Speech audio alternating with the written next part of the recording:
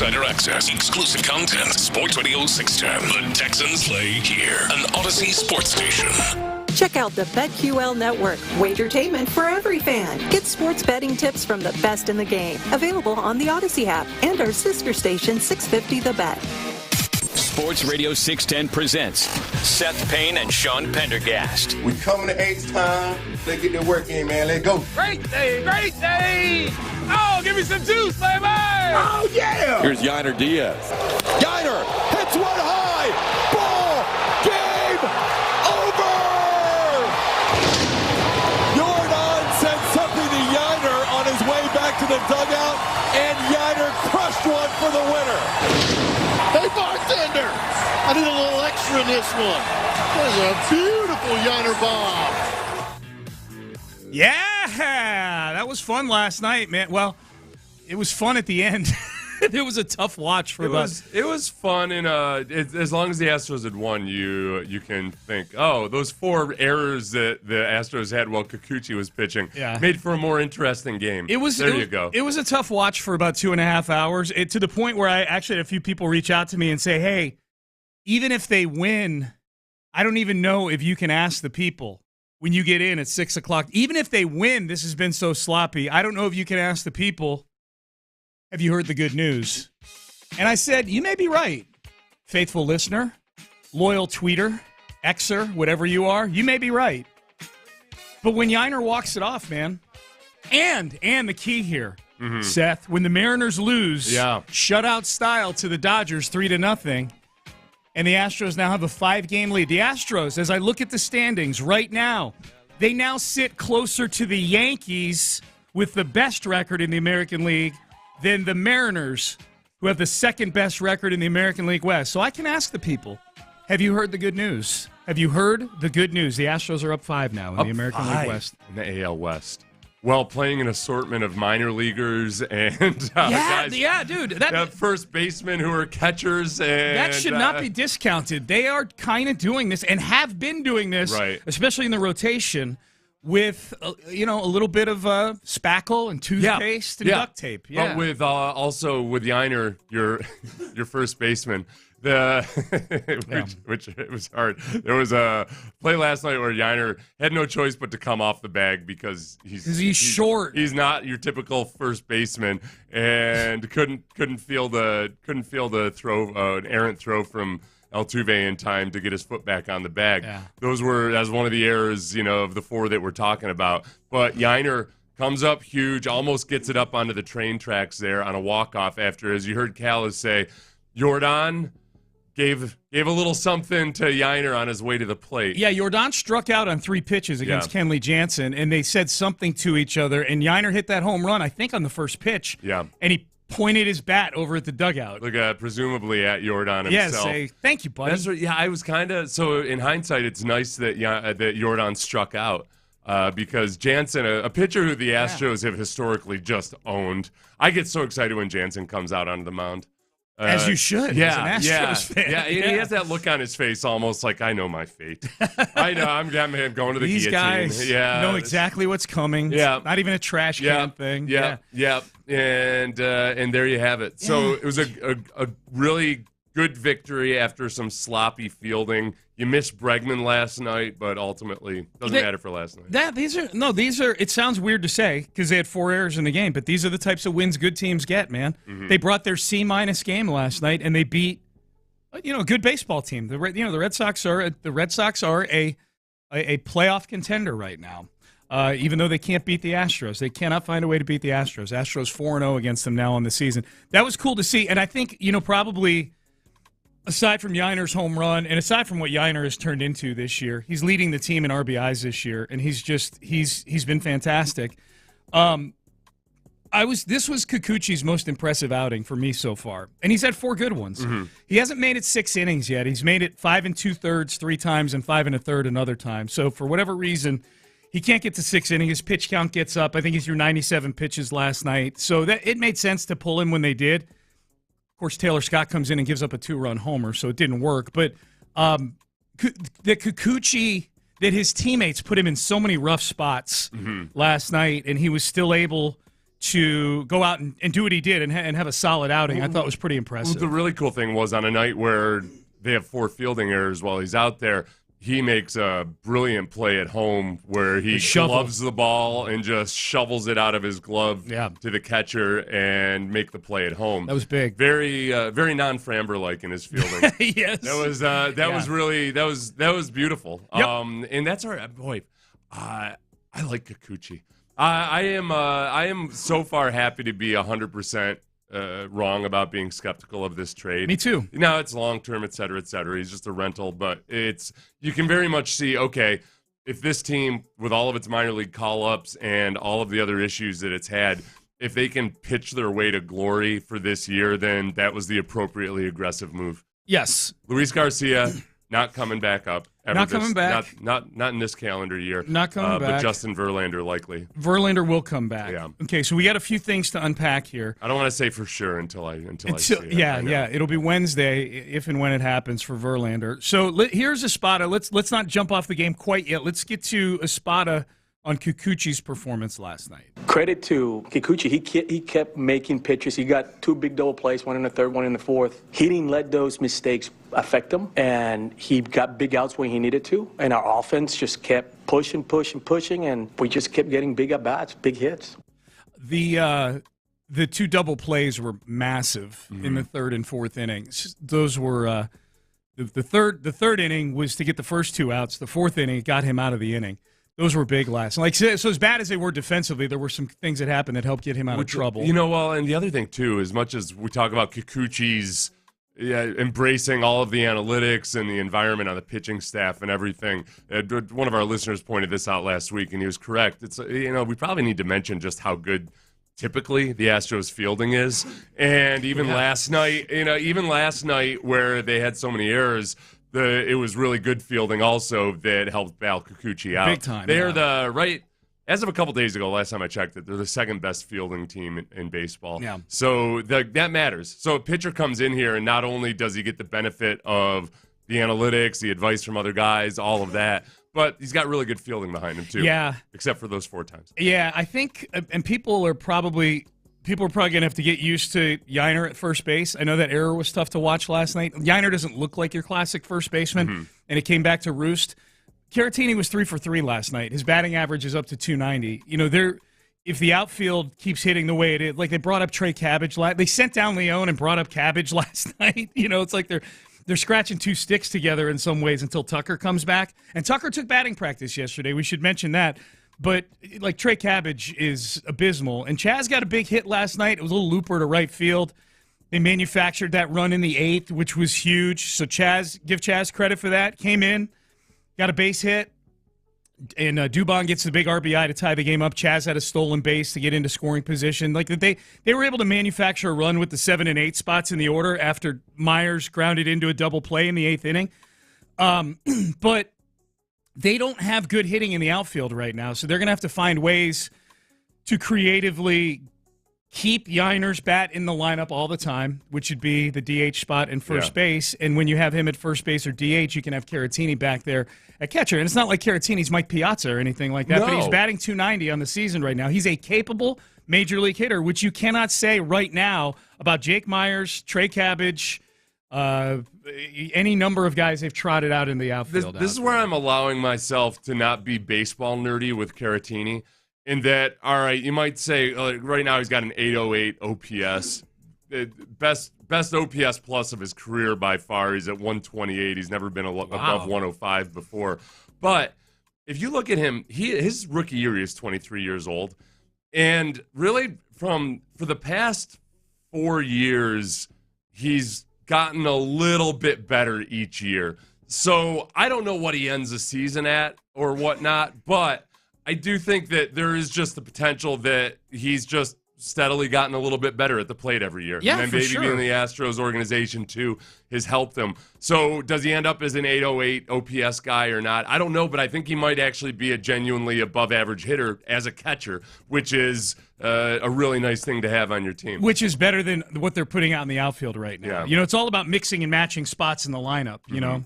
So Caratini 3 for 3 last night. Yeah, I mean, as bad as they were defensively, they got a lot of contributions offensively last night. Jordan had 3 hits. Pena did some good things out on the base paths out there. Caratini 3 for 3, and then Yiner with the big home run, and Dubon with the big RBI in the 8th. So good team win last night for the Astros. You mentioned Verlander. We expect him back on Wednesday this week. He felt good when he woke up on Monday morning after the bullpen. He slept on it right? He slept on it right. That's just a pro right there. Yes, it is, sleeping man. properly so he doesn't end up being out for multiple days. Okay. Yes, yeah. Here's Joe Espada pregame on Justin Verlander.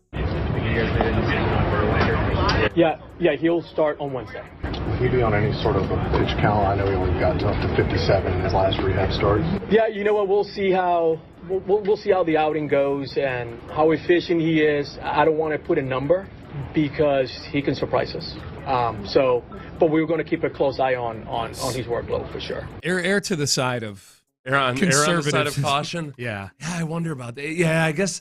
I mean, part of it with Verlander is, I think he's the consummate professional, and you trust him to tell you how he's feeling and everything. You don't have to worry about Verlander. Typically, I think letting his ego take over or something. He's going to be honest about how he feels. But I also worry that even if his ego isn't the problem, it's just that maybe he hasn't adjusted to being at the age he is. Yeah. Remember when he was doing the interview a couple weeks ago from the dugout, and he said he feels the same as he ever has? That actually made me a little bit nervous because obviously the signs of aging are starting to catch up to him. He's gotten injured way more often, and it's affected him. So, yeah, I think that Espada might have to just be the adult in the room if the pitch count's getting up, but Verlander feels really good. Just like, all right, man, I know, I appreciate it, but listen, Grandpa, you're getting up there in years. You gotta give up the keys to the Maserati. We're gonna take this slow, okay? These are conversations that have to be had today with Verlander, not tomorrow. You know what I mean? Like they've got to go in with an understanding with him. I think I'm not going to be satisfied unless unless Espada actually has to physically grab Verlander and usher him off the mound. Yeah. Yes, you're going to get ejected for bumping up his own player, walking him off. Well, not a half Nelson, half Nelson from the left side, maybe. Okay, yeah. What the opposite side of wherever he hurt his neck. And then Bregman took ground balls yesterday afternoon. I only saw video of him taking ground balls, not throwing over to first base. Here's a quick update from Espada on Alex Bregman.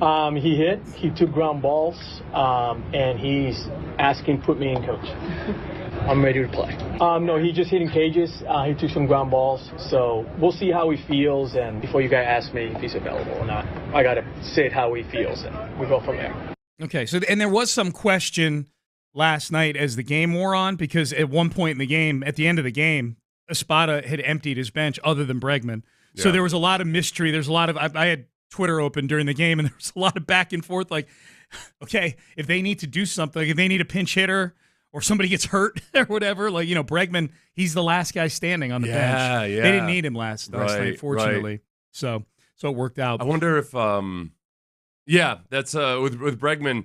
I'm not worried about the Astros being dodgy about it or anything. I think this is one of those, like, just mysterious injuries that they're not quite sure about. If they'd put him on the IL but then claimed that there was no big deal, then I'd start to wonder what the heck's up. Yeah.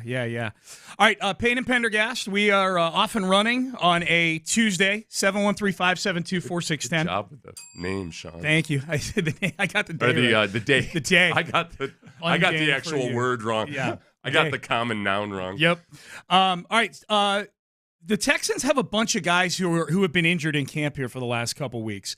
What's our concern level for these guys for the Texans' sake and for their own sake? We're going to run through these as the Texans resume practice tomorrow, practice with the Rams on Thursday, and then the game with the Rams on Saturday. And today is a Texans Ticket Tuesday. Be listening in the 7 o'clock hour. We're giving away Texans tickets in the 7 o'clock hour. Stay there. But first, Taquerias Arandas. I was there last week for the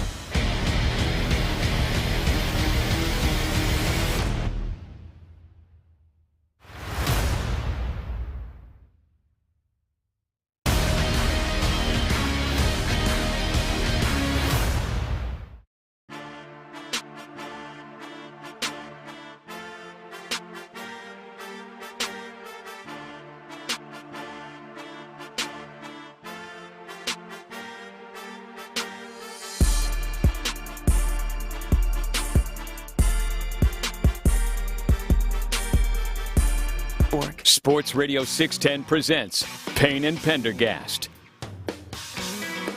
Seth and I are sitting here having a chalk talk. Just two football guys chopping it up about line play. Yeah. You know. Good job. You had a good attention span on that. Thank you. I appreciate that. I gave you a 2.5-minute video of one of the failed run plays, one of the 4 failed run plays that the starting offense had yesterday. And it's just a good illustration of how it's not just Damian at all. It's the offensive line also. And there's a lot going on in the run game right now that concerns me. Yeah. And I think that, so my current feeling about it is that it's not always Damian's fault, but also Damian hasn't shown the ability to make something out of nothing the way some guys would. The play I just showed you, I feel like Cam Akers could have bounced it outside and beaten one defender. Yeah. But the offensive line also is getting handled completely and totally on that play. Like every single one of them was getting handled. So there's issues afoot. Yeah, that's concerning, man. Yeah. That's concerning. I'd like to have an elite offense, but not with your offensive line playing in the run game like this. No. Or your fullbacks, or lack thereof. Because various fullback / tight ends who were playing fullback in that game were awful at it too. So I saw some people yesterday, like, they don't need to keep a fullback. They'll just keep Brevin Jordan and Cade Stover, and they can run them out there at fullback. I'm like, did you watch them? Yeah. They're not actually good at it. Yeah. So I don't know, man. That's the thing I'm nervous about. It was what really held the offense back last year, and right now I don't see a lot of evidence that they know what they're doing. Yeah. Now, there were some things in that game where game planning might have helped. The Giants do play their Mike linebacker a little bit differently than most teams typically do. So I think the offensive line, without having the scouting report on that and watching it all week, maybe just were a little bit off in some of their assignments and their angles. So I'm not panicking, because game planning ideally should have fixed some of that, and they just don't really. I know they were going through a normal week last week, but you usually still don't. You don't include heavy scouting of the opponent in that, because right. Which I disagree with. I feel like teams should, because there's some guys that just play better when they have the scouting report. Yeah. You know, like the smarter guys tend to do better when they can just really dial in on the opponent. And but it is what it is. And that'll be up on your YouTube channel at some point. At some point today. Seth Payne YouTube channel. Concern level over some of these injuries, and I don't have them stack ranked here or anything like that. I just put them in the order they came to mind, and it's hard for Christian Harris not to be the first one that comes to mind. He's practiced for a total of about 8 minutes this training camp.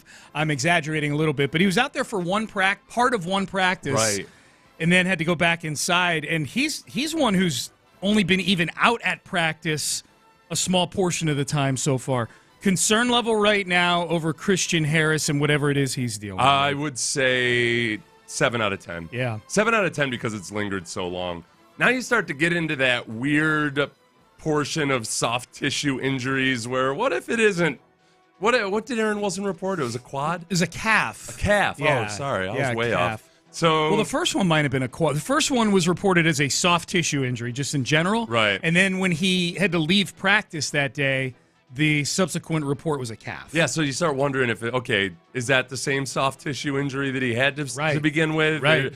I start worrying about stuff like sports hernias and everything when guys are just having an ongoing issue. But that's maybe I'm just being a worrywart. My concern is that's a position where you can't afford to give up high-performing bodies out there, right? Which he is. If you want this to be an elite defense, and if you go back to what they had in San Francisco, one of the things that drove that elite defense when D'Amico was there was that you had 2 really good, athletic, rangy linebackers behind that defensive line. And it's just they don't have anybody on the team that's quite like Christian Harris. Right. You know. Right. I'm with you on that one. I'm very concerned about Christian Harris, particularly short term here. Just with week one's a couple weeks away. Yeah, at the very least, even if he's 100% healthy by week 1, he hasn't had that time working next to Alshire. And whatever veteran leadership you're hoping that Alshire can convey to Christian Harris, it's had to have all been in the film room at this point. But Christian Harris hasn't been building that muscle memory and working alongside of him. Will Anderson has missed a bunch of time lately with an ankle. And I guess we haven't had a chance to ask Will or anybody which ankle it is, and I don't know they would answer even if we did. We've seen Will out at practice working out. At the walkthrough on Thursday, Will was out there kind of joking with the media and stuff, so he's in a good mood, but I feel like he's in a good mood all the time. My only concern about Will Anderson's injury is that it's an ankle, and if it's the same ankle, is this one of these Steph Curry things where it's an ankle that's lingering for a while? Right. Is it going to take as long as it did for Steph Curry to figure it out? It was the first few years of his career that he was having consistent ankle issues before whatever regiment he worked his way into kept him healthy. Yep. As great as Steph Curry is, the physical challenges placed on the ankles of Will Anderson are greater in terms of force and everything else. Well, that shin bend that he talks about, shin angle, baby. Shin angle, yeah. Shin angle, you need ankle flexion. And that's what he's working on, having better shin angle, getting all that ankle flexion. Yeah. That it can be his Achilles heel. We're very, very close to the actual Achilles. His Achilles heel could be his ankle. I'm like a 4 on Will Anderson, like out of 10. Oh, I thought you were talking about your Achilles, whatever your Achilles is. No, I'm sure that thing's ready to go anytime. You're at the age. Don't pick up rec league basketball no, all of a dude, sudden. the elliptical. Okay. I stick with the elliptical, baby. Will, that's my biggest concern with Will and the ankle is it a lingering thing? Yeah. Joe Mixon has played very little in the preseason and practiced very little. What's your concern level about Joe Mixon? He's probably the one I'm least concerned about. I think as a veteran running back who's played in a very similar scheme to this one, and because of the nature of the position he plays, you're going to be really careful with him. So I don't look at him the same way I look at Christian Harris. I think that I don't either. There's just zero reason to put your starting running back at risk, especially behind that blocking right now. So, dude, I can see. I know they didn't do this, but I could see like at the beginning of camp, they're like, "Hey, look, man, we may have some trouble blocking there. You know what you're doing in this offense, all right? So, like by the second practice, about the time we're ready to put on pads, you're gonna have a quad injury. Yeah, and just hang out, just chill. You may need a couple days in the catapult vest just to make it look good." Mm-hmm. But let's get this truth of the matter before we throw you out there. The truth of the matter is we need to see what Damian is before we start giving you all these reps. Yeah, and honestly, so where I'm torn on this, where if Mixon were in there, I think Mixon has the ability to turn some of the plays that Damian had that are 1-yard gains into larger gains. The same way Cam Akers can take bad blocking and bounce it outside and make something of it. There was a play in the game on Saturday where the blocking was not right. Damian made the right read, but I just don't think he has the physical alacrity to bounce it outside the way Cam Akers can. So he ended up getting lassoed by Kayvon Thibodeau, who had his way with Kenyon Green. Just had like defensive end's dream of you both bounced the play out. Kayvon Thibodeau bounced the play outside and then made the play outside. Yeah. And I don't think Cam Akers would have gotten caught up the way that Damen Pierce did. But again, it's complicated with Damian. It wasn't good blocking. The defensive line knew what play was coming. Yeah, they called it out beforehand. They pointed to Kenyon Green. They knew he was pulling, and they textbook shut it down. God. Yeah, what a horrible feeling that's got to be. It's an offensive lineman. Oh, sorry. No, not from the defensive lineman. It's Nirvana. I'm talking from Kenyon's perspective. The defensive tackle points at Kenyon. The Mike linebacker looks at Kenyon. Kayvon Thibodeau puts his hands up. And they read it just like because of the way he's lined up, or the usually way he's with a guard, it's that you can tell their splits are a little bit deep. They're a little bit deeper. They had. I don't want to get too complicated. Right. All of the alignments and the splits look like you had a pulling guard coming to you, and then sometimes you see it on film beforehand. Sometimes you're not quite sure, but then you get it field level, and you just know, like, oh yep, that guy's coming for me. Yep. And then all the defensive linemen just played their blocks perfectly. Damian made the right read, but again, I think other backs may have been able to turn it into something. One more injured guy I want to get to, because the rest of them on this list I think are fringe guys who are in danger of losing their jobs, but Noah Brown is an interesting one to me, because I think at the beginning of camp everybody had him or Mechie as the number 4 guy, but both of them making the team. Yeah. And we know Mechie's saga has been very up and down. I think at this point Mechie's making the team. We'll see how it plays out over the rest of the preseason. I'm fascinated by the people who are just still putting Noah Brown on the 53-man roster on this team. Yeah. As if he's got a spot. There's a lot of people doing that, and I'm going, look, he's missed a lot of time in this training camp. He was injured a lot last season. Now he played through some of it, which is admirable. He's a 1-year, $4 million guy. It's not like he's got some contract where you're like, okay, well, he's making the team. They gave him 3 years, $34 million. If Aziz Al-Shire had not practiced at all in training camp, he's making the team. Yeah. They gave him a big contract. Danico Autry, other guys they signed. Noah Brown is a back-of-the-roster contract. Where are you on this? Noah Brown is in some jeopardy. I think that the Texans really like John Mechie. I think that they see upside in him. I think in a lot of ways they're looking at him almost like a rookie because of his 2-year ordeal. Kind of, I don't want to say completely recovering from cancer. You have to stay vigilant. Yeah. But that they still like the upside. They were probably waiting to see it really click. I don't know if it hadn't clicked for him on Saturday. I don't know that means that they would have cut him, but I think that they're gonna go with youth in this regard. Yeah. Now, they may both make it, Noah Brown and John Mechie. They may both make it. I'm just fascinated by the people that are just putting Noah Brown in ink right now. Right. On the 53. I think Skoranek is a dicey one because I don't think that they really I think he is what he is as a receiver. And he's a versatile guy. Boy, I know the V word is a dirty word around here, going back to Bill O'Brien, versatility. This is the other problem with the run game right now.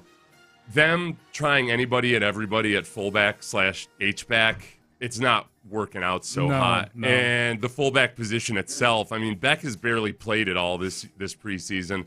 There was a really bad whiff by the fullback on one of those run plays, like a really bad one. Was it Beck or was it somebody else? I thought it was Harrison. Yeah. I want to go back and check. Yeah. It's not good. So, like, some of the stuff they want to do where you're supposed to be physically moving guys and road grading, like the old gap scheme blocking that they do, they just don't do a good job of it at any level of the offense. Yeah. And the fullback, they line up in positions. This is where it feels like Bill O'Brien's offense. They line up like they're like, we're gonna have a fullback and 2 tight ends, and we're gonna take it. Ow! Hey, Uncle! How is that hurt? It's like the guy that you know how you're watching a kung fu movie and you start imagining yourself that you're doing all that stuff, and then you start to maybe think that you actually can do that that stuff, and then the bouncer throws you 8 yards out of the bar into the gutter. Yeah, that's the fullback on the Texans. You get down into your stance, your kung fu stance. Mm-hmm. It's just all of a sudden you're like, ow! Hey! I'm like Verlander with a neck injury. So those are some of the injured guys I'm interested in. Did you see, shifting gears for 1 second here, did you see J.J. Watt tweet out a picture of a weight room and a practice field a couple days ago? I did not at all. He tweeted this out a couple days ago.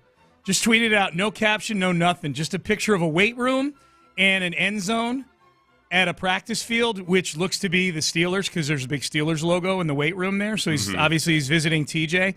It was funny. I was listening to the new In the Loop yesterday with our new coworker, our new friend here, Reginald Atatula. They sounded great, by the way. He and John and Figgy sounded awesome. Reggie brought up that tweet. I'm like, oh, this is your welcome back to Houston moment. Where he's like, I wonder if could this mean J.J. Watt's coming back? I'm like, I'm at home watching their show on YouTube. I'm like, nah, Reggie, this happens all the time with J.J. J.J. teases us like once every 3 weeks. If there's one thing that J.J. knows, it's the social media game. He was a pioneer in that regard. Yeah. One of the first athletes to truly capitalize on the power of social media. Right.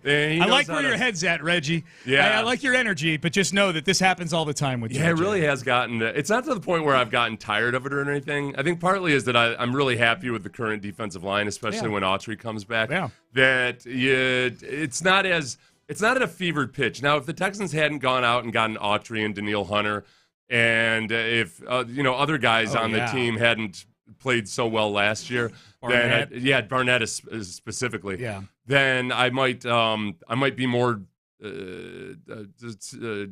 eager for it. Yeah. But now I'm just kind of like, all right, well, we'll see what happens. If it happens, it happens. Mm-hmm. Yeah. All right, Payne and Pendergast with you. We've got headlines coming up next. A big win for the Astros last night. They brought their C- game, and they managed to win a baseball game last night. So Yiner walked it off. You'll hear what that sounded like. Texans, an extension to one of their important leaders on defense. We'll get to that as well. And some news around the NFL, including never do this on an international flight. Ever. We will have that for you. Can't I once? No. A lot of things you can do, Seth. This is not one of them. No.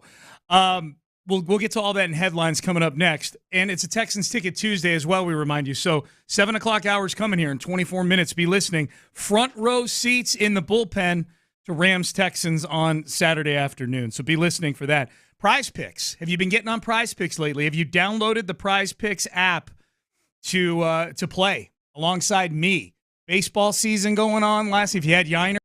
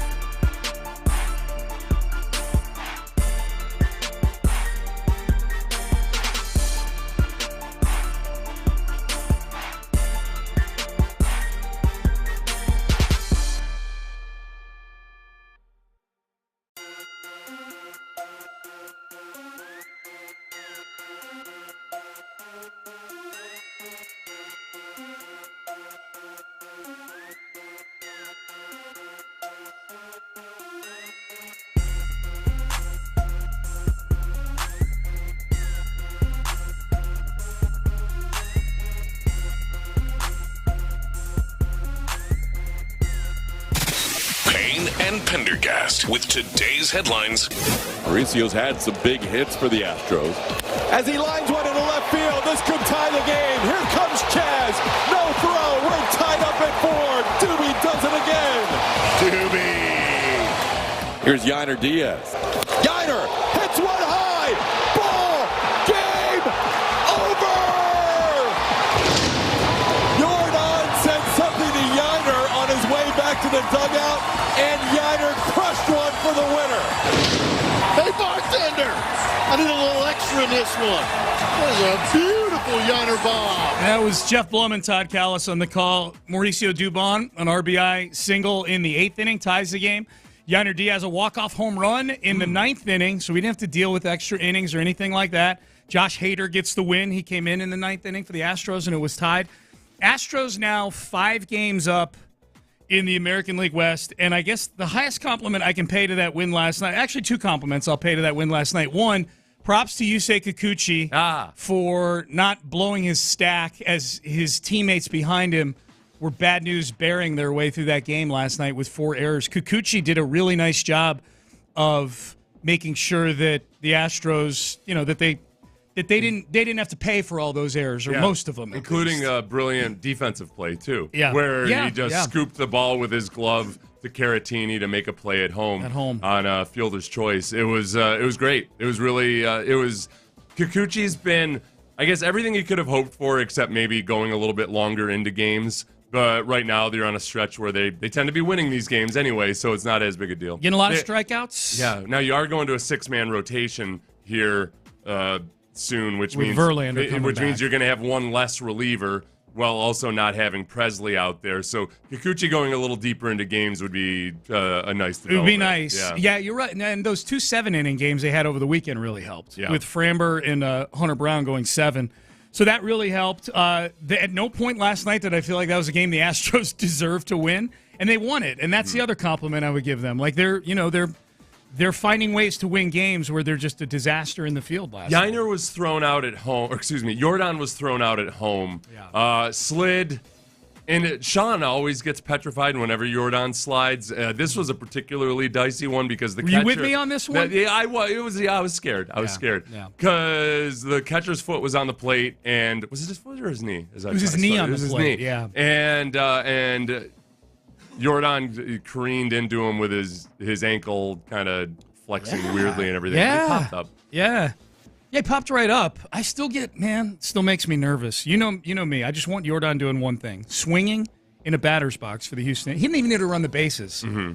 He can walk to first or second or whatever as far as I'm concerned. But big win for the Astros. Would you have felt better if he had barreled into the catcher? Yes, actually. It's his legs that bother. That's what scares me. Mm-hmm. Like an ankle injury, or he's got those, I know it's 4 years removed, but man, he's a guy who's had surgery on both knees. Man, yeah, that's true. If he was the hammer and not the nail in that instance. Yeah, I'm fine with him lowering his shoulder. I know Blum and Callis got into a big argument about whether it should have been blocking the plate or not. But at the very least, he's not going to get... It's good. It would have been illegal by Jordan if there had been a collision because the catcher was on the plate. Yeah. Yep. Here was Joe Espada on the emotion in the dugout after Dubon tied the game in the 8th. Yeah, we cheer for Mac. We all love Mac, and he's trying to figure some things out, and we were all really happy for him. As a team, we all want our guys to succeed, and he's been one of those guys that been scuffling a little bit. So we were happy that he was able to contribute and help us win the game. Okay, that's something. I learned something new. I didn't know Mauricio Dubon's nickname was Mac. Mm-hmm. I didn't know that. Okay. Mauricio Dubai or whatever his name is. Yeah, that's Mauricio Dubai is his actual nickname. It's a little more respectful than Captain Mickey. But people got nervous because, wait a second, you're referencing a foreign country. Well, is this going to be perceived as something that we should get canceled for or whatever? That was cool to see in the 8th inning last night because Jake Myers had just grounded into a double play, so they had nobody on with 2 out. Chaz gets a little flare to right field, gets on base, steals second. Mm-hmm. They manufactured a run. That's right, manufacturing. The bottom of the order. Everybody thought manufacturing was dead in America, and then all of a sudden, supply the chain and all. Right, yeah. Manufacturing is back with the Astros. That's it. We're saving America with small ball, Sean. A return to this is my election. This is my election campaign. My campaign theme. We're restoring traditional values with small ball. And Mac. Yes. Dubai. Mm-hmm. Yes. Texans, quickly here. Jimmy Ward extended for another year after this year. Yeah. They tacked on another year to Jimmy Ward's deal. According to Aaron Wilson, I saw tweet this, a little over $5 million in new money. They guarantee a total of nearly $9 million over this year and next year. So Jimmy Ward will be back in 2025. It saves about $500,000 or so on the cap. It's This not. year? It doesn't look like, according to Texans cap, if I recall properly. And This feels like they just want Jimmy Ward around. It feels like for they a want year Jimmy longer. Ward There's around. no gymnastics here. Right. I didn't know if it somehow does this have anything to do with the Jeffrey Simmons signing. I don't know. Justin Simmons. Justin Simmons Yeah. as well. Yes, but Jeffrey Simmons. I would take good Jeffrey young Simmons in a lad. heartbeat. Yeah, no, but the Justin Simmons signing.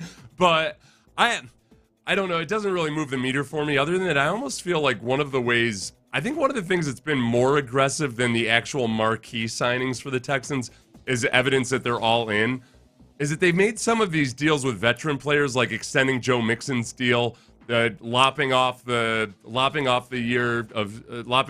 of Stephon Diggs' contract.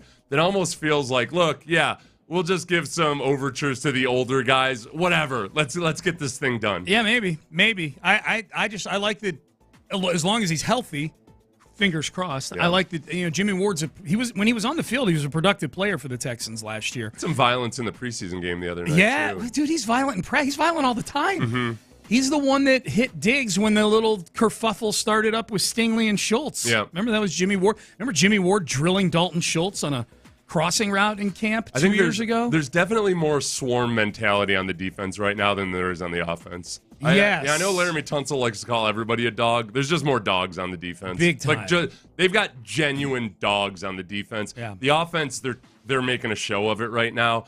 The passing game looks like it has a whole lot of potential. When it comes to the physicality side of things, they are very lacking. Yes. Like if you want to be the San Francisco 49ers offense, they are full of dogs. Maulers. They are full of maulers and guys that want to kick your butt. The offense hasn't played that way yet on the physical. Now, the biggest dogs on your team, this is an issue last year, are your wide receivers. Those guys they get after it as blockers. Very few of the other guys that are whose sole job is blocking are doing that. Yeah, yeah. In the run game. I'm with you on that. All right, we got to get this story in. This is making the rounds yesterday. Former Colts and Boston College offensive lineman Gosder Chairless, as you pointed out to me yesterday, Seth, at one point the highest paid offensive lineman in football. Yeah, old Ryan Grigson Courtesy brought of him the in old and paid him Grigster. big time. Grigster. Lasted 2 years with the Colts. Yeah. He was forced off a Delta flight from Boston to Dublin, Ireland, about an hour into the flight. They had to turn around and go back. They had to turn around and go back an hour into the flight. They had to go back to Boston because at some point, and this flight was taking off in the middle of the night, according to Chairless. At 12:30 a.m. it took off. And he was, I guess, being ornery with the staff from the time he sat down. There were issues with where he was sitting, and he was chippy the whole time. Well, at one point he got up, walked into the aisle, whipped it out, peed on an elderly lady. Who didn't seem It was an elderly lady? It was an elderly lady. Oh, my God. Yeah. Clearly she wasn't into it. Allegedly. Yeah. They hadn't set this up on Instagram beforehand or something. Yeah. So they had to turn the flight around, go back to Boston. Chairless got arrested They had as to soon force as him off the plane. Force him off the. Yeah, he was. Yeah, He did not go quietly into the night. Remember, this is a former NFL offensive tackle who's now super skinny. He went that direction. He's getting popular these days. He looks like a small forward. The article said 6'6", 280. There's no way he's 280. He's skinny now. He claims he was on medication because the flight was sitting there for hours. Yeah. So he had to take some sleep medication that he doesn't normally take, and this is what caused him to act so erratic. Well, this is where, look, back when I would take Ambien when I was younger. And I did some weird stuff that I had no memory of. Not like this, but conversations with people and everything. It gives you amnesia. And especially if you mix it with alcohol. It's really, really dangerous. Yeah. And I'm always amazed at these people who take red eyes that just pop an Ambien as soon as they get on the flight. Man, you got to know what your behavior is like before you do that. Don't do it for the first time when you're on a transcontinental flight. No. So if that is the explanation. Dude, I would be so pissed if I was on that flight. Oh, I know. Ladies and gentlemen, you have to turn around and go back. Right. A former Colt is peeing on people in the aisle. Former Ryan Grigson signing. Can you imagine if they got into that level of detail? Elderly ladies. Ladies and gentlemen, this is the pilot. I've got some bad news. A poor signing by the Colts back in 2013 just peed all over an elderly lady. We're going to have to go back to Boston. Oh, my gosh. Yeah. I believe him. Yeah. I believe his story because he has no history or arrest record or anything. I don't think he was ever known as a guy that's erratic. And he looked like I saw a video of him coming out of the courtroom because they arrested him, brought him, and arraigned him right away. I saw a video. He's dressed in a nice suit. Like he looked like he was on a business trip. You know. Mm-hmm. So and nobody in a suit ever just takes drugs and start acting erratically. Acts improperly. Right. By the way. Thank you, text page. Mac, he was referring to as Chaz. Oh, okay. That makes more sense. So there you go. That does. Although Mac is kind of a cool name, like a shortening of Mauricio. Doesn't make any sense. No, but I kind of like it. Unless his name was Mauricio. Fair. All right. So thank you, text page, for setting me straight on Mac. All right, Payne and Pendergast. Our baseball talk is presented by T-Mobile. Switch to T-Mobile, and you can get tons of benefits and still save on every plan versus AT&T and Verizon. Use their savings calculator to find out how at t-mobile.com/switch. Up next, we head into the 7 o'clock hour. All right, we have a 2-hour show on Monday, so a lot of you didn't get to hear what we liked and didn't like. What are the things that Seth is bullish on, and what are the things that have him going Gosder chairless right now for the Houston Texans? That is coming up next. But West Point Lincoln of Sugar Land and my guy Ruben Mendoza, the GM down there at West Point Lincoln of Sugar Land. Now, they've got a great promotion going on right now. If you're thinking about getting into a new SUV, there's nothing better out there than a new Lincoln Navigator. And the 2024 Lincoln Navigators, they want you to pick your APR. 0% for 60 months, 1.9% for 72 months, 2.9% for 84 months. There is a fine.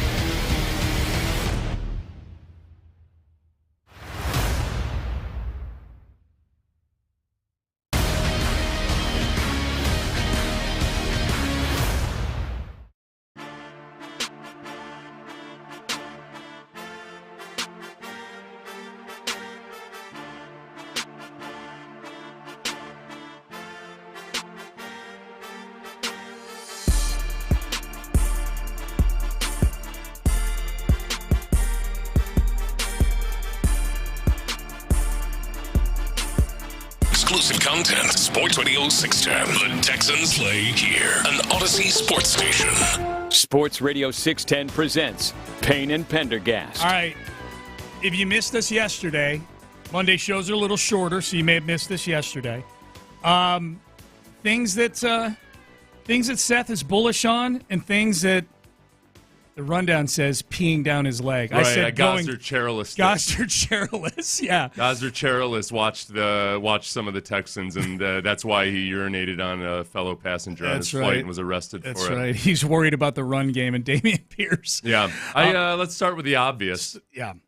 These receivers, Sean. Have you heard about the Texans receivers? I heard the good news about the Texans receivers? I have, but let's pretend I haven't. Right, Tell me about them. So Tell me about these guys. They have these three guys in Tank Dell, Nico Collins, and Stephon Diggs. Never had three good ones. At the same time? Yes, at the same time. Fully integrated, fully optimized, and it looks like they're ready to go. I think that CJ is very much on the same page as all of them.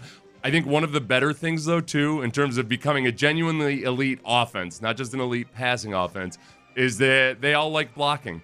They, we've seen sometimes Tank Dell, that's to his detriment almost, but they're all about it, and that's something. And then this scheme, if you want to break big runs eventually, if the offensive line can ever start blocking appropriately, then they can break some big runs. These wide receivers are actual dogs. Yes, they are dogs. They are. I know everybody gets called a dog by Laramie It's the one Tunsil. position group. A quarterback, that's the problem with it right now with it becoming a genuinely good offense.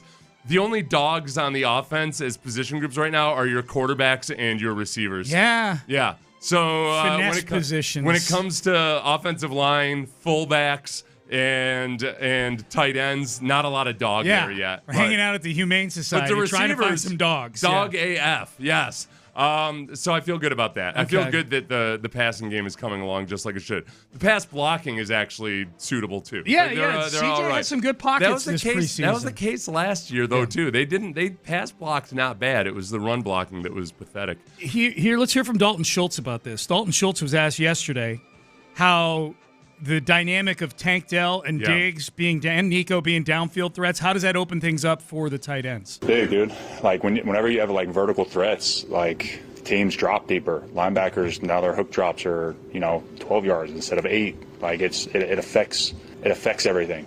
When they feel that like vertical push, the guys are trying to stay on top. And when you got two burners, when you add Nico to that mix, like. So three guys can stretch the field, man.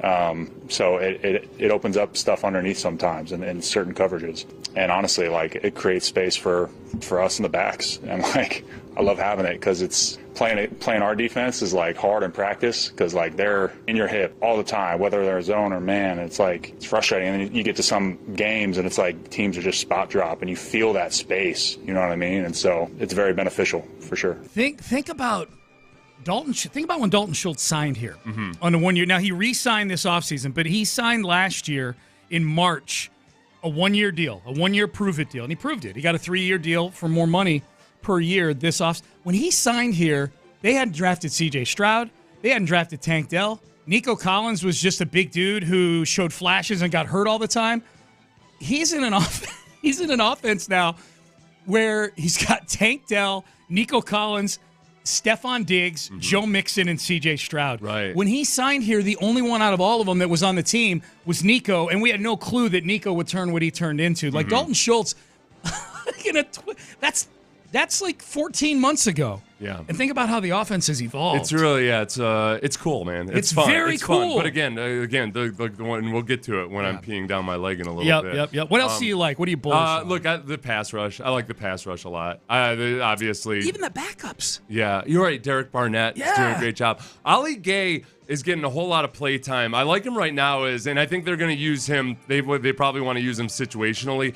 He does a really good job of using those really long arms of his and everything else in the run game. He made one really nice play the other day where he turned the ball back in and then looped around and made the tackle. Is he making the team? I would be surprised if he doesn't. Okay. I mean, he's played like 40-plus snaps. He's in each of played the last third games. most snaps against the Steelers, and he played the most snaps. Against against the Giants. He played 43 snaps in a preseason. And I think they look at him as a guy that, man, if he can really genuinely learn to use that, like he is tall and he has long arms. if he can really learn to use that effectively, which I like. He's made progress from last year in this regard. I think they like him, so I think he's there. So, I feel really good about that. The defensive tackles, I'm not as... I feel they're a lot better than people feared, but I don't think they're going to necessarily be a menacing force or whatnot. It's always been kind of curious, like people... I was nervous about the defensive tackle position, and it was tough when you knew they wanted Eric Armstead, and then he goes to Jacksonville instead, although if they want to pay him 3 years... Eric Armstead, I was kind of nervous about the fact that they wanted him as much as they did because he's been injured a lot, and he was injured, and he's in his 30s. He was injured for most of training camp up until now. Yeah, but as far as like the perception of it at the time, it was like, okay, that would have been a big move, perceived to be a big move.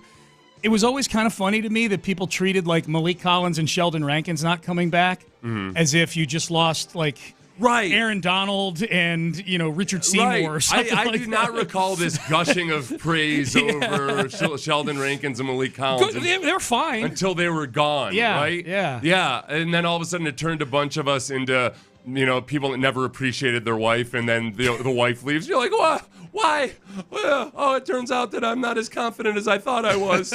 I'm not as worried about it. I think they're going to be just fine. Yeah. And especially, with Danico Autry coming back and playing defensive tackle, I'm not concerned about the run defense from a defensive tackle standpoint. I'm more concerned about how much pass rush do you actually get out of them. Yeah. And that's where Danico Autry hopefully will make a big difference. But I'm not at panic level over that or anything. No. Okay, what else do you like? I like John Mechie, but we've already kind of covered him. Other than that, just because emotionally we're wrapped up in him. Yeah. And he looks like he's clicked and he's starting to take that next step. I had him making the team before Saturday's game. Yeah. So I definitely have him making the team now. And I'm not saying like he's going into Saturday, he had been one of the top 6 receivers on this team. He hadn't been. He'd gone through a really rough couple weeks.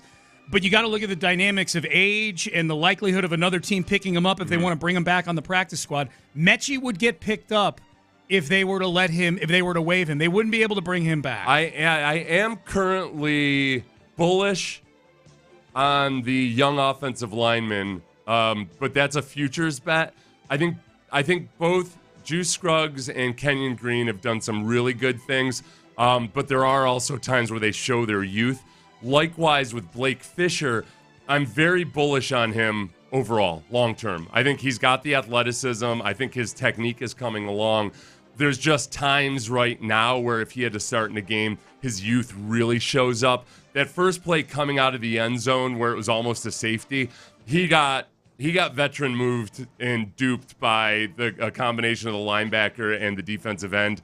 That just basically he ends up letting the defensive end run free because he was trying to do the right thing, but he just kind of overcompensated for it. He was trying to take care of the inside threat, and the defensive end comes and makes the tackle, almost for a safety on that. That was more about youth than it was an inability or anything, so he just needs more reps. Yeah. He got that spin move by Brian Burns and pass protection was sick. Yeah. And it was also, though, it was a little bit of a welcome to the NFL moment. For sure. Yeah. I think over time, like a lot of Blake Fisher's issues right now are where he's just, and this is what young offensive linemen do. They're taking steps that are too big. They're trying to do the right thing almost too aggressively, and instead of keeping everything as close to the vest as possible. So I'm bullish on him over the course of the season. I just don't feel awesome about him right now. If Laramie Tunsil or Titus Howard gets injured, can you guys hold off until like week 5 or week 6? Get him some more experience before you get injured, okay? Right. Kenyon and Juice both had really good PFF grades, by the way. Did they? 12 pass block snaps for each, 0 pressures. Kenyon Green hasn't given up a pressure in the preseason yet. And they played him quite a bit out there. Yeah, so I think he's coming along nicely. This is a way better version than the one we had his rookie year. As we move down into the peeing down my leg part of it. Yeah, let's go. If we talk about the rushing offense in Let's hear it, Charles. Yeah. Like one of those plays, one of those negative run plays, all of them were negative run plays. There were 4 of them in the game with the first team offense, and all of them were bad. Yeah.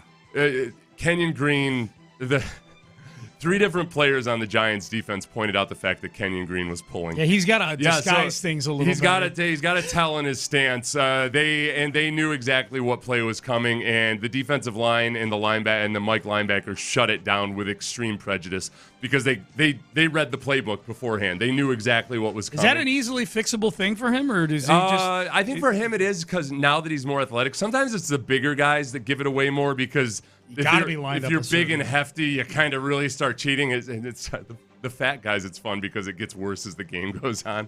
They get tired. Sometimes you see it on film, but you're not really sure. And then you're watching it in the first part of the game as a defensive lineman. You're watching it, and then all of a sudden, by the third and fourth quarter, you're like, "Yeah, I know what this guy's doing." With Kenyon, I think it's probably more just. And sometimes you see it on film, but you're not sure, and then you see it at field level, and they called it out. Kenyon pulls, tries to kick out Kayvon Thibodeau. Kayvon Thibodeau played it perfectly and just really, really gave Kenyon his lunch on the block there, because Kenyon Green Kayvon Thibodeau both bounced the play outside and then still made the that was wild himself too. You can see how freaky he is. And so that's the kind of stuff, some of these tells that's on the offensive line coach, that's on the players themselves. That you guys aren't good enough run blockers to line up and be like, hey, this is what play's coming and we're gonna take it to you anyway. Yeah. When they try to run old school football gap scheme blocking stuff, they're not physical or tough enough to do it as an offensive line right now. Yeah. And the run game, it's not just Damen Pierce, it's the blocking too. I wanted to wait until I could watch the all 22 because I really wasn't all that impressed with the offensive line from the game from watching it on the TV copy. Yeah. But it really they gotta figure this out. Yeah. Mixon will be better than Damen Pierce. Mixon will be better than Cam Akers. There were times where Damen Pierce, who's the other guy I'm peeing down my leg about, where the blocking wasn't right, but there are a lot of backs that could have turned those 1-yard gains into 5-yard plays. For sure. And Damen just hasn't shown any ability to do that yet. Okay, what do you make of D'Amico Ryans at his press conference yesterday when he was asked about the first team rushing offense? Yeah. This is a really interesting cut. Funny, and the guy's asking the question, like, they haven't said Damen by name. I Control-F'd it when I got the transcripts to the press conference. Yeah. So I'm like, did they not ask about? But they did ask about the first team rushing offense. Yeah, it almost feels like, man, everybody loves Damen and they're handling him with kid gloves kind of a little bit. It's like when your favorite child is all of a sudden having issues at school or something. You just want to believe it's not true. Right. Is he smoking marijuana? You can't even refer to him by his name. You're just like, it's my first kid. Not Jimmy. So take a listen to this. This is D'Amico when he was asked about the struggles of the first team rushing offense and that included Damen Pierce's four carries for 5 yards. Yeah, no, not sure how many rushes we had for our first unit. I know we had one outside zone play that we mistargeted a guy. We missed a guy, so a guy was free in the hole on one. And then another probably, missed a run where we could have been downhill. But, overall, I think it's with our O-line, our tight ends, and how it's hard to judge off a couple runs. I think we threw the ball a lot with our first team, so there weren't really many runs to judge, and I don't want to, judge our team off of 2 runs. That's unfair to, make a judgment off of 2 runs. Yeah, I feel like D'Amico was trying to be nice there. Like he doesn't want to talk about the elephant in the room. That was a lot of pausing because it was 4 runs. And then he knows that. And then you include the runs from the the second preseason game. Yeah. The first real preseason game with your starting offense. And it hasn't been good. No. In those plays that he's talking about, it's not just one guy. I'm trying to figure out. I sent some to my old offensive line teammates, and I'm trying to figure out who the offensive line is even trying to work up to because the backers are going completely unblocked, and it doesn't look like the O-line is trying to actually even work up to the. One of those plays, nobody's trying to work up to either of the linebackers, and it put the fullback in a bind. I don't feel good about it. You're super nervous about this. Yeah, they're all over the place. There's a lot of guys. There's a puddle underneath you right now. There's no clarity as to what the offensive line is doing in the zone scheme. And then when they try to do gap scheme stuff, they just don't have the physicality to do it. So it's not been good over the first couple of games with the starting offense. What's another leg peeing thing you got going on right now? Red zone. Yeah, red zone. Red zone. Yeah. Somebody asked the question of CJ the other night, and they had cited how many trips to the red zone with no touchdowns, and it sounded last season. No, this in the preseason so far. He said 7, but that's not right. So I don't know if it was. He hasn't been in. He's only been in for a quarter. Maybe he meant series. 7. Oh, were there 7 plays in the red zone? That could be. And yeah, that's probably what it was. That could be. There's 7 plays in the red zone. They couldn't score. Part of that is because you burned a couple of downs on run plays that didn't go anywhere. You know? And I don't know that they'd be throwing fades to the back corner of the end zone to Schultz and Nico in the regular season either. This ties back into not having a run game, so hopefully Joe Mixon makes a big difference there. Because the running back can make the O-line right at times. So even when it's not picture perfect, the running back makes it right. But without establishing a good rushing offense, as we saw last year, it's really hard to have a good red zone offense. Yeah. Because the defensive backs and the linebackers just have less ground to cover in the pass game. If you're not threatening with the run game, then they're just sitting back there in coverage. And I could see them calling fades down in the red zone just because that's a play where CJ's going to get rid of the ball quickly. Yeah. You're not going to subject him. The one play down there on those 4 downs where they did have him actually drop back and let some patterns develop is the one where Blake Fisher got spun by Brian Burns, and in the regular season, CJ probably gets tattooed in that game. Brian Burns, to his credit, was a gentleman on that play. Either to his credit as a gentleman or because he didn't want to get fined. It was 4th down. Well, it was 4. I could see where even in the regular season, maybe he'd ease up because it was 4th down. You don't want to get a rough in the passer It's penalty. so tricky though too because the contact was after the ball was gone, and they just. There's no you're allowed 1 or 2 steps anymore. I don't know what he would have done in the regular season. Yeah. In the regular season, he might have launched out already to, I'm seeing depth at cornerback is making you pee here as well, huh? Well, I mean, Mike Ford was out there in the first half. Yeah. And that's when people started Malik to think, Neighbors is having a good time with him. I mean, we've seen that in practice. I thought that was a little bit of Mike Ford's had a rough training camp, I think, in terms of letting up a lot of plays in practice. Mm-hmm. And the fact that he's out there in the first half kind of hints at just where you are right now with depth at cornerback. Yeah. So if Derek Stingley can't stay healthy for the first time since 2019, then it could potentially get a little bit dicey. Stingley, it's Lassiter, Petrie is kind of he's like half a corner right now. I mean, we saw it last year in the Browns regular season game when Steven Nelson had to go out of the game, and you had a cornerback taking his first snap. D'Angelo Ross. Cornerback in the regular season. Yeah, number 37. Versus a guy that would go on to have a 250-yard passing that day. Yeah. You know what I'd forgot to mention in the guys I'm bullish on is Jalen Petrie. Since Jalen Petrie was tied to that that play last year where it was really bad. He looked good. I was able to go back and watch Jalen Petrie on some of the plays that he didn't make. One of them specifically where he came up and took on an offensive lineman, and Jalen Petrie's job on that play is to just turn the play back inside. And Jalen Petrie stonewalled the offensive lineman. Big fatty from Ebuchadnezzar or whatever his name is. Illusion Fields. I don't know what his name is. From the Giants. Oh. He's got an E name. Yeah. And Jalen Petrie kind of stoned him. Yeah. It ends up being a stalemate, but it's a much smaller guy hitting a much larger guy, and then Jalen Petrie let him know about it afterwards. Oh, did he? Was yelling at him, Jalen likes basically to yap, said man. that, He likes should to be ashamed of yourself. He likes to talk out How are you there. going to be that fat and then get stoned by me? Yep. A lot of people weighing in on some of the stuff you're talking about. A lot of people share some of your concerns here. I'm very concerned that they're going to let Mills go. I personally think it's a bad idea. Do y'all have an update?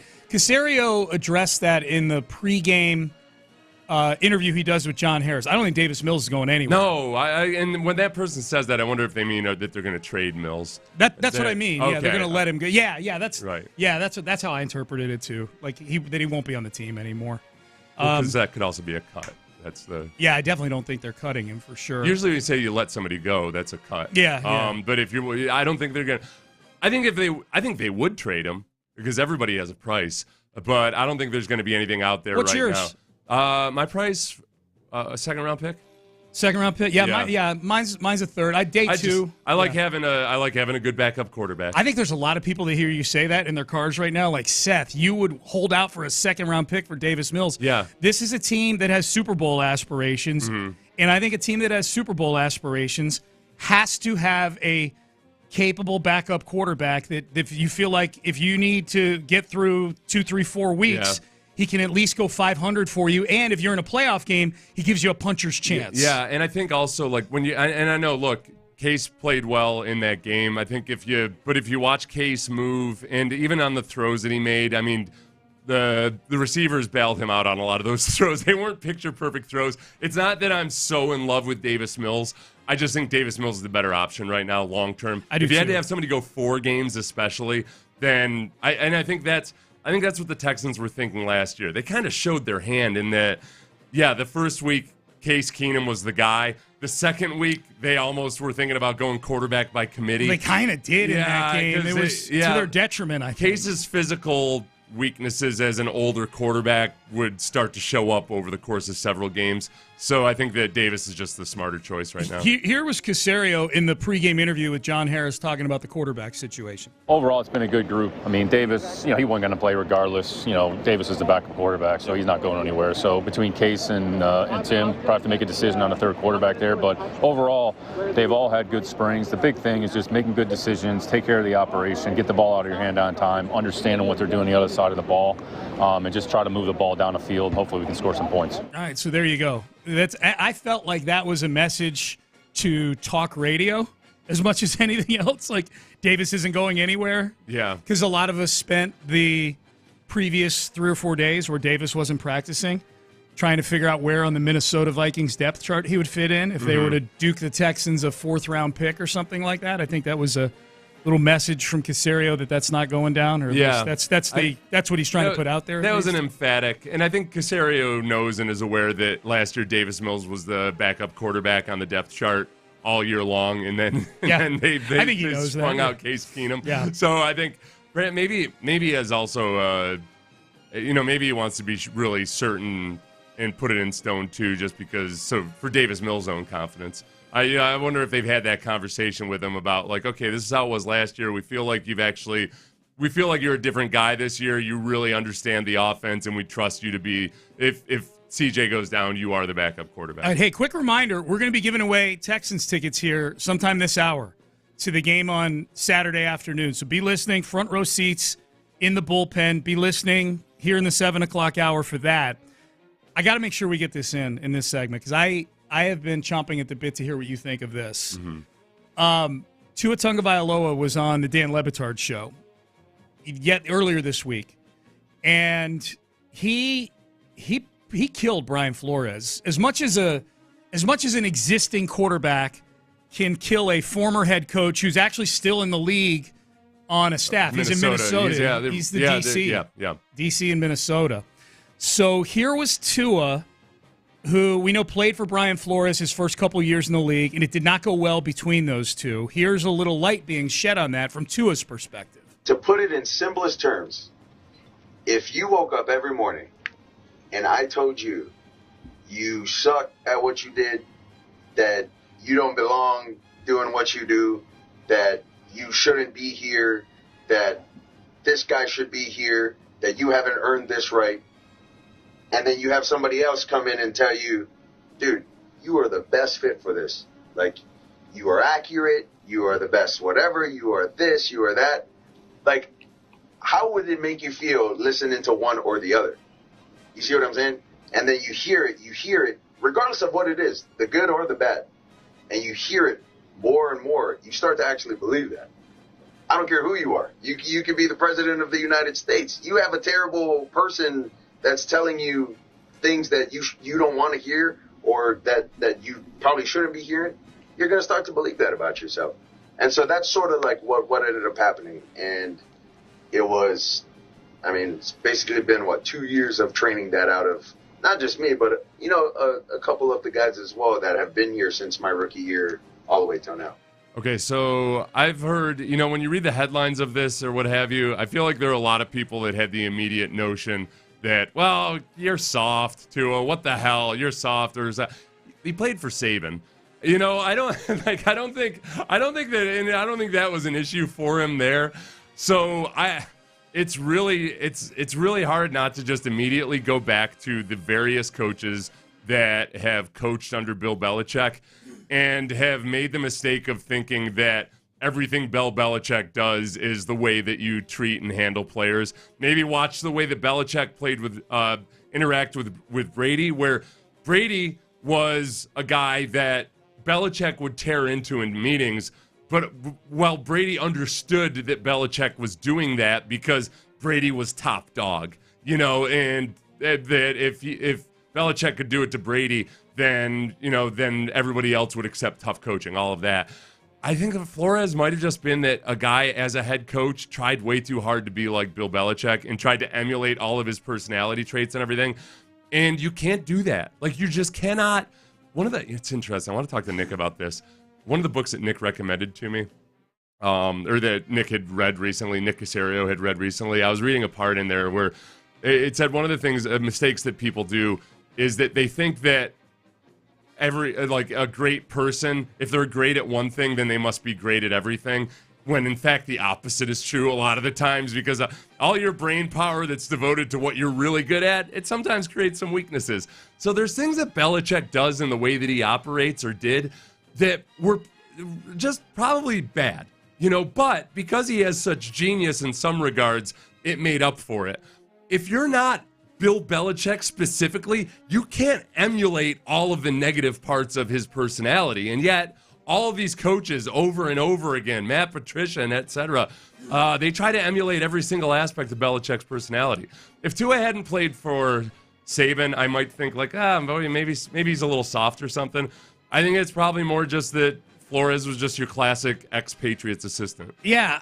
I came away feeling a couple things when I heard that.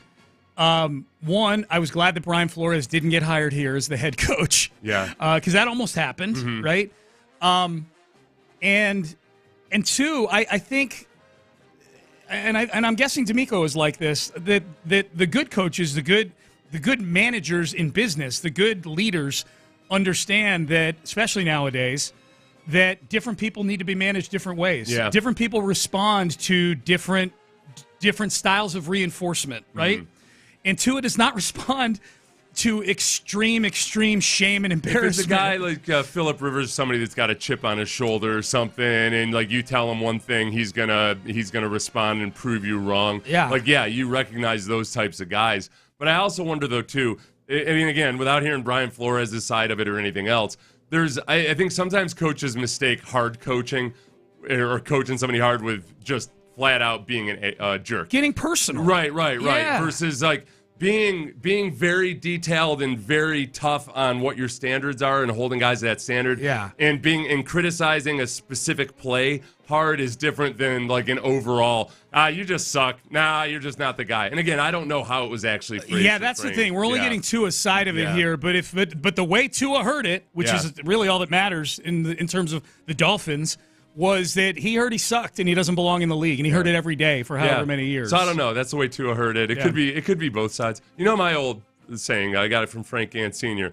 When you're a coach, you're coaching. You're not attacking the person. You're attacking the problem. Right. Always remember, you're attacking a problem. If you start feeling like you're attacking the person, you're just you're not coaching. You're just being a jerk. Yeah. And at least that it feels like from Tua's perspective, that's how he heard it. Now you mentioned Brady. Brady was actually on McAfee yesterday, and they asked him about this whole Tua Brian Flores thing, and Brady kind of brought up what you were talking about coach me the hardest. Yeah. And then other people. Here's Brady on McAfee yesterday. If the coach was going to be hard on me, I was going to accept the difficult coaching because I needed to hear it. And again, it motivated me. And there was a lot of players on our team that would see me get coached hard, and that they would say, okay, I got to step my game up because I don't want to get yelled at. Tom's getting yelled at. I don't want to get yelled at. Yeah. How do I up my game? And I think that's what accountability looks like. And you can't be, so have your ego so big that, any criticism is going to, lessen your confidence. I mean, look, you're going out there in the Super Bowl in 2 weeks in Vegas, and you got hundreds of millions of people watching. You better be tough at that point.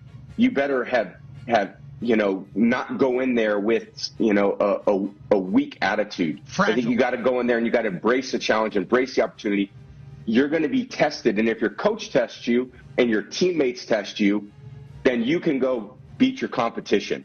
Yeah, and that's where, again, without knowing exactly what the conversations or meetings are like, I could see both sides I could see Tua being a little bit softer than most quarterbacks, and certainly Tom Brady.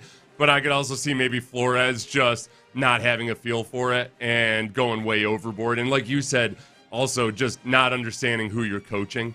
Yeah, okay, exactly how this guy needs to be handled or maybe that's not the quarterback you want, but that's the quarterback on your team, and you got to figure out a way who they to drafted. do it the right way instead of trying to just feeling sorry for yourself all the time. It's the other thing that guys that want to think that they're hard, that they're tough coaches sometimes fall into, and they don't realize it, is that they're actually being really soft because they're whining instead of coaching. Because I've had coaches who thought they were hard asses. I'm like, dude, you're just whining. Like, you're just feeling, yeah, I did. You're just feeling sorry for yourself. Like, what are you doing? That's never me. But not if they were doing it to me, but if it was a coach I had a relationship with, I'd say, I won't say his name. I had that conversation with a coach once. I was like, well, what do you are you coaching him hard, or are you just feeling sorry for yourself? And he got pissed, but then he said I had a good point. So it's there's like you gotta remember, like, okay, are you actually being a tough coach, or are you just feeling sorry for yourself? Seth Payne bringing the truth to the coaches, man. I largely, for the most part, I have a hard time biting my tongue on things sometimes, and not in a bad way. I'm glad I told that coach that. Criticism. I thought yeah. Were you a veteran player at that point? Yeah. It would have been funny if you were a rookie. Hey, coach. When I was a rookie, I did the Tom Coughlin impression at the rookie show. Oh, really? Yeah, and I got a lot of cred from the veterans because I went all in. Was it a good impersonation? Not a good impersonation. Well, the spirit of it. The spirit of it was yeah. good. Yeah. Just like that, the guy from Saturday Night Live that doesn't really do Shaq Keenan perfectly, Thompson, but he captures the spirit but it's of still Shaq. funny. Yeah. Will Ferrell doing George W. Bush. Good example. He does it. He just kind of captures the spirit of it. Yeah.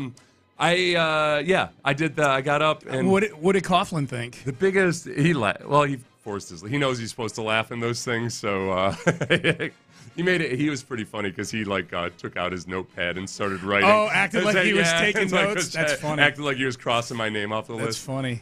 My brother, when he was playing for Lou Holtz, one time he commandeered the PA on the plane home from a win, and started impersonating Coach Holtz on the PA. Gentlemen, that was a great game. That's a good job. They're going to be bringing around 2 fruits and 2 juices for you right now. Get out a book or get out a piece of paper. Write a personal philosophy. This sucker's going to be long. It's a long flight. Lou Holtz was cool with it. He was fine with it. Yeah, he was fine. Vrabel was the guy with the Patriots that Ted used to say could basically say anything, joke about whatever. Yeah. One on every team. Kyle Brady, the tight end, used to get up and do a Tom Coughlin impression on the flights in the back of the plane. Coaches were all sitting up in first class, so I don't Coughlin It's a bold move, man. But one day he pulled out. Guys, so you guys need to know this. That Tom Coughlin played back in Syracuse back in the 1950s. He was a wide receiver. That's what football used to be like. He ran really precise routes. Yeah. He got up and he said, "Guys, I've never done this before, but I wanted to save it for a good occasion. I want you to be inspired by this. I stole it from his locker, and I've used it for inspiration ever since." He pulled out from his back pocket Jim Brown's jockstrap. It was a huge jockstrap. Did he pull out an actual jockstrap? It was almost like it would have you believe that this was like Andre the Johnson's jockstrap. A lot of volume in there, and he was like, just look at. Then he called him Andre the Johnson. Think of the things that happened in this jockstrap. Oh my God, that's hilarious. Whose jockstrap was it, actually? Do you know? Do you remember? Oh, no, I'm guessing it was Kyle's or somebody's from he got it from the equipment staff beforehand. Honestly looked like that was where he fell short a little bit. It looked like a brand new jockstrap. Yeah. Oh, you should have colored it. Yeah. Made it all yellow and everything. Yeah. All right, Payne and Pendergast with you. So for the kids, Jim Brown played at Syracuse. Yeah, Jim Brown was a teammate of arguably the greatest player in the history of the sport. Yeah, lacrosse player too. Really good he's lacrosse in the lacrosse Hall of Fame. He might be. Jim Brown, not Tom Coughlin. Yeah. Jim Brown was an excellent lacrosse player. Should we give these tickets away? Let's do it. Let's give them away right now. Texans Ticket Tuesday, baby. Texans close out the preseason against the Rams this Saturday. And we've got your tickets right now, 713-572-4610. We're doing caller number 6, Ben. Caller number 6, it says caller number 6, wins a pair of front row seats in the bullpen. Best seats in the house. Could be yours. All you have to do is be caller number 6 right now. These are seats that are right next to the tunnel where the Texans come out to start the game. They're really good seats. 713-572-4610. Make sure you're listening in case you don't win this time. Make sure you're listening in the noon and 5 o'clock hours because that'll be your next chances to win. Just keep the radio tuned here all day long to Houston Sports Leader, Sports Radio 610. Up next, is Joe Espada a top 3 manager in Major League Baseball this season? I know I was out on him earlier this year. But has he done a top 3 job this season? We'll discuss that coming up next. It's caught us by surprise. Sometimes positive developments catch you by surprise.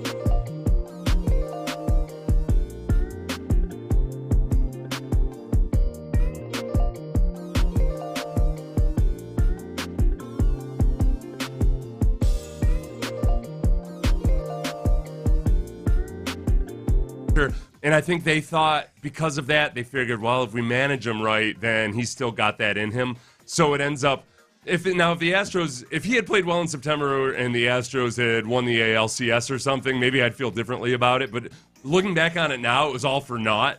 And it kept their hope for him alive way longer than it should have been. The other 5 in Heyman's top 5, Matt Cattaro, Kansas City. He's done a great job this year. They're a playoff team right now, I believe. Torey Lovullo of Arizona, and then Espada is 3. Stephen Vogt in Cleveland has done a phenomenal job with the Guardians at 2. And then Pat Murphy, Milwaukee, is 1. A little Pat Murphy trivia. I may or may not have brought this up on the show before. He was the baseball coach at Notre Dame when I was a student there.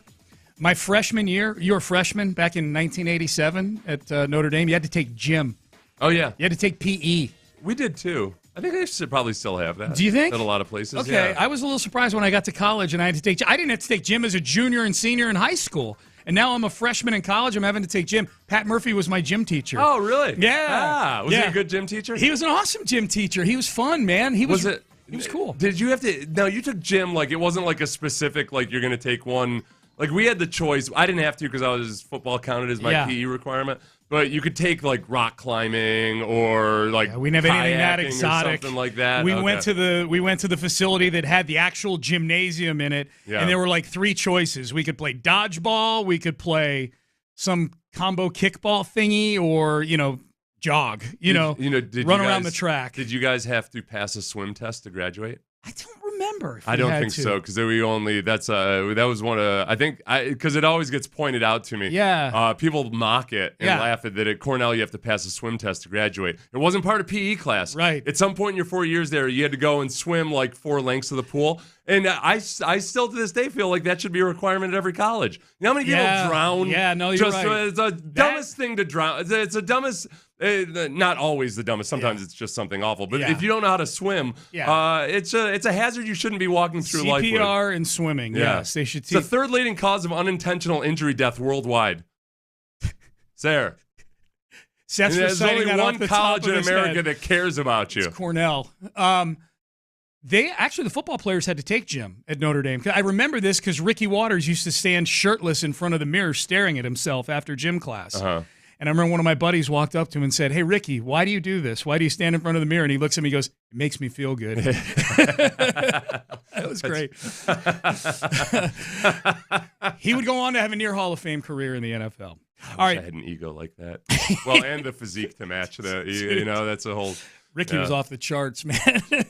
All right, Damen Pierce. Seth brought Damen Pierce up as a Texans aspect earlier that had him peeing down his leg a little bit. So if they need to move on from Damen Pierce, I made a list yesterday. 5 teams I would call if I were Nick Caserio, if I were looking to unload Damen Pierce for a draft pick. Let's see what Seth thinks of these. I'll go through the list coming up next. Kirk Holmes, 3rd-generation family-owned and the 2024 Southern Living Builder of the Year. Why? Because they build you a beautiful, solid dream home. They only use 2x6 walls. They give you a 20-year warranty. That's twice the industry standard. And they just flat out listen to the customer, put your dreams on the blueprints, and work with you throughout the entire process so you don't get all these miscommunications and otherwise you get with these other builders. Go to kirkhomes.com, spelled K-U-R-K, because at Kirk Homes, it's all about you. Do the Texans have a new...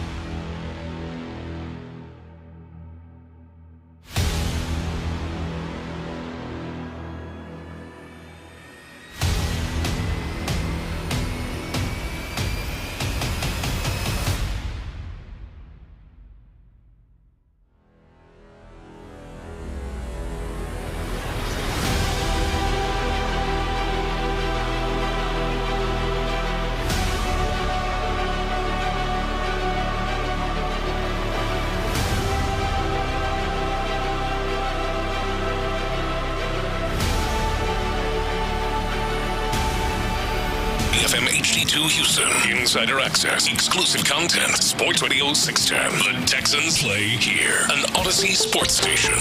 Sports Radio 610 presents Payne and Pendergast. Good lead-in text here to our topic. Should Damen Pierce, that's who they're talking about. Should Damen Pierce regain all his weight? He slimmed up for more carries, but since he isn't, would it be better for him to get bigger so he can run violently again? I know you had yes, he should get bigger. Yeah, you had said that yesterday. He should put his weight back on so he can start trucking fools again. Yeah, there's I think that was his strength, was breaking tackles. And I appreciate wanting to become a more complete back, but sometimes it's best to just lean into your strengths. And right now, there's things that they do, like when they're running out of the shotgun, which that's life in the NFL these days. Nobody likes it, but you do it, and it's effective for a lot of teams. It's harder for the running back because he has to hit the hole at an angle. It's hard in a lot of ways to run effectively out of the gun. And for Damen, especially when he can't be at full speed when he's hitting the hole, and then he also doesn't have that strength that he typically did. He just goes down way too easy. Yeah. So there's times where the blocking is imperfect, but there are other backs who could still do more with it. That's where when I say it's complicated with Damen Pierce, I'm not excusing Damen from the equation, but the blocking has been imperfect too. It's just that the 1 yard per carry over the course of 2 games is never just the offensive line. Yeah, and I think D'Amico Ryans and probably Nick Caserio are hanging on, hoping that something pops with Damen here, because I think they really like him. And we've seen proof that he can run capably at the NFL level. If he were to turn back into what he was as a rookie, man, all of a sudden you've got a really nice combo back there with him and Joe Mixon. Here was D'Amico Ryans when he was asked yesterday about the first-team rushing offense in the win over the Giants on Saturday, a unit that played the first quarter, and Damen Pierce had 4 carries for 5 yards. Yeah, no, not sure how many rushes we had for our first unit. I know we had one outside zone play that we mistargeted a guy. We missed a guy, so a guy was free in the hole on one. And then another probably, missed a run where we could have been downhill. But, overall, I think it's with our O-line, our tight ends, and how it's hard to judge off a couple runs. I think we threw the ball a lot with our first team, so there weren't really many runs to judge, and I don't want to judge our team off of 2 runs. That's unfair to make a judgment off of 2 runs. So on that first drive, there was one play where I think the receiver was probably supposed to block the defensive back, but as the fullback saw the situation, he was supposed to block the linebacker, but he sees this unblocked defensive back, so he kind of made a decision, and that was probably a missed assignment by somebody. You never know for certain. So he put that one on the blocking. The play where I think he was talking about where they could have been downhill, that was a tough read for Damen because the defensive line they knew which play was coming because Kenyon Green gave it away in his stance. They pointed out that Kenyon Green was pulling beforehand. So the defensive end goes to blow up the play like he's supposed to, and I think Damen saw that. But then the defensive end does a really good job of coming back outside. He really Kenyon Green got double whammied on that play because Kenyon Green doesn't kick the defensive end out, but he also loses the outside the block once the defense came outside. So it could have been downhill if Damen had just hit the hole, but I could see what he was thinking because it looked like the defensive end was going to do the exact right thing, and it all started with Kenyon Green giving away that he was pulling in his stance. I'm watching it from behind the defense, and I'm seeing the defensive lineman point it out beforehand. I'm like, oh, yep, that's exactly. So it was dead in the water before the ball was even snapped. And Kayvon Thibodeau made a really beastly move on Kenyon Green on that to get it done. All right, before we get into the teams that I was kind of spitballing in my own mind, sitting at my counter yesterday, show prepping, before we get to those, this is going to sound like a weird question because Damien's not had a good camp. Well, he's been okay in practice, but he's not had good games yet. He looks like the back he was last year in the games. But I'm asking this because he didn't play in the Hall of Fame game, got treated like a starter. Mm-hmm. He gets treated like a starter in press conferences. They don't say a bad thing. I feel like D'Amico's answer right there I feel like that was a little bit of tiptoeing around the Damen Pierce topic, since he wasn't asked directly about Pierce, I feel like he was kind of like tiptoeing a little bit, trying to, kind of put the blame on various aspects. No mention of the running back. Do you think Damian plays on Saturday against the Rams? I hope he does. I hope he does too. I hope he does too, because I don't know that he deserves to be on the team right now. They did this last year. They stuck with Damian way longer than they should have. That's why I'm asking. They Abreued him. They felt like, well, no, it'll click at some point. And if he doesn't play in that preseason game and they feel like they know what they have with Damian, then I feel like they're being a little bit blind to the reality of the situation. I agree. And maybe it does click for him, but they got to see. They can't trust that it will click for him. Yeah. They have to see it with their eyeballs that it'll click for him. But it also includes the offensive line's got to be better. These guys are, honestly, do your social media stuff. Make your money.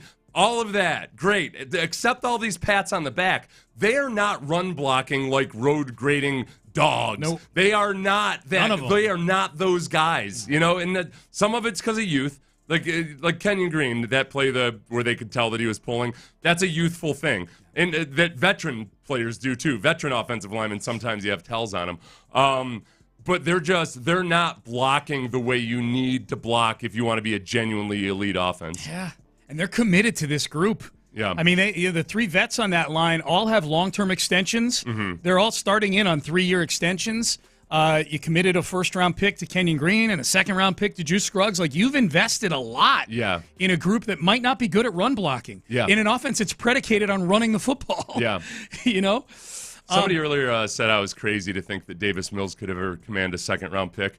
This is where people fall into this trap sometimes of thinking that NFL teams always make rational decisions, right? Not out of desperation or whatever else. Yeah. It's there's almost no trade you can suggest where I'll say that would never happen. Right. I might say that's stupid, but to say it would never happen, that's just the way it works out. Yeah. It's the teams make desperate moves. Sam Darnold went for 3 draft picks. Right. It just one was a second. Yeah. So when it comes to you brought up another one earlier. Sam Bradford. The Sam Bradford for trade. multiple high picks. Yeah. Because the Vikings were desperate. Teddy Right. Bridgewater got hurt in the last practice before the season started. Yes, sir. You don't know the meaning of the word ever. Yeah. it's a simple way to put it. And that's also where, that's why that's the price. I like having a good backup quarterback, and I'm cool with Davis Mills right now. That is a high price for Davis Mills, and that's why that's what I would accept for it. Exactly. No, he may be necessary this year if anything happens to CJ. All right, here are my 5 teams. If indeed they were to realize, hey, maybe the best solution for all of us with Damen Pierce, because then we don't have to tiptoe around things in press conferences anymore. He can go to a place where he's better off. We can keep one of these young running backs who show a little bit of juice here, without Damen taking up a spot. This might be better for everybody if we move on and move Damen to a spot that makes sense. All right, so here are my 5. I have, and this is in no particular order. Dallas Cowboys. Mm-hmm. That's the team that we've seen. If you Google Damen Pierce trade scenarios, the Cowboys are the ones that come up the most because there have been multiple outlets up there that cover the team that have suggested that. Ezekiel Elliott's their starter right now. Right, yeah. He's old and he's beat up. He's a shadow of his former self. Yeah. Seems to be everybody loves him, et cetera, but he is what he is at this point in his career. He's like a statue tribute to the old Ezekiel Elliott. Yeah, I think, you're going to run into some of the same tough things that Damen has here, which is that's a West Coast-based zone running system, et cetera. So I don't know if they would necessarily see him as a scheme fit. Yeah.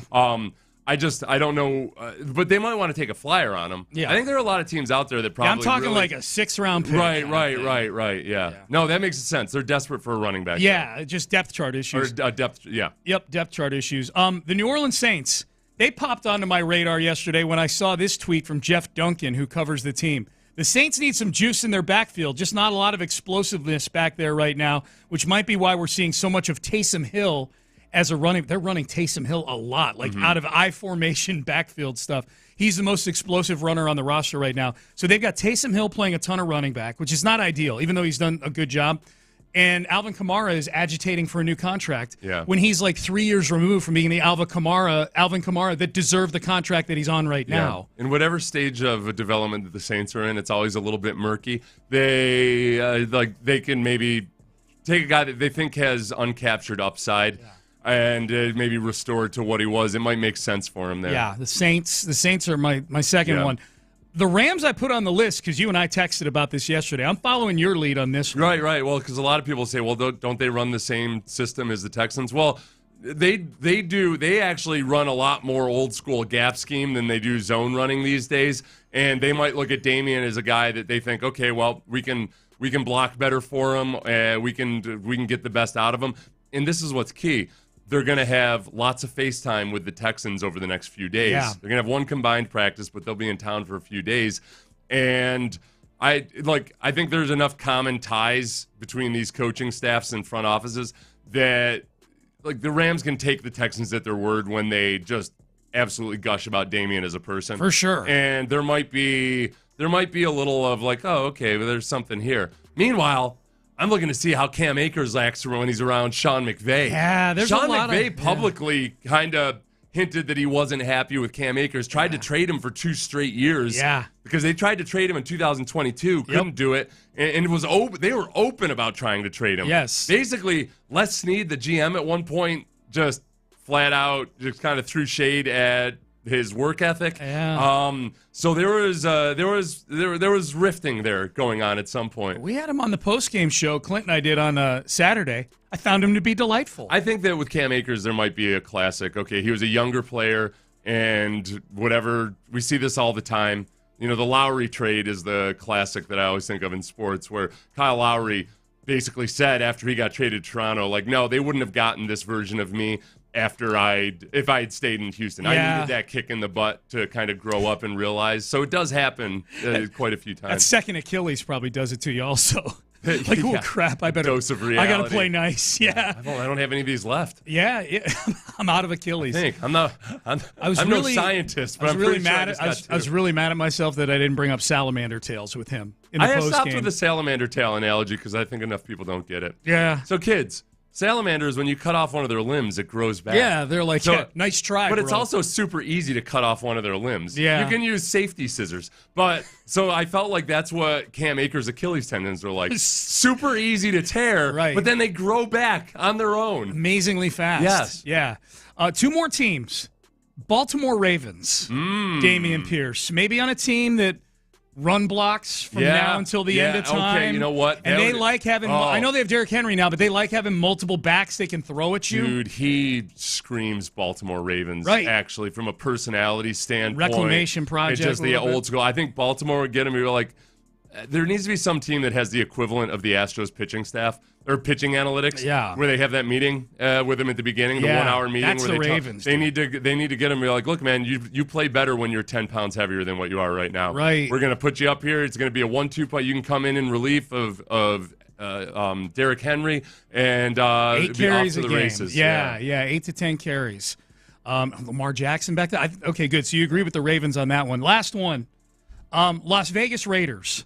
Their starter right now, they just named Gardner Minshew their starting quarterback. Their starting tailback is something called Zamir White is their starting tailback right now. And if you're in your car going, who? I'm like, yeah, exactly. Who? Damen Pierce has shown that he can run for big yards on dog crap teams.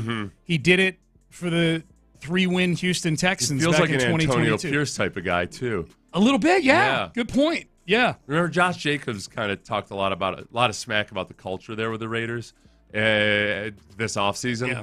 And I'm just, it's weird because it feels like the culture changed when Antonio Pierce took over. They won more games. I wonder if Josh Jacobs thought that was just nothing and it wasn't actually anything real, that there was no culture He did change. leave to go to Green. Now, Green Bay did money whip the hell out of him. Yeah, so I guess that's probably, he's like, when you're trying to distance yourself. 4 years, $54 million. He wasn't thinking of his positive experiences of the Raiders while he's doing that interview. He's thinking about the very worst parts of it. And the dollar signs just flashing in his eyes right there.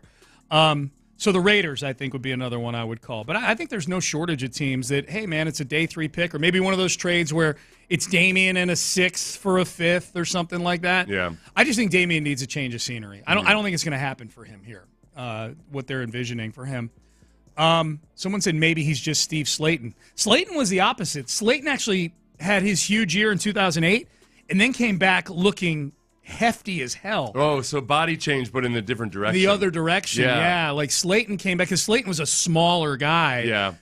had like 1,800 all-purpose yards his rookie year in 2008. Arian Foster was just not even an afterthought. Nobody was really thinking about Arian Foster. No, he was a practice squad guy, the same camp that Slayton came back all bulked up. I remember that was a big topic. Like Slayton came back and it was like, oh man, Slayton looks like he ate Slayton right there. Yeah. Because he looked, I'm sure it wasn't him just gorging in the offseason, but he looked like he didn't look like the same thick. version. Yeah, he just looked thick. It's just, I mean, it's the simplest of all things, and I hate to keep hammering it, but man, sometimes you hear this from Verlander. Verlander's one of the smartest dudes in the biz, veteran guy. There's times where he's had issues mechanically, and he'll talk about it, and he'll go back and watch film from when things were feeling really good, and he'll be like, oh yeah, I stopped doing this or that. Yeah. Like, it's as simple as going back to a time when you were feeling really good, and there might be something obvious that you just kind of missed, some part, like, staple of your game that went away for whatever reason. Yeah. And I think with Damien, it might be as simple as that. Just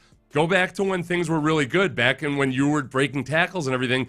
You were a different body weight. You're a different version of yourself. And it sounds overly simple, but it's a big deal.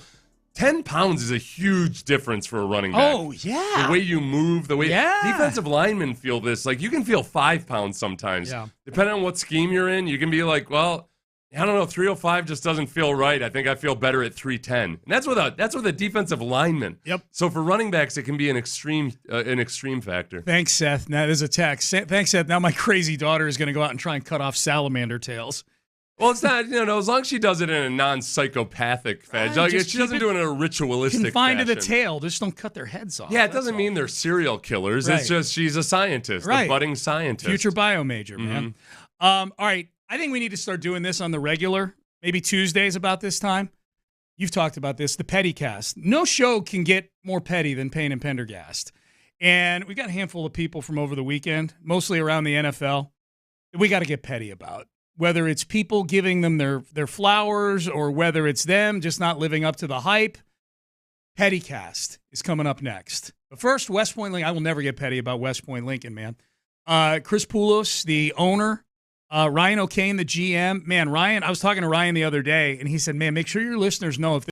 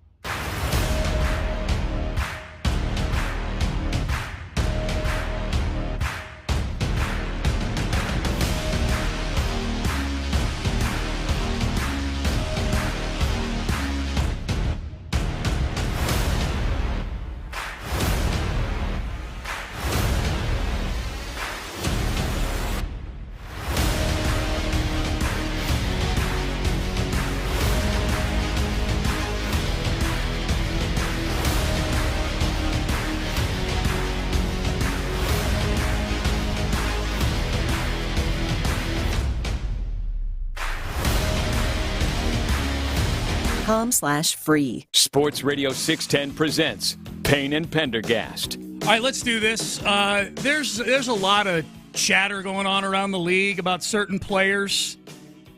And I'll be honest with you, sometimes it agitates me. It agitates Seth. And we can get a little petty on this show. So we decided to confine our pettiness to one segment, and we call it the Pettycast. Tribute to Tom Petty underneath us there. Thank you, Ben. And these are real for me, man. Like, I'm seeing some of this stuff and this conjecture and this talk and predictions of glory for some of these young quarterbacks. My first target in the Pettycast is Bo Nix. Oh, yeah, good. That's a good one. Bo Nix. Yes. Is what made me think we need to do this today is Bo Nix. And getting a lot of love for a couple preseason performances against backups to the point where some of the reporters that have been showing up at Broncos camp, many of whom probably have a relationship with Sean Payton from years and years of him coaching the Saints, are gaga over Bo Nix. Kay Adams, this is after she went to Broncos camp and interviewed Sean Payton and Cortland Sutton and several others, does a post on Twitter with several very, very nice pictures with mountains in the background and guys laughing, and she's posing with them. Vibes are mountain high, all eyes on Bo. There's a happiness, a guardedness. Grateful to come visit with the Broncos ahead of the coronation with a crown emoji next to it. So that's Kay Adams. Diana Rossini of The Athletic. Bo Nix is a stud. He operates in this Sean Payton offense like a veteran. It would be a surprise if he's not the starter week one. Zach Wilson is also having a great camp with Denver. Strong arm. His throws on she's taking every bit of credibility. Zach Wilson asking good questions. Oh, that's good. One coach told me he's rejuvenated. Diana Rossini posts this quote from an article that I'm guessing she wrote about her time in Denver, but Sean Payton said that basically after the team's private workout with Bo Nix, they went on the field, and around throw number 16, Sean Payton turned to GM George Payton and said, "This is our guy. This is our guy. This is our guy. This is the guy we're going to get at 12." That's because we know that's where we're drafting. Not any of the five guys that went in front of him. Right. That's their guy. In this day and age where the sixth quarterback drafted usually would have gone in the fourth round in a previous generation. Yeah. Like now they're just taking, we got to take somebody. This is the thing about Bo Nix. He could end up being a really good NFL quarterback. There's nothing I've seen from him in these last two preseason games that tells you that. Like, he's done a good job doing what they're asking him to do, which is a lot of dinking and dunking and running for first downs, again, against backups largely. But he is like, and this is where if he ever becomes good, this is what needs to happen. He makes everything way more difficult than it needs to be. He's like an outfielder that gets credit for a great catch, but it's only has to be a great catch because he got a horrible jump on the ball or misjudged it or whatever, so he has to make a leaping grab. So like whether it's a screen, just an easy throw over the middle or something like that, he's taking it from like weird body angles, jumping up and throwing it from off his feet and all this. He's all over the place, man. And they haven't asked him to do a lot. He's just he's done a good job of dinking and dunking. Yeah. So it doesn't mean that he can't be good, but the gushing over the performance is really, he does some things that are impressive and it's cool that he can do them. It just does. And I'm a little bit in the same boat with Caleb Williams. It's just that he does it at such a higher level. Yeah. Like his deep balls and some of the things he's done is really impressive. Caleb Williams has to clean up a lot of the simple stuff too. They open with Seattle at Seattle, Pittsburgh at home, Tampa Bay, the Jets. Okay, I'm just trying to see. I was hoping there'd be some killer in week one. Oh, okay. I was hoping like the Ravens would be playing them in week one, and he'd get his welcome to the NFL moment. The Steelers' defense, even though they aren't they're not up to typical Steelers standards, they're still a solid defense. Maybe this year they end up being more like a classic Steelers defense, but they can throw some wrinkles at a rookie too. Pettycast number 2. Okay. So Bo Nix is number 1. Pettycast number 2. Deshaun Watson. Jameis Winston is out there doing the pregame hype. And I'm not going to play Jameis doing the hype thing again. We know Jameis. He's out there. He's going crazy. His teammates are all gathered around him. 8 to 10 of them are buying into what Jameis is screaming before a preseason game, and the rest are just kind of out there going through the motions. But Jameis is doing this pregame hype talk, and he's not even playing in the game. And I'm looking, I'm going, what exactly does Deshaun Watson do? Yeah. What is he doing? You go to his Instagram page and you barely know he's a football player. And I'm not exaggerating.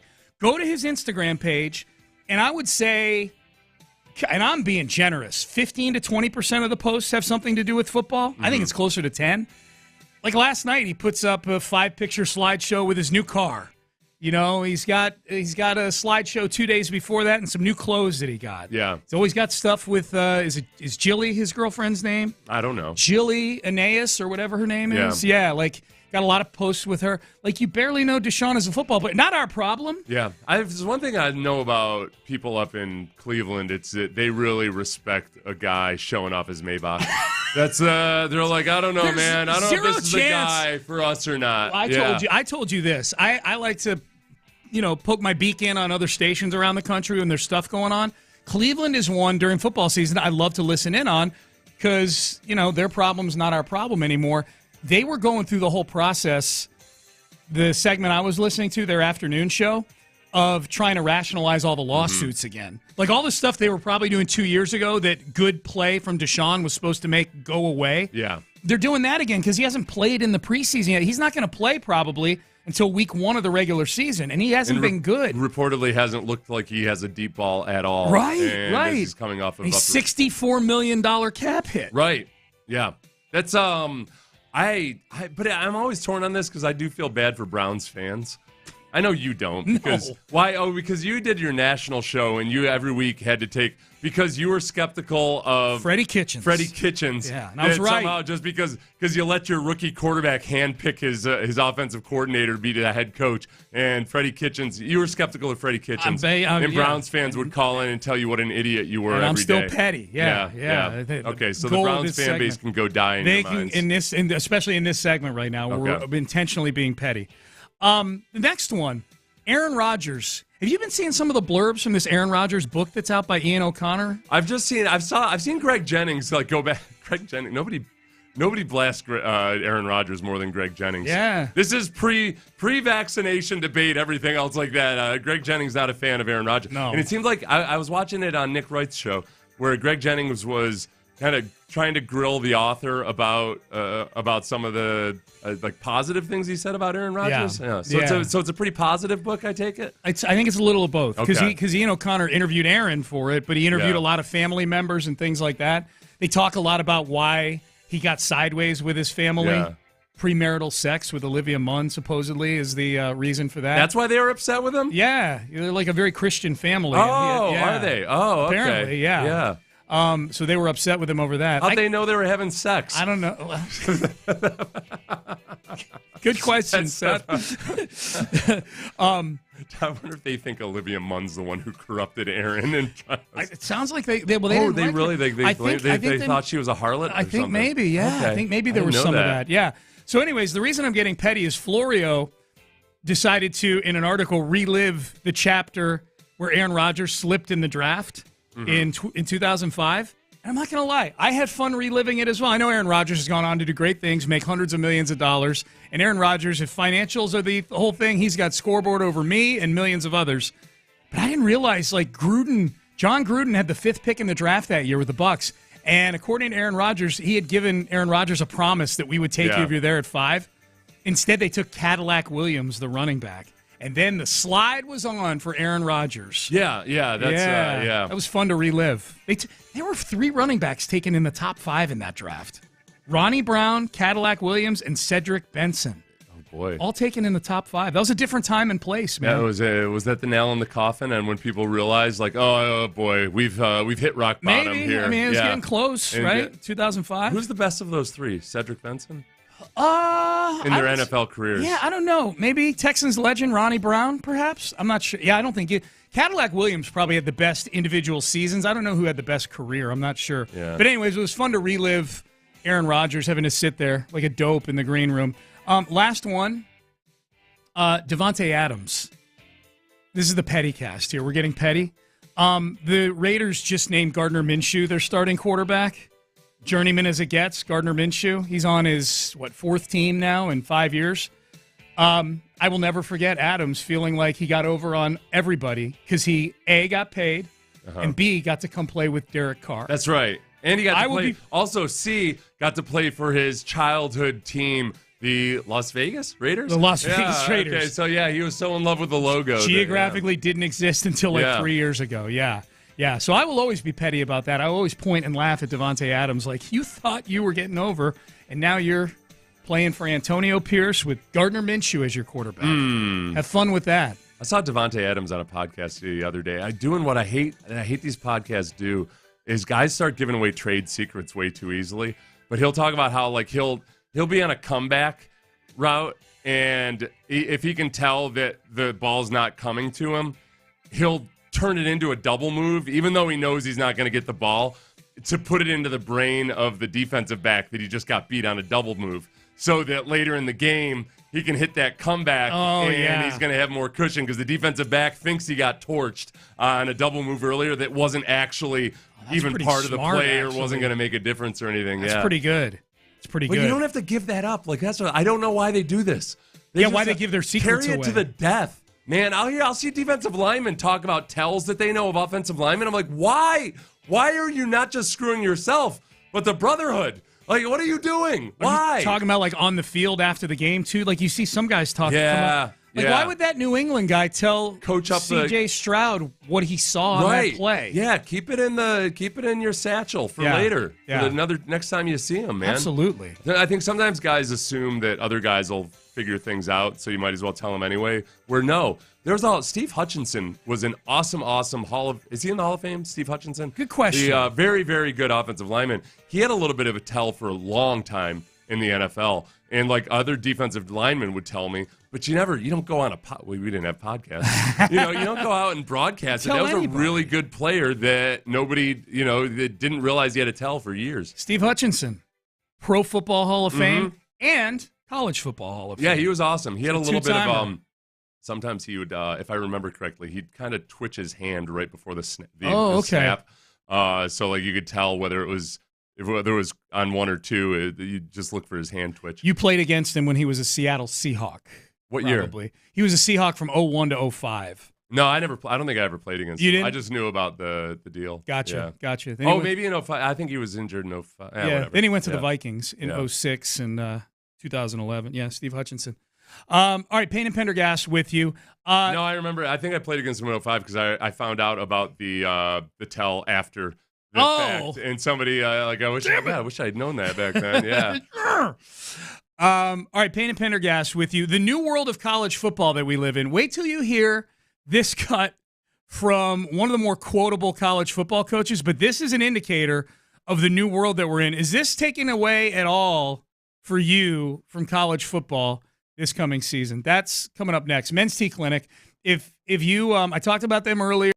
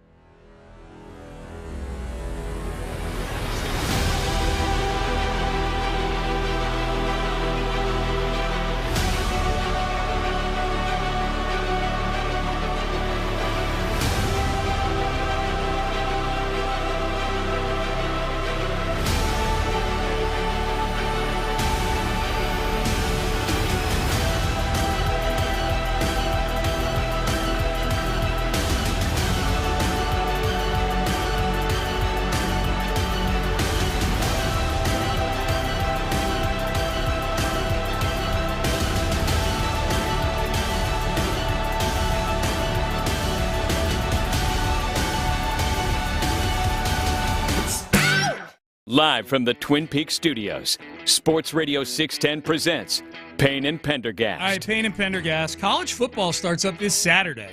I haven't looked to see the schedule. I just know that it's games with spreads. That's all I know.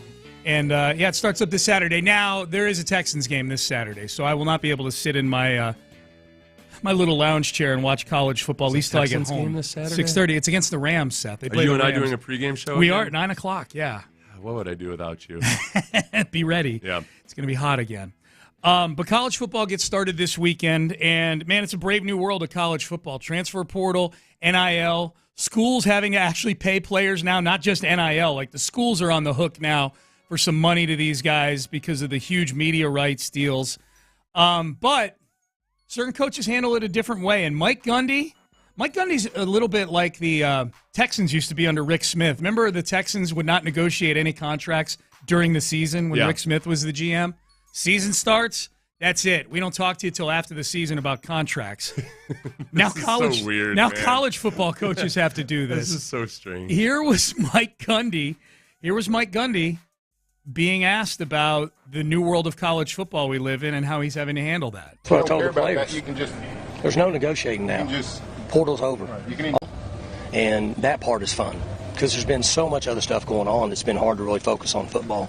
I feel like that the guy asking the question was like desperately trying to prop up like the some kind of an illusion of the glory of college football past and the amateurism or something. He needed to shut up. It sounded like a side conversation going on. I know. I did. That's what I thought it was. One of these media events where there's multiple stuff going on.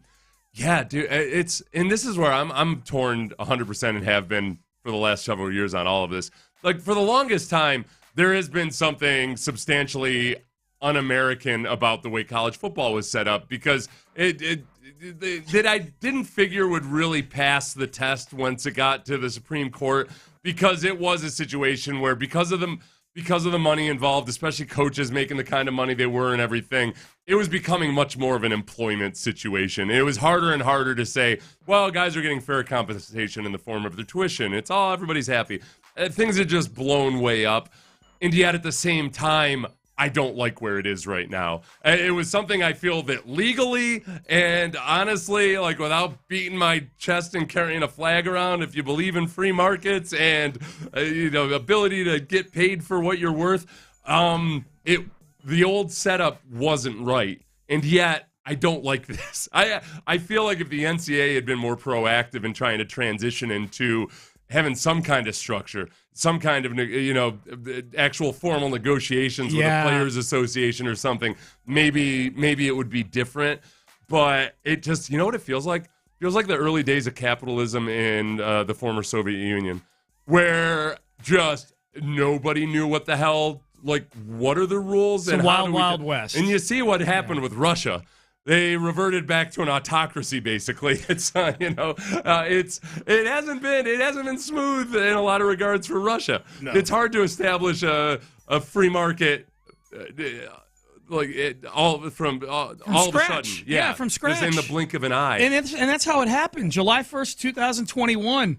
Like, all of a sudden, like, the courts rule on this NIL thing, and it's like it's a land rush to go pay players, to get them, for whatever you could pay them for, any product. And then, of course, it evolved or devolved, however you look at it, to them just paying players. Like, at first it really was NIL, and then it was just all these schools putting collectives together with their own salary cap just to pay guys. And that's where it's still a little bit of a charade and interesting, because it's still, okay, you're getting paid for your name, image, and likeness, but there's no ROI on this for the people giving you the money. You know, like, is this at some point I could see the IRS getting involved hardcore. For sure. They're like, wait a second, are these collectives writing it off as a business expense on there because I paid offensive linemen to come out and do autograph signings for way more money than an NFL offensive lineman would get? Yeah. I guess the two questions would be, well, given the fact we just played Mike Gundy, who I think you can tell from that cut there, clearly not a fan of this system, and I don't think there's any head coach that likes the new way things are done in college football. I think there's a lot of head coaches that pay lip service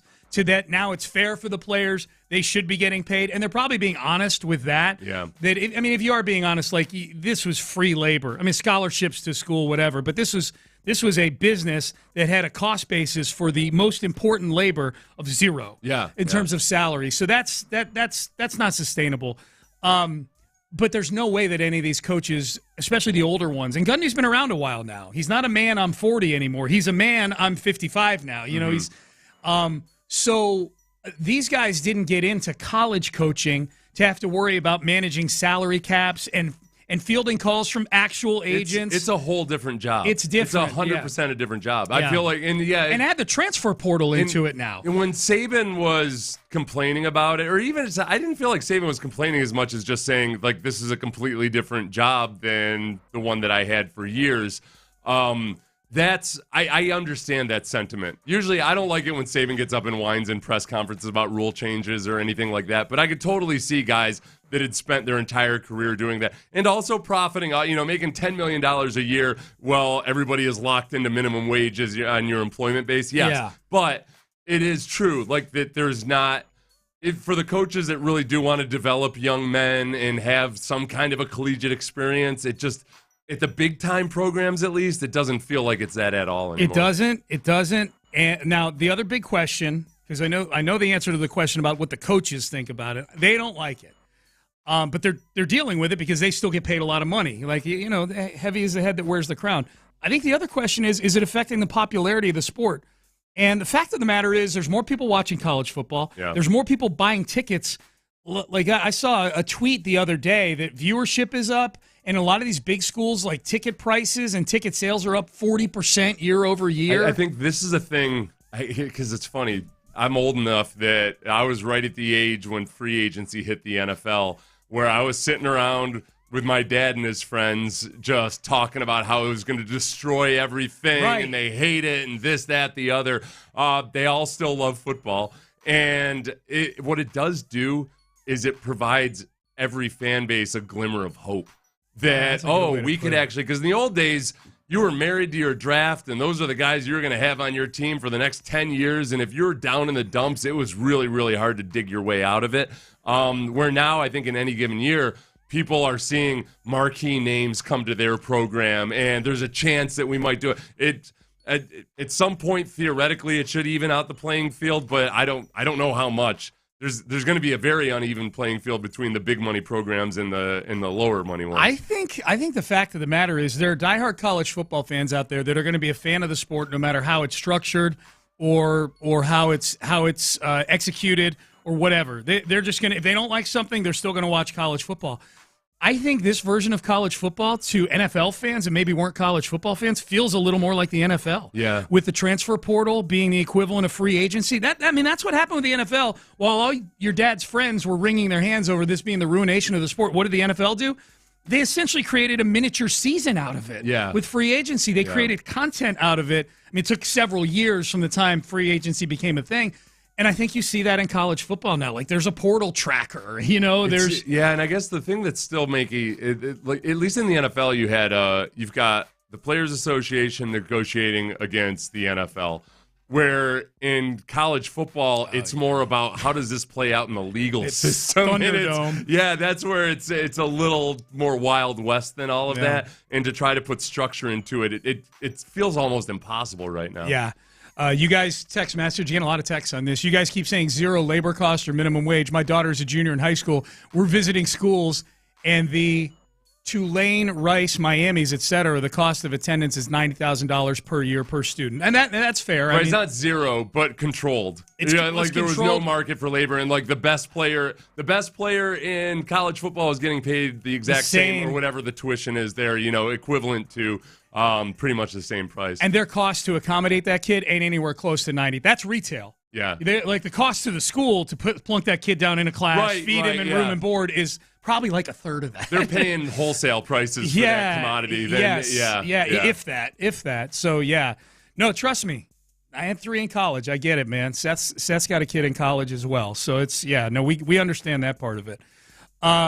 Next segment, top 5 candidates to be the Putin of the NCAA. The what? The Putin of the NCAA. Yeah. Maybe Putin himself. Yeah. Maybe Putin will come over and... Big sports fan. He's got a Super Bowl ring that he stole from Robert Kraft. How many players would be executed in the first 2 months Up next. People would be able to take over/under on how many people got a rice and dart. Coming up next. One tweak, text message. I shouldn't say executed, assassinated. One tweak I would make is to the transfer rule. I would make it a rule that once you sign your letter of intent as a senior, you're at that school for at least 2 years. Yeah, again, then you can transfer wherever you want. This is where it would be nice if you actually had some governing body. A governing body, or a players' association, right? To negotiate against. Instead, it's all being played. Nobody loves anything better than when everything plays out in court, right? Yeah, it sucks. Lawyers love it, man. Yeah, it's the best for them. All right, Payne and Pendergast with you heading into the 9 o'clock hour. Texans getting a lot of love, man. Aziz Al-Shire had a quote in a piece by DJ Bieneme that just reading this thing got me fired up for the season and about the culture that D'Amico Ryans has put in place. We'll have that for you coming up next. I want to tell you guys, those of you that are thinking about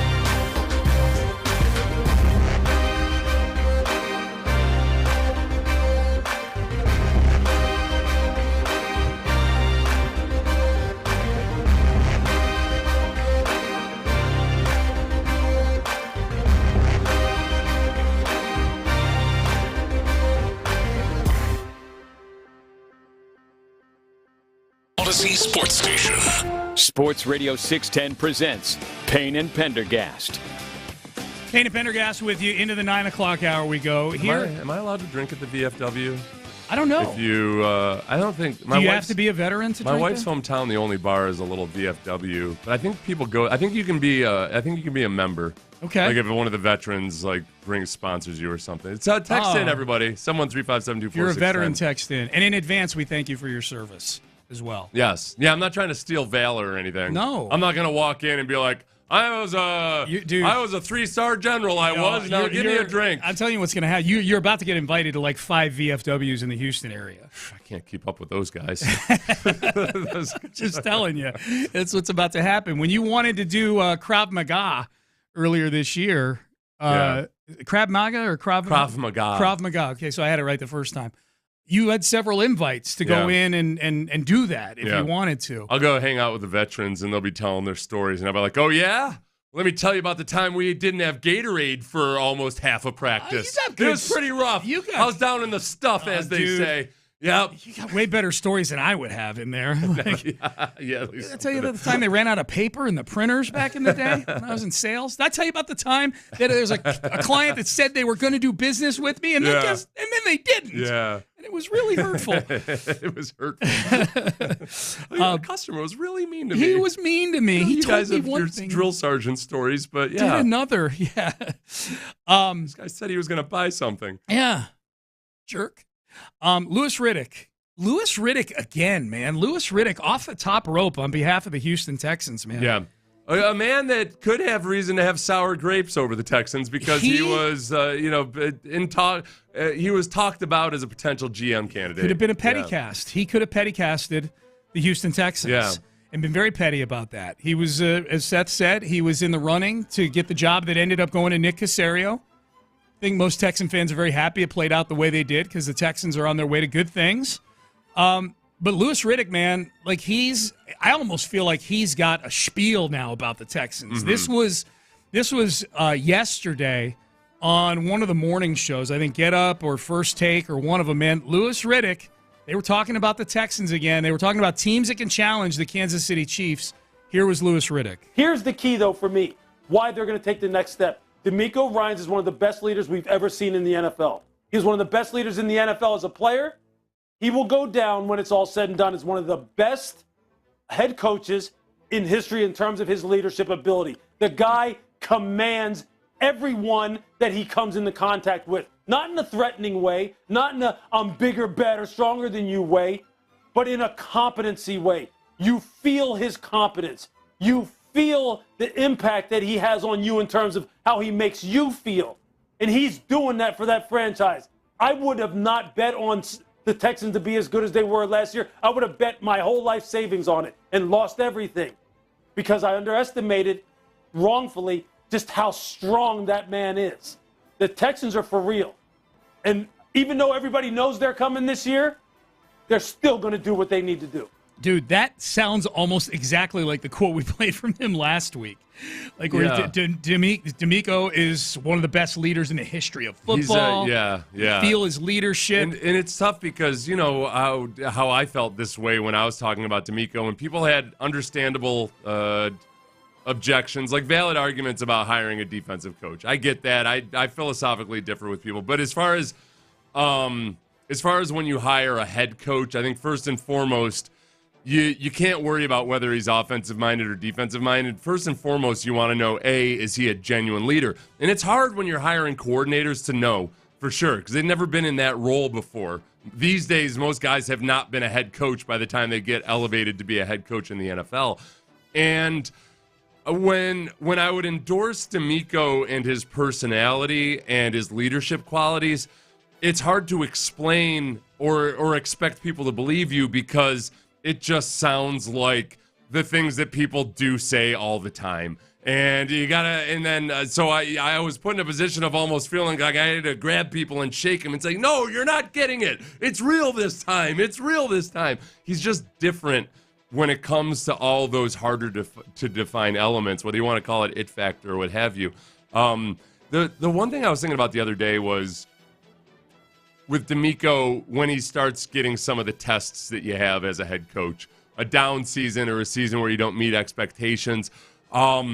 Firing your assistant coaches, all of those, he hasn't necessarily genuinely been tested, although the Texans did swap out defensive line coaches this year, kind of under the radar, and it wasn't very notable or anything. So I think some of that, I don't know exactly how it all happened or anything, but some of the coaching staff changes, it might have already been that guys were either let go or not retained, and it was a difficult conversation to have.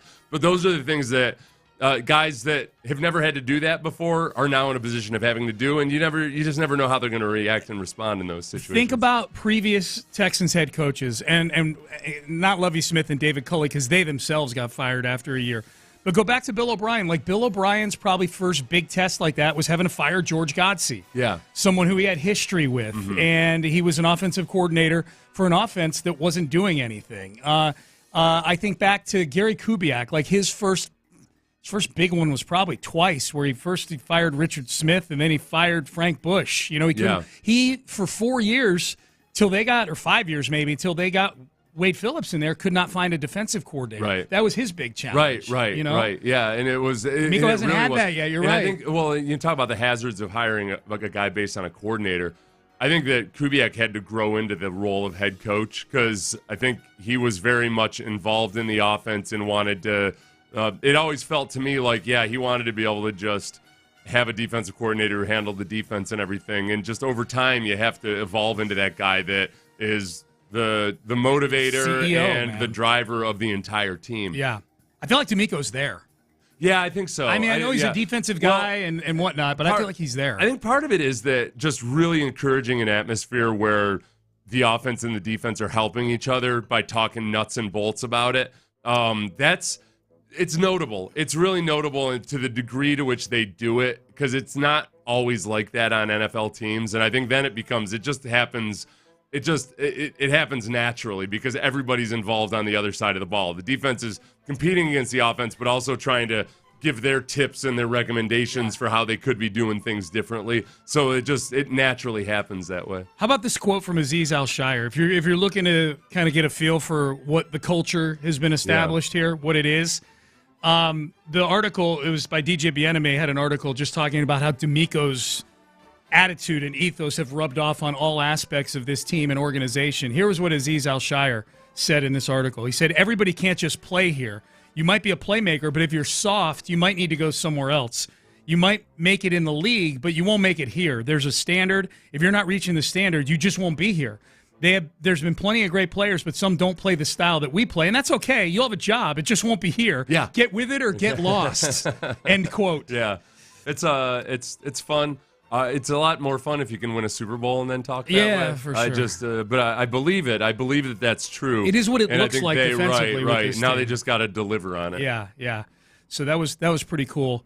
I was thinking about this too yesterday. Ben, let's play that highlight of Derek Stingley Jr. and that interception on Saturday against Daniel Jones. Jones in the gun. He's got time, and he airs it out deep down the right side, and Stingley has a pick inside the 5-yard line.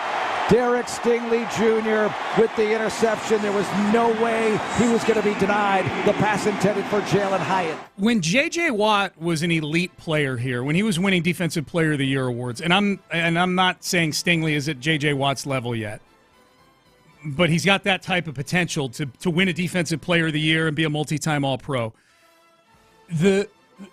The big thing about JJ was his teammates would get asked about him all the time in press conferences, that's right? Yeah. Like, it got annoying. It was like every time anybody got up to speak, the first question was like, "What's it like playing with JJ Watt?" Right. Or can you believe what JJ did in the game on Sunday or whatever? But it's a reality. It happened. Stingley's getting a little bit of that now. Like Stingley, on the heels of the season or the half a season he had at the end of last year, and then making plays like he has throughout camp. He's been their best defensive player in camp so far. The play that you guys saw him make that you just heard right there are plays that he's been making routinely at the practices that Seth and I have been to. He's been great in camp. Here's Will Anderson talking about Derek Stingley Jr. Yeah, we benefit a lot. I was telling Stingley, I was like, bro, you still want me to play on your side? Because we had got the deal, and we was joking about that. And I said, bro, like, he's unbelievable, bro. And to see him work every day, to see him come in, he's quiet, he doesn't say much, but when you turn the tape on, you just see him like everywhere. Having a guy like that in the back, it makes our job so much easier just to go hunt, be free and be loose. Because it's like they throw to Stingley, they crazy. So having a guy back there like that, man, it's really a blessing. Okay, so this is the thing. Like, I don't. If you fear that somehow it'll get to the point where people are just always being asked about Derek Stingley all the time. The thing about it with JJ was that JJ was a master at the social media game, and really for a guy that was playing on an expansion team in the AFC South, like if he had a Danielle Hunter type of personality, it wouldn't have been as fixated upon by the public at large in the media. Stingley's got a Danielle Hunter personality. Right, yeah. So, I mean, part of it was JJ was masterful and maybe one of the first, athletes that really knew how to work social media and really knew how to play it all up and everything. But, yeah, Danielle Hunter's the opposite of that. Danielle Hunter doesn't necessarily get a whole lot of credit for how good you combine with that JJ was a 3-time defensive player of the year. For sure. So, I don't mean to – but I do think that personality and just publicity matters a lot. So I don't think people are going to get sick of talking about Derek Stingley. Yeah, I think the questions are going to keep coming, though, man, especially as Stingley's on this ascent right now. The thing about Derek Stingley that's so cool is that, again, it wasn't a well-thrown ball, obviously, but in that interception, I feel like Daniel Jones might have been thinking he was going to try to throw a back shoulder. And I saw somebody complete a back shoulder pass this weekend where I thought, yeah, that's the difference between Derek Stingley and other defensive backs is the ball skills, the understanding of when to turn and look, his ability to actually make the play on the ball. Receiver out there. There's just you can't back shoulder Derek Stingley. It's the dumbest thing you could do. You're throwing up. It's not just an incompletion. It's an interception. That's right. It's a punt, basically. Yeah. Here's Kamari Lassiter, who I would imagine is learning a lot from playing with Derek Stingley right now. Rookie cornerback who's in all likelihood going to start on the opposite corner from Stingley. Here's Lassiter yesterday talking about Stingley. Second to none, honestly. I haven't seen a defensive back have as good as ball skills as he has. Like, it's just like a superpower here. It's like he's just able to just snatch it up out the air. Like, it's just something that you really can't teach. You can't coach. That's something that God blessed him with, and he uses it all the time. And it's just crazy to watch. I'm like, hey, that's Sting right there. I told him on the side, I'm like, yeah, you that one for sure. Think they ever use him as a wide receiver? As a gimmick or a gadget or anything? Yeah. That would be fun. Yeah. I don't think they should. No, well, not a guy with injury not on this issues. team either right now. I guess you don't need down the line. If they were thinner at wide receiver, I could see just here and there maybe. They got injuries going into a Super Bowl or a playoff game or something like that, where you're like, man, when you spring it on somebody and they don't know, they've got their rules for maybe their number one cornerbacks tracking the number one receiver. I like that. Stingley just slides onto the field and it's enough of a change, but a viable and legitimate threat. I like that. You catch him off guard. Yeah, and you end up with Derek Stingley on the nickelback. Yeah, I could see that. Text message. This goes back to our VFW conversation, Seth. We had a few people weigh in. I was curious about whether I can drink at the VFW. Drink at the VFW, yeah. Any VFW is a text message. Any VFW I've been to does not require membership. Oh, okay. Now, it also says, now it's funny. I glanced at the text page, and I saw $90,000 per year, and I'm like, well, for the VFW? No, that's the guy. That's the guy talking about college. Oh yeah. Yeah. I was glancing at the wrong text. Okay, this is kind of mean. Text message: no one in the VFW is young enough to know how to text you guys. Come on, younger vets not go to the VFW? I don't know. We've got quite a few veterans of foreign wars these days. We do. Yeah. Yes. It's been a spell now that we've had veterans. Yep. Payne and Pendergast with you. So yeah, someone says Stingley is this generation's Andre Johnson, number 3 overall pick, unbelievable talent. Quiet guy. Quiet guy. Yeah, quiet guy. Personality-wise, where he was picked, yes. Stingley's got a lot more work to do. That's a good point. He's a very quiet, not seeking the spotlight or anything at all. Unassuming. Yeah. That part's nice, too. Except hard sometimes because you feel like you don't get to know the guy. Andre's a better interview than Stingley. Okay. Andre was quiet, but I thought Andre always gave really good answers in interviews. He just did it at a noise level that was like 2 on the volume knob. Yeah, Stingley. What I like about Stingley, he seems like that guy that only wants to work at being work at football. I think that's why Nick Caserio liked him so much. He nerds out on football, and just that's all he wants to do in life. Like a Kawhi Leonard or something, just he's got no taste or appetite for all the other stuff. He just wants to play football. No. He likes video games, too. Does he? He does. Yeah, he talks about playing on Madden the college football game. Yeah. Someone asked him at the end of one of his press conferences, hey, you played NCAA 2025 yet? He's like, oh, yeah, I'm LSU, man. Yeah, hell yeah. I got to start playing more video games. No, I do. Don't. That's why all these young quarterbacks understand coverages so well. Okay. It's reps. Yeah. From an early age, they have to learn it at a higher level eventually. But a lot of the automatic of knowing where all the soft spots are in various coverages and everything. Dude, they've got this fantasy football ticker going on ESPN today around all their programming. And they just showed the Texans are the ones in the ticker right now. So they're showing the average draft position for all the different skill players on the Texans. They just showed a graphic for the Texans' strength of schedule. Mm-hmm. So how hard you draft a Texan, how hard are the opponents are going up against. So they have week 1 through 14, and then when the fantasy playoffs would be, which are usually 15 on. And they have graphics for it, and the Texans have the darkest shade of red, and it says very hard. Chiefs, the Ravens, very hard. Yeah. The weeks. Yeah, it'd be weeks 15, 16, and 17. So it would be the Dolphins, the Chiefs, and the Ravens. Yeah. As long as Mike McDaniel keeps being nice to Tua the whole way through. Yeah. Established. Tua doesn't like coaches when they're not nice Tua to him. Again. That was a good conversation. We got to play Tua again between now and the end of the show. All right, Payne and Pendergast with you. Let's circle back to the Astros. How we feeling? 5 games up on the Mariners. Why I think last night's win was really, something that has me more enthusiastic than any of the other wins during this recent streak in August. And if you watch the game, you're probably going, what the hell did you like about that, Sean? Well, I'll tell you coming up next. Bayway Ram on 225 in Pasadena is the place to go for your gleaming new Ram pickup. Why? Well, A, because they've got a huge selection, but B, they have incredible.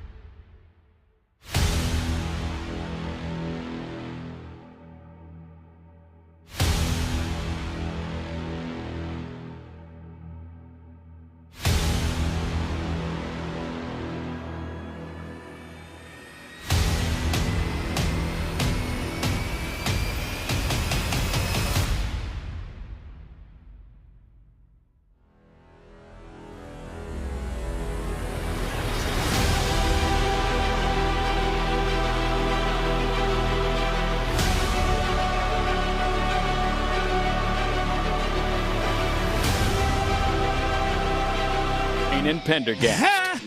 Thanks, Seth. Now Stingley's going to walk into D'Amico's office to discuss load management like Kawhi Leonard. Oh, yeah, I made a Kawhi Leonard. I think in terms of personality, where Kawhi doesn't seem all that interested in like living the life of an NBA superstar. Right. I mean, he does, he goes out and everything, but he's just not.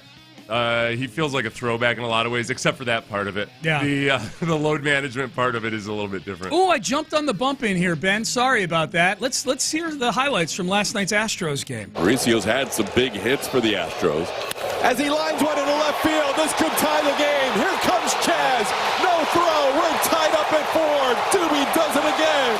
Doobie. Here's Yainer Diaz. Yainer hits one high. Ball game over. Jordan sent something to Yainer on his way back to the dugout, and Yainer crushed one for the winner. Hey, bartender, I need a little extra in this one. That is a beautiful Yainer bomb.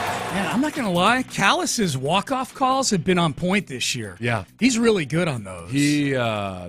Oh, game. Yeah. Over. Good job, Todd Callis. Good job, Todd Callis. Yeah. Also pointing out that Jordan had said something to Yainer on his way to the plate.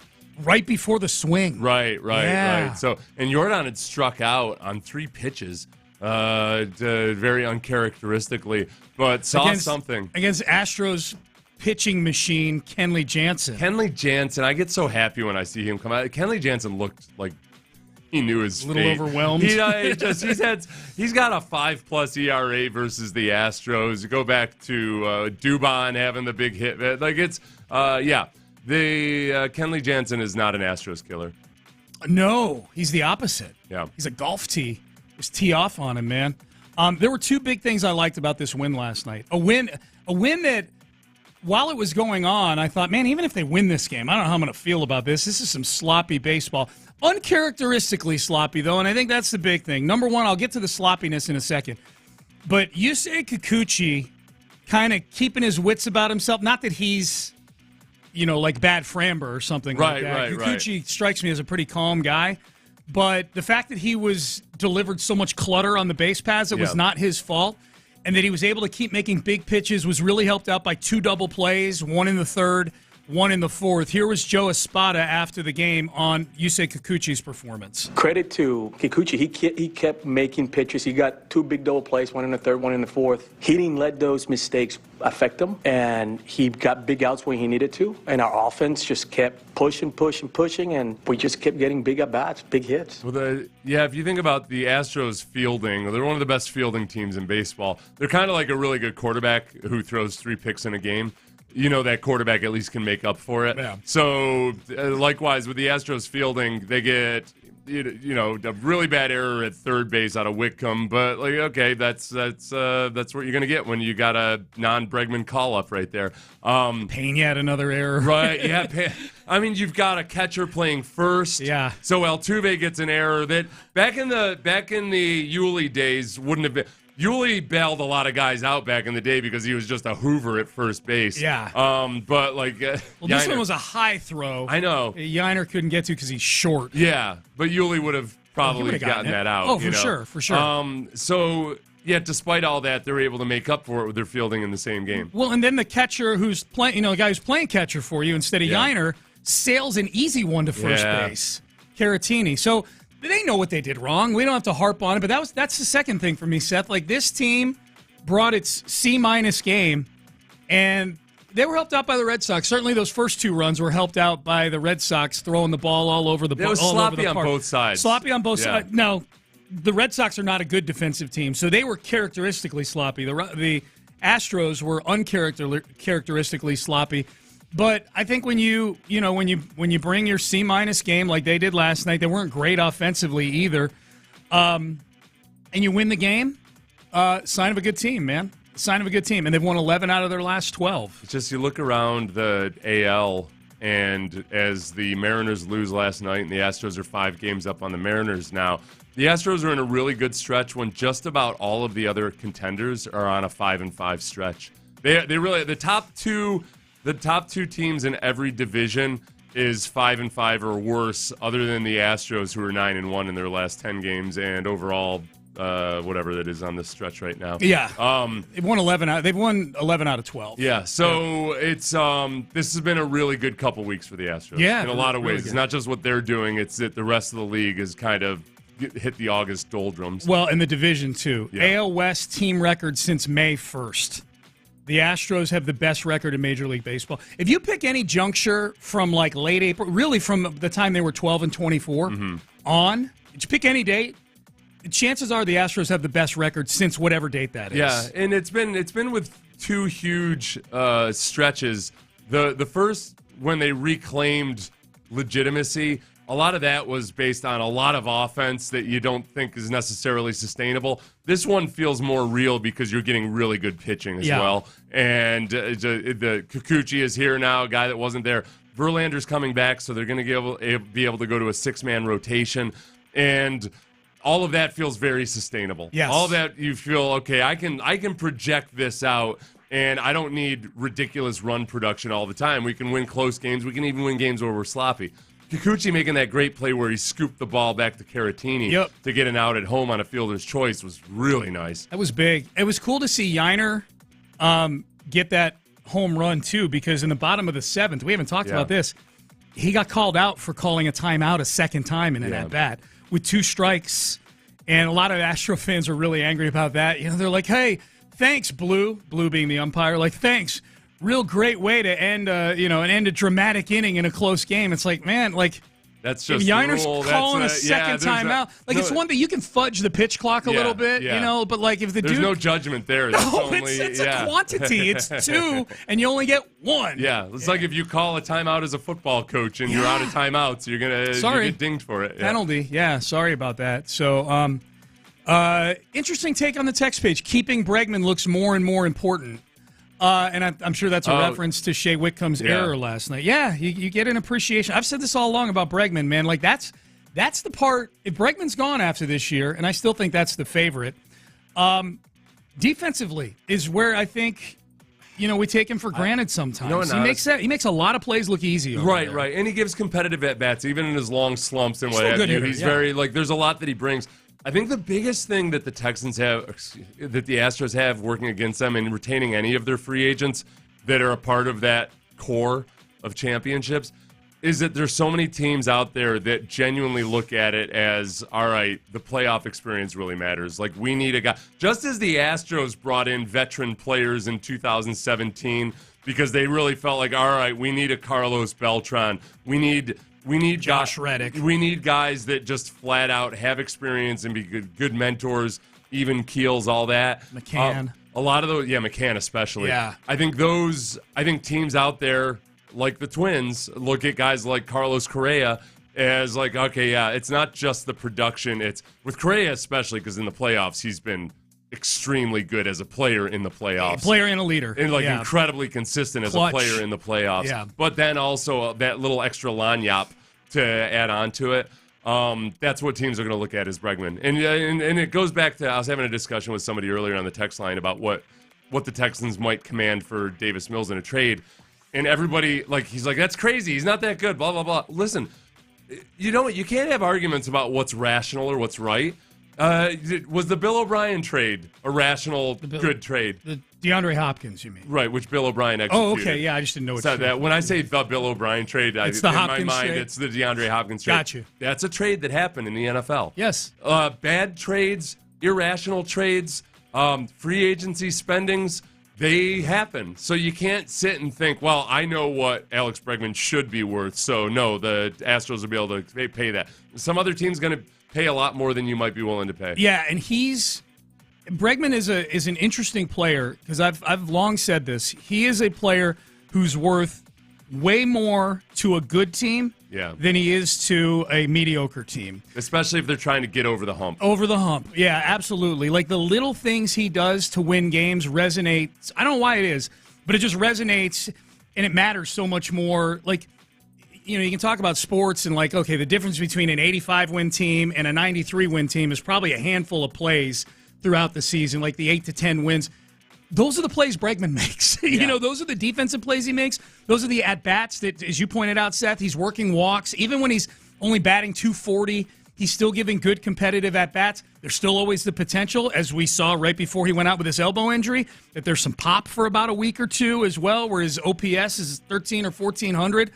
He's a really good baseball player, man, and a good team with a budget, a big budget, is going to pay for Alex Bregman. Now, I don't know that the big thing will be the years. Yeah. You know, he'll be 31 now. He ain't getting a 10-year deal. I don't know if he's getting an 8-year deal. He's notoriously prone to sleeping on his arm wrong now. Which we've learned. Maybe that helps the Astros Aside out. from injuries, it's also, If it's 6 years, if that's the number, if it's 6 years, because 5 is the most they've gone. Do you do 6 years for a market value for Bregman? I think Crane showed a bit of sentimentality in giving the extension to Jose Altuve. Now, they did that in a really smart fashion. It's Altuve's making a lot less money in the last few years of that deal. $10 million a year each the last 2 years. I don't think Bregman would accept a structure like that. I don't think he's still. I don't think Bregman would accept a deal that was like 6 years but modified somehow. I think that Bregman's going to be the consummate businessman. For two reasons. One, Bregman's younger than Altuve. He still views himself as, and he is, in his prime, whereas Altuve, 34, he's about to be 35. He knows which way the wind's blowing. Two, I just think Jose Altuve wants to be here more than maybe any other Astro that's entering contract. Yeah. I think Bregman's open to playing somewhere else. Altuve, I think, wanted to end his career as an Astro. I could see part of it. Like I have no idea about, Altuve and how he actually feels about everything, but for Altuve, who was unfairly made the face of the being better than everybody else scandal by ESPN and other outlets, I think he's a guy where does it not seem to you like Altuve is a guy that is comfortable where he is and likes the love and everything and just the feel being in this organization his entire career. Bregman's a little bit more of he's got a cold-blooded side to him. I don't think he minds being the villain. No. I don't think there's any part of him that's like, that I don't know. And I'm not saying it in a negative way at all. I think he's just a little bit more calculating. I think I think early in his career for sure. Yeah. I feel like the heel version of Bregman has been dialed back a little bit the last couple years, but it's still in there somewhere. I'm with you on that. What's his son's name, Bregman's son? Knox. Knox. So your wife, Amy, had a really good joke yesterday. She wondered. Theory, yeah. What'd she say? She said that maybe Bregman hurt his elbow. Maybe Knox during batting practice bounced one off of Bregman's elbow. Just like kid's 2 years old, like 78, but you're not expecting it. Boom. His kid can play. I know. For a 2-year-old. Is Bregman? Most athletes don't push their kids all that hard. They just kind of feel like, okay, if that's what they're into, that's what they like. Like that. They don't. I feel like. You think Bregman might be a little bit more... I think Knox has had a glove in his crib since the time he got home from the hospital. A little bit more Earl Woods about it, though? Or do you think he'll put pressure on him? Or do you think he'll... Good question. I don't want to put negative parenting on anybody. Just put it this way. I would bet a lot of money... negative with Earl? It's not negative as long as it works out. No, that's... Yeah. Jennifer Capriati's dad. Right, yeah. But Tiger loved it. You know, like, that's what I'm saying. Like, when you reach the breaking point where the kid doesn't love it anymore... I don't want to put you got to give him some space that Bregman would do that. I just feel very confident that I feel very confident that, like, 11 years from now we'll be watching Knox Bregman in the Little League World Series in this Knox studio. seems like the kind of kid, my nephew is like this, that is just naturally all about sports. Yeah. Like my little nephew who's 3 years old now, he loves it. They can't take him to like volleyball games sometimes because he's like screaming because he wants to be out on the court playing. Yeah, his mom's a volleyball coach and everything, and so he gets to play with it all the time. Baseball, if he sees any kind of a ball on a TV screen, he's just stopped and he's watching it with a much better attention span than me watching baseball. I love that. So I feel like Knox might be a kid like that. I think he is. Yeah. I think he is. All right, Tua Tagovailoa took it to Brian Flores during an interview on the Dan Le Batard show. Have we had anything resembling this with the Houston Texans? I can think of at least one example. We'll let you hear it coming up next. Mokaram Law. That's who you call. If you've been in an accident...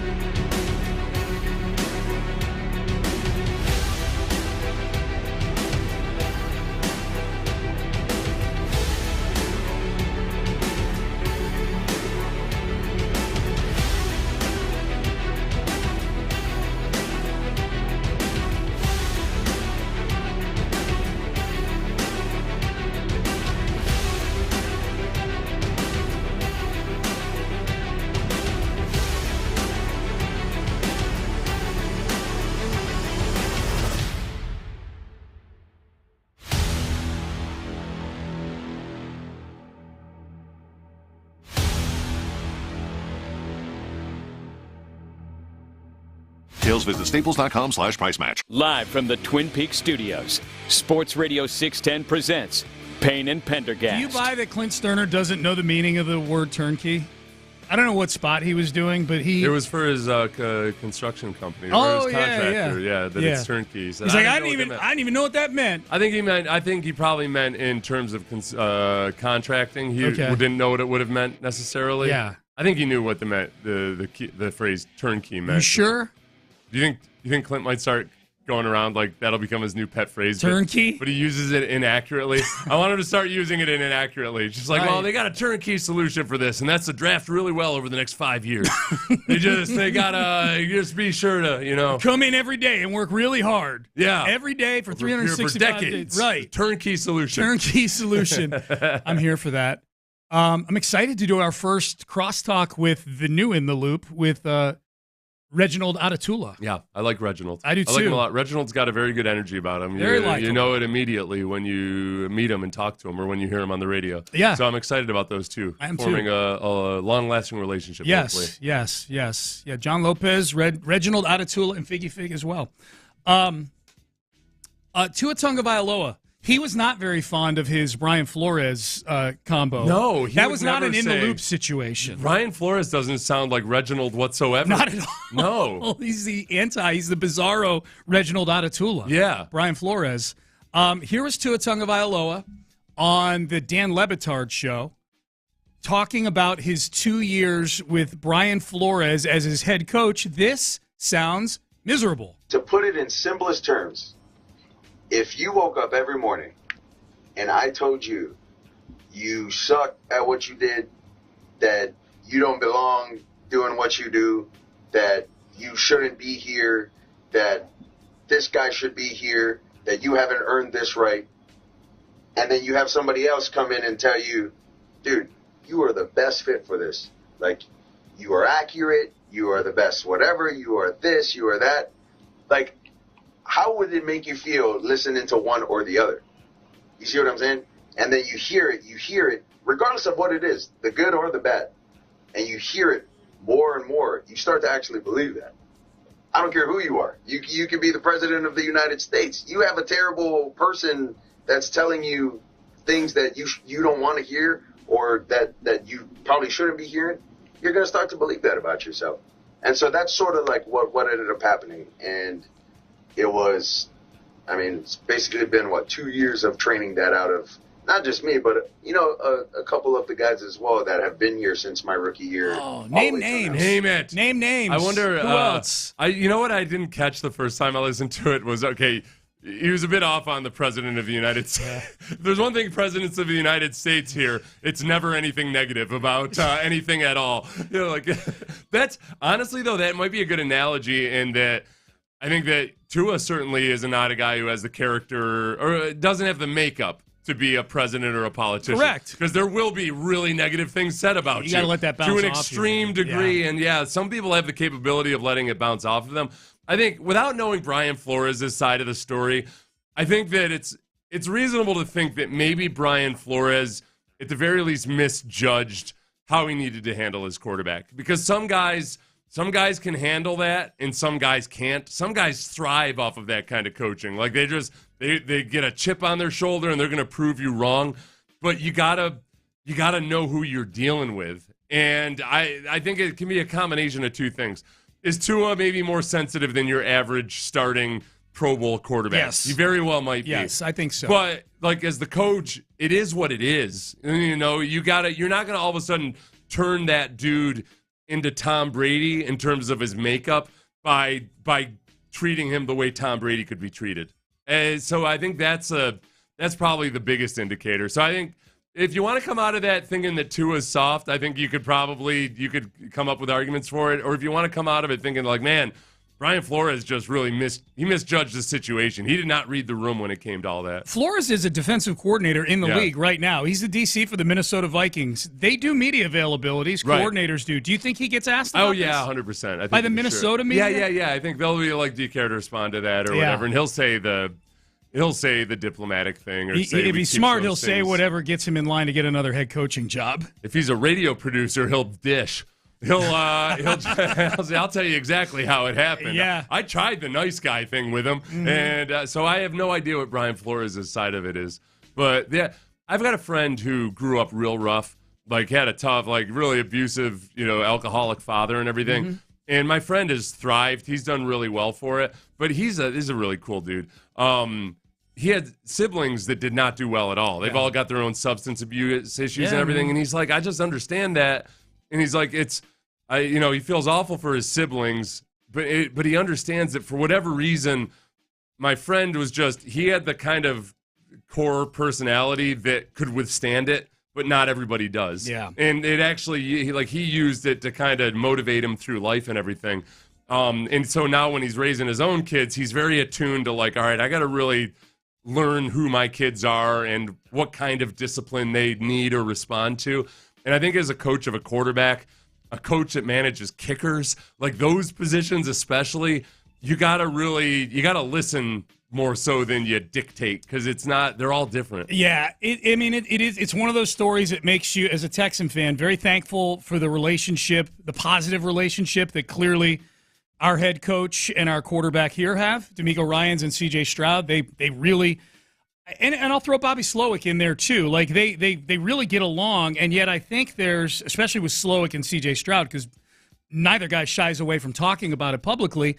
Like they'll get into each other, you know, like but it's in a very constructive kind of way that ultimately you're trying to do what's best to win football games. When I hear that Tua story, when we listened to it the first time, when we went to break, I'm thinking, what's the closest thing that the Texans have had to that kind of relationship that Tua and Flores had? And I guess the one, I don't think they've had anything that's in that same realm where there's a head coach that's just coming in every day and telling the quarterback how awful he was and things like that. Now, I do think the closest was probably Bill O'Brien and Brock Osweiler. Yeah. Probably, right? Like it ultimately wound up something close to that. Yeah. I can't remember which one. It was what was the one story that Bill O'Brien had falsely imprisoned Brock Osweiler? That was week 17. That was the last game of the season against the Tennessee Titans. Yeah. Tom Savage had taken over as the starter at that point. Yeah. And Savage got knocked out of that game in the first half with some injury. And they went to the locker room at halftime. It was right before halftime. They went to the locker room at halftime, and Bill O'Brien reportedly was telling Brock, okay, you're in. He's like, now you want me to play. Yeah. And O'Brien's like, yeah, you're the backup quarterback. That's the gig, man. Right. Yeah. And Brock contended that O'Brien would not let him leave his office until he agreed to it. So it was all, I've heard different accounts of it, so I don't know exactly what happened. There was a confrontation. Suffice it to say, Brock Osweiler, probably not a Bill O'Brien kind of guy. Yeah, I do think and vice versa. The disease of New England is this. It's that because they were so successful, I think a lot of the people, not all of them, but a lot of them get raised up in that system, because that was the other thing that Belichick would do is he'd get guys he'd get them as pups, and their first and only job, a lot of them, would be with the New England Patriots, or other guys that maybe obviously their greatest success was when they were the Patriots, that they start thinking they're like, okay, I just have to do everything the exact same way it is in New England. And that's not the way it works in the real world. And they get out into the real world, which is whichever team they're on, and they don't have that emotional intelligence to realize, like, all right, each team is different and each player is different, each situation is different.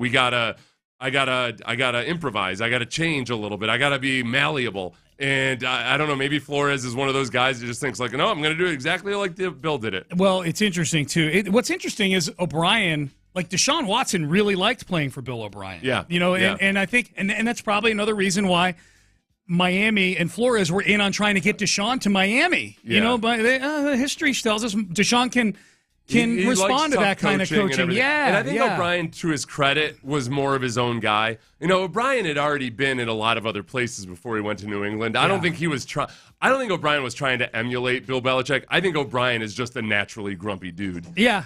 And O'Brien, the first two starting quarterbacks, well, three if you count Mallett, but really I'm thinking of Fitzy and Brian Hoyer, both like that style. Fitzy said he advanced most as a player under Bill O'Brien. But a lot of that's not necessarily about the personality. That was about the education. Yeah. What O'Brien would try to install, and this was a little bit of the disease of New England, is thinking that you're going to be able to get anybody to play mentally the same way that Tom Brady does. Yeah. And, I've always said it. Tom Brady's He's ruined franchises. His football IQ, it's like running a 4.140. Yeah. So when you try to start getting guys to play the game like Tom Brady, it's like asking Jalen Petrie to run a 4.140. Yep. Like, no, it's different. He's not just that fast. it's a different deal. Yep. Look who's here. In the loop. Look who's here. We're used to seeing you, John Lopez. I am here. Welcome aboard, Reginald Atatula. I appreciate it. He's been here man. already, Sean. Huh? He's already been here. But I haven't had a chance to say it. I haven't had Yeah. a chance to say it publicly on the air. I've texted him, and we've had breakfast before, but now I get to do it in front of the cameras, in front of the audience. Man, you guys sounded good yesterday. Thank you. I appreciate it. Yeah, Man. It yeah. seemed like the Houstonians listening were very welcoming, so Oh, I appreciate cool. that from all the listeners. We're known for our hospitality and weather events. That's right, and I've gotten a good feel of both of those over the last 3 days. Do you get the sense that it helped you that you have roots here in Houston with for the sure. audience? 100%. Yeah. I mean, you're a very likable individual unto itself, but probably like having. I'll let you tell me having that. those Houston roots. I can tell you're a very likable individual. What was the worst moving story that you got yesterday? I like that thread going throughout the show. Yeah, I was personally flabbergasted, I guess because I just hadn't considered enough that people just steal trucks. Right? Like I didn't think about it. Like you're moving, you're worried about getting your stuff up, and I never thought about people just will run up and take your truck from anywhere. Everything you're protected by your zip code. Yeah, it's exactly. When I was thinking about this, I don't have a moving story like an individual move like that where all the movers had BO or they stole a truck or whatever. Like my moving story, probably a little darker than that. Back when things weren't going very well with me and my ex-wife back in Chicago, back in the early 2000s, we did a thing where while we were in counseling, the therapist suggested, like, well, why don't you guys have your house? And our kids didn't really know there was stuff going on at that point. Like, why don't you get a second place? And then one of you, like, once the kids go to bed, the other one can go there, and you don't have to stay in the same house. Who was the counselor? Okay, so we had to move, so I had to move some stuff over to a second place over there where, one of us would go sleep there at night and then come back in the morning. Like this, you actually did it's it? a horrible arrangement. I was never did been through a divorce before. I'm like, all right. So these movers show up to move like 2 rooms worth of stuff to this house that's like 8 minutes away, right, in Naperville. So these movers show up and they move us over there. So that lasted about 3 months, and I called back up 3 men in a truck or whoever they were. Mm-hmm. Same mover shows up to move us back there, or move me back there. Back into the house. Then later, back to the house. So same mover shows up. Then we effort. sell our house while we're in the middle going through the divorce. Guess which mover shows up? Same one. Same movers show up. Then I finally say, all right, well, I got to move back to – I'm moving to Houston. I call 3 men in a truck. Who shows up? Again? Same mover. This guy knew more about how bad the marriage was than probably any of our relatives You still get Christmas did. cards from it. He's like, it's the going okay. guy shows up, he gets out of the truck, he's like, you again? What the hell? Did he pick sides in the divorce? Was he like, are you still friends with him? Or is he, no. I think Sean lost him in the divorce. I did. My wife got custody of the mover. So that was. It's a great ironic twist if she ends up marrying the mover. That was helping. Oh, wow. Well, at least then you'd understand why he kept showing up to the house. That's true, yeah. Exactly. I guess it wouldn't be all that ironic. It's just, man, that guy kept showing up, and I'm like, oh, man, you again. That wasn't a coincidence. I'm with Reggie on this one. Okay. There was probably something going on. Okay. He wasn't a neighbor that was helping move. He was an actual mover with a company. And that way it's more inconspicuous. 4 times? He saw an opportunity. Yeah, maybe. So, gentlemen, what's going on the show today? Oh, man, we're super excited about the Astros walk-off. And we're going to ask who you think is on the hot seat for these Texans, because there was a very interesting perspective from ESPN. Yeah, we were, man, a lot of these injured guys, man. People are putting them in pen for the roster. I don't know about all that. Yeah. All right, good. Well, I'm looking forward to it. Reggie, man, it's great to have you aboard, dude. It always gets a little bit awkward here at the toss, so just don't worry about it. Yeah, it's not a you thing. He's been stressing about that. Yeah, for the last couple of minutes. Have you? Yeah. I mean, watching the Olympics, a lot of track, baton drops. Yeah. Front of mind for me right now. We'll do our best, man. We'll do our best. It's usually our fault. Don't worry. All right. No, it's all not good. yours.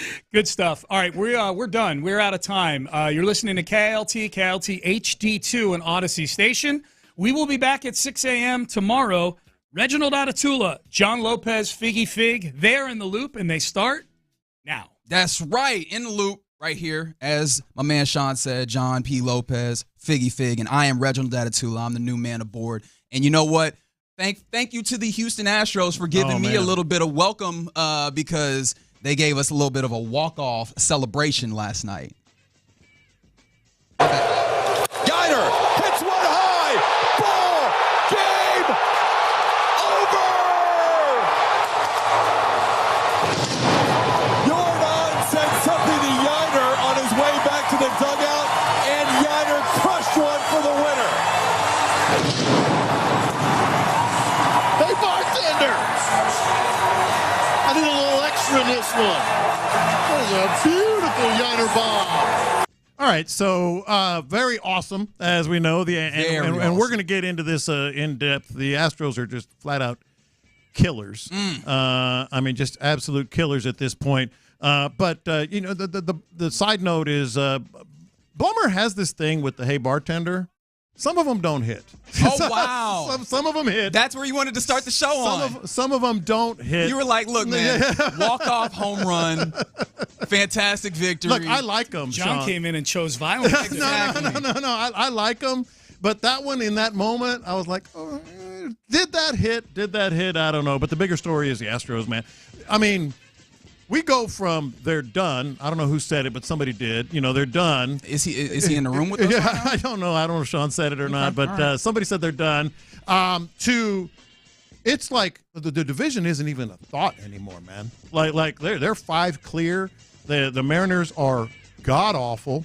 At least on one side of the ball, I guess is that's offensively. A weird way of saying that's fine. Offensively, yes, it's a problem. I mean, for them. they were 10 games up. The Mariners were 63 days ago. 2 months. They were 10 games up on the Astros. Now they're 5 games back. So there's that. And boy, just the cast of characters that comes through and makes the big plays, come up with the big hits for the Astros. It's just uncanny, man. Yeah, man. And again, we have to appreciate Space City Home Network for the audio of the Yainer Diaz walk-off. His first walk-off home run of his career. I think only his second walk-off hit of his career. And you could see that he enjoyed the hell out of it. And it was mentioned, you know, he hits the ball. It's no doubter right off the bat. Yeah. And he points his bat to the dugout at Jordan. Yeah. Because Jordan told him, like, hey, timing. Like, just worry about the timing on the pitch. And you could see that mattered to Yainer in making sure to get that play, but then also just feeling comfortable enough to go and do that. And I was super excited, and we'll talk more about this in particular later, but I was super excited just to be able to watch this team show up when necessary, right?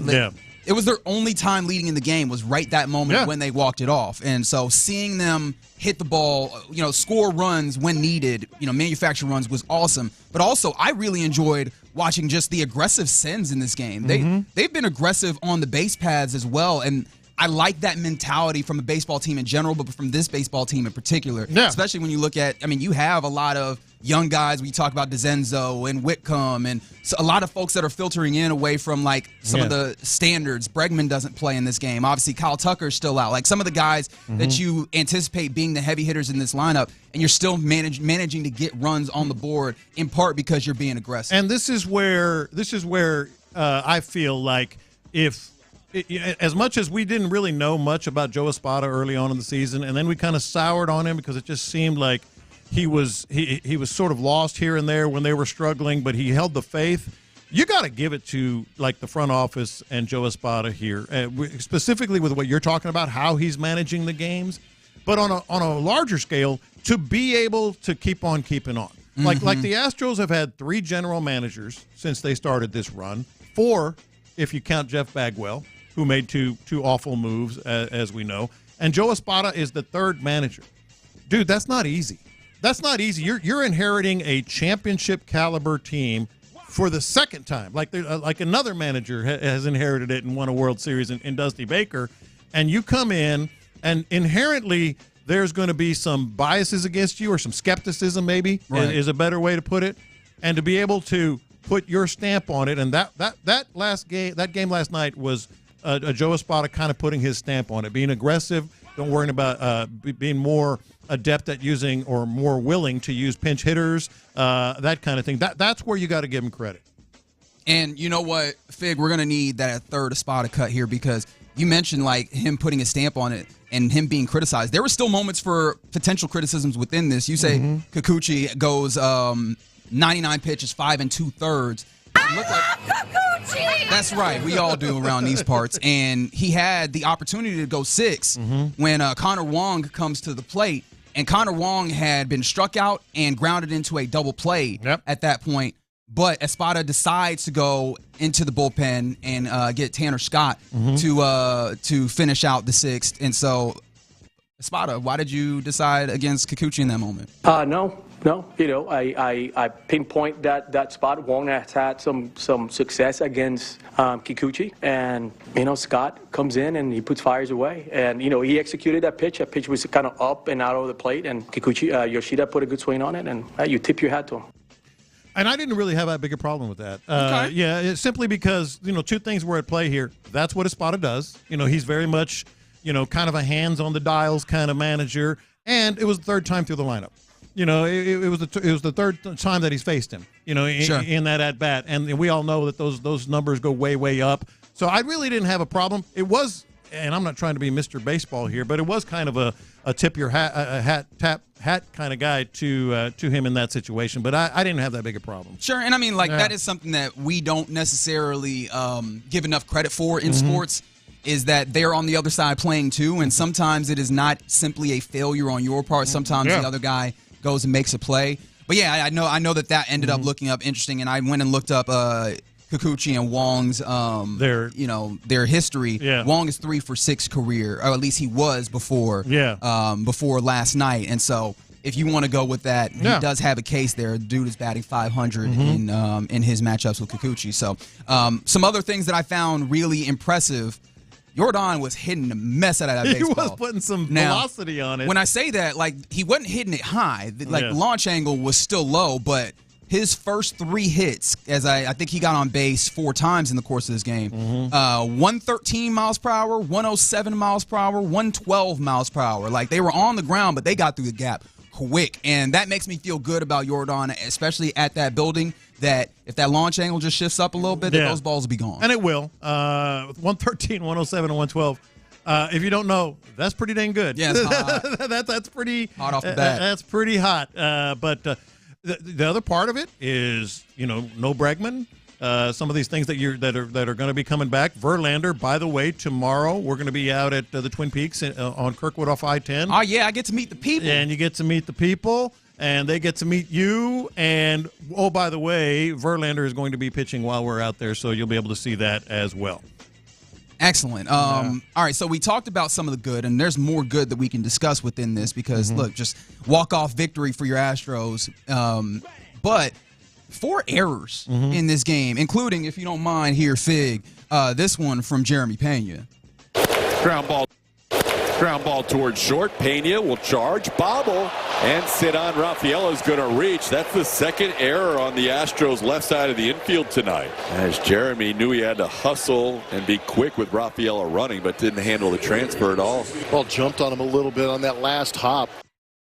You know, the thing about that is this is not something that they make a habit of, but it's something that clearly is going to cost you. But again, they kind of had that killer mentality where they somehow figured out a way to overcome. That was a game by all rights that they shouldn't have won. That's absolutely 4 errors. They shouldn't have won that game. And all of them, oddly enough, kind of in the infield, right? Whitcomb, who was playing third, he had one.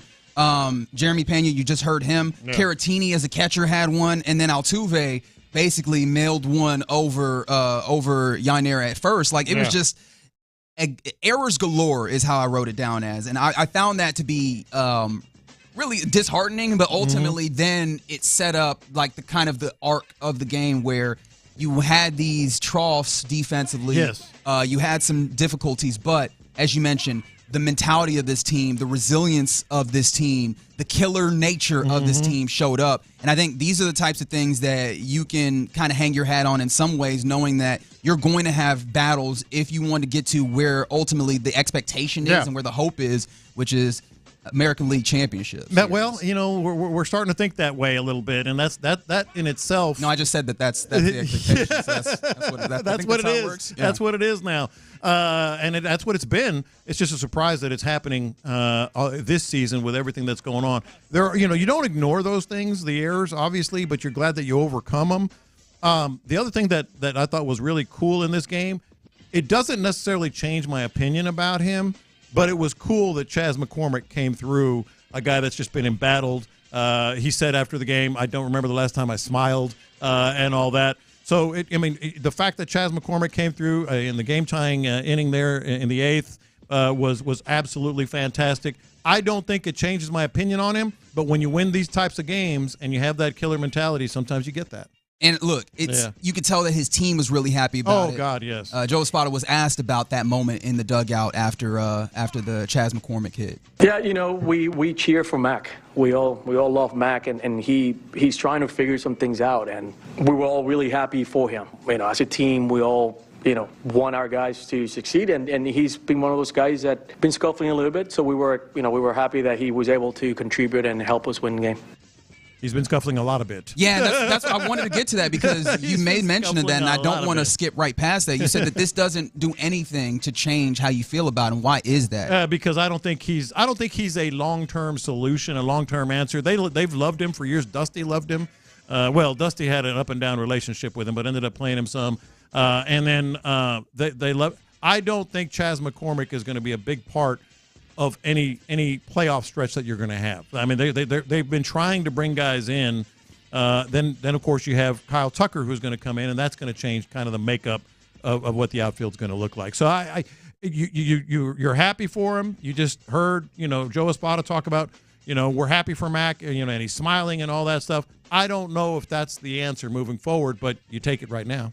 Yeah, I mean, handled pretty well. Like I mentioned, Yusei Kikuchi goes 5 2/3, another solid one for him. I think he's in the 2.3 range when it comes to his ERA since he's been with your Astros. Like this is looking pretty good, and man, I'm super excited about it. And then more excitement is arriving for the Astros as Verlander. We mentioned that over the weekend that he had thrown a bullpen, and we just wanted to make sure that because when you do that, it really is. How do you feel afterwards? Yeah, exactly. Well, yesterday we found out that he feels good enough that he will indeed start Wednesday, and that's going to be great for starting a 6-man rotation, get some of these arms a little bit of extra rest. Yep. But then also ramp him up because he's going to be super necessary for a postseason But run. you hit the nail on the head there. Sorry for the cliche. No, but because you're in a stretch right now where you don't have any days off. You're not getting 18 games in 18 days. 18 games, 18 days.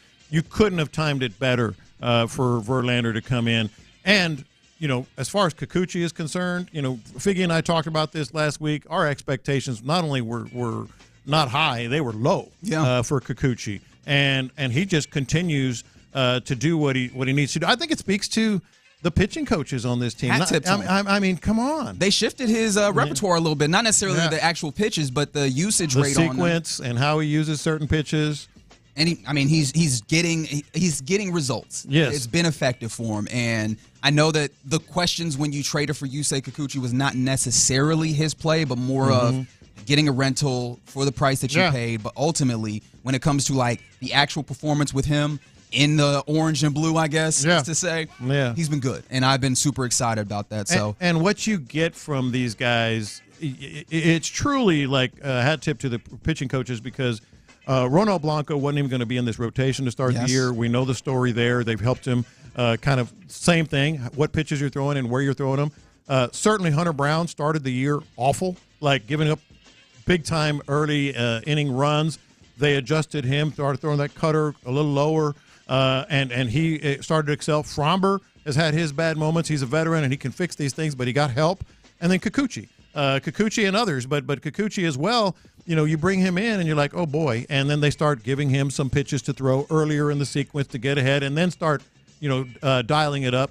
It's amazing what they've been doing with this pitching staff. Yeah, absolutely. And so I think it's 11 of 12 now. Yeah. 11 wins in 12 games, and you'll have an opportunity to see them try and extend that to 12 of 13 tonight. 7:10 first pitch. Ronel Blanco takes the mound for your Astros as they try to extend that situation there. You mentioned that we're going to be out and about amongst the people tomorrow with the opportunity to watch Verlander play. Come on out. Come on out. It'll be out Katy Freeway, right over by Kirkwood right there. Yeah. I'll get an address for you during the course of the program, but excited to get some In the Loop out on the road with John, Figgy, and Reggie. Thanks for hanging out with us. And come here. say hello to Reggie. Yeah, come say what's up to me, man. Yeah. I love meeting the people. I do it for the people, man. We're just getting started here In the Loop on a Tuesday. Coming up next, power rankings constantly go, but in the course of one of the power rankings, who is on the hot seat for the Texans? Because one of the answers that we saw from ESPN was kind of surprising. We'll talk about that next. New co-host, same old Lopez. Has Lopez forced any OG sauce on you? He sure has. First of all, it's not forcing. He sure has. I mean, I understand what he just said, and the answer is still, he sure has. I have not gotten it yet, though. It's in the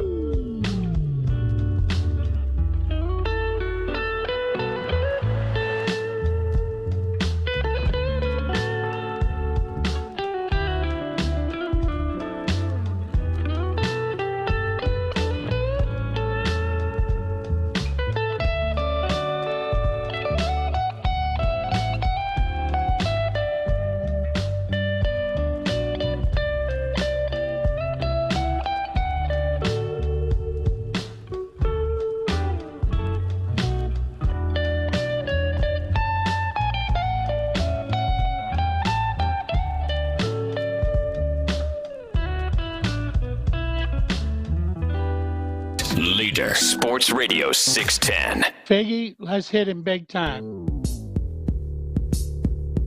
Houston, let's get in the loop. You better get ready because we're going to show up and show out. With John Lopez and Reginald Atatula. Always live. Love it. Love it. Always local.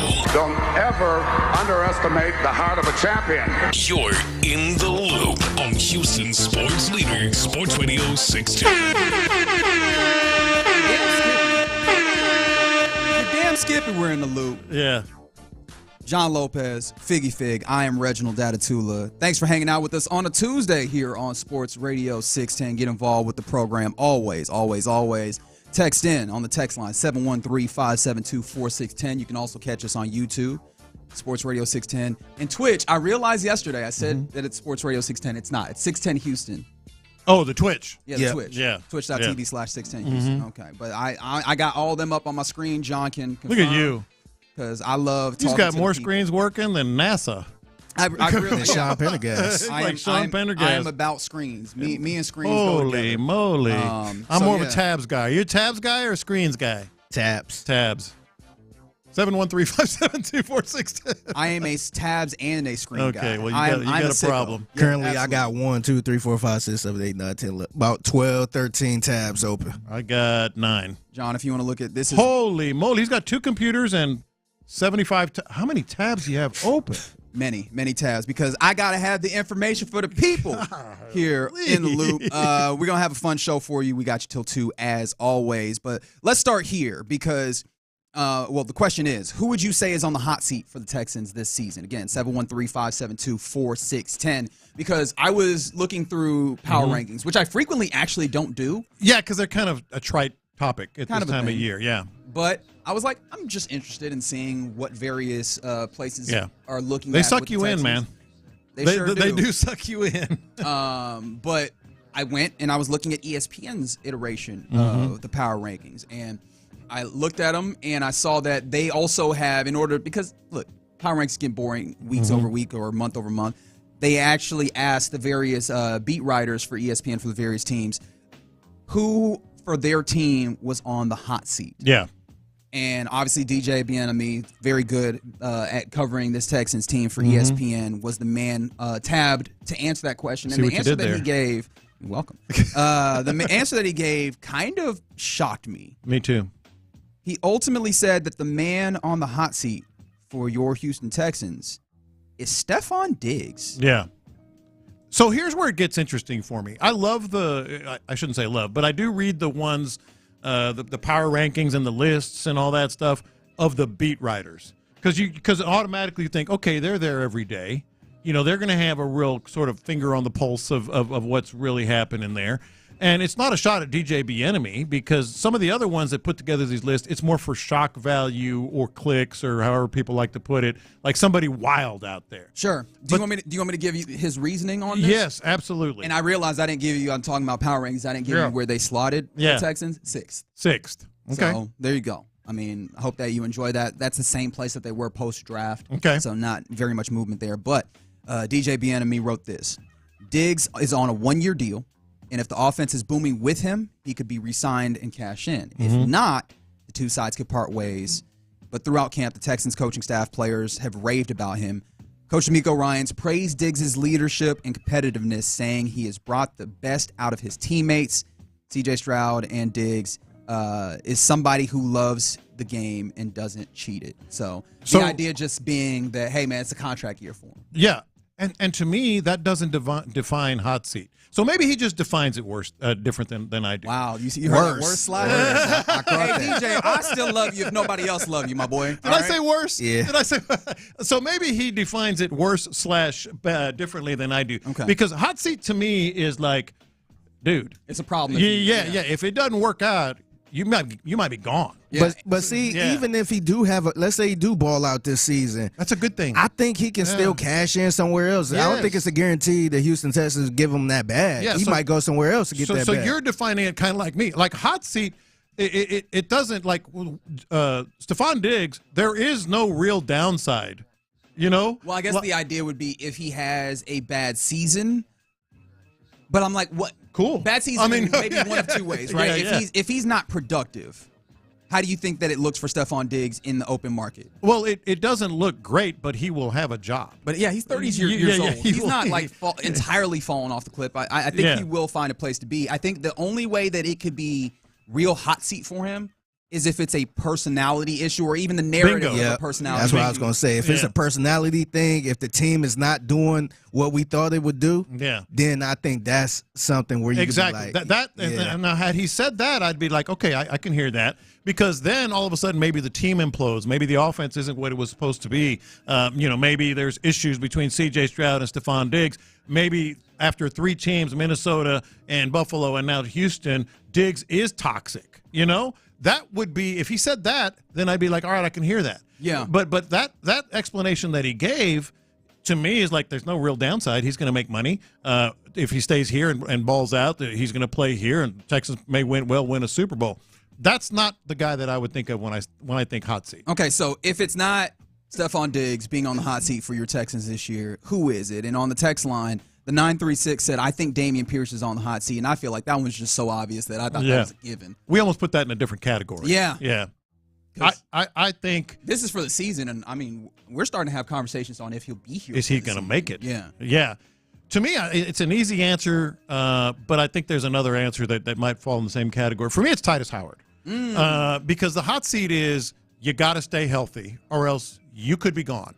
The hot seat is you got to produce or you could see Blake Fisher.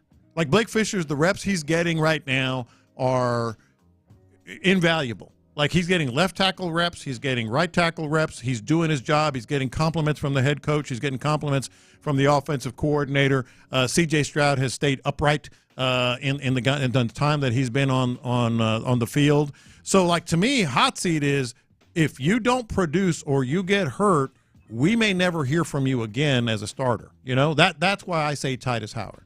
Yeah, and I think that that's absolutely fair, especially because, as you mentioned, like, replacement is in-house. Mm-hmm. Replacement is not necessarily needing to be forecasted. Replacement can happen now if you really, really wanted to, right? So, yeah, there's absolutely that hot seat. As soon as somebody has somebody that's capable of you doing your job right behind you, that is almost the definition of hot seat. Right? Absolutely. We end up looking at Wally Pipp type situations in that space. So, I think that absolutely fits. And then you also, like, you can supplement that perspective from the salary cap ramifications, because sometimes, you can be gone not just because of your play, but also, is it worth it to the organization for you to be here? And when you look at the dudes that are being paid on the offensive line, clearly Laramie Tunsil is the big money man. Yeah. But second most is Titus Howard, and that money kicks in next season, right? Yeah. And so if they look around and they go, that money ends up being an issue, now I do need to look at what the dead cap would be and those types of things, the guarantees, how that would affect. The guarantees are not that big a deal. He's going to get that anyway, but the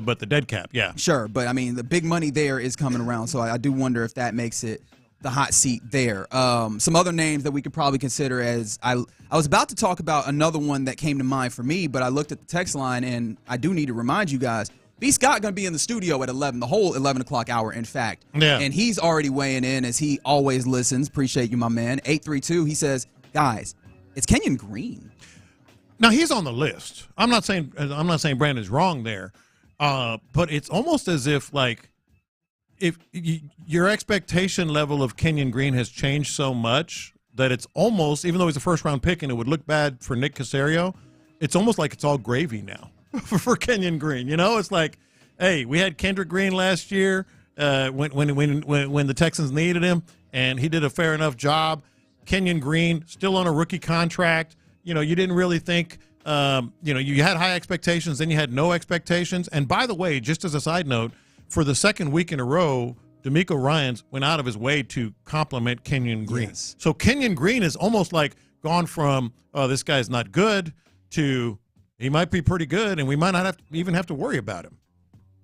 But I see his point, though. Yeah, obviously. He's going to be gone if it doesn't work out, but it's looking like it's working out. Now, one of the names that came to mind for me when I think about this Texans team and, like, all right, where are kind of the weak spots and who needs to step up? Linebacker, obviously, what the very top of it is when you talk about Azeez Al-Shaair and then also Christian Harris. Yeah. But then Henry To'oTo'o is one of those guys that's kind of lumped in, but I don't know that we're sold on him overall and what he's capable of doing. And he's been open and honest about that, about his needs to progress. It feels like that is hot seat territory as well. It is, and Henry To'oTo'o, I think I might have mentioned this with you last week, Figgy. He's kind of like the defensive version of John Mechie. Like, everyone's pulling for him. Sure. Everyone says good things about him, and yet, have you seen it? Have you seen it on the field? Now, we did see it from Mechie this week, so maybe To'oTo'o is gonna kind of really start to show stuff there. But I think To'oTo'o is a good candidate for like actual hot seat. But you had another one that I thought is certainly in that Titus Howard category. Yeah, and this is going to be another spot where you look at, hey, the idea of depth and those types of things. Cornerback, or well, not cornerback, but defensive back. Nickelback. Nickelback, Jalen Petrie. Yeah, to me, that's hot seat. Because he played safety pretty well as a rookie. Couldn't really, had some criticism with his tackling. Ended up last year getting benched in a game as safety. Switches to nickel.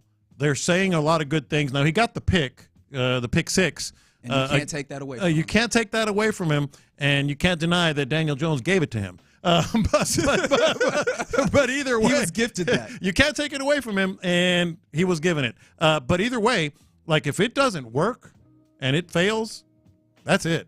That's the definition of hot seat. Dude, this seems like it's kind of similar to what Kenyon Green is going through right now, where people are saying he's having a good camp so far, but it's kind of like he still could be on the hot seat where he could be replaced if he don't do good. I think Kenyon Green, and disagree if you're so inclined, I think Kenyon Green has actually had no bad moments so far, whether in camp or in the preseason games. He's getting legitimate, like when the coaches compliment Kenyon Green, as DeMeco Ryans has a couple of times, he's played well. Now, until this past game, when they were complimenting Jalen Petrie, I was like, really? I haven't seen it, But so I think they're kind of in the same category. Oh, sorry. I saw a text come in and I got distracted. But yeah, no, I think that those are all probably the ones that I would look at more than Stephon Diggs. If you had to go with, all right, now let's come up with the definitive in-the-loop answer, especially considering Stephon Diggs was what he came up with. So it's not just preseason, but like the full season. Yeah. Titus Howard is the one that you're still looking at. I think Titus Howard's on the hot seat. Like, there's a guy there that's playing his ass off. Yeah. Like, ready, and they like. And frankly, like, the injury aspect normally shouldn't be, you mentioned Wally Pipp, it shouldn't be a Wally Pipp situation. When you're starter, you never lose your job to injury. But I think that's antiquated. I think if Titus Howard is injured for, another year here and Blake Fisher steps in, we may not see Titus Howard again. It's Texans in the starting lineup. It's a Texans ticket Tuesday as well. It is a Texans ticket. I wanted to make sure that I let you know that. In the noon o'clock hour, some tickets will be given away here on Sports Radio 610. They're bullpen seats? Yeah, front row. So, yeah, bullpen you want seats, to make sure that you're listening bullpen all the way through the noon o'clock hour, because we will be giving those away on a Texans ticket Tuesday. Appreciate you hanging out with us here in the Loop on Sports Radio 610. Coming up next, it's time for the question of the day.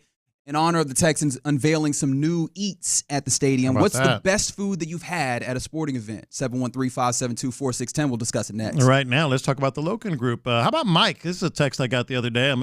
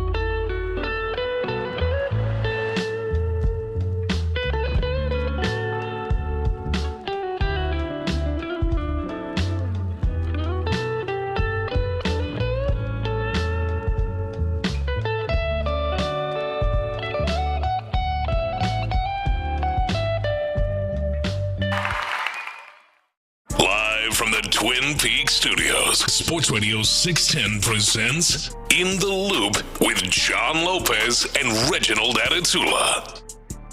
What's the best food you've had at a sporting event? 713-572-4610. You're in the loop. John Lopez, Figgy Fig. I'm Reginald Atatula. Thanks for hanging out with us. And as I was trying to make sure that I had all the names of the menu items on my computer with all the tabs that I have, I opened up yet another one because I saw that it could, like, the heat index in the area over the next couple of days could be like 115. 115. I just heard it in the traffic. I'm like, God, dog it. By the way, truck AC fixed. Hey, nice. Truck AC fixed. Look, man, I did something today that I haven't ever done. Tell the people where I park. Like for the last however 15 years. On the roof. On the roof, on that far wall. I parked underneath the cover. Oh, look at you, sucker. Come on, park on the roof. I'm like, I ain't trying to be. Park on the roof like a man. Dude, I got in well, not yesterday because I had to pick up my truck, but I got in the truck Friday. And, you know, it says outside temperature and all that stuff. 119. And that truck was baking, baby. That's crazy. I'm done. Fried egg in that done bad with parking on the roof. I'm done with parking on the roof. I need some shade on that truck. Yeah, but inside is where it needs to be. That's why we invented inside. Get away from outside. And inside NRG, even with the panels, still pretty cool, right? It was still great. Good. All right. Shout out to them. They did a good job. Excellent. And they did their food. Exactly. Yeah. And unfortunately, I wasn't able to make it out there, but a lot of media folks ended up out there yesterday trying out various selections of the new items that'll be available at NRG Stadium this season. A lot of different things, a lot of Asian-inspired ones coming in as well. But the big ticket is Truth Barbecue. I'm a big fan of Truth Barbecue. I still got to try, though. I had Leonard Botello, who started Truth Barbecue, I believe. I forget exactly where. Maybe, I don't know. But anyway, and he brought it to Houston. I had him on the Bite Meat podcast, my barbecue podcast. That dude is amazing. I was so happy that they're going to have Truth Barbecue at NRG. It is a must. It is that good. Okay, so there's that when it comes to general concession items. Chicken wonton nachos, so fried wonton topped with queso, teriyaki beef or chicken, coleslaw, that type of stuff. Yeah. Asian-inspired beef teriyaki tacos. Okay. Self-explanatory there. Loaded General stack fries. Not General Tso? General Tso's chicken with waffle fries, queso, specialty sauce. That sounds like a stuff. bit much, but it might be your thing. Yeah, like if you want a dessert, apparently there's a strawberry cheesecake dessert pretzel. Now we're talking. So a lot of interesting now things. we're talking. But, I mean, and there's so many more. So that's just like the general concessions. Loaded popcorn where they put like candies and stuff on it. But then there's sweet concessions, the club level concessions where apparently they've got a Wagyu chopped cheese. Which I feel like those. Like, I'm listening. We're doing an interesting mix of worlds there. Chopped cheese, I feel like it's supposed to be very of the people. Yeah. Right? As opposed to bourgeoisie where you put that Wagyu beef in there. But hey, man, I imagine if it tastes good, it tastes good. But that got me thinking, like, what for anybody out there has the best food that you've had at a stadium, at a sporting event? And people are already texting. I have a hot take on this. Okay, I'm ready to hear it. I have a hot take on this, Figgy, and I'm interested in you and Reginald's opinion. I don't think you ever really get all due respect to what the Texans are doing. Sound like they changing the game right now, man. And I'm sure I will order it. And the buffalo lemon pepper tossed tenders. That alone. Okay. I'm sure I will order it. I'm sure I will enjoy it. But this is my hot take, and I want you to think about this now. Like, go back. If I asked you, what's the best food you've ever had? Like, not the game, not anything else. What's the best food you've ever had at a sporting event? I bet you can't even think of one. I mean, my best guess would be some birria quesadillas, but that was because it was also relatively recently. Yeah, it's something you just remember. Yeah, I was sitting there thinking when you asked that question, I'm like, dang, I don't think I had nothing too special outside of like a brisket loaded potato or something like that. I think that's good, but not nothing special. To me, my and I hate the term, but it is a hot take. I don't think you ever remember great food at a game. You remember either the game or the people you were with or the moment. Like I can distinctly remember, like in the 6th or 7th inning of the World Series when the Astros won the World Series here, and my wife and I'm all of a sudden I was drinking some beer and all that, and I said I'm getting kind of hungry, and I went to the concession in like the 6th or 7th inning, and I got a loaded barbecue baked potato, and I remember eating that. But it wasn't because the barbecue potato was so good out of this world. It was because I was at the World Series and Jordan was about to hit a monster home run. You know? Right. Yeah, I think the perfect example is like my wife. She's not really into sports like that, but she like going to the events. Yeah. And I never really heard her say, "Oh, I got to go to the game so I could get this food or whatever." Yeah. It is one thing I will say that's really good, and maybe this is at NRG. And this is, I guess, more if you in the suites. Okay. But they have like a Chipotle potato salad, something like that. Oh, that one? That's good. Yeah, that's good. That one is good. Yeah. Like that one, I'm like, man, I hope they got it up in the suite. But that's not like at a concession stand. Like, what about you? Like, you remember, you said you just, the one. Yeah, the birria quesadilla. But you can't think of like, oh, the food in this stadium, this dish is so awesome. It's not the dish. I'm also very reluctant to go and find like the special foods because let's be honest, right? Navigating concession stands, not the easiest thing in the world, right? And usually the special foods are not going to be as available as, let me get a hot dog right quick. And it's hard to eat while you sitting there in the chair. In the stadium. Now, that said, the other one that comes to mind, and I think I talked about this with you, Figgy, after I went to the national championship game here last year, Michigan and Washington. And I remember walking on the concourse, and these lines at the concessions were so long. And you know where I'm going with this. Yeah. And I walked by Trill Burgers, and there was no line. Like in because they were all from out of town. Yeah, they didn't know. They didn't know. Wow. They didn't know. Like, you go to a Texans game, and you go to the line at Trill Burgers. So I said, I'm going to get me a Trill Burger, man, because there ain't no line. And that I remember. But it wasn't like because, oh, that's the best burger I've ever had. I mean, they're great burgers. But, you know what I'm saying? It's not the food that you remember. It's the event. Well, we got some people on the text line that do remember some food. Let's see, from the 832, they said best food they had was smoked brisket. Okay. And they said, speaking of brisket, make sure to ask Lopez for his OG sauce. It's good. I don't have to ask him for it. He has already offered. I'm waiting. I'm waiting for you to get settled in. There's a lot of brisket that pops up here. 281, brisket nachos at Minute Maid. Okay. And then 832 said nachos in the baseball helmet. Sometimes I do wonder, like, they put nachos in a baseball helmet? I thought they put ice cream in a baseball helmet. So I'm wherever that has. Okay. Maybe that was cool. But is it sometimes just like the presentation that'll do it for you as well? Yeah, like baseball ice cream, baseball helmet ice cream. It does taste better when it does. Doesn't it? It just tastes better. But there are some, those potatoes, Figgy, they are legit. But I wouldn't, like, if I went to a restaurant, I wouldn't say, oh, those are the best potatoes I've ever had. To me, that's like the top-notch food you could get at a game. Yeah. And you got to be prepared for that because, mind you eating the food on your lap. Yeah. So it can kind of get messy. I'm with you, though. Like, hot dogs, hamburgers, nachos, pretzel, and popcorn. And peanuts. That's it. You can't go wrong with any of those because it's easy to eat. You know, it's I kind of get spoiled, though. Going to an Astros game, they had pluckers there. Yeah. So I like to get me a nice little 10-piece. Yeah. And just sit there and eat some wings.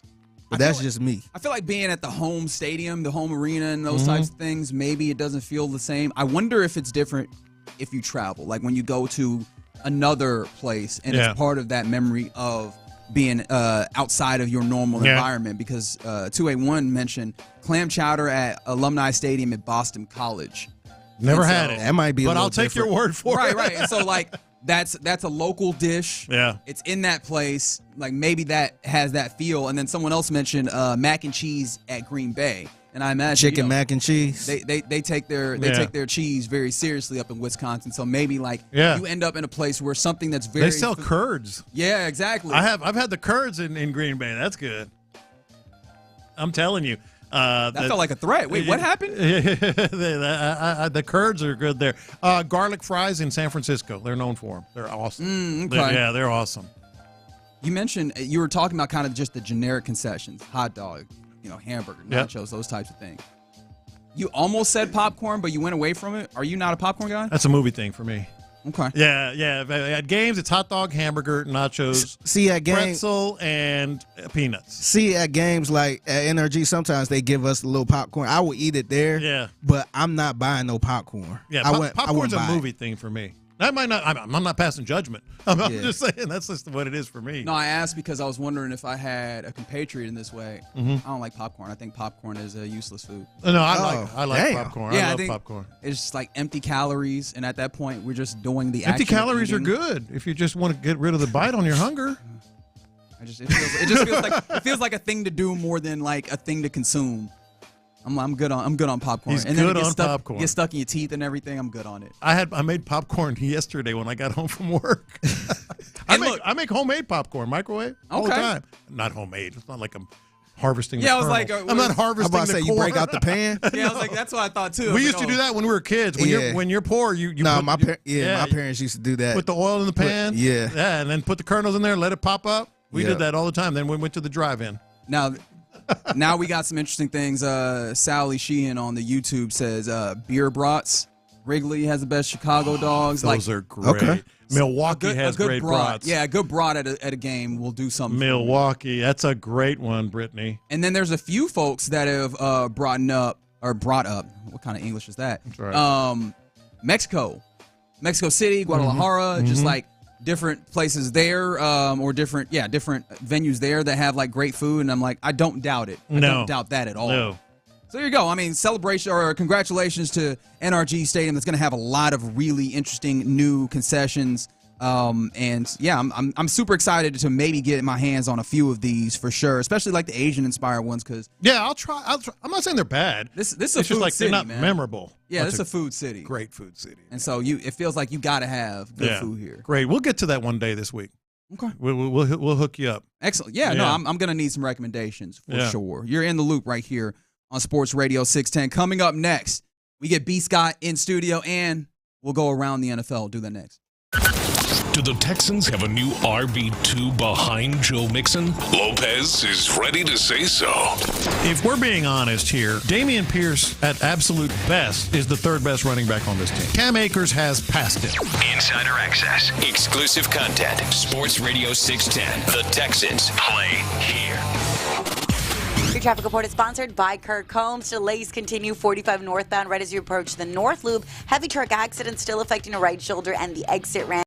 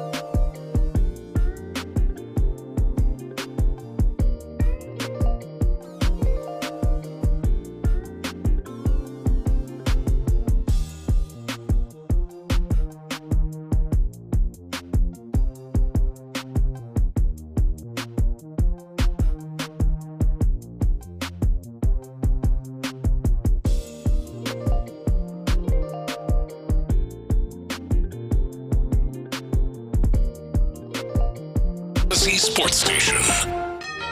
Let's go around the NFL in the loop style. Here's John Lopez and Reginald Atatula. Now, if you want to crown them, then crown their ass. On Houston Sports Leader, Sports Radio 610. You're in the loop.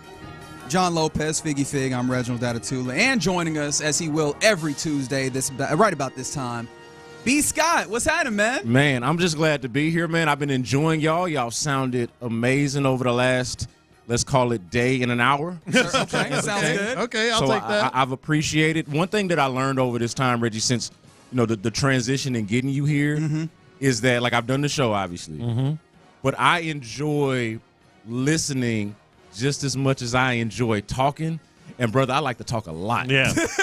You know what I mean? I feel you. So I enjoyed yesterday about as much as I enjoy being here with y'all. So I enjoy this whole process, and I'm looking forward to y'all and this journey, man. Coming from you, that's the ultimate compliment. Because I can confirm, he really enjoys talking. I love to talk. I can do this for days, man. Oh, word? Yeah. Wow. For days. Wow. For days. But That's a good thing, though. But the listening part is cool, especially if you got something to say. Yeah. And I thought y'all hit all the high notes yesterday, come out of the gate running, and so I can respect it. I appreciate it, man. So congratulations to y'all on the new show, man, and I'm glad to be a part of it, man. Every week. We're going to do this. Every week. Look, I wouldn't have it any other way. We appreciate you hanging out with us. Let's go around the NFL right now. And I know you heard about this nonsense about this former NFL player getting on a plane and acting a fool a little bit. So former NFL player, former Colt, in fact, Godser Cherilus, was arrested and charged with disorderly conduct. So he was on a flight, 40 years old, former first-round pick, whatever. And he was on a flight from Logan International in Boston to Dublin. Yeah. I don't know what he was going to Dublin for. That was a question that I had in my head, but I was like, I guess I'll keep that to myself. But supposedly, allegedly, he had drunkenly hit one man and then kind of urinated on another passenger. He ultimately kind of put out an apology saying that he had taken a sleeping medication on the flight, and maybe that had added to his erratic behavior, let's say.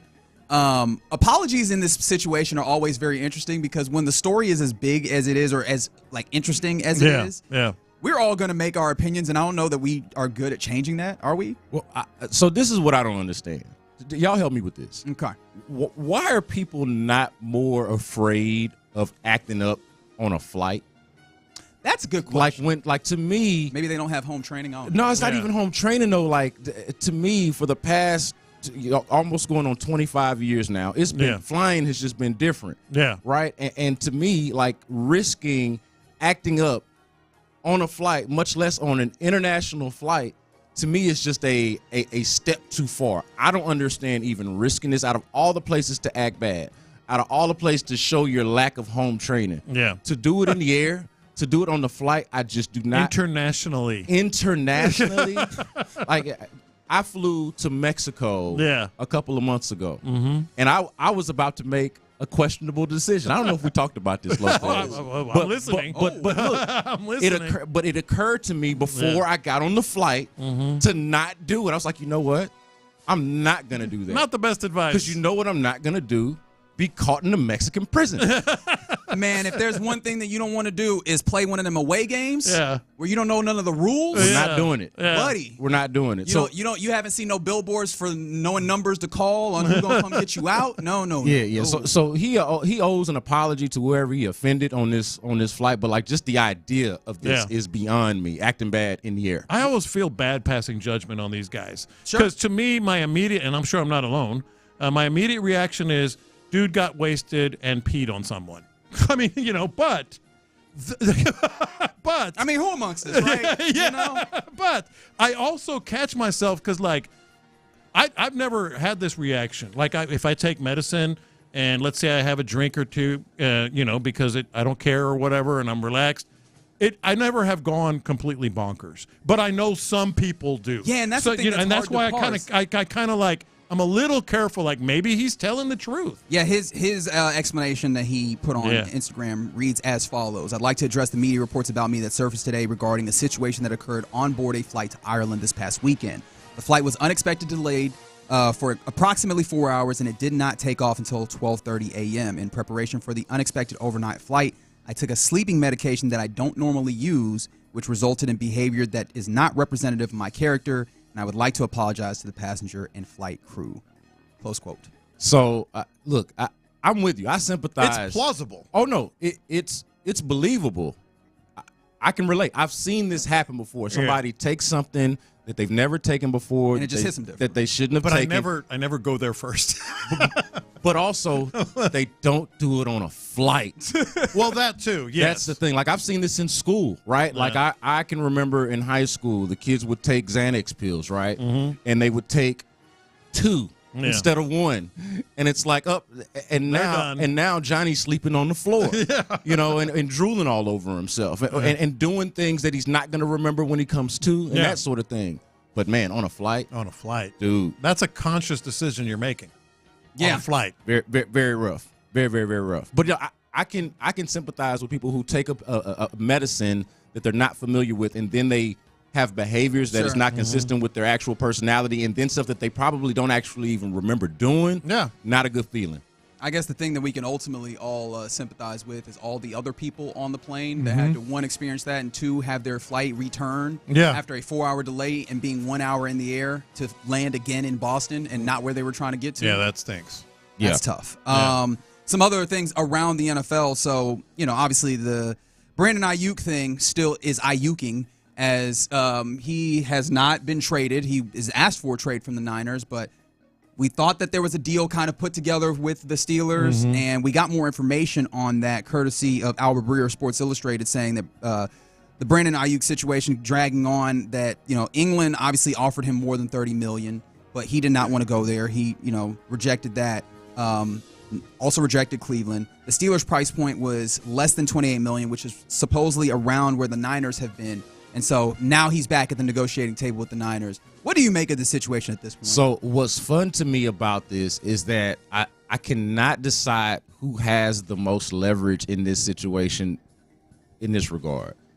The Niners, in the sense that they do not have to do anything. Yeah. They don't have to get rid of this guy.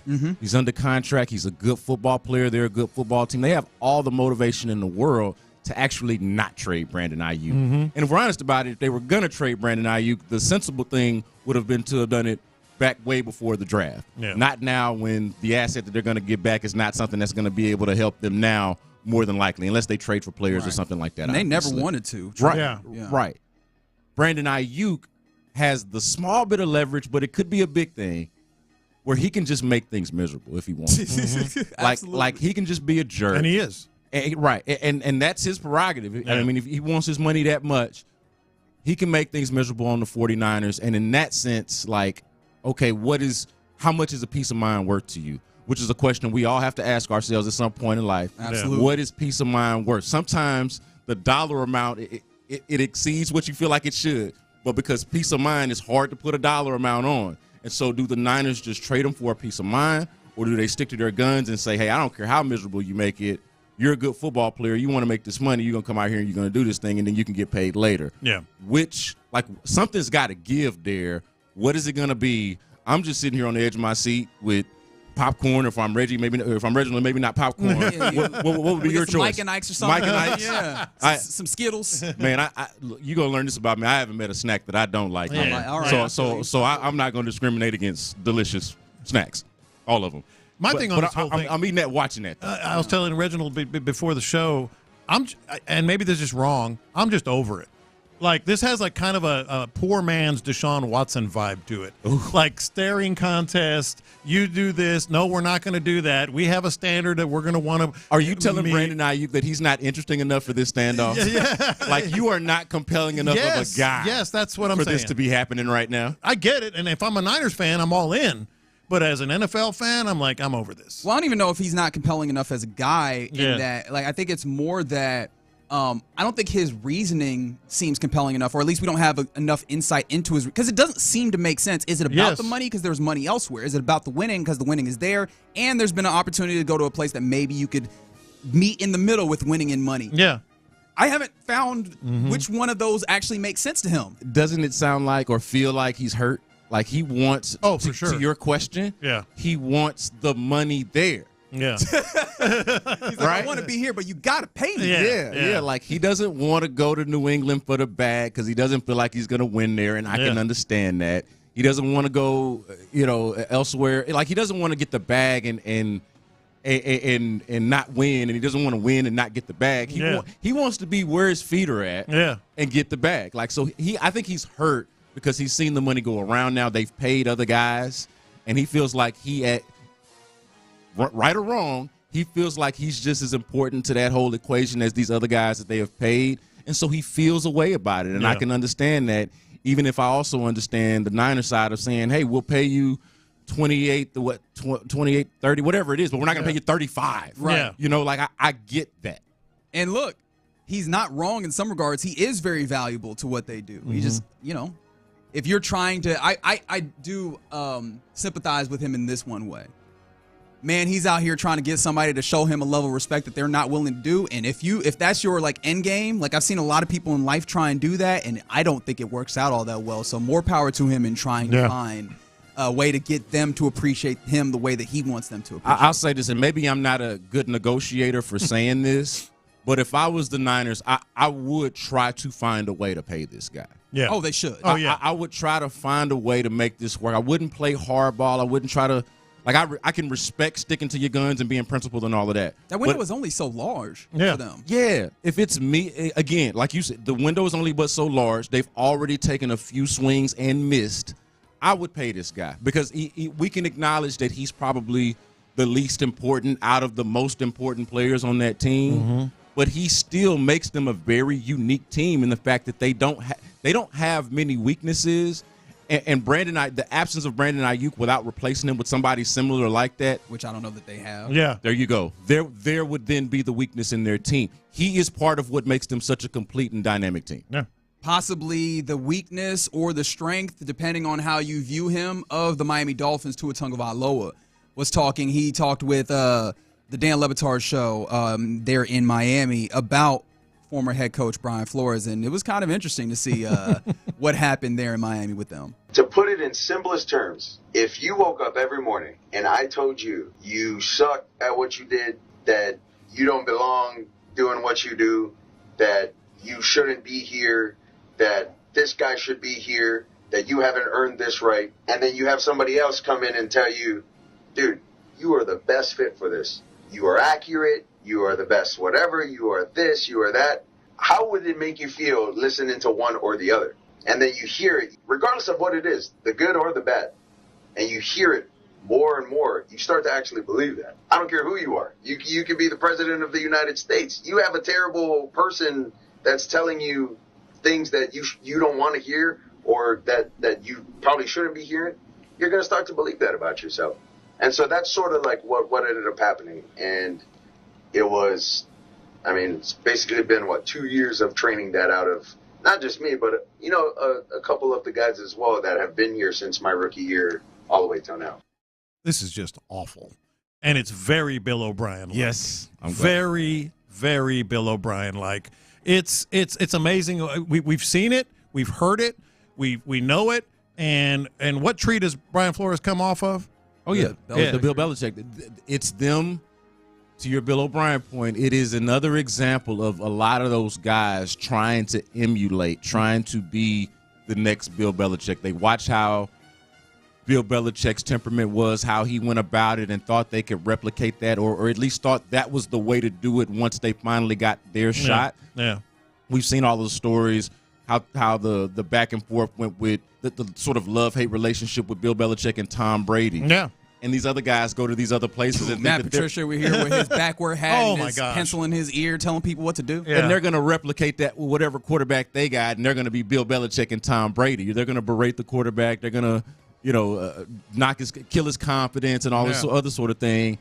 And I think there's a lot to what McDaniel's doing and what Tua is saying in terms of leadership. Like, you get more out of constructive criticism and building your people up. I think it's this antiquated idea that you got to be this hard ass or beat somebody up in order to get a response. I do think there are certain people who are like that need a little bit more of a kick in the tail to get going. But by and large, most people need positive reinforcements and to, at the very least, just like want to go to work. Right. Just be pleasant to be around. Yeah, absolutely. And I do find it interesting to, like, just in general, if you want somebody to do well, like, I think that showing them a matter of love, unless you just like don't like them as a human being, which I don't know how much that is the dynamic that we're talking about here, because I don't know that Tua was speaking about it in such a way where it was like that guy didn't like me in particular as a human. No, this was just his style. It was just his style, because he also mentioned that there's some other dudes there as well that have dealt with that. And I'm just like, yo, yeah, I don't know how you intend to be successful, especially because if you're trying to be Bill Belichick, one of the things that we know made that palatable is people would go and they'd put up with that because they knew for certain that they were going to have a chance to win. And most people who talk about Brian Flores do like Brian Flores. It's not like he's an unpopular guy. I know there was the lawsuit, and there's maybe some people that felt the way about that. He knows ball, too. Everybody knows ball. Yeah. By and large, a popular guy, but apparently his leadership style is not one that was suited for Tua. I don't think either of you two guys would disagree with this. I'm not talking about tough love. I'm talking about just being a noxious, toxic, berating person. Sure. There's a big difference. Yeah. Like, we've all had tough love, and we end up, really enamored with that person and respecting that person that has given us tough love. But I'm talking about just a noxious person that is toxic and just berates you. That's just not going to work. The issue with a lot of people like that, though, is that sometimes they think what they're doing is the tough love. Yeah. When it comes off as and actually is just being obnoxious. Like, they're either masking it or genuinely believe that it's tough love. Oh, no, I'm just honest. It's like, come on. But but you're just a jerk. Yeah. And I don't like you. That's what it is. To hell with your intentions, man. You're just a jerk. The results are I don't like you. Right. Go away. And 281 encapsulates it fantastically. The old saying, you catch more flies with honey than vinegar. Oh, there you go. There you go. Mm-hmm. There you go. Succinctly put. There you go. B. Scott in the studio here on In the Loop. He's still hanging around. And don't worry, you didn't miss the intro. You will get that here coming up next, especially because let's talk about the 2022 draft class for these Texans and how that is the important thing to watch right now. All right, Ability Trees, abilitytrees.com right now. I get to talk about my buddy.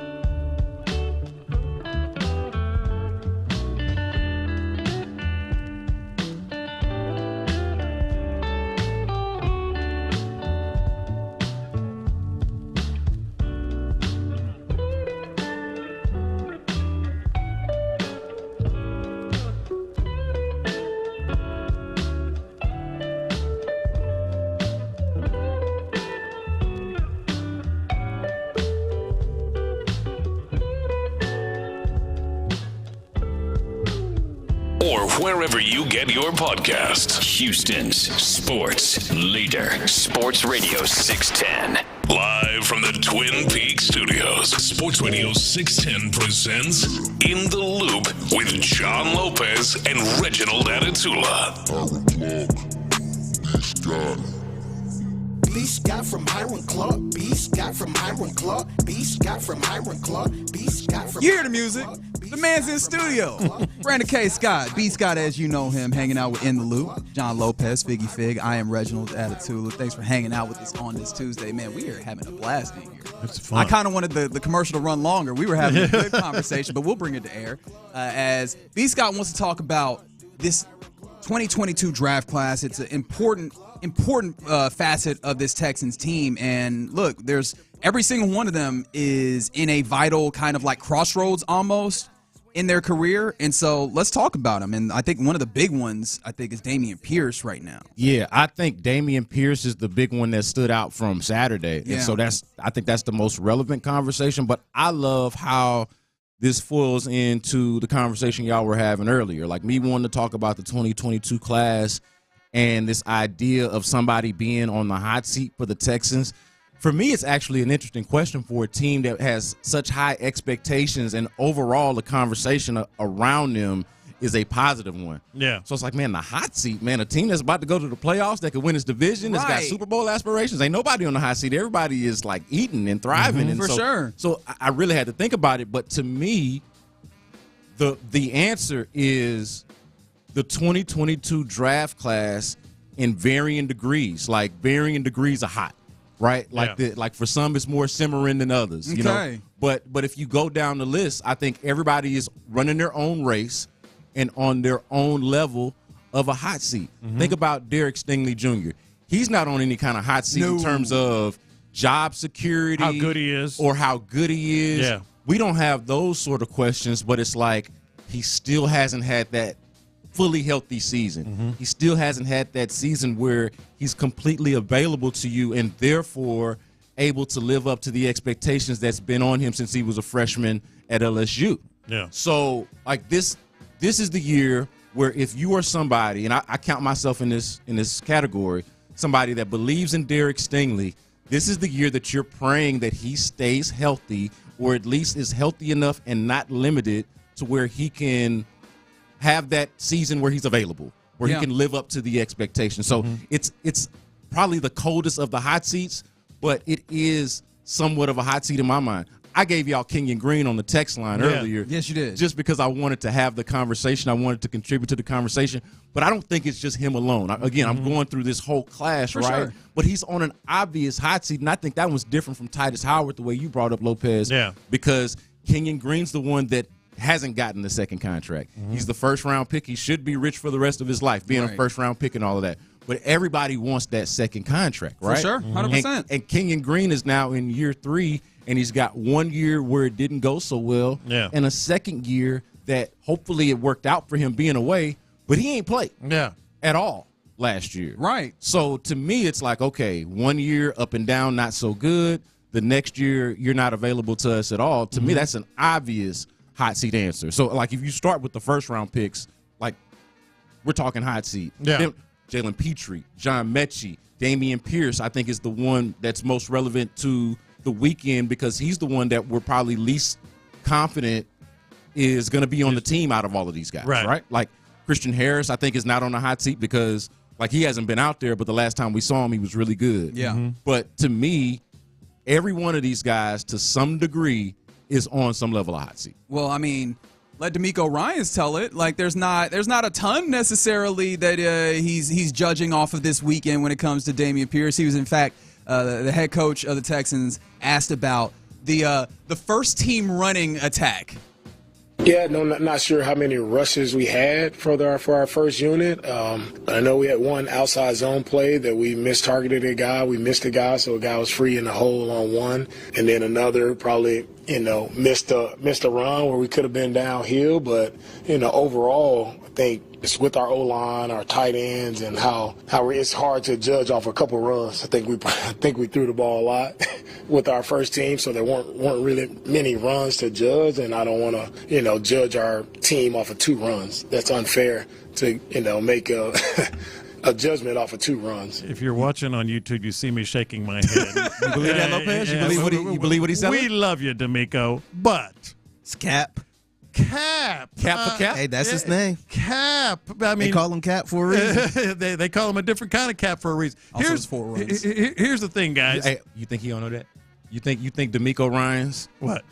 Did not keep track of Mike that? linebacker, Dude, captain of the team since he was a rookie, all pro, attention to detail, maniac like that. Don't know how many runs they had. Dude, this was yesterday. This wasn't Saturday after the game. D'Amico. This was yesterday. You know how many times y'all ran the ball. And he said 2. He also dropped a 2 in there. I don't know how many. A couple. I don't know how many runs we had. What, we have 2?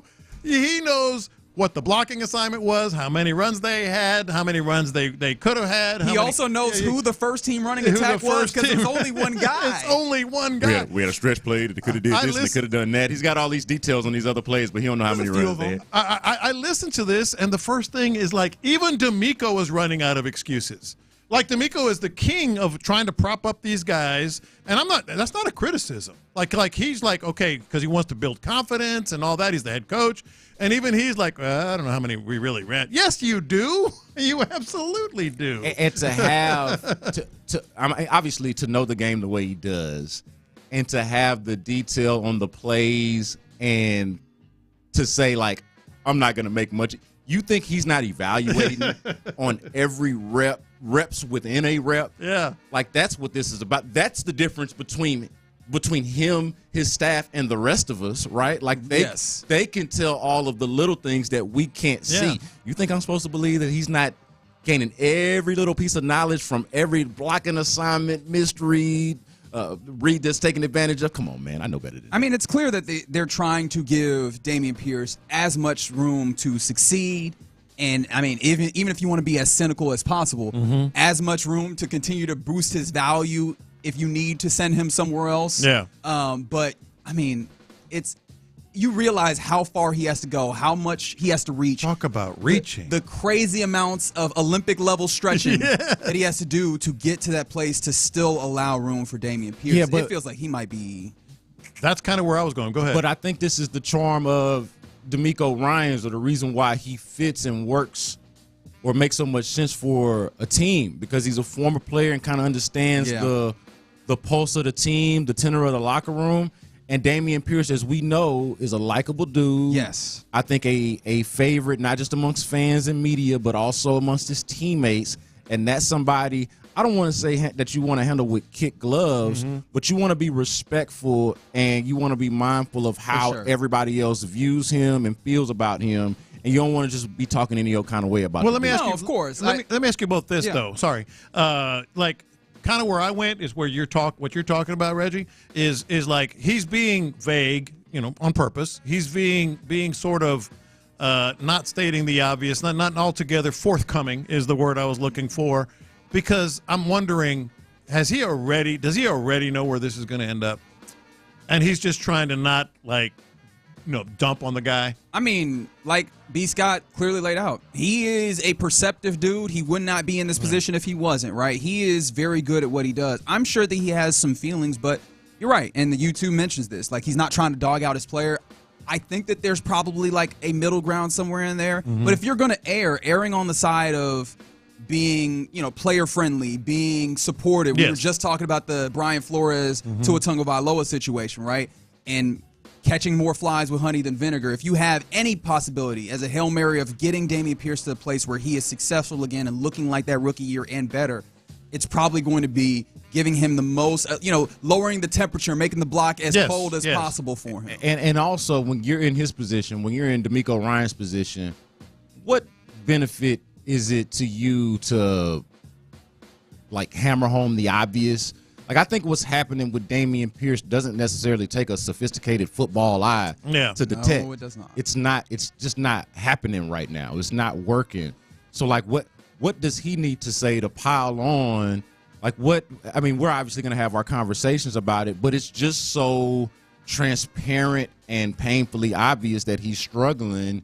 He probably understands that he doesn't need to just come out here and be like, hey, he's struggling. Yeah. Just watch the game. Yeah. The man's is not doing well. That's kind of what I'm saying. Like, I think in his mind, maybe, and this is just me speculating, he's kind of like, I'm going to build him up.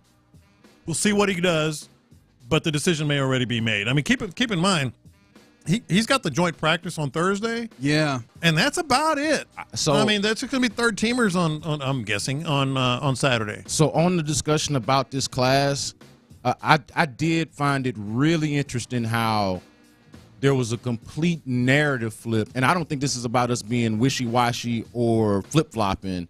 I think it was based off of the way things played out on Saturday, that we went into that game unsure if John Mechie had a space on this team, unsure of like what his status would be on the roster, to feeling like based off of how he played, it'd be hard to imagine him not being on this team. Yeah. But also feeling like, hey, Damen Pierce is struggling, but he's going to be on this team. Exactly. It's just a matter of how many carries is he going to get? Is he just a return guy? What's his role going to be? But Damen Pierce is going to be on the team. So completely flipping that, I feel like, to where it's like, man, does Damen Pierce have a role on this team? Special teams or not? Like, does he even have a role? And I don't think, again, that's about being wishy-washy.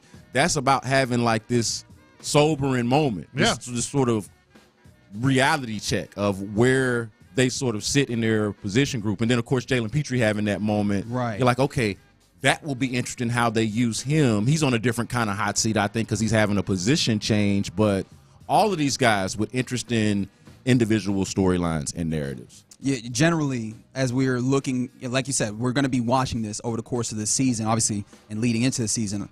But generally positive, it's kind of middle of the road feelings, or maybe even negative on the class going into this year? Yeah, I would say overwhelmingly positive, because there's only one or two guys that you got the questions about. And I think the part about Derek Stingley and Kenyon Green, like those, especially if those things are working out, that's big for you.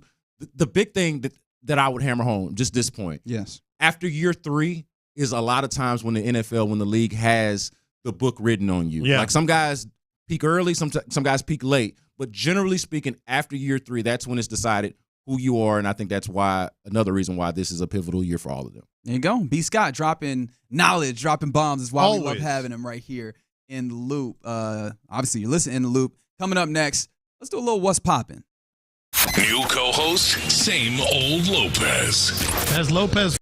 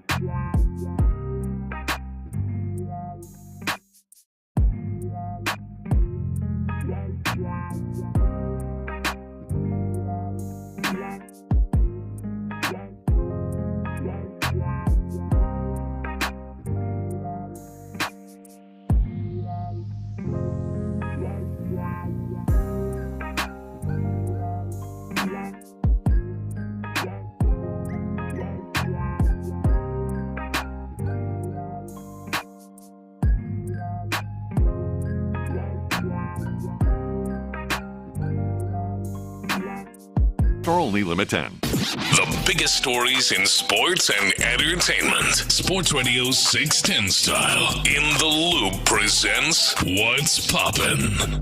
What's popping right now? B. Scott in studio with In the Loop, as he always will be on a Tuesday in the 11 o'clock hour.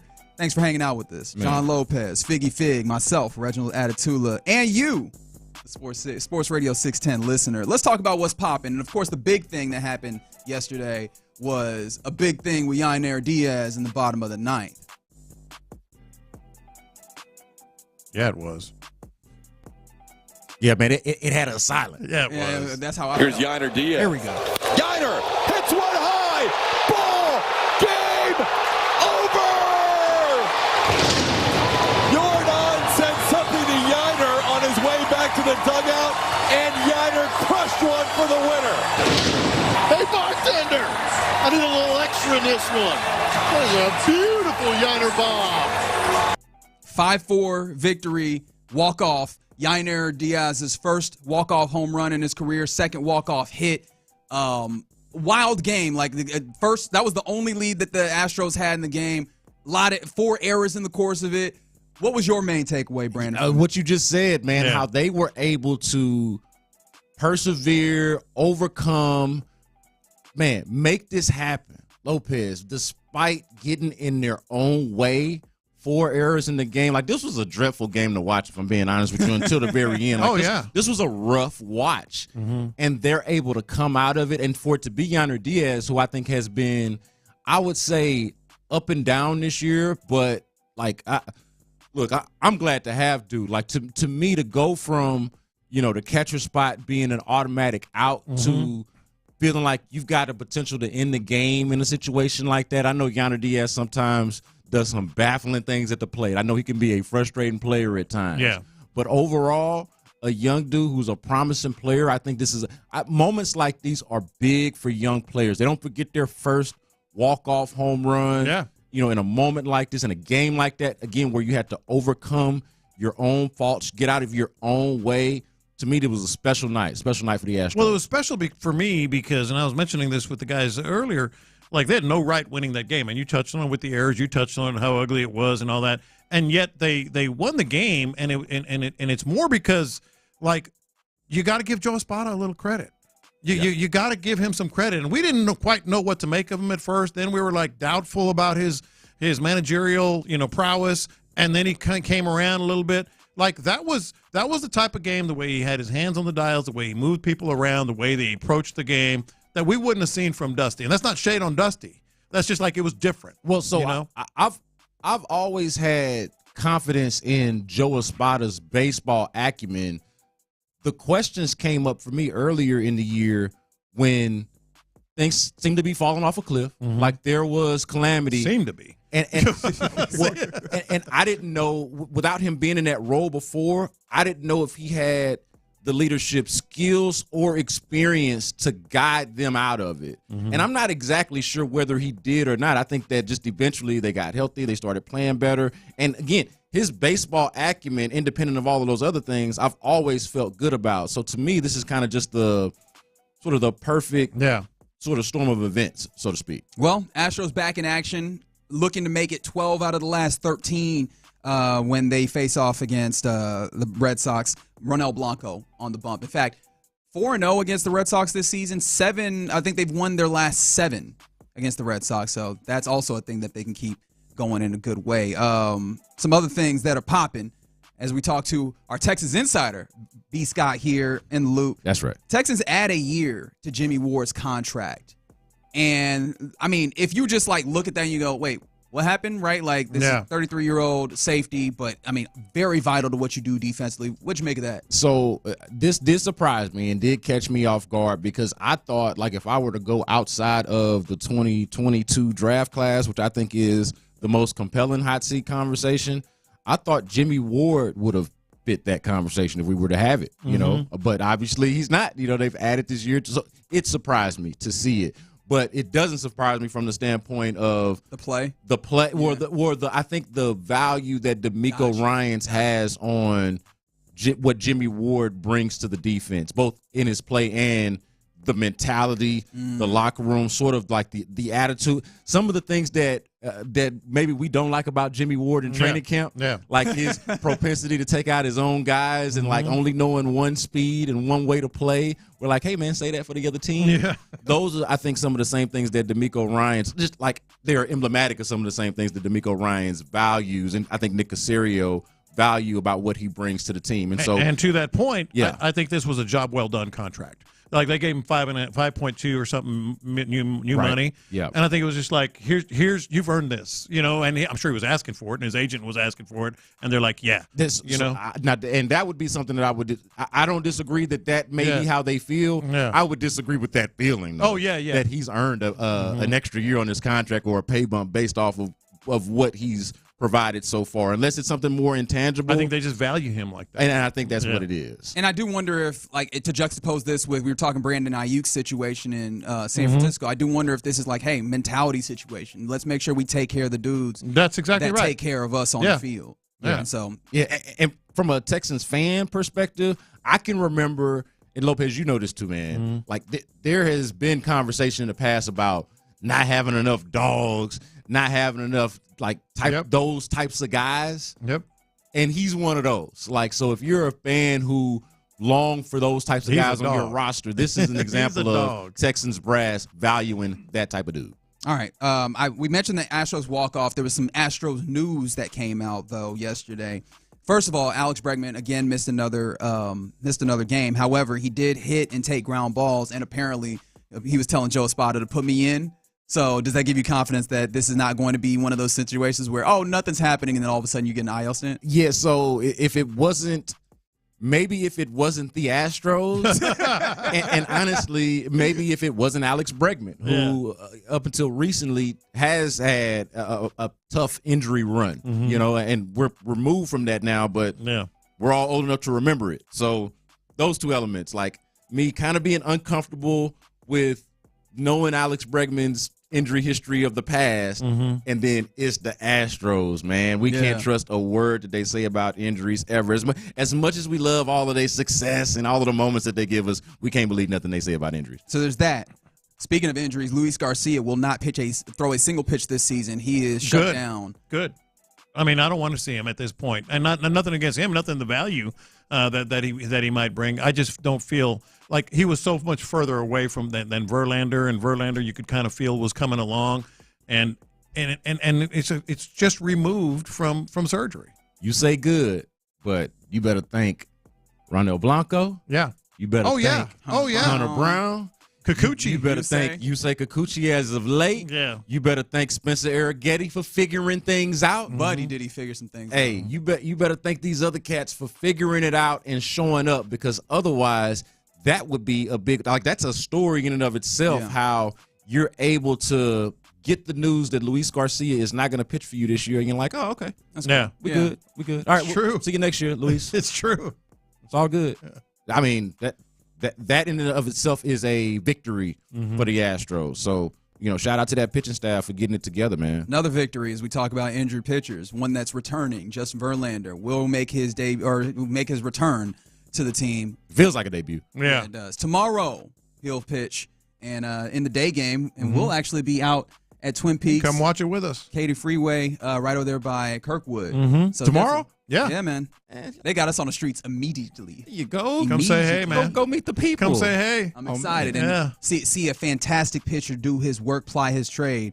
I just want to remind you, our baseball talk is presented by T-Mobile. Switch to T-Mobile, and you can get tons of benefits and still save on every plan versus AT&T, Verizon. Use their savings calculator to find out how at T-Mobile.com/switch. Now, Lopez, you were in on this one when we talk about what's popping.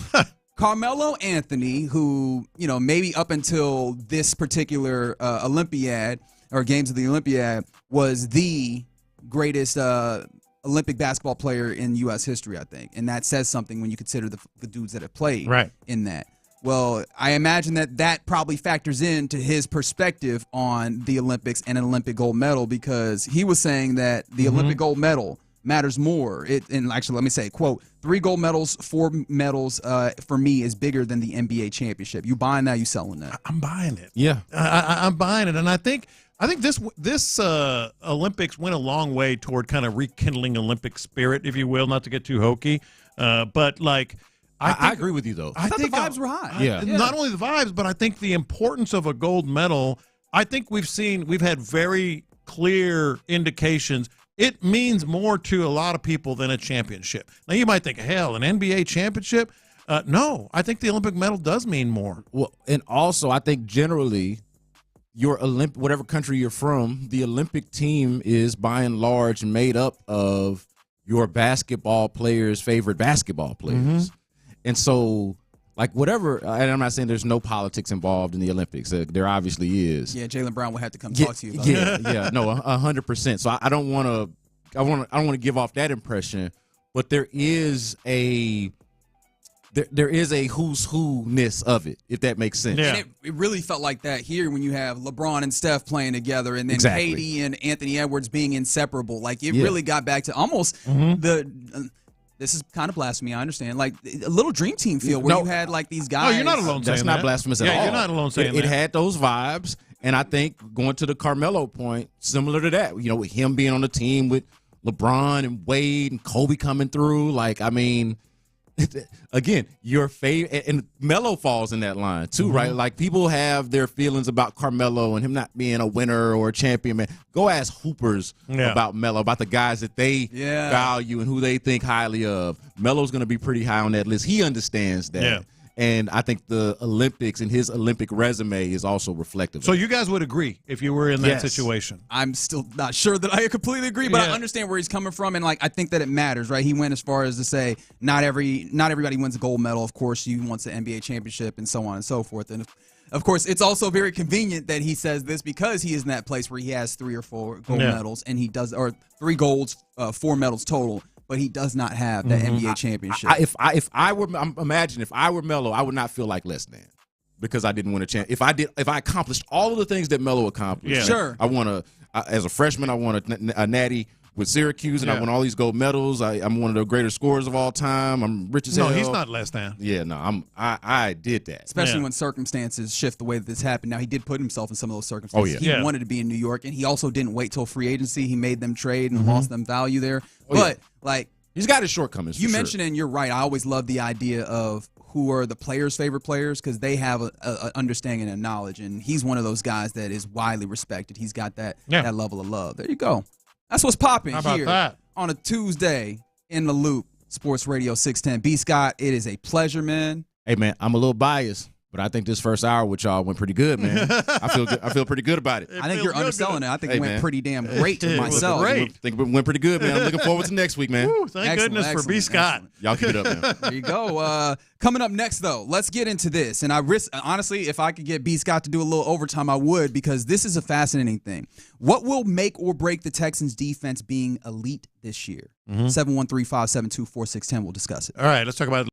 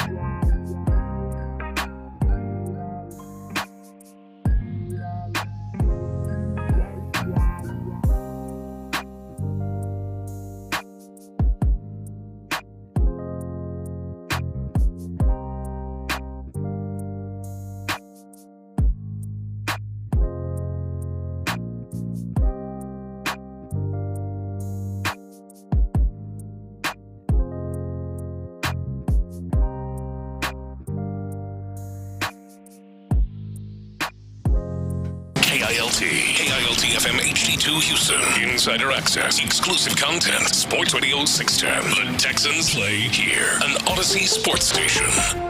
Sports Radio 610 presents In the Loop with John Lopez and Reginald Atatula. That's right. You're in the loop. Sports Radio 610, John Lopez, Figgy Fig, and me. I'm Reginald Atatula, hanging out with you halfway through the show, and I just wanted to remind you, it's a Texans Ticket Tuesday, so at some point during this noon hour, we will be giving away a couple of bullpen tickets, correct? Couple front row bullpen tickets is what we're giving away for the game on Saturday. How about that? It's your home of the Texans, Sports Radio 610. Question we're asking right now, though. What will make or what will break the Texans defense being elite this year? 713-572-4610 is a way to get involved. That's the text line. And I was, thinking about it. You see various top 10 lists, offense, defense going into the season. And even if just looking at the way that this team played, even if you don't look at the top 10 lists and where they positioned the Texans, you look at the way that they played on Saturday in that dress rehearsal game against the Giants. They won 28-10 if you lived on the rock somehow. But the thing that was notable, right, offense was fine. Red zone was a little bit, but defensively, takeaways was happening, and we were having that feeling, that discussion. Maybe this team could be elite defensively. And so I was thinking, what are the things that will either make them or break them in that pursuit of being an elite defense? We'll get to what potentially could break them, and I'm interested in what your thoughts are on that. But I think two things could make this team really good, which would change everything. You know, we've mentioned it here and there. Like, we know what the offense is going to do, but if your defense is really, really good, then you're a Super Bowl contender. I mean, bingo. Because we know the standard on offense is going to be probably met, barring injury. Knock on wood, that doesn't happen. But the standard is going to be met. We know the offense is going to be good. If you have a defense that is equally as good or better, then you're a Super Bowl contender. I think two things make them that. Number one, and it's really kind of a slept-on factor with the Texans, because we know the defensive front is going to be good. We saw Danielle Hunter with that sack, and see you later. We'll see him in the regular season. We know Will Anderson. There have expectations for him to step up. Dude, Danico Autry, I know he's suspended for 6 games, and who knows if that's going to change. But until we get him linked up with Arden Key, and then they can get that out of here. Yeah. That guy had, was it 10.5 or 11.5? I think it was 10.5 sacks last. He had double-digit sacks too. If you have two guys with double-digit sacks, and then more pressure, and big-time sack production from guys like Danico Autry on the inside, and who knows, you're going to have guys, hell, a lot of guys that came out of nowhere. Derek Barnett came out of nowhere and became a big factor defensively. Linebackers like Christian Harris and Al-Shair, maybe, with some sacks here and there. Who knows on some of the packages and the interesting things they're going to run with Jalen Petrie now that he's lined up on the scrim. If they become a team that has 50, 55, 6, I think 60 led the league in sacks last year. If they get 55, 60 sacks, now we're talking. Yeah. Now we're talking. That's a lot of sacks, man. Well, 60 was the standard last year. I think it was the Steelers, if I'm remembering that correctly. But if they get 50, 55, that's a game changer, literally. Yeah, and I mean, it's well within their reach is the thing that makes that really interesting. You already laid out getting sacks from the interior. When you talk about Danico Autry, that's huge. 11.5 was the number for last season for Danico Autry. But getting pressure from the interior is crazy. Like, I think typically in football, at least as we generally think about it, your ends are the ones that are getting that pressure and getting the sacks. Yeah. Interior, just maybe stop the run and maybe apply a little bit of pressure in the front as best you can. Getting those sacks from the middle, that's one of the things that made Aaron Donald so incredible, right? Yes. It's just that he's in the middle, and not only is he capable of doing all the things that you think of when you talk about a defensive tackle, but also he can attack the quarterback, and Danico Autry is similar in that way. But then on the ends, you have killers, right? And Jonathan Grenard was good at it last year, and you upgraded that, right? And now you add Daniel Hunter, who has bona fides in doing that. Will Anderson was third in the league last year in pass rush win rate. Yeah. Like, you have the makings of a very, very disruptive and a defensive line, and one that quarterbacks will rue seeing. And with any good team, good defense, outside of maybe like a very few. Last year, the ones that I immediately think of off top are like the Baltimore Ravens, or that did not have like individual incredible defensive linemen when you talk about getting sacks, but just generated pressure.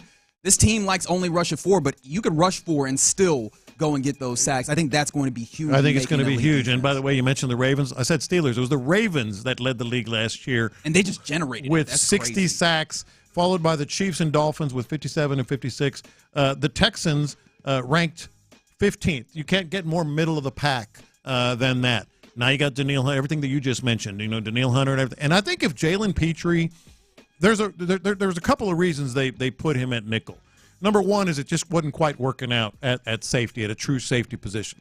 The second reason is Jalen Petrie, up close to the line of scrimmage, gets to the ball. So all of a sudden you got guys coming from both ends. You got guys coming from up the middle. And by the way, where do quarterbacks hate pressure the most? Up the middle. Up the middle. And so you got Jalen Petrie all of a sudden maybe in the mix. If they become a team that can generate 50, 55 or more sacks, that's going to be, you talk about the make or break, that's going to make this defense. And I feel bad. We talked about the D-line, and we mentioned 3 of the 4 facets. Fatukasi is going to be huge. Fatukasi, too. Well, if both of those guys, team up and really are able to continue to stop the run, but then also apply that pressure up the middle is going to be a problem. So there's that.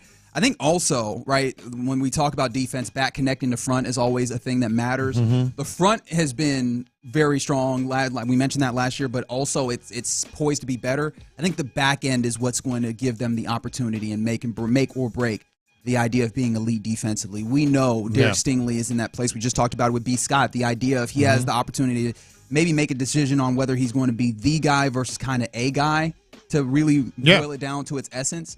And early on, I think a lot of us have the feeling, and maybe it's the hopium of the start of a season just generally, that he is going to go the direction of the guy and be that kind of defensive player. Jimmy Ward, in the way that he is patrolling the secondary, if he stays healthy, ends up being an interesting thing. You mentioned Jalen Petrie, but I think also Lassiter is a huge thing, right? When we talk about bringing him in, he has the level of physicality, right? I think ESPN wrote a piece about, and I think it might have been DJ, again, wrote a piece about just like the physicality of this defense. And Jimmy Ward is kind of a totem and an emblem of that physicality. Lassiter plays with that kind of physicality, the ways that you can get into people's jerseys and do that, but he also has great ball skills, and he has like he played at Georgia in a complicated defense, so he has like the mind for the game. And I think that if you have a secondary that's capable of, one, limiting explosive plays, and this team was not good at that last year. Like, they were tied for sixth most 20-plus yard plays from the opposing offense, and they allowed the most 40-plus yard plays. If you can limit those, now you give yourself an opportunity to get off the field. You're limiting chunk plays for other teams. You give yourself an opportunity of being elite. I'm with you on that, and you mentioned the physicality, and I saw this quote, speaking of DJ Bijani, that he got on his piece on the Texans defense, and I went, all right, let me just read the quote to you, because this is exactly what we're talking about in terms of pass rush, physicality, and what this defense can do. Quote, if you're soft, you might need to go somewhere. You might make it in the league, but you won't make it here. You'll have a job. It just won't be here. Get with it or get lost. That dude is one badass. I love Alshire, but he's saying, this is how we're going to do it. We're going to be very, very physical. You might have a job, but it's not going to be here. Now, you say make or break. What might be the break part? Are you talking about the secondary? Because I'm kind of with you in the middle of the field. You know, the safety position, I think, specifically, you mentioned big plays. That's exactly what I was going to mention. How many times did you see, all right, Texans defense looking pretty good. Oops. You know, somebody over the middle. The Browns game got torched by Cooper. Remember that?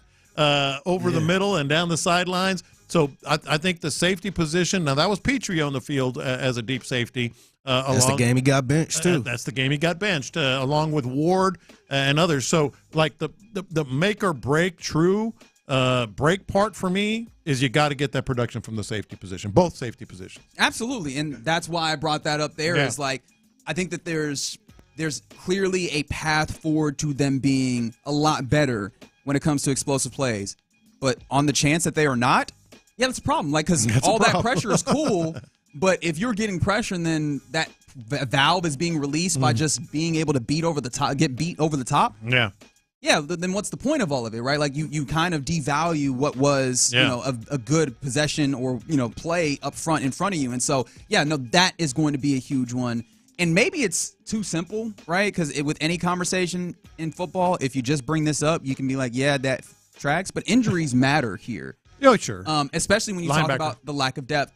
There you go. Linebacker is one of those places, right, where Christian Harris isn't playing as of right now, and we believe in him, and we believe that he's going to be ready when that time comes. But what happens if you do not have Christian, or if he gets hurt? And then, where's the wood? Heaven forbid, I'll show you. Right? I know where you're going with it. You know what I mean? Like, where's the wood that I can knock on here, right? Like, there we things go. happen.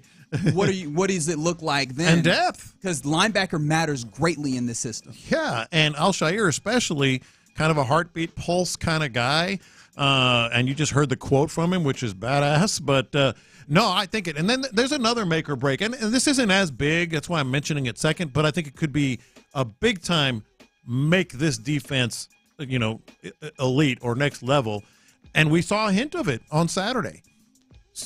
Turnovers. I don't know. I've been in this business for so long, and it's just a phenomenon that is hard to figure out. Every team. See, that's the thing. Like, boy, they're really good at creating turnovers. There isn't a team in the NFL that doesn't do the drills and maybe even different drills more drills that the Texans do in terms of stripping the ball, swarming. They say swarm here, they say something else somewhere else. And buddy, they are swarming punching the ball. Yeah. Once a guy has someone wrapped, everybody does those drills. Sure. Like all 32 teams do that. Now maybe it's just the culture that develops it. Maybe it's certain players like Al-Shair and others that can kind of, lead by example and show you how it's done. And I think sometimes maybe it's just the way it goes. You become a team that creates turnovers. And how many turnovers they have Saturday? 5? 5 of them things. So if they can be like one of those teams that, this is a year where they're creating turnovers. I mean, again, you're talking about a Super Bowl team. Yeah, and you give the ball back to an offense that is poised to be incredibly dangerous. On a shorter field, more likely. Right? And I think that's also part of this, and I know that this is kind of like roundabout, and in a way it's outside of the parameters of what we're talking about in a way, but I think that the nature of the offense is going to give the defense a possibility to be elite. Sure. When you have an offense that has the possibility of putting up points in a big way, which this offense clearly absolutely does, that applies pressure to that other team and gets them in places where they can't relax and lay back on the run game or what have you, and they'll have to be a little bit more aggressive at times, which could play into the idea of getting some interceptions. Maybe someone throws a pass that's a little bit riskier because they feel they look at that clock and they look at that scoreboard and they say, "Hey, man, we need to go for it." I think that might give the Texans an opportunity to be special defensively. And if you get some early leads and some long drives, then they have fewer possessions. That helps the defense. When the opposing team is playing from behind with fewer possessions, that makes your defense that much better as well. I think also what has the possibility to make them elite. Let's talk about the coaching. D'Amico Ryans, Matt Burke. It seems like they just have really great feel. And this is where we get into that nebulous space where I can't really give you statistics to point to it. But they just seem to have like great timely play calling and know the right moment to make the right call. And that matters so much as well as just, oh, wow, they happen to have the perfect defense for the situation and putting these guys that we already believe strongly in their capabilities, if you put them in the right positions, which is on the coaching staff and on the play callers to do, I think that gives you the opportunity to be great. I'm glad you brought that up because I've said this over the course of the last year, and you're going to get tired of me saying it, and I call it the D'Amico pixie dust. Like Blake Cashman last year was the perfect example. Here's a linebacker that was a good linebacker, nothing special, really good special teams guy. All of a sudden, he becomes a stud in D'Amico's defense. A lot of factors in that. I call it pixie dust, but it's really putting him in the best position to excel game plan wise, like you talked about. Putting him in a position where he doesn't have to think as much. D'Amico has said that from day one. Keep it simple, let the guys attack and all that. So that's all part of the coaching. It's not like what a brilliant defensive game plan. It is that sometimes, but sometimes it's like go play and do this. The great audio and video of the Browns playoff game. Christian Harris comes to the sideline. D'Amico talks to him and says, if he does this, jump that route, interception. I mean, it's coach. You're right. It's 100% coaching. It's that D'Amico pixie dust that they put on some of these players to excel. And that speaks to the buy-in, which is the final thing. Yes. Like, these players love playing for these coaches, but they also, they're all in on all of the mentalities, all of the thought process. Sometimes you can see when there's a little bit of a discord or these guys are bought in, and you can see it in just the way that they celebrate and the way that they the energy and the vibes around the team. This team is bought in defensively in particular, and you can see that there's probably a level of cohesion that's going to help make this team elite. And so I think that, as you can tell in the way that we're talking about this, I lean towards this team being clearly easily top 10. And honestly, I think they have a good shot at being a top 5 defense. Figgy said so. Figgy, you said top 5 defense? Yeah, I was drinking the Kool-Aid a little bit, but I wouldn't be surprised. I wouldn't be surprised though. Like I would have no issue. I would be shocked if they became a top 5 defense. Well, like you said, stay healthy, and especially at the linebacker position, that's one where I didn't like it coming into the offseason, didn't like it coming into training camp. I like it the way they're playing, but we still need to have some guys that, first of all, play like Christian Harris. I think he will perform like Henry To'oTo'o, and then have depth. Is it going to be Jake Hansen? Is it going to be, there's some questions at linebacker, but they got a lot of other parts. And look, hopeful evaluations, because one of the big things we talked about is make or break is that secondary, and there are questions to be had about how that ultimately comes around. We're talking about Kamari Lassiter as a rookie. We're talking about Jalen Petrie, who has had up and down times. What happens depth-wise at safety as well, and you're going to start 2 rookies more than likely. Right, very quickly. That's a big ask. Very quickly, we start having the Justin Simmons conversation all over again, and some certain things look a different way. But those things, they have the possibility, and I think that in and of itself is very exciting with these Texans. You're in the loop here on Sports Radio 610. We are in the midst of the Texans Ticket Tuesday hour, so keep it locked right here for when we give away that pair of front row bullpen tickets. But as we typically do about this time, it's time to get a little bit of lunchtime confessions here in the loop. Do the Texans have a new RB?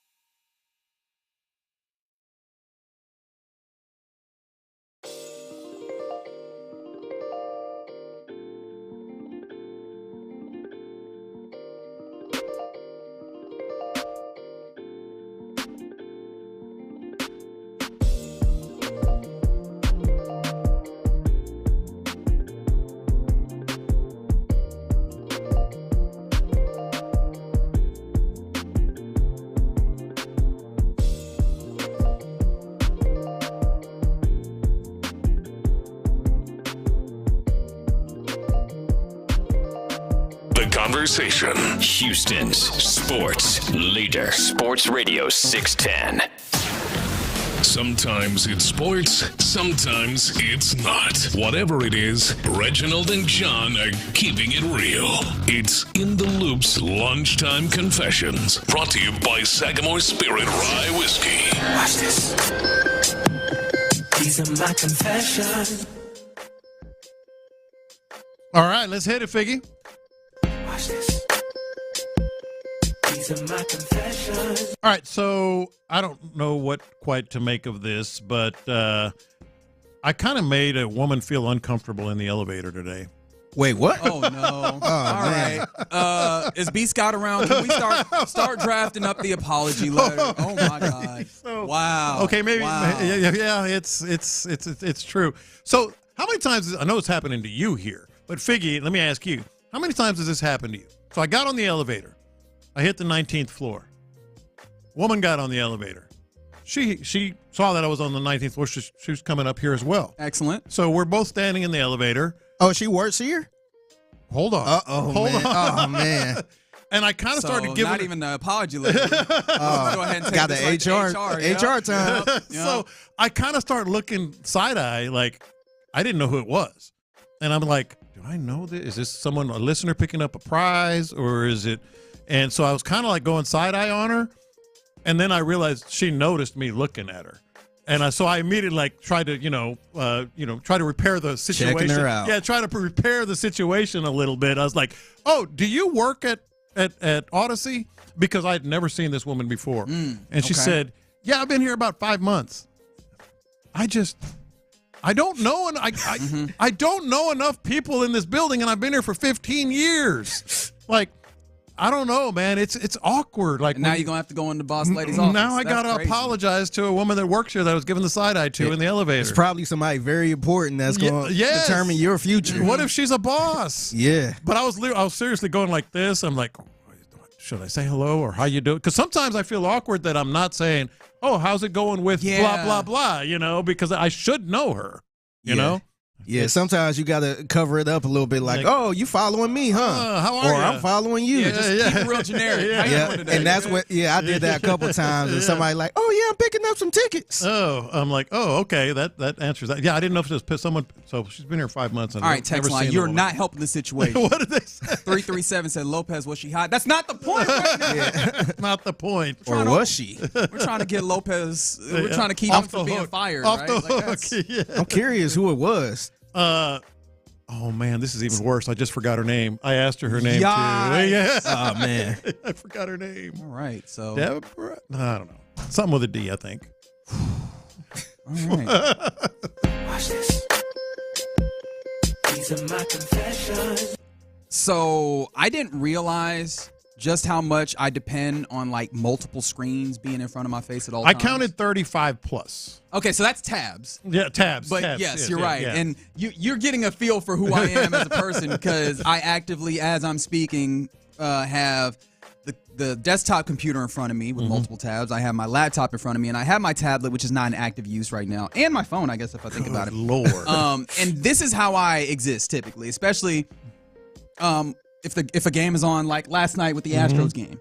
If my situation, because I just moved, if I was all set and everything, I'd have a TV on or multiple TVs on with the Astros game, and then I'd have my laptop on, and I work on that, my phone, something like that.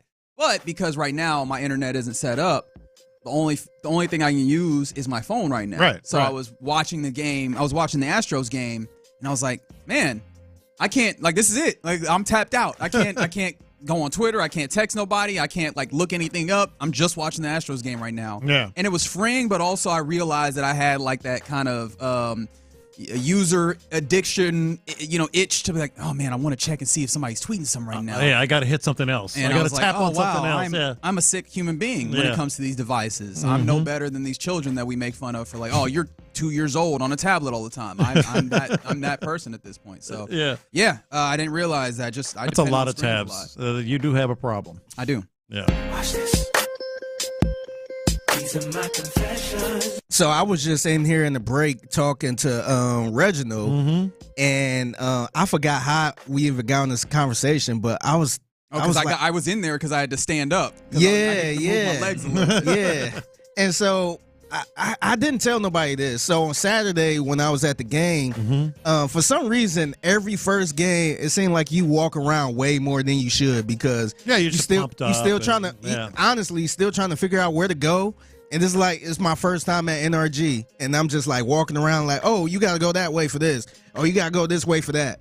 And I did a lot of walk. I probably could have ran a 5K, to be honest, how much walking I did. Yeah. But Sunday morning, man, I realized how washed up I am physically.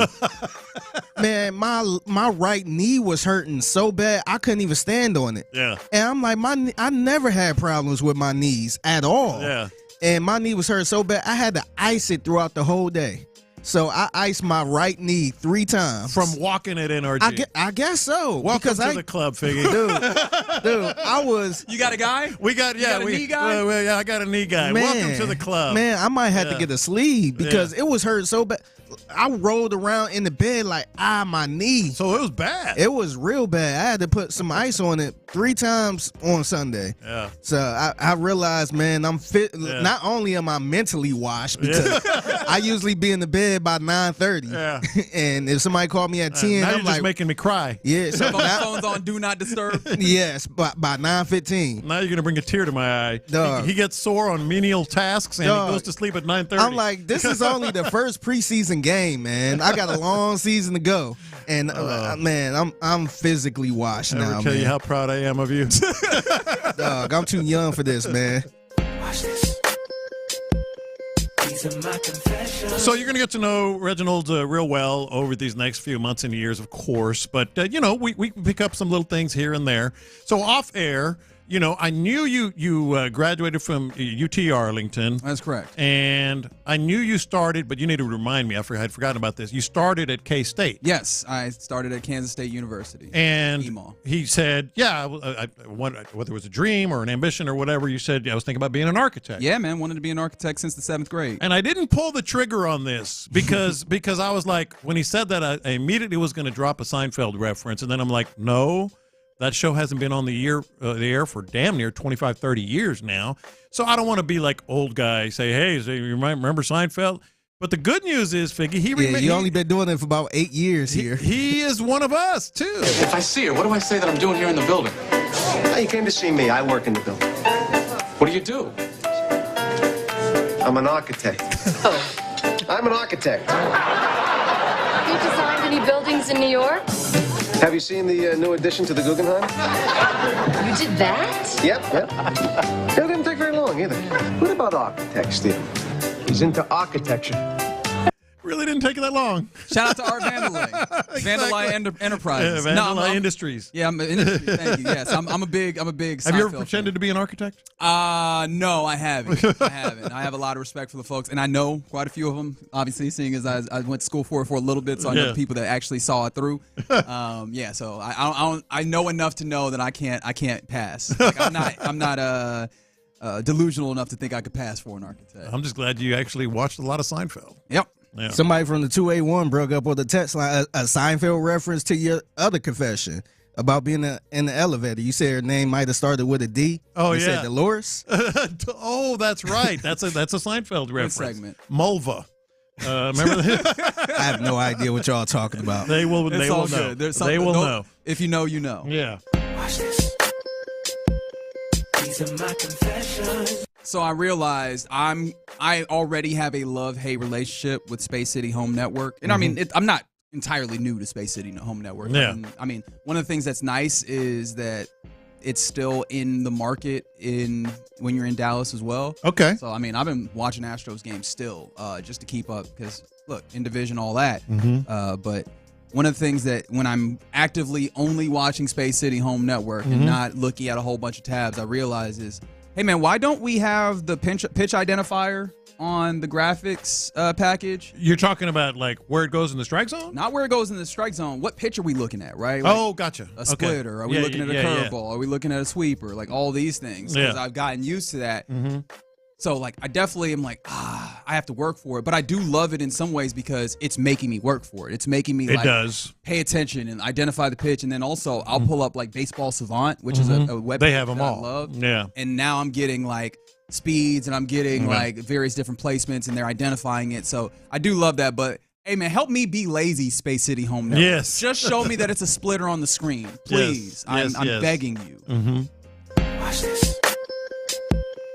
These are my confessions. So if y'all don't know, I do a lot of social media influencer work, which means I go to different restaurants sometimes and try their food, get content and all that stuff. And every Wednesday I go to Atomic Wings and I get content eating their wings and different stuff like that.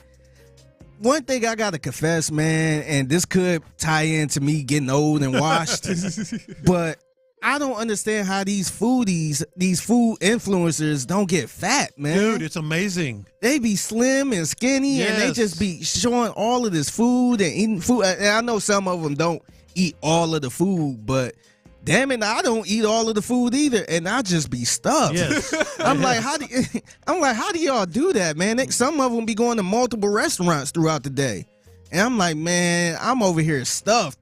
All I ate was like 8 wings, and I'm done for it. I just don't see how these foodies just go around eating food for a living like that. Can you eat like a ton and not gain weight?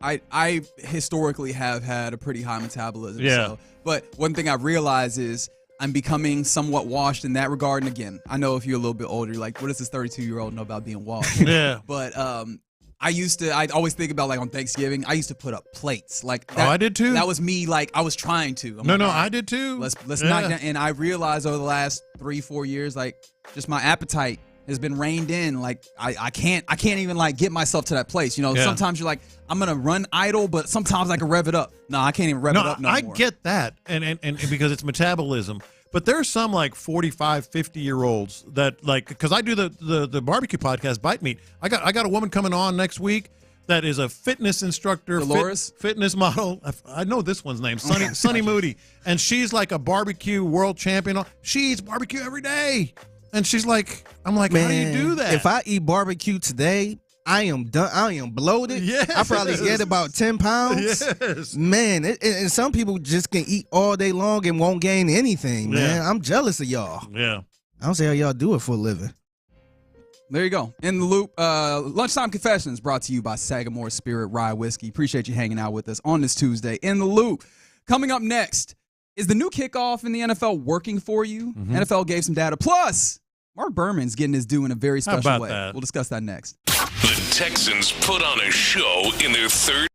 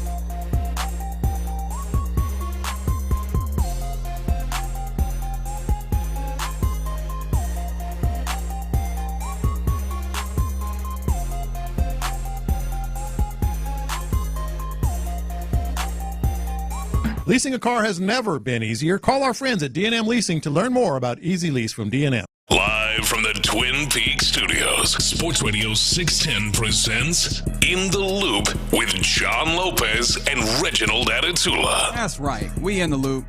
Sports Radio 610. John Lopez, Figgy Fig, your man Reginald Adetula, here with you as are you enjoying the new kickoff in the NFL? 713-572-4610 is the number to text, because the NFL yesterday gave the media various numbers, and it kind of felt to me, actually seeing the numbers, that they were kind of doing the thing where they go, hey, look, it's great. Yeah. Look at these numbers. That means it's great.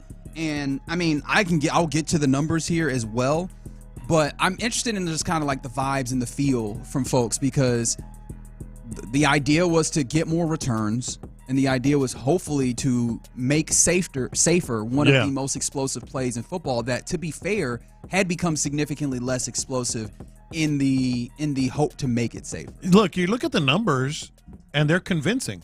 The numbers are convincing, right? You know, and you have them.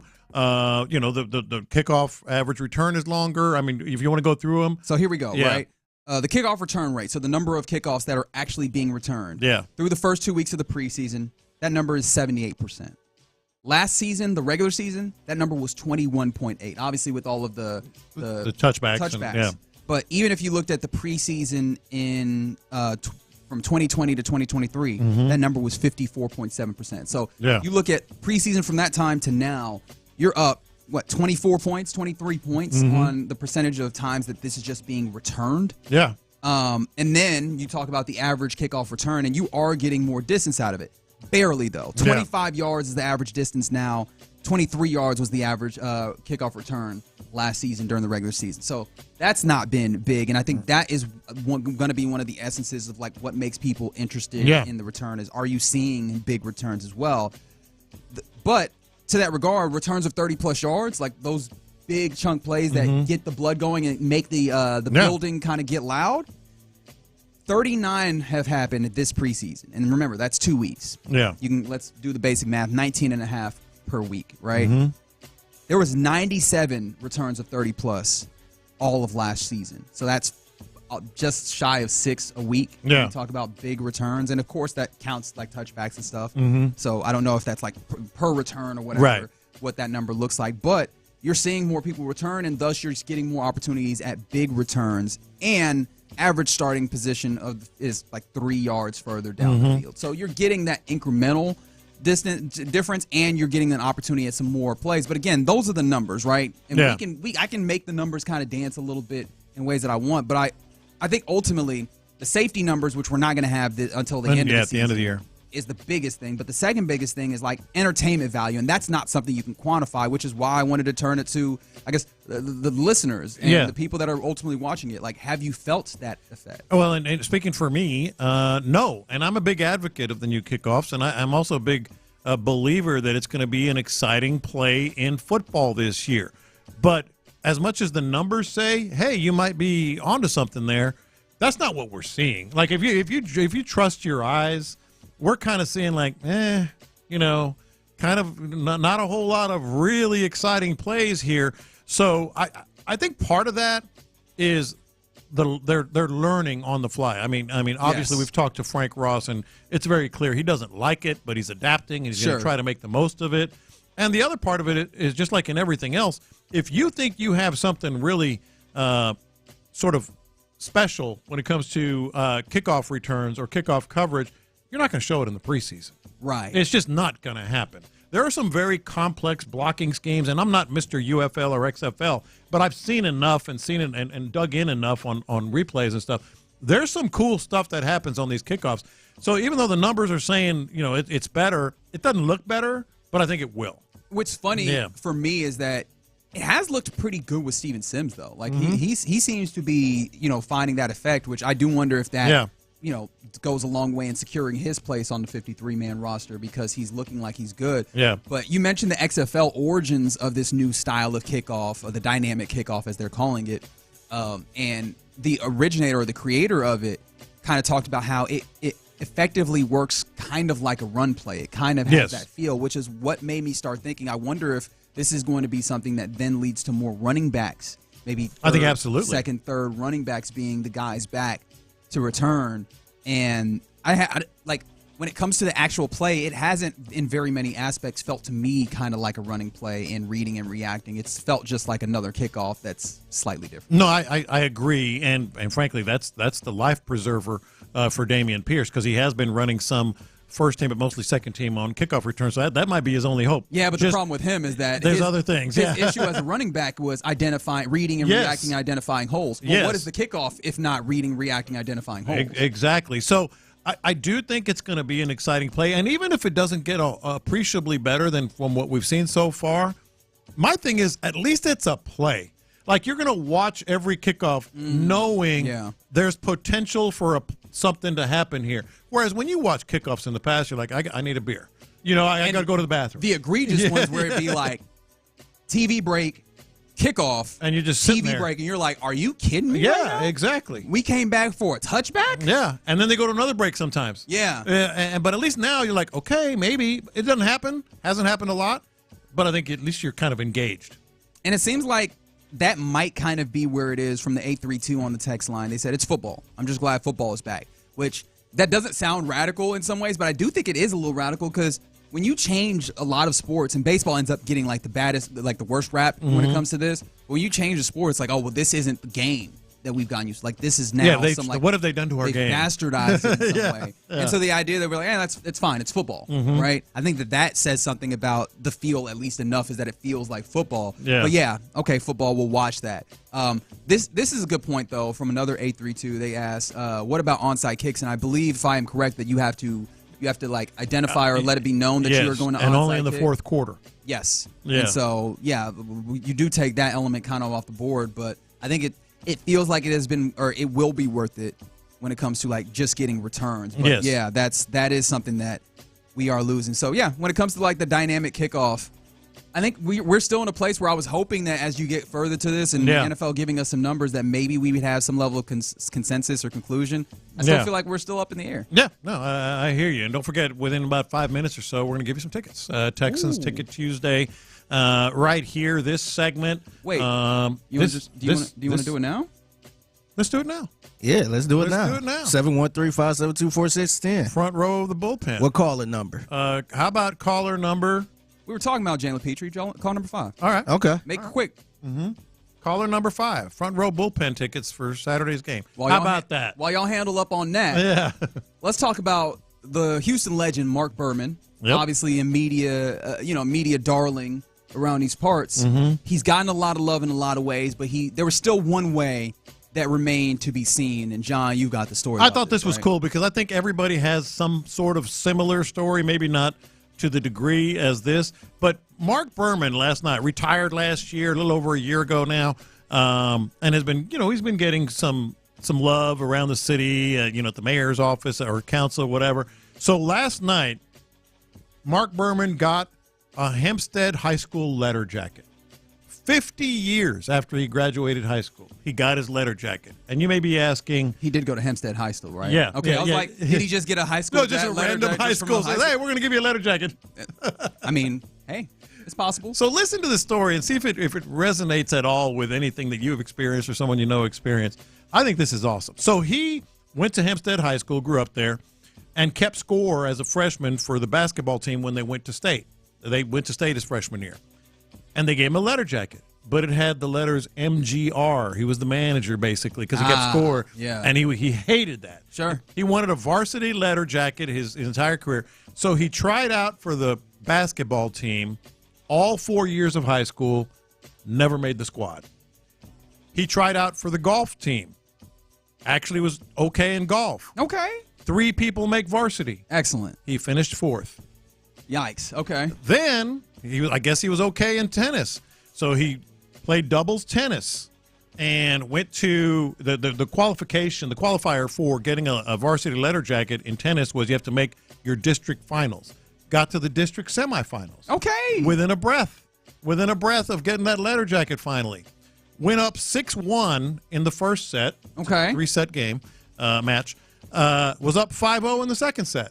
So he was ready to win it in straights. Layup. Win it in straights, baby. Let's go. Let's get this letter. Lost 6 straight games and then lost the next set. Yikes. Wait, so like he had to have like broken at least twice in that second set. Yes. And then still, no. Won the first set, 6-1. Look, Mark Berman, a legend in the game. It's feeling like he might be a little bit of a choker, man. That's crazy. My gosh. So he never got, he was like, they ate at him. I'm sure. So Hempstead High School gave him an honorary letter jacket. There you go. Had his class year on the sleeve and all that. And I just started thinking, like, we all have those, like, dang it, man, from high school. But think about, the other thing I was thinking about, maybe, it all worked out for him. Sure. Everything worked out for him. Although I will say, in this one way it didn't. Your window of opportunity to get some use, like real use out of a letterman, yes, it's small. Is very small because we are dogging you if you step on the college campus with your letterman jacket. Like, who are you? This is not high school. Oh, that's a freshman. 50 years later, I don't know that you can wear a letterman jacket around, can you? Yeah, you all know the freshmen on campus because they still wear their high school letter jacket. Right. You got about 2 years. Marcus moving around town. He's at HEB in the letterman. He needs to wear it. He needs to wear it out and about. Okay. Brand new, fancy Hempstead Letterman jacket. And he's told that story to me, but I actually talked to him about it this morning because I said, I got to get all the details right. Dude, that is heartbreaking. But he got it. Congratulations 50 to Mark years Berman. later. Like legend in the media sphere, but also high school letter winner. Yeah. Never forget it. Don't you forget it. There you go. A little bit about the dynamic kickoff, and a big shout out to Mark Berman getting his high school letter. I think the only thing that I had close was sophomore year for me in basketball.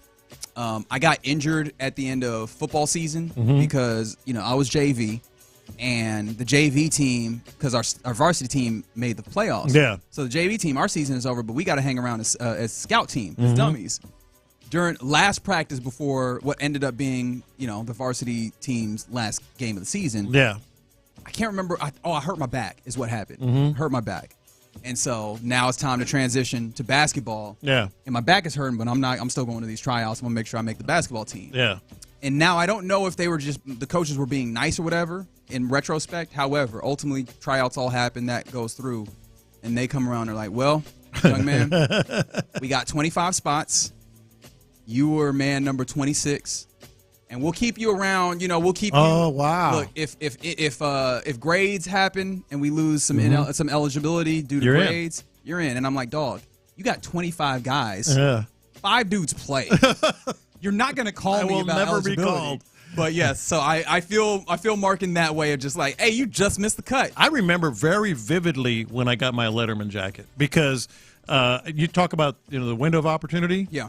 So I had a chance to letter as a sophomore, which that was going to give me a big window. You were going to be the man in the streets. That was going to be. So I got called up to varsity like the second game of the year, my sophomore year. But back then, you needed to play 10 quarters of football, in order to get a letter jacket. And so I was obviously a backup as a sophomore, called up to varsity. And I remember I had played like 8 quarters going into the last game of the year. You were like, I just need a half of football. Dude, I was so bad.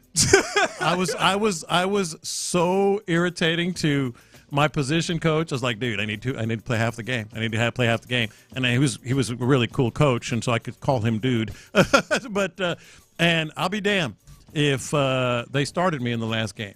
And so I got all 4 quarters, got my letter jacket. Man, that summer after my sophomore year, I was insufferable. As you should be. I was insufferable. I earned this letter. I begged my way into this letter. You better understand. You better recognize. There you go. Appreciate you hanging out with us. You're in the loop right here on Sports Radio 610. Coming up next, final hour of the program. We get it going, talking about, or rather inspired by the Astros being downright killers. What team always ripped your heart out of your chest? 713-572-4610. We'll discuss it next. All right. I got to tell you.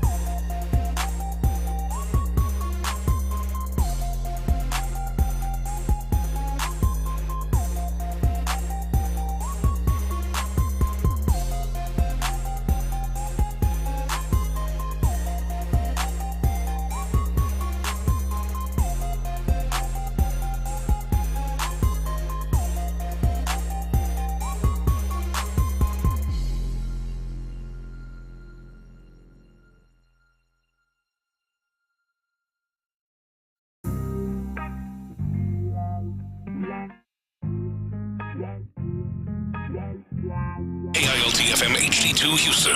Insider access, exclusive content. Sports Radio 610. The Texans play here. An Odyssey sports station.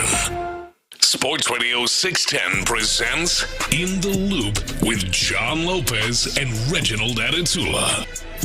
Yes, indeed, you are indeed in the loop on Sports Radio 610. John Lopez, Figgy Fig, and myself, Reginald Atatula, hanging out with you for one more hour before we hand it over to The Drive with Stoerner and Hughley. Those fine fellas coming up not too long, but real quick before we get there. Inspired by the Astros being killers.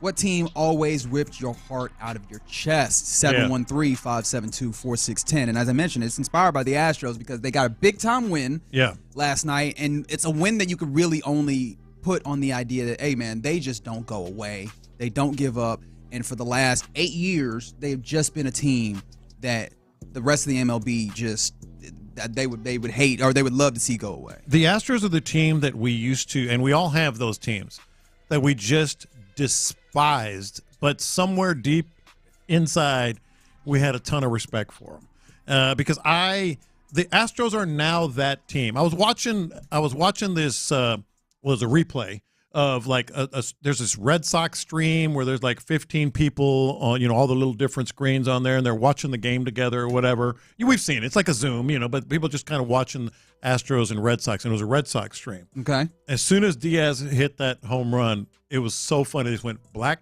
Oh, everybody they all just started dropping. Closed their laptops. Just dropping off. And finally, there was one dude there with this blank look on his face, just like staring at the screen. It was like 15 or 16, and it was like whang, and you can see that in the corner. You see the Astros Red Sox game, and then all these dudes were standing there, and they just all started clicking off. In a game that I'm sure if you're a Red Sox fan, you're like, we absolutely need to, we got to win this. Yeah, they were like, it's got to be ours. Hate the Astros. And no, four errors can't stop the Astros. Yes, and that's what got me thinking. I said, I'll be damned. The Astros are that team. They're just, I mentioned it to you guys earlier. They're stone cold killers, and they are hated not anymore because of the cheating or Altuve, because they're so damn good. And they rip your heart out of your chest. There's still people. That's what they did yesterday. Cheating, though. No, I get that. but, or at least that's what they say. Yeah. No, I get it, and that's why Altuve still. I get all that, but I'm saying what really frustrates people is like, damn it, Astros did it again. All right, real quick question here, because I know obviously we set up one for the segment itself, but yeah. Do you think that people would care still about the scandal in 17 if the Astros were out of their window of being killers? No, heck no. Right? I don't think so, heck man. No. Because shoot, you got people like White Sox fans that still talking about it. It's like they ain't had nothing to do with y'all. Y'all were sorry. Y'all just hating over it. I understand if it from outside the club is what Figgy just said. Look, I understand if it was the Dodgers or the Yankees who could have been affected by it, but White Sox, what are y'all doing? Yeah. And Jordan Alexander on the YouTube says, "Hey, do we know what Jordan told Yainer?" You were talking about it earlier, and they were talking about it on the Space City Home Network right immediately after that. Apparently, Jordan said just like, be careful about the timing, right? Obviously, you can kind of do a lot of things. You can be in your head at the plate and be worried about a lot of various things. He's like, just worry about timing, time it up. Yeah. And that's exactly what he did, and sent it into the stands to get a 5-4 walk-off victory for the Astros. But when it comes to teams, no, I was about to say 4 errors for the 713. They're like 5 errors. Don't forget about Joe Espada's decision to pull Yusei Kikuchi in 6. I didn't really have a big problem. They ended up working out okay for them, I guess. Yeah. But yeah. So I go. Let me go back. I had my high school team. Yes. When I was in high school, the team that just consistently ripped out my heart out of my chest. But I did have some respect for them, obviously, even though I never admitted it. The first one was those Lakers team. Kareem, Magic, Worthy. Sure. I mean, and just every time they would just like, we think we might get them this year. No, you're not. No, you're not. And the other one was the 78, 79 and beyond, but 78, 79 in particular, Pittsburgh Steelers, because that's when I fell in love with the Houston Oilers when I was in high school. and Pastorini and obviously Earl and that whole team and every time. It was only maybe the greatest football dynasty in the history of football dynasties before the Patriots. They were one of the greatest teams ever. But I was like, who was the head coach then for the Steelers? Oh, it's their only head coach at that point, right? Chuck Noll. Yeah. And guess how many head coaches they had since then? 3. 2. I'm about to say you had an extra one. Yeah. Cowher and Tomlin. Yeah, they've had 3 head coaches. That's wild, man. That in blows the my history mind. of their existence. That's got to be the job to get, because you know that there's going to be a trust and belief. Now, of course, I wonder how much of that is, well, you managed to get the good ones, but still, right? There's got to be a trust and belief in what they do there. But as we talk about teams that rip your heart out, you mentioned one of them that came in on the text line from the 832, the Patriots, when they were good. Patriots and Chiefs more recently. Because they just kept – look, I know that some of this is just like, yeah, of course, the great teams in the league are going to do that to you, but the Patriots just kept doing it in ways that, like, you looked around and you're like, they shouldn't do this. Or, like, especially with me, I ended up being one of the many people that was like, oh, Tom Brady – it's washed now. Right? How many times did I say that? Yeah, here we go. It's about, here comes the decline. Yeah. Nope. What? 5 years later, he's still going. Still doing it, right? A lot of this on the text board, and Figgy, you mentioned this, Golden State Warriors. Yeah.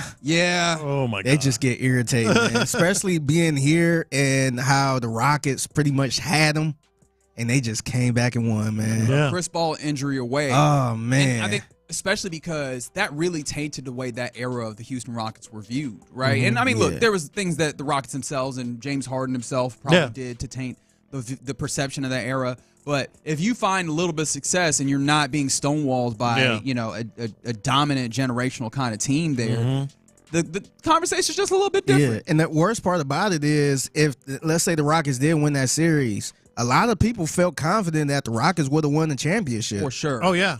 What about you? See, my answer is Rockets involved, but it's back when I was like a young buck in Houston watching Rockets. Yeah.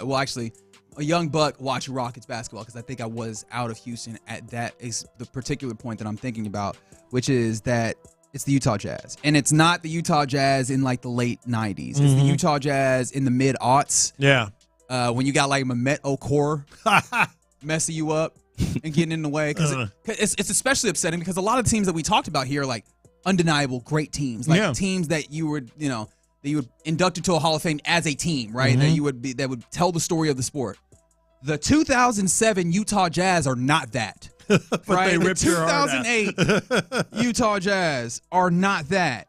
Just constantly. Who was on that roster? You got it up there? The 2007 and let me get that for you specifically, because like I definitely remember the Met Okur, because that's a name that's also fun to say while also being deeply annoying. Was that, I think Darren Williams might have still been there. Oh yeah. At that point. Let me see if I could pull this up. We got the likes of Derek Fisher was on one of those teams, and Derek Fisher was a whole level, another level. He was his own pull your heart out of your chest guy. Oh, I still can't believe they allowed him to get away with the shot that he supposedly got off in 0.4 seconds. I refuse to believe it still to this day. Andre Karolinko. Oh, Karolinko. Yeah, AK-47. Oh, wow. You can't say that anymore. You're going to get canceled. Yeah. Like all them cats. Carlos Boozer. Oh, yeah. Yeah, pretty good squad, to be honest. I mean, not a bad squad, but I'm not going to admit that. It was annoying. Being a team that honestly like should have been able to at least make a little noise in the West in the first round back-to-back years. Yeah. That was very frustrating. The Utah Jazz, I'll never leave for me, and especially because I rock with Vernon Maxwell in that way, especially because of that time period. But isn't it nice to be on this side? Like, you're now the team that can make guys, avid, ardent Red Sox fans just slam their laptop shut when you beat them. You can now go to Yankee Stadium and not even blink in the postseason and just wreck the great New York Yankees. You can beat the Dodgers and pull the Dodgers hate the Astros. Like, the Astros are now that team. They're now that, whatever it's Steelers or Lakers or Warriors or Utah Jazz. They're the team that just want to, that you just hate. Yeah, the cool thing about it though, like let's say in the next 20 years, like 20 years after today, people gonna be talking about how good this Astros team was and how much they hated them. Just like 100%. Like right now with the Patriots, everybody hate the Patriots, but years later, we gonna talk about like, man, that was a dynasty. That dude was a bad mofo. What will be fun though is like I think time ends up being nice in this regard is that it allows you to get over some of the pain and the hurt because sometimes you'd be like, man, I hated that dude, but he was kind of nice though. Like now I can admit that, and I'll be interested to see like how some of those acknowledgments happen in like the 10 or 20 years you talk about Altuve, about Bregman, about some of the various guys that we're talking about during this time. That's how I am with those old Lakers teams. Yeah, come on. That's how I am with the Warriors. Yeah. Like as much as I hate Curry, but that dude is a bad mofo, man. I'm gonna tell my grandkids like, man, nobody was a better shooter than Steph Curry. I couldn't stand him. Yeah. I was kind of like that with the Lakers too, even with Kobe. Like rest in peace to Kobe, but I couldn't stand Kobe Bryant because he was that good, man. Mm-hmm. Okay, interesting. From 979, they said they think that they need, I'm guessing the Astros is what they're talking about, need one more to be a dynasty. Right now, it's just a great run. Well, that's tough because like the ultimate end goal is still, it's a results-oriented business, but how do you look past, what is it, eight straight ALCS, man. It's a dynasty already. I will fight. Once you get your second championship and you go to 8 straight, I don't care who you are. Maybe you deserved and probably should have won in 2019 a third one, but no, it's a dynasty already. Like there's no question 8 straight about it. Ain't nothing to sneeze at, man. Yeah, monopolizing like your entire league. Yeah, the league is the Astros. And even when it's not, it is, right? Yeah. Like I think that you can absolutely get. It's not like they got the 3 World Series and that's it, and no ALC, only 3 ALCS or 4 ALCS. They went to 8 straight. Yeah.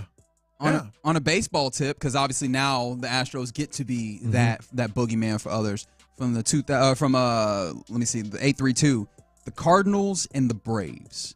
And I'm guessing the Cardinals. The Braves. Oh, that's a good one. Yeah, how could I forget the Braves? They couldn't get over any hump with the Braves. Yeah, me being in Cleveland, lost to the Braves in the World Series. That one hurt, man. The Braves is a good one. I can't believe I forgot. Like they were just so irritating. Yeah, like so irritating. The Cardinals of like the early aughts is one, because I'll be fully honest in that. Like I was not super baseball guy. Yeah. When the Astros were still in the NL. But yeah, that Cardinals at that time were definitely a frustration to these Astros. Yeah, the Braves, and plus they blew games like in horrible fashion to the Braves in the postseason, and that's when Bagwell and Biggio didn't show up. Couldn't hit anything. Oh yeah, that's an excellent one right there. But that's more localized.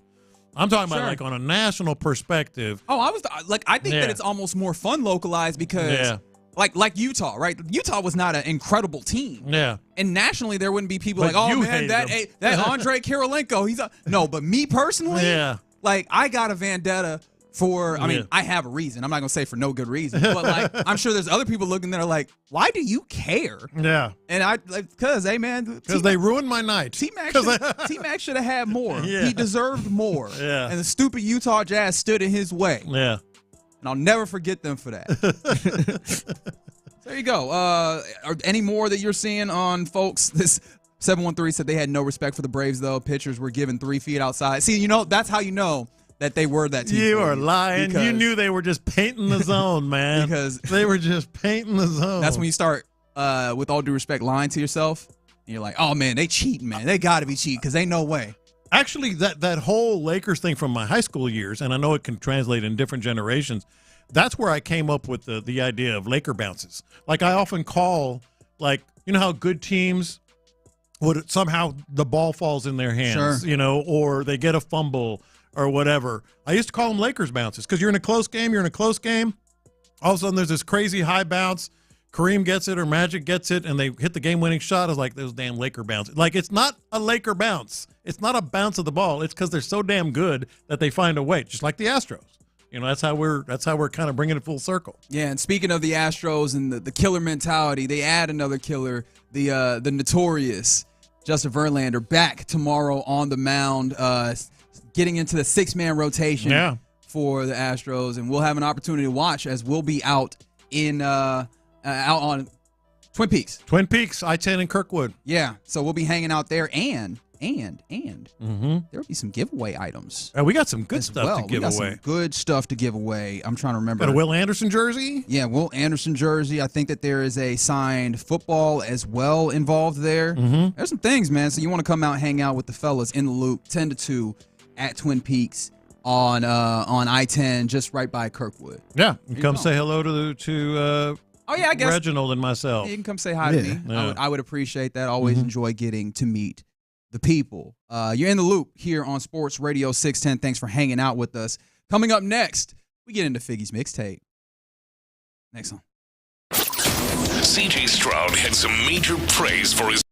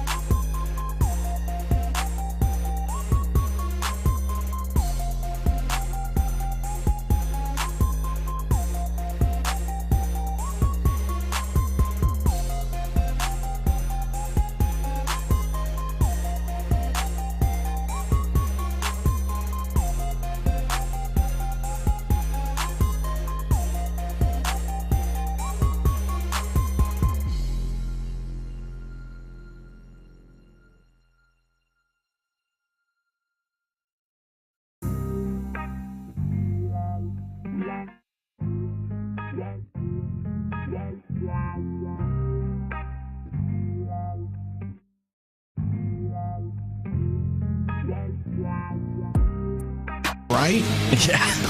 New episodes every week on the free Odyssey app or wherever you get your podcasts. Houston's sports leader, Sports Radio 610. Pass the aux cord and crank up the volume.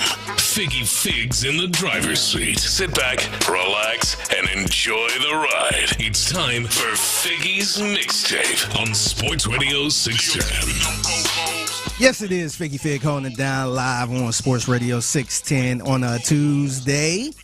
And look, first of all, I got to say rest in peace to Phil Donahue. Yeah. Passed away at the age of 88.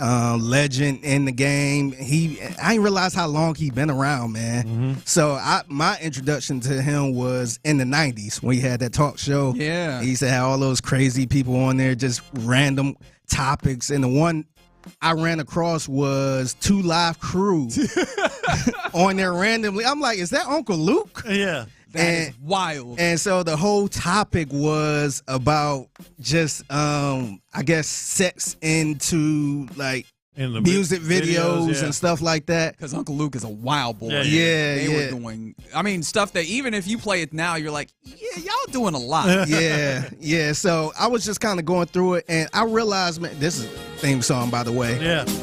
They don't make TV shows like TV talk shows like this no more, man. We don't have theme songs. Just generally, you gotta have a good theme song. We don't really do theme songs. You gotta like that have anymore. a good theme song, like the 80s comedies and stuff. Yeah, like I feel like the art of the theme song is gone. Mm-hmm. It's just like get right to it, and that's it. But rest in peace to him. But speaking of relationship stuff, man, I kind of want to get your opinions on a couple things, man. So one of my favorite things I like, I love when people give advice. Yeah. And it seems like when it comes to relationships, everybody's an expert. What's the best advice? Good advice or bad advice? Like if it's not being given to you, right? Obviously, you want good advice. But like if you just see someone giving advice, what's more fun? Someone giving like really good advice or somebody giving really more bad fun advice? is bad advice. I mean, there is no question, right? If you're an onlooker, yeah, for sure. Yeah, no, and see that, and that's where I'm getting at. Okay, so, excellent. Yeah, so when people just, as soon as you bring up relationships, it happened on this show where Lopez might be like, "No, you got to do this for your anniversary. This is the right way to do it." Everybody make it seem like it's a fact. Like this is the best way to do it. So I came across some clips. I'm gonna call this guy the guy on TikTok. Okay, so he had he had some advice. And he gave the lady some advice on red flags in a guy. And I want to see red flags. Okay. When it comes to a guy trying to pursue a woman. This is gonna be good. So I want to know if he's spitting facts or is it like, nah, this dude don't know what he talking about. All right. I didn't want to be the person to say this, but ladies, if a dude been pursuing you for years or a long ass time, just don't talk to him. Especially if he's been pursuing you and you've been curving him, don't talk to him. Because the remix is gonna be diabolical. You may not recover from it. Like dudes who be chasing y'all for the longest and y'all diss them or y'all don't pay them no mind, y'all don't give them no chance, they are leveling up. Like that diabolical switch up is gonna be crazy. Yeah. You're gonna go in there thinking like, oh, I think because they wanted me for a long time, they're gonna really come in there and be serious and genuine with me. No, they finna humble you in the worst way possible. They gonna humble you so bad you legit may not recover. You may resort to some type of substance. I'm not gonna lie to you, like, because they're plotting on you. Like, oh, you think you out there? Yeah, don't worry about it. And then boom. Well, how could he treat me like that? He wanted me first. Yeah, that was the point. And you didn't want him when he wanted you. So now he gotta show you you're not all that. I'm telling y'all not gonna listen to me though. Now, is this good advice that he's giving the ladies out there when it comes to guys that's like constantly pursuing? Who hurt you? That was my first thought. Actually, my actual first thought was, is he in the car right now? He actually was in the car. And the second thought was like, look, it's quite possible it's not. But my first thought was, this sounds like a dude who is saying, hey, but them other people are going to do this, when he's like, there's one woman in particular that if she does in fact spin the block, I am going to hurt her. Yeah. Because hurt people hurt people. And so, but that being said, I think there's a little bit of a validity in here. What my first thought was, this really depends. Sure. Like if it's someone you have a good relationship with, but it just doesn't go there, you know, it's kind of like When Harry Met Sally kind of thing. And then all of a sudden it goes there. That's cool. But if you're like trying to hammer away at this person, that's a red flag. Yeah, that's a red flag. And look, I agree with that. I do think it depends the situation, but to me, like me personally, if I keep getting dissed by this girl and she ain't giving me no time of day, I'm gonna move on. Yes. And I feel like at that point where I know it ain't about to be anything, it's just unhealthy for anybody to just keep going forward like that. Right. Yeah. Now, I think it sounds like he's trying to position it as they're going to dog you like intentionally. I do think, though, it's like, yo, if that person has been sitting there waiting, like there's probably some level of lack of health in there. Like it doesn't feel like that's going to be necessarily the grounds for a healthy relationship. Although, to be fair, we've seen all sorts of success stories in that way where it was like, yeah, we was just friends, or I was trying to holler for a long time, and then eventually, boom, boom, boom, now we married. And see, that was the ingredients back in the day. Back in the day, remember, you could hear the R&B songs like guys used to beg for a girl, man. Real begging. Yeah, listen to it go way back to the Temptations. Oh, where yeah, look who you're talking to. Yeah, I'm begging this girl for love. Yeah, I think generally speaking, red flag. Generally speaking. I think that's fair. Yeah. All right, so audio number 2. So rapper Lotto and her sister were doing some type of little podcast or something like that, and they were talking about red flags when it comes to men. So I want to get you guys' thoughts on this. Red flag in a partner. Jealousy is a big one for me. Like, it's overly jealous. Because it's like, I can't ain't gonna lie, control my man very jealous. We very controlling. Okay. You know what? To each his own. To each his own. To each his own, for real. But my personality type cannot handle it. Me, I'm going to say sassiness. I can't do no sassy, man. What do you consider sassy? Like, arguing back with me. Oh, that's like... yeah. A man that's like very you know what, for real, and we be getting on somebody about this. Yeah. Like, arguing with me in public. Like, just let me that's have a it. great one. Because I've had somebody do that to me before. If I say something that you're not really a fan of, like, you can talk to me about that later. Like, don't. Yeah, I think it's a respecting. Like, you should always, show your respect. Because it's just so like, is you my man or my Okay, all right. Do these ladies have a point? There's a lot to unpack there. There is a lot. There's a lot to unpack there. Go ahead. Good for them for knowing themselves, though. Like, hey, man, this don't work. I can't do no personally. sassy, man. Dude, when I heard her say that, I said, you are the red flags. For talking about red flags for men, women, that is a red flag. Yeah. But yes, if this highlights anything, ladies and gentlemen, is the idea that what do women like? Anything. Like there is a woman that likes something about it, right? She's like, I don't want no arguing. No, I want some arguing over here. Speak for yourself. It's just funny how she phrased like being a sassy man is arguing back. Yes. That's why I said you're the problem. Yeah. You're the problem. I know them fights are crazy. Oh my gosh. In her household. Oh man. Yeah, so this third clip, I'm gonna make it a little more cool. So Michael Irvin, NFL Hall of Famer, he was talking to some fans. I want to say it was during the NFL Hall of Fame ceremonies and all that stuff. But he gave some advice, not really advice, but he pretty much said the single life ain't all what it cracked up to be. I'm gonna try to tell you how good that single life is. Okay. Yes, sir. They only tell you about the good nights that they have out. They ain't telling you about the lonely life. Hey, when they came home and crickets are about. You see what I'm saying? That's real. So listen,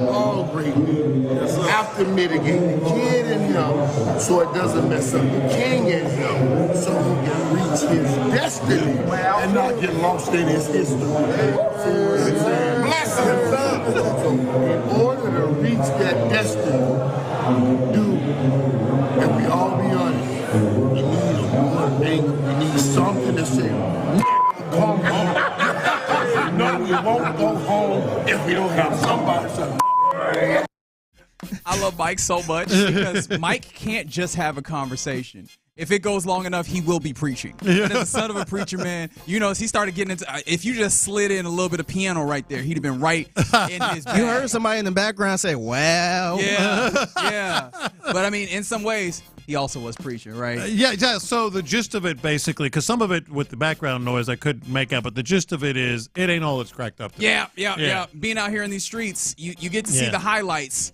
but if you see the full all 22, what you will know is that there are some trials and tribulations that you go through for the highlights. It's feast or famine. Yeah, exactly. It's feast or famine. Like it's like, wow, it's so cool being single, and I'm obviously haven't been in a long time, but I mean, it's like so cool. Sure. And then all of a sudden, what do you go, weeks, and you're like, damn, I got to do something with myself. Yep. It's funny because I'm a married guy. I've been with my wife since 2009. Yeah. But some of the stuff I kind of wish I was single for is like some silly stuff, because I'd be like, man, if I was single, I have a nice little bachelor pad. I have like a studio in the living room, just little stuff that there's no way in hell I could do as a married man. Exactly. You're not making a walk. Yeah, or even like going out to eat. Sometimes I'll be wanting to go get something, and I'll be like, give me a nice little $20 meal, $25 meal. Yeah. Oh, yeah. But I gotta always include her. I can't just go by myself. Yeah, exactly. So that $25 turned to $70. Yep. So those are the times I kind of wish, like, man, I wish I was kind of single, man, so I could just have to pay this $20 bill. But he's right, man. Like if you're gonna do that, you got to consider like all parts of it, right? And I think that stretches further than just the single life. Like with anything, don't just consider the positives. No, absolutely. Take account in the negatives. So shout out to preacher man Michael Irvin. Also, that's a man who clearly speaking from some level of experience. Like, hey, it's not all it's cracked up to be, gentlemen. Yeah.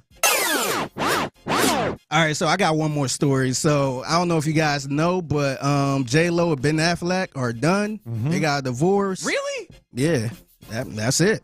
Already? Yeah, second time, I think. Okay. I can't remember if they was married the first time, but the second time they actually got a divorce. He was the one that actually divorced her. And so I ran across an article, and he pretty much said I guess them being married, it was so I guess Ben Affleck been sober for a minute.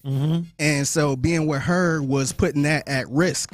Wow. So he said it was best for him to divorce her. If that's true. Salute. Yeah. But apparently online, man, he was getting slaughtered for this. Oh, God. So you had the people that saying you knew who she was before you got with her, and you know the celebrity lifestyle, why you get back with her then, da-da-da-da-da. So it kind of got me thinking, what was a time where you kind of, I don't want to make it just like a personal relationship thing, but somebody you was cool with, you met for the first time, and they was kind of doing some wild stuff that you like, you know what, ain't no problem with that. But then eventually that became a problem. So like example, like if you go into a club and you meet a girl that was the life of the party, you get with her, you like, yeah, this girl cool, but eventually you was like, man, this girl party too much, man. I don't need somebody like that. She always drinking, she always going out. So have you guys ever been in a situation where you like, man, this person, like it was cool at first, but now I got to separate myself for that saying. We all have that person, right? Yeah. We all have that person. Let me go back to the J-Lo thing first of all. Okay, very good. Because it's like all these people that are like, oh, you knew that lifestyle, you knew what she was like. Have you seen J-Lo? Okay, all right. I mean, are we being honest? You got to double back, man. Have you seen her? Have you ever laid eyes on her? Because she could be like, I don't know, the worst of the worst in any realm, and guarantee you it'd be like, well, she's pretty good looking. And sometimes you got to double back, be like, maybe I can roll with this. I'll fix her. I did that a couple We're times. different people now. Yeah, I'll fix her. Maybe it works now. Maybe I could handle this. Yeah. And when you get in, you're like, nah. But what about you with like that? What he's talking about? I'm sure that I have, but one thing about me is I feel like I'm a pretty good judge of character. Like, of course, that's something that, people that sometimes are not pretty good judges of character might say. Yeah. But, I've been fortunate to meet a lot of good people, and the people that feel like, oh, that's a lot. I don't end up spending a lot of time with, because I'm already lazy to begin with. Like, I'm a homebody, so it's like, yo, let's go. I'm like, That sounds like a problem. I don't know if I want to go. Yeah, I got a couple examples I just want to throw out. Yeah. Okay, please. So what about that one friend that you or somebody you meet and they kind of vent to you a little bit about their problems and all that stuff, and you like, all right, the complainer. Yeah. But then eventually, every time you talk to this person, they're always complaining about something. That's where you like, man, I don't even want to take this person call because I know they're gonna complain about something. Yes. Ding, ding, ding on that. That's the answer for me. Definitely those. Yeah. I got another one. Eventually, you might have to tell them about themselves. Yeah, I got another one. That one that always trying to get into a fight. That I had a buddy like that. So at first it's like, all right, cool. I see you trying to defend himself, and but eventually every time you go out, he always picking the fight where you like, man, bro, why you out here trying to fight? Not man? as an adult, but in high school. That's what college for me. Definitely had a friend like that, and it's like, hey, man, we would sit him down. You just had to talk. Like, look, I want you to understand. You expecting all this backup? Yeah. It's one of the reasons why people get mad at me. They're like, "Oh man, you're my friend." Like, no matter what, you jumping in. I'm like, "Nah, I gotta find out. Did you earn this ass whooping? Yeah. If you did, you take what you got. Yeah, you're on your if own. If not, we can go scrap it out if we need to." Now, what about real quick? I got a couple more. What about the person that always like? When you first meet them, they might gossip a little bit. You might get a little messy too, like, oh, what happened? Yeah. But eventually, every time you see this person is always gossiping, where you be like, oh my God, man. Like, damn. Just in general. Why are you always talking Exactly. smack? Just in general. If you're talking about a lot of people, if you're gossiping, if you're complaining about this job or that's another one that kind of fits in that category. Oh, my job this today. Oh, my job that. I don't want to be a part of it. I don't want to be involved with anyone who vents about everything, who gossips about everything. And I get there's going to be some. Yeah. Hell, we all gossip a little bit. Yeah. You know, but the guy or the girl that just constantly, I'm out. What about that person that will start off asking you for something? You like, hey, man, I'm going through some hard times. Can you loan me something? Oh, no. You're like, all right, I got you. I understand. But now it's a regular thing. Every time they go, hey, can you give me something? Nope. Yeah, no, I ain't got it for you. Yeah, like that. It'll very quickly just be I don't got it for you. Yeah, that those are tough because if it's not somebody that you're related to, you could probably make that shift. The tough part is that often happens with like family, and that complicates it so bad because you want what's best for then that you're person, done. But at some point you got to be like, no. Yeah, then you're done. Yeah, I constantly go through that with my family, man, because for some reason my family think I'm balling and rich because I'm working at a radio station. So they always, I'm like, man, I'm broke as a joke right now. So I ain't got it like that. Yeah. So yeah, that's all I got, fellas, man. Figures mixtape every day at 1:20. That's right. You'll be able to hear it again tomorrow, although Figgy will be in studio. Myself and John will be out. Yes, sir. I-10 at Kirkwood at Twin Peaks, address 11335 Katy Freeway. And we'll have a few things to give out. There'll be baseball on the television, so come watch. But then also 3 giveaways. A Will Anderson H-Town Edition jersey. All right. Jalen Petrie signed football. Christian Harris signed helmet. All those things we will be giving away. Damn, that's some good stuff. Man. It's a good haul with also that's some good stuff. The Eats, Drinks, and Scenic Views. You're darn right. Also there. So we're going to have some fun. Come out and say what's up to the fellas as we hang out tomorrow out there I-10 at the Twin Peaks. But thanks for hanging out with us here in the Loop. Coming up next, let's talk about this. This time of year, there's a particular conversation that we're having, and me personally don't love. So what's your favorite, or what's your least favorite, rather, conversation that happens frequently in sports? 713-572-4610. We'll do that next. All right, right now I got you with Low T Center. Low T Center.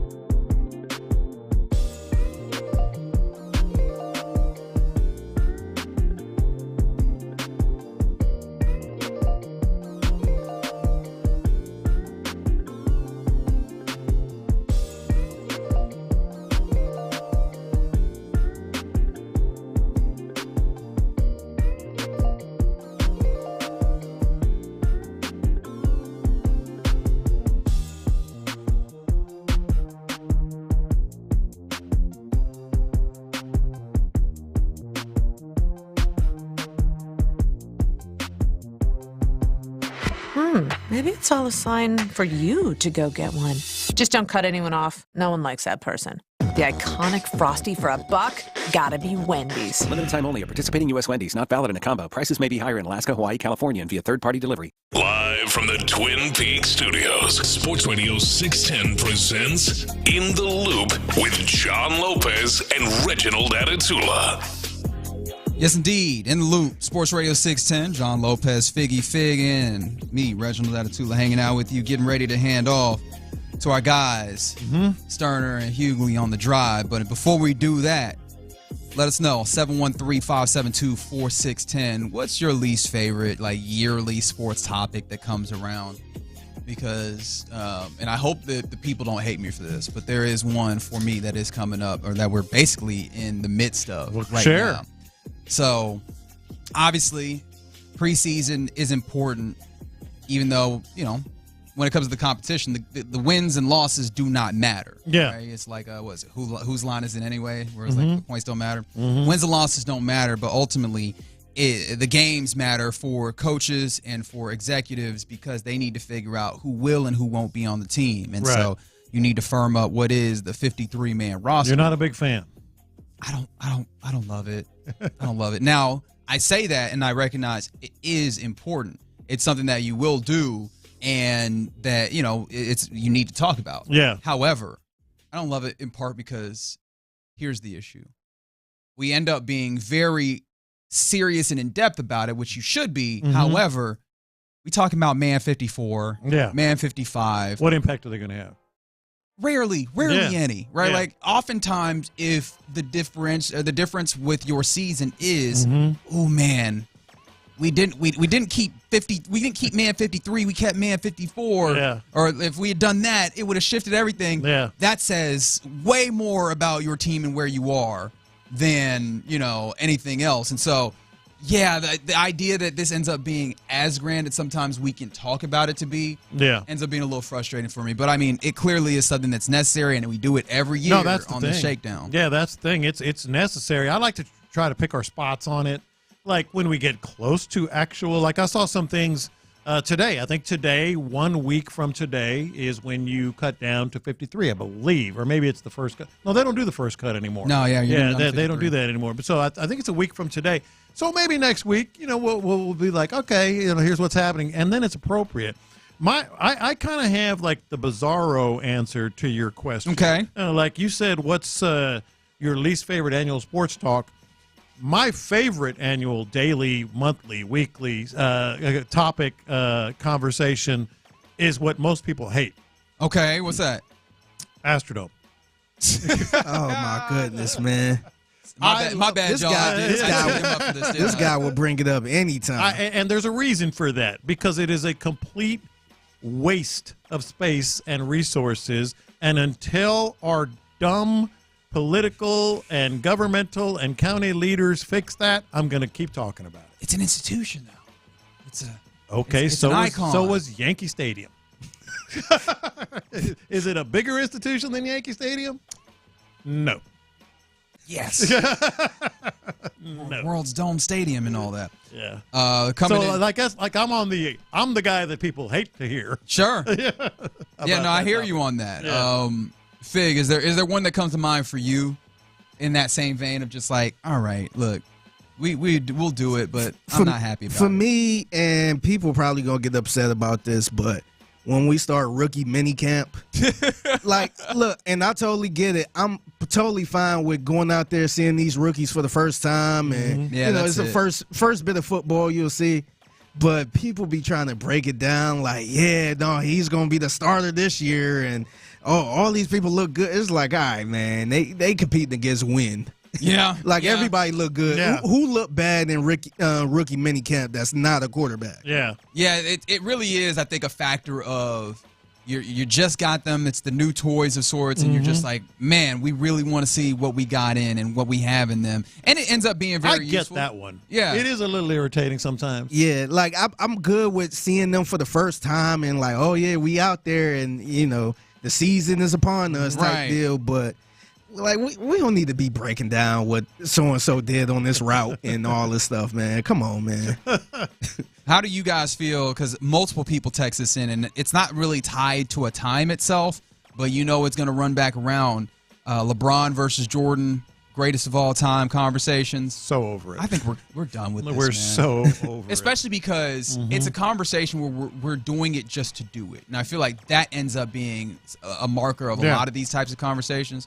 We're doing it just to do it because a lot of the people, I don't know that there are any independents in this, right? To, I guess, bring it to a political place. Exactly. Everybody's largely decided on where they are. And I don't know that we're shifting hearts and minds. We're just doing it to do it. Much like the election, to keep your point, you already know how you're going to vote, so why are we arguing about it? Yeah. You know, I add something that's similar to this is the whole Kendrick Lamar versus Drake thing. Yeah, that's also in the same vein. I'm over it, man. Like, Let them drop another song. I'll be there, though. No, I'll be there if somebody drops some music, but I'm over the whole conversation, man, because everybody's standing their ground. And you ain't going to bring nobody else to the other side, so I'm just sick of the whole conversation. Yeah, sides have been selected there. I'm interested in this one, John, especially you being a long-term radio guy. There was a point in time in radio where, hey, man, we need to fill a segment. I know exactly what we don't go say to. Pete Rose. We can talk about if Pete Rose should be in the Hall of Fame. God almighty. I avoided it back then. Should Pete Rose be in the Hall of Fame? The phone lines are open, right? I avoided it then. That one just ends up being a fascinating one. I do wonder, though, because, somewhat different circumstances. Do you get the same feeling on the Hall of Fame, on the Barry Bondses and Roger Clemenses? Yes. It's to me it's different. Okay. Yeah, to me it's different. But I'm actually kind of tired of that as well because I've already made up my mind on these, and I feel like they should be in. But if you disagree, I'm not going to change your mind. Right. They're not going to play any more games. They're not going to put up any more stats, to convince you. They're not going to reverse what happened in the Mitchell report. So you're either one way or the other. Right. I'm with you there. Let's see. Some other ones, someone bringing up. I'm interested in this. From the 346, they said, I just hate, the whole perspective of people that are like, sports are rigged. And I'm with you on that. The tough part about it for me as an individual is I try to be in a place where the officiating is going to be the officiating. There's going to be different types of mistakes, and there's going to be different things that happen within that. And you kind of just take that for what it is. Yeah. Sometimes officiating is part of it, and I try so hard to not necessarily have to, talk about the officiating that sometimes I might skew too far. But I feel like there's a lot of people that then skew the other way too far where they're like, oh, yeah, you see that happened because the league wants them to win. I'm like, what are we doing right now? That's where I was. You just stole it from what I was about to say. I don't agree with the league wants this or the league wants that. I do think there is a lot more sports are rigged because of gambling purposes than we would want to admit. Yeah, I think that's a fair point to make. The whole league, the NBA wants this, the NFL, that's crap. But I think there's a lot of games, probably more than we would even care to imagine, much less admit, that are gambling related fixed or at least influenced. I think that there is, but I think that the problem is there's a little bit of fairness to the idea that, hey, the NBA or this league wants this because we know that David Stern used to have his thumb on the scale in some ways because the NBA needed this or that to grow. Yeah. So I can't outright dismiss folks when they come with that as we talk about various, sports conversations that maybe you are done with. From the 713, they're like mock drafts. Just mock drafts in general. Oh. They were just, get me out of mock drafts. We actually kind of just avoided that whole thing this year. I think that this falls in line with you, your response to my 53-man roster. Just find the time. The problem is when we get right time. They're gonna do it in September. Yeah, when we get to it too early is when it ends up being an issue. But you get to it in the right time, and it's useful clearly to get a feeling of what's happening out there, especially when you get mock drafts from certain folks that are not just giving you, hey, this is who could help these teams, but the teams like this guy. Yeah. The teams have perspectives on this because then that's honestly a sort of reporting, a sort of insight that they're giving you in to what's happening there. The worst is right after the draft. Like the draft weekend is finished. Early. Way too early draft. Way too early 2025 mock draft. All right, man. Come on now. Clearly one that came up, the Astros in 2017 and cheating. To be fair, it's old and there's no real reason to bring it up. But like you were talking about earlier, in some circles, it's still a thing until this whole, generation moves on, Sure. Yeah. What's happening, fellas? What's good? We got the How are drive. ya? Got that 90s throwback working. Come on, man. It's my favorite. Yeah. It's a great hat. It's my favorite, man. Yeah. Solid, easy, simple. Clint's got the throwback Astros cap on with the navy and gold. With that being the case, fellas, we were just talking about kind of like the sports conversations that come up maybe yearly or periodically that you just kind of when baseball All-Star break hits. That's right. Yeah. That could be one of them. Is the week of baseball All-Star week? That's when you reel out the Pete Rose. Yeah, that's one of them for sure. Please don't get me started on that. I'm watching that doc right now. Oh, how is it? I haven't gotten a chance to get to it. The Charlie Hustle. Can't believe a word he's saying. hey, and like you a real liar when everybody makes jokes about how much of you a liar, and you just laugh at it. Pete. Hey, look, Pete's making money off that vibe, man. You can tell. Pete's that guy, that friend. He's full of crap every time he opens his mouth. Yeah, but it's funny. But damn, he's funny. It's funny throughout. Hey, Pete. Did that really happen? Yeah, come on now. Like it happens. It happens throughout that. Yeah. You lying. And it probably did happen, just not like that. Sure. Yeah. Not quite like that. And Pete cracks me up because Pete is on my mom. Double down, triple down. Straight face. Oh, straight face. I didn't have Pete for that. That's one of the deals where when Pete passes at his funeral, we're gonna find out he never knew his mom.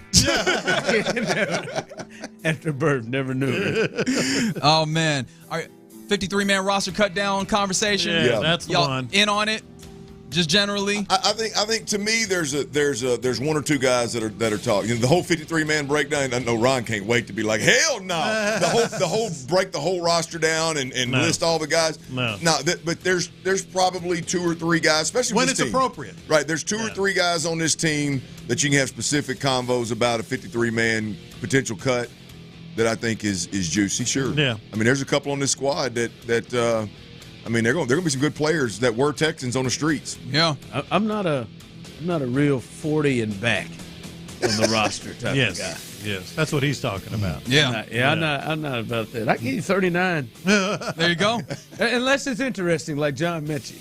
Yeah. Well, it's always going to be interesting when you're listening to these fellas. You're listening to KLT HD2 and Odyssey Sports Station, and let me tell you, fellas, the drive is live. That's good, Reg. Well, Reg got Come on, man. Like a vet right there, day two. Day two. Damn it, Ron, in the crosstalk. Lopez said something on my way in. I can't remember what it was. I wanted to skin his ass again. I can't remember what it was, man. You think about it. I had something. Think about it. But I can't remember, J-Lo. I'll have to text you. I'll have to text you, cuss you via text or something. I can't remember what it was. Like that He damn said Lopez. I wanted to skin his ass. He's gonna steer old Reg off in the ditch. That's an aggressive one right there. I want to skin his ass.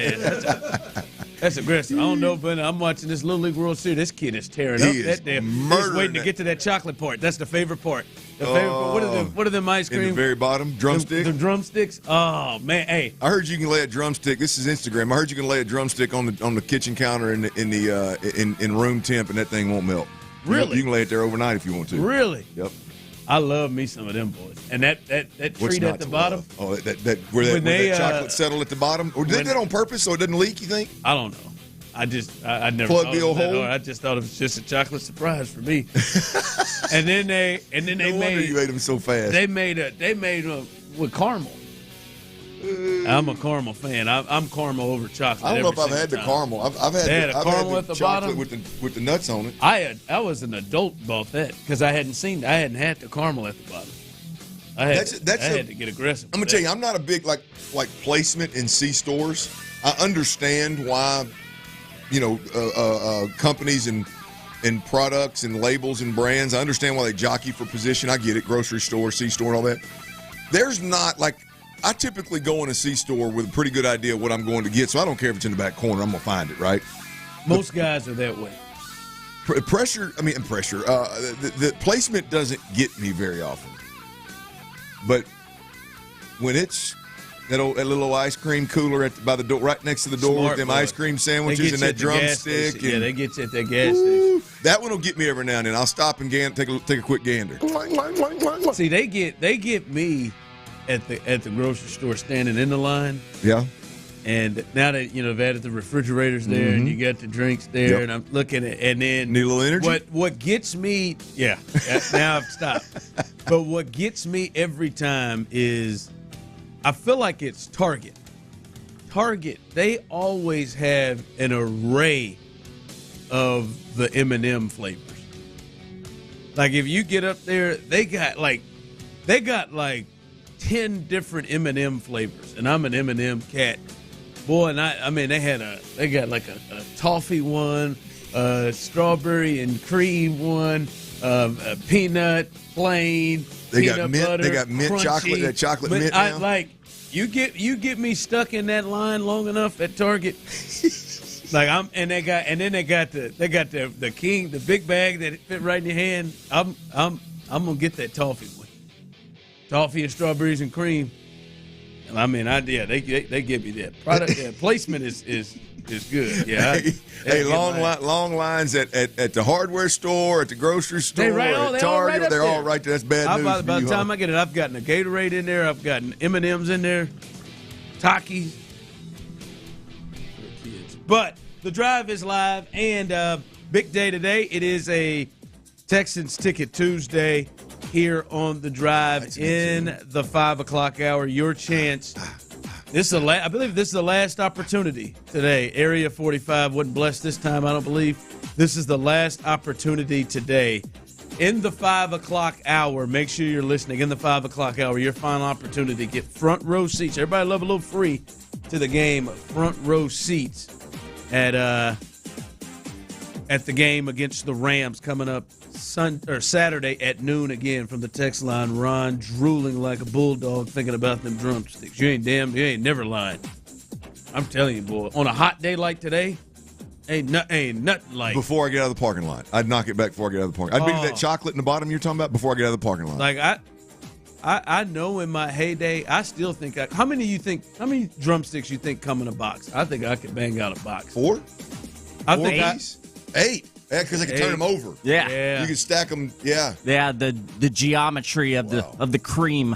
I think I could get 8 down in a good hour and not even feel terrible about yourself. Maybe. Not even going after it like it's a competition or something. Like I think I could sit here, maybe not an hour. You'd hate yourself. Maybe not an hour, but if I had a box here, and if you're right, room temperature, they won't melt.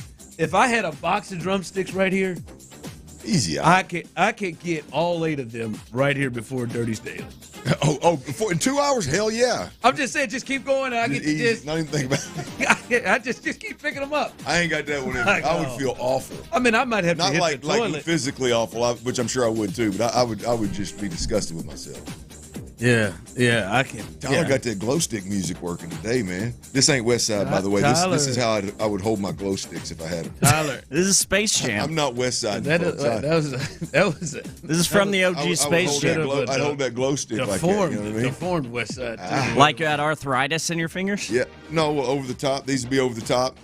Actually, I'd go two middles over the top. The glow stick would be like this, T. This is glow stick music. Is there a difference between glow stick music and like Pauly D from Jersey Shore? I'm not sure what he DJs. The DJ where it's So you do like EDM? Is that what it is? There's like EDM. There's trap. I thought this was going to speed up more when I first. I didn't realize what song it was till. What is it again? What is it again? Right? I remember Pauly D used to do a tour. What is that? Is that like glow stick music? They called it one of them things where like it would start down low and then the crescendo up. Like house music. Rave music. I don't. Yeah, somebody text line. Electronic music. What is that? What is that called? Boy, I'm gonna be honest with you. One time in my life. Boom, boom, boom. One time in my life. And rise like that Pauly D. What the hell is that music? About 4 months into my Dallas years. I check if our internet was working here. I was with some cats and ended up in a bar that was real glow stick, real. I don't know if you want to call it house, EDM, whatever. Real jump around, bang into each other, and real loud strobe lights just blinking the whole time kind of deal. Ecstasy all over the place. Hey, well, I was believe it or not, I was naive enough to not realize what all was going on around me. I literally left. We had a limo. I had a limo take me home solo Actually, with my girl at the time. I said, I got to go. We got to get out of here. This ain't it for me, man. I can't handle it. This is awful. I think it's what you said, EDM, where the DJ comes. They had a guy come in, and that bad boy was packed. Where? It was in Kansas City. That bad boy was packed, and I looked in there, and I just saw, like, syringes and stuff in the trash can. There you go. I mean, it's just, and before people was just pulling out. Techno, is it techno? It's not techno music, is it? Techno is what Maybe I would. That's what it is. Techno is where I would have went before y'all started naming them. Techno, it's all the same. Yeah. That's got a little guitar in it right there. I don't know if that's it. This is. It's like boom, boom, boom, boom, boom, boom, boom, boom. Like boom, that. Like the DJ in Vegas. Now, if I'm at a pool in Vegas. And then jumping up and down. I'm out in there. I can't. I'm out. The pool in Vegas. Yes, that's a great place. Paulie D was always. I can get that. I can get that for about 20 minutes. I can get back on the blackjack table on the. They be getting it in. Yeah, kind of. Yeah, and Lil Jon. You're talking about like the drops they have like this. And then they go, yeah. Now that one I can get down wherever we're at right there. They would call it something. I can't remember, man. I never got that familiar with it, Ron. Sounds like you had a place in Kansas City where you got real familiar with it. I got stuck. I mean, I told you when I took you around that big old Power and Light area. Yeah. He was DJing outside, and the whole place was packed. And just going at it. I'm sure they were doing some hard drugs. Oh, I'm sure looking back, I'm sure they were. I was not. I was not. I was taking shots, but I was not doing hard drugs. So is that my boy Ron? That's right. Texas Ticket Tuesday coming up in the 5 o'clock hour. Hey, I do want to get here with this. Man, something we got to move to the something special is happening here with the Astros. We're gonna get up. Listen, was that last week they won a game where they got 2 hits? That is correct, sir. And they weren't homers. No. They were singles. Yeah. They won a game. Look at Jose dressed up. They won a game with 2 hits. And then yesterday, you got no business. They struck out 13 times, including Yainer Diaz on a pitch clock violation because of time. They struck out 13 times. They had 4 errors. I think there may have been one thrown in there that wasn't called an error but was a miscue somewhere. Yeah, maybe. How many times in history do you think a team's won a game in one season with 4 errors and a game with only 2 hits? And not in a week and a half. That's freaking nuts. And you look at this and it's like, bam, they were trailing early. Kikuchi, wasn't quite the Kikuchi that he has been here. It doesn't. Look, it's hard to be consistently the same Kikuchi, man. Every time you have an outing, it changes. It's a lot of maintenance. New surroundings. Pitching. Mm-hmm. Yeah. From pitching standpoint on that. Yeah, you say. Yeah. I say. But it's like she this say. is they had no business winning that game yesterday. None at all. No, no business. And I think I think I may have moved on a bit. They kept trailing down 2-0. Then they get back 2-2. Then they start to trail again immediately. It's 4, and then. But something is going on. You winning games like that. That's what it was with Lopez. Lopez picked this game to talk about Joe Espada. What did I miss? What did I? Are you ready to do this now? Are you ready? No, I don't want to steal that from you. No, it's a good one. I'm just no. Tyler's ready to do something, isn't he? He is feeling himself. That's what it was. That's what it was. He was stroking Joe Espada a little bit. What did I miss that Joe? You got a team out there full of guys that are big leaguers making errors all over the damn place. You're tinkering around with first base. It damn near cost you the game. The guy that you put in the game immediately, which I would do too, but it is what it is. The guy you put in the game immediately gives up a 2-run bomb after Kikuchi comes out. Like what did I miss? I think maybe it's just all of it together. I think it's just all of it. Damn it! I meant to ask you about that. Yeah, I think it's where it's all arrived. Right, but like I said, something special is going on with them. And as we get to, I know you wanted to get. That's what you wanted to skin his ass about. Dana and Joe Espada, Dana the GM, the captain, the manager Joe Espada. These boys deserve some kind of credit, boy. They do, and you know what? I'm moved right now. Clint, I'll let you be your own man and do what you do, but I'm moved right now. Fellas. I need a clinics. I apologize to you, Joe. Oh, you're going to apologize? I thought you were just going to give credit. I moved as we've gotten here. That's what I said. You handle it yourself. Oh, wow. I apologize, Joe. I think my criticisms were fair at the time. The place that I do apologize is I probably didn't give you enough of a chance to grow into the job because it was looking so bad from your standpoint. And listen, I'll give him credit, man. I'll give him credit and I apologize. Somehow he has gotten the tenor of this team, and as we look up, they're 12 games over 500. So I'm trying to do the best I can. They have the largest lead in the division in the American League with 5 games now over the Mariners. Now, I will admit some of that has to do with how bad the division is compared to the others, but still, it's that they've been able to make up a 10-game deficit faster than anybody has ever done it. We'll get all this little funk. I didn't give Joe enough of a chance to grow into the gig, and I apologize for that. Hats off to you, Joe. It's not ideal. Hats off to you. You done? I done. You too, Dana. And Dana, you too. I can't I'm believe sorry, you too, Dana. You too, Dana. I can't believe all of you. I gotta give it up to you. That's all. Well, I need you to what did Joe do that spurred not just to give credit but an apology? I just think where we all are. As I just went through it, man. Listen, it was funky. It was bad right off the beginning and most of the middle. We'll get all this little funk. We see where they are right now. They are responding to him. He doesn't have. Barry Switzer won a Super Bowl. I know he won a Super Bowl. All right, but Barry Switzer got to have Emmett out there. All right, and Aikman. And all of them. And Kyle Tucker. It's kind of what taking over a team that went to 7 straight ALCS is pretty similar. But he hasn't had Kyle Tucker, who was his best player for 2 months. He hasn't had his pitching staff has been in shambles. He's had to have young guys. And he's used these. Apparently, this tinkering has at least worked in some point. Even though I'm not completely in agreement with it, I got to give it to him.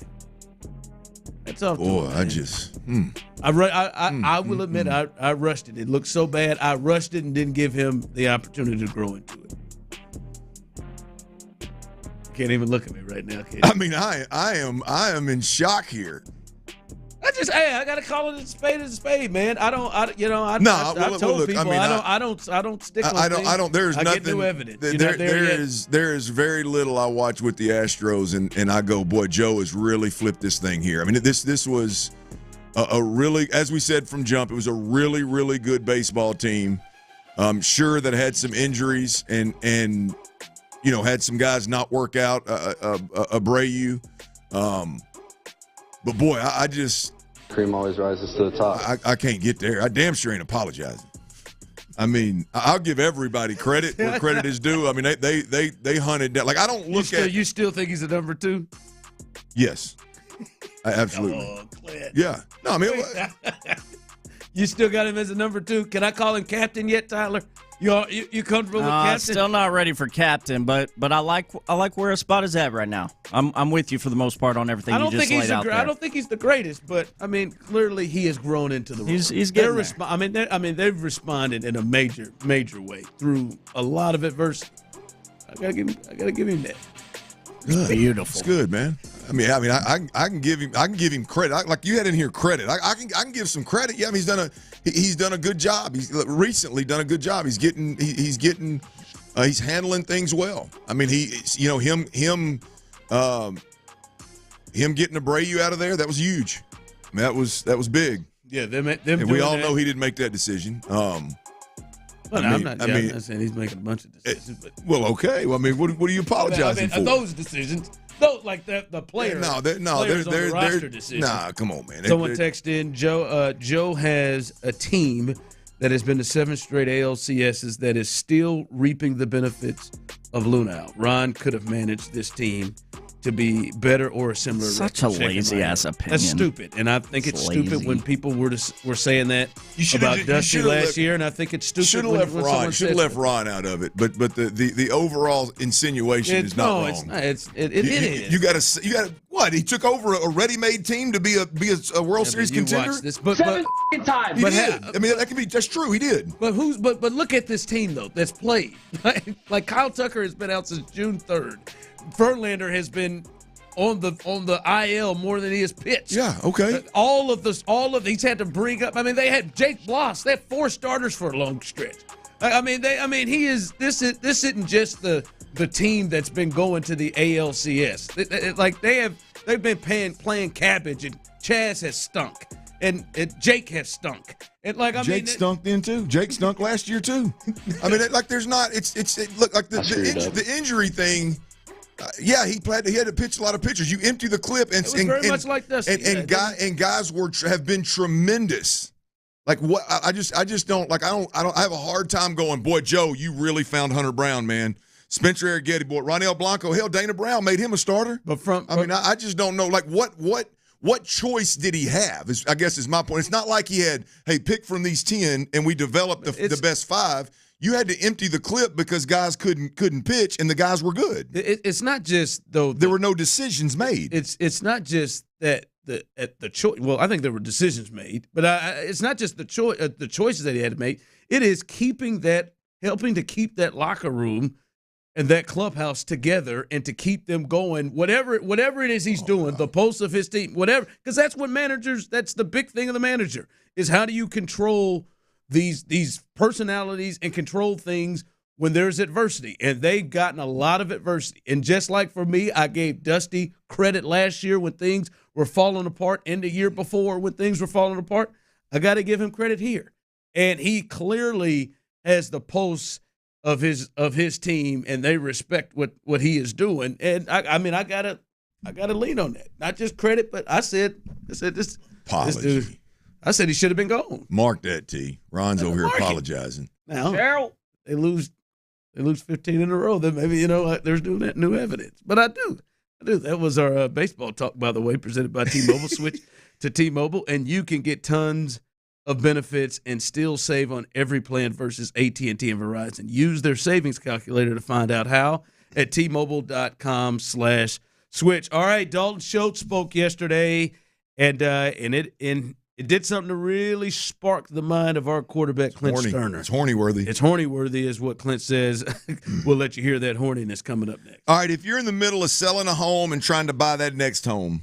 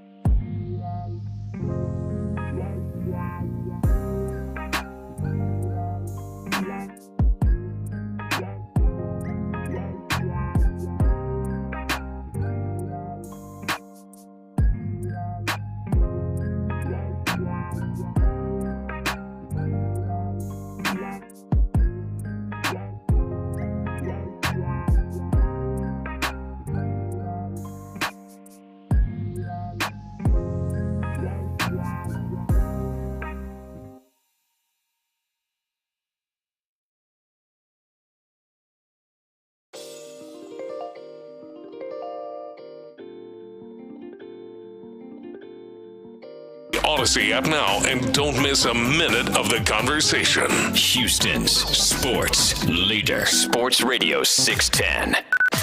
Sports Radio 610 presents The Drive with Stoerner and Hughley.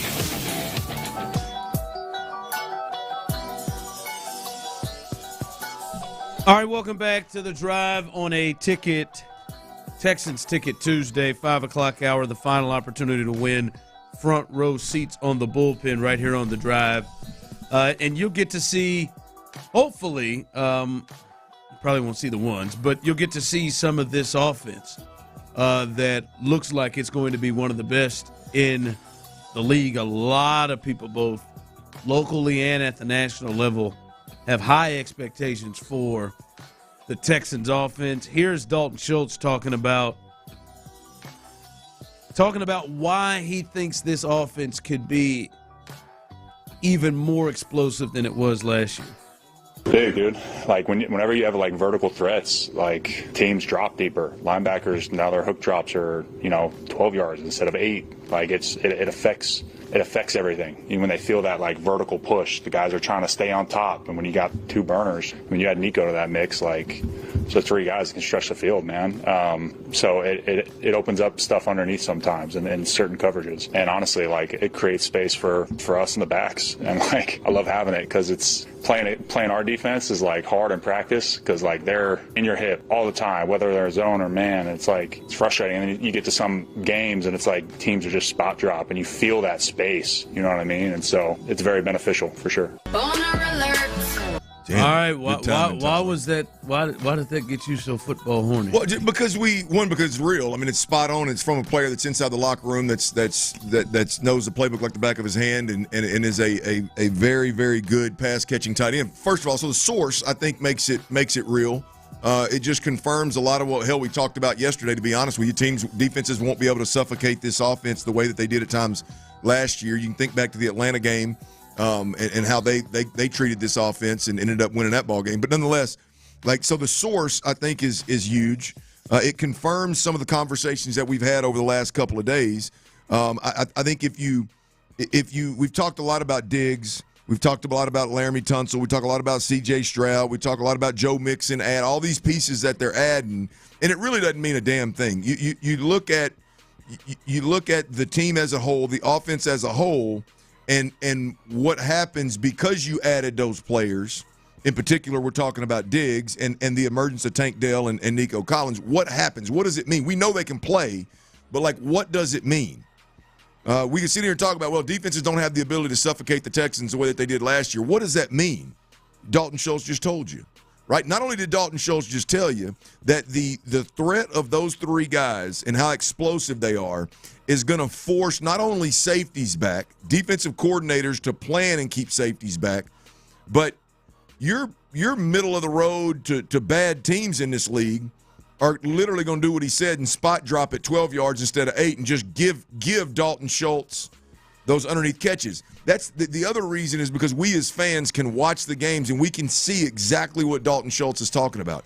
From the Hall of Fame game against the Bears all the way up to this last preseason game against the Giants, the tight ends have absolutely ate with that first unit. Yeah, him and Brevin. Tegan Quatoriano. Remember Tegan and what's my Cade Stover? Cade Stover. All those guys were just like and these are preseason games, so like I said, the Hall of Fame game was very vanilla, but the point is very, very valid. And I just think when it's coming from inside the walls, from a player that's actually executing it all, I think it's big, man.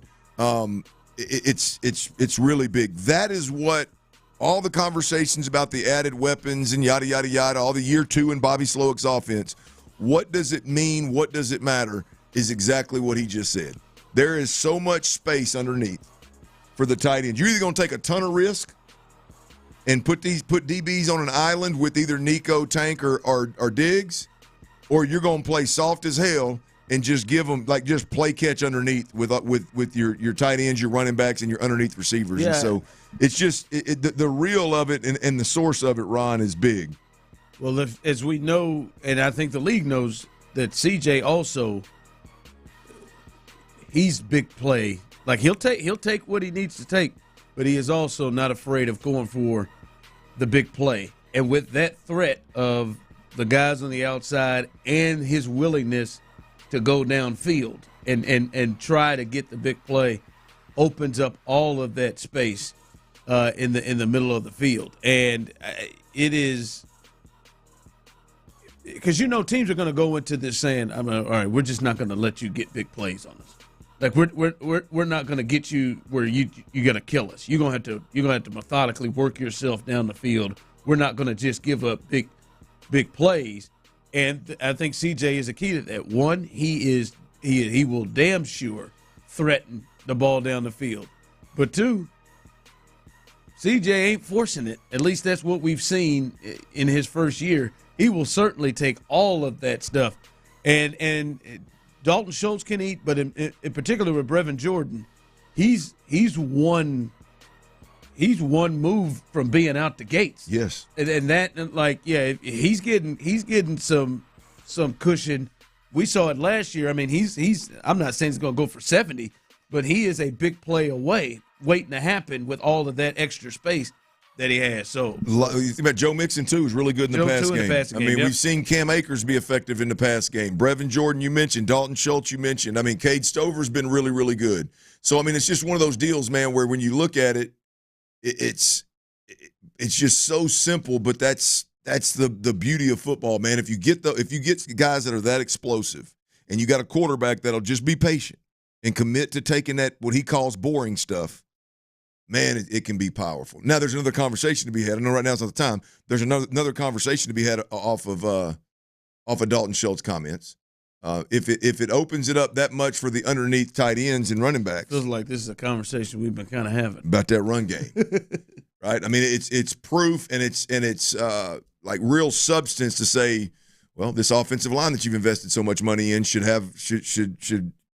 benefit from that same thing that the tight ends and the underneath routes do. So. That needs to be had as well. Yeah. All right, coming up. Wow. I'll be honest. I did not know Tua had this in him. I did not know Tua had this in him. Wait till you hear what he has to say. If you've missed it, wait till you hear what he had to say about his former head coach, Brian Flores. That's coming up next. All right, attention, electricians, service techs, and helpers. Y'all, look, this is a big-time opportunity, man. Generator Super.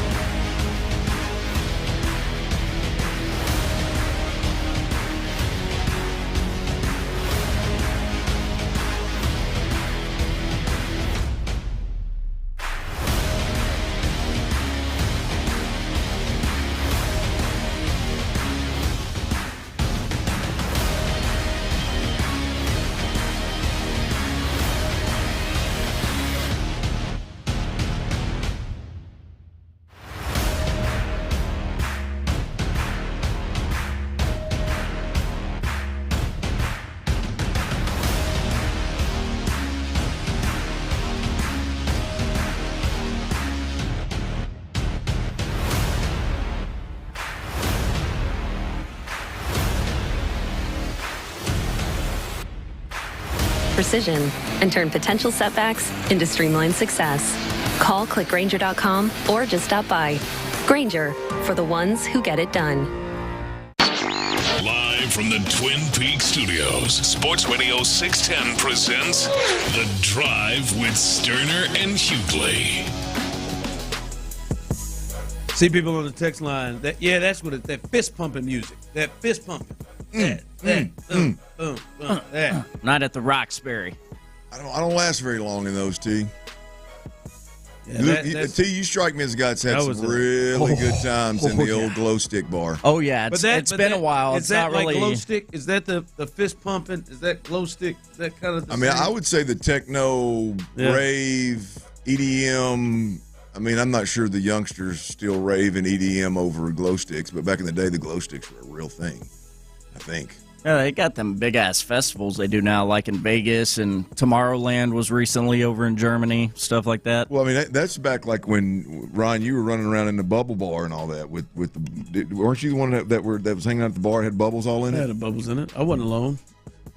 Wow, God, I'd hope that'd be odd. I think Tyler went to a Tyler bubble did a one, couple too. of those? I think Tyler did that, yeah. I never that. I'm too Panama old for the City, old we hit bubble bar. oh, yeah, you are? It was like waist deep? I went to a foam party, Panama City Beach spring break when I was in college. They call them bubble parties? I went there, foam too. parties. Same thing here, foam parties. That sounds a lot cooler.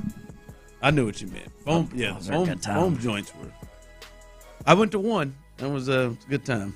Yeah, it is. I'd imagine folks get awfully handsy in there.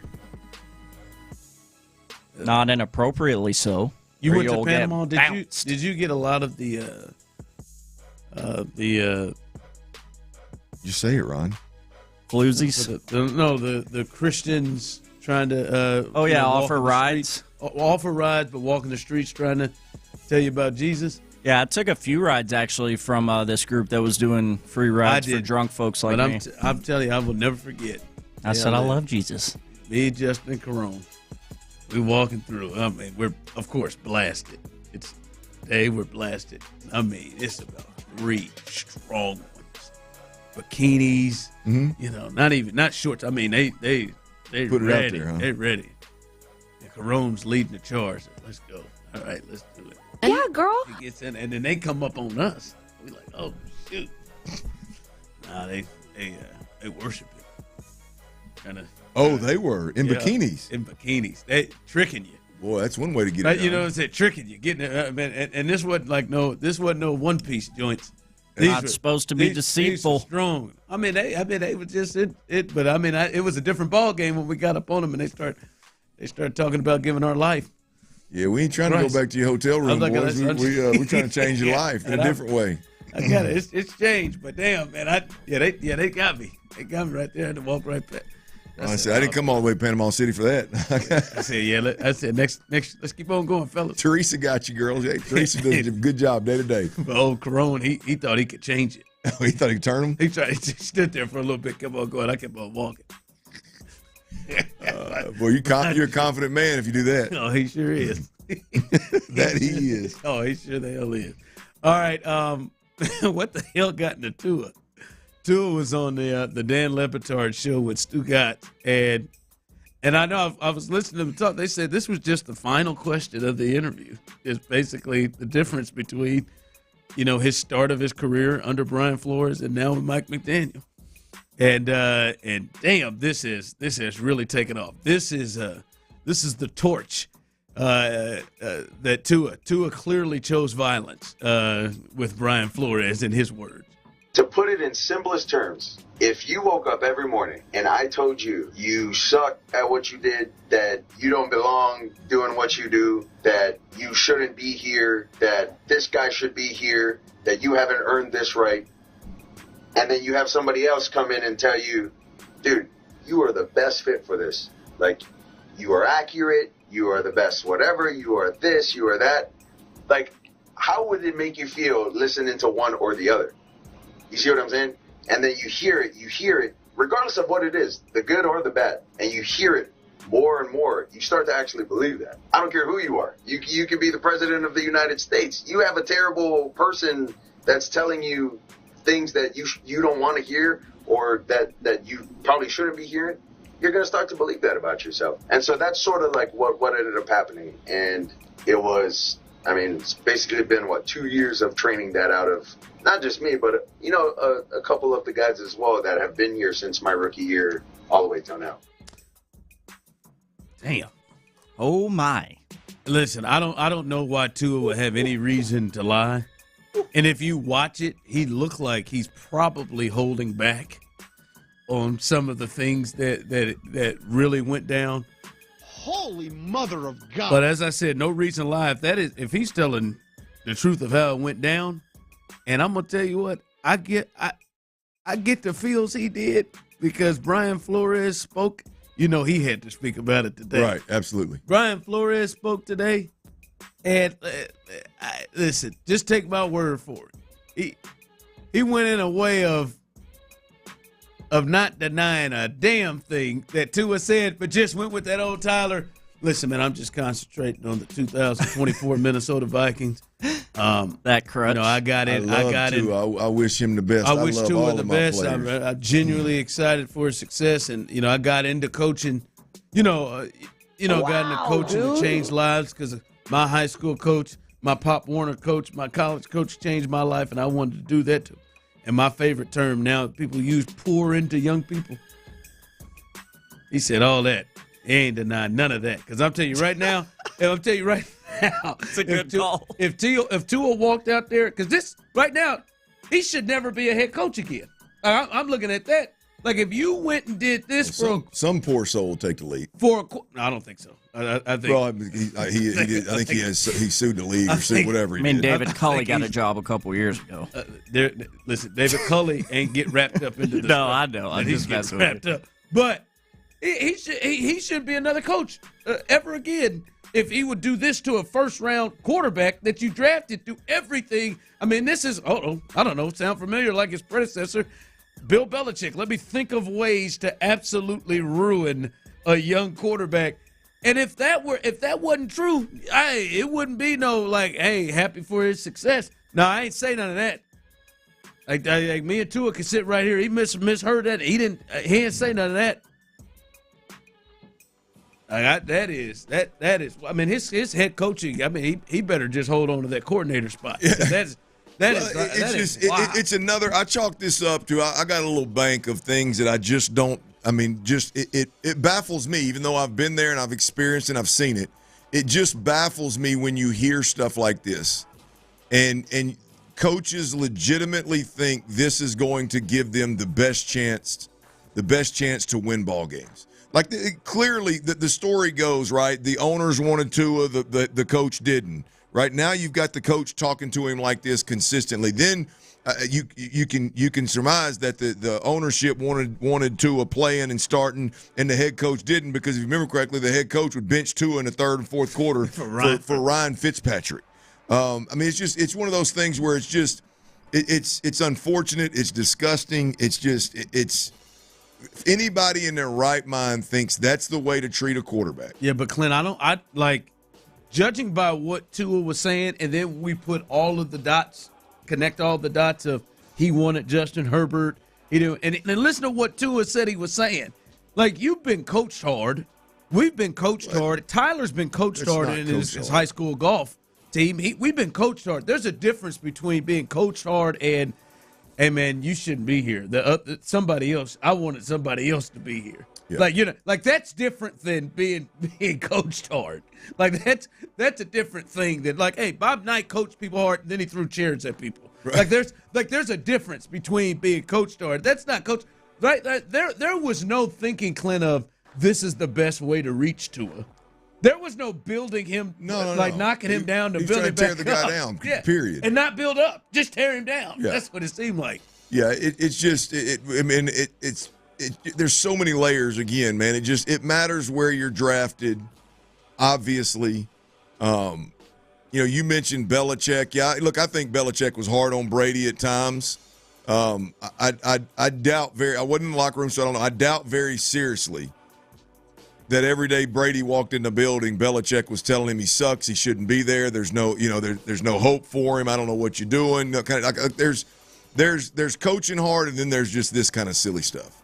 And that's been an ass It's wild, man. It's. I mean, even if you don't like the guy, even if you're in a situation where you're the head coach and ownership is forcing something on you, for you to react that way to the quarterback and think that you're somehow gonna get a positive result out of that situation his is silly. I got to get him up out of here, and that's what happened. And like he played it wrong because the owner has clearly more pull than you do. Well, the owner looks like a superstar right now with the decision because Tua is absolutely flourishing. Like to the point because I've heard this talked about with the situation of, well, let's also be honest, he didn't have Tyreek Hill either. Yeah, listen, Tua wouldn't look like this version of Tua even if Tyreek Hill was playing on the team. I mean, you coached the confidence right up out of him. Yeah. You coached it like any of that. You telling somebody like, hey, man, you shouldn't be here. I wish we had somebody else. You suck. Like, based off what Tua was saying, even if Tyreek Hill was out there with Jalen Waddle, they had all those weapons, it wouldn't have mattered. He still would have been in this space. I mean, that is wild. Like, yeah, he ain't gonna never get a gig like this again. By the way, isn't this all the Belichick people? Yeah, if I can say one more failed Belichick disciple. They all try to do this, don't they? Yep. Like, I wonder what every last one of them damn near. Charlie Weiss was this way in college, running people down. Patricia used to try to pull off stuff in Detroit. McDaniel ran off. Oh, God, yes. What did he do? Whatever he did with Tebow, and then he ran off Derek Carr. Yeah, that last one with Derek Carr was wild. Hell, that's the reason why you got Devontae. Ran off Derek Carr and had. We wouldn't let him finish the season. I mean, come on, man. He ran off Derek. Who did he run him all for? Was it Aiden O'Connell? Or was it Stidham? One of the two. It ended up being O'Connell. I just don't. It was O'Connell. No, O'Connell was there last year. It was the year before. It was his first year. Yeah. He just ran him off at the end of the season. That's right. He left the team. Was it Jimmy Garoppolo? Was it Jimmy G? Yeah. I mean, yeah. They, as you said it before, boy, they love to do this. Not any rings. I mean, it's any rings or respect. Nothing. I mean, it's Bill Parcells is where it's the same stuff, right? And look, they're like Saban is in that whole group. Like Saban was that way until he realized in college football, he was like, hey, I got to change my ways. I got to get me some quarterbacks in here that can move a little bit. I got to spread this offense out and throw it around. Saban changed with the time. Well, these other ones they hadn't. That's the other part with Tua is Tua clearly can be coached hard. Oh yeah. And he's with Saban for 3 years. Yep. Like he can clearly be coached hard. Not told. I could just imagine how he was walking over there saying it to him. Damn, man, you sorry. like a throw. I mean, Tua makes it like not only are you sorry now, you're never going to be worth it. Like you sorry, man. Damn, you suck. Look, we stuck with this. Hold on, we gotta wait for the quarterback. Yeah.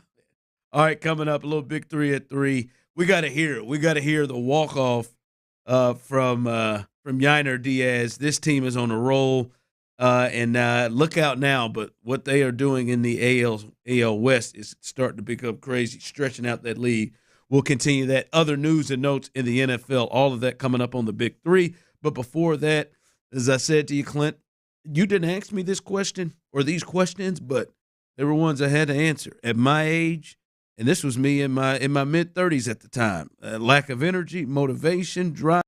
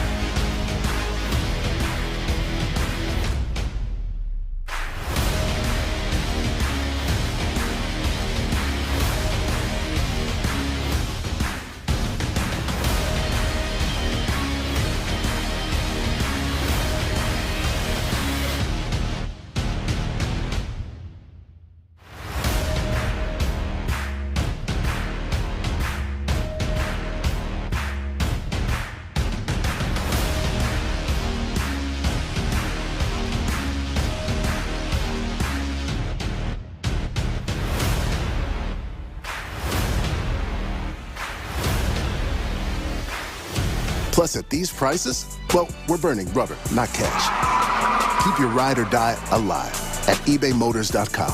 Eligible items only. Exclusions apply.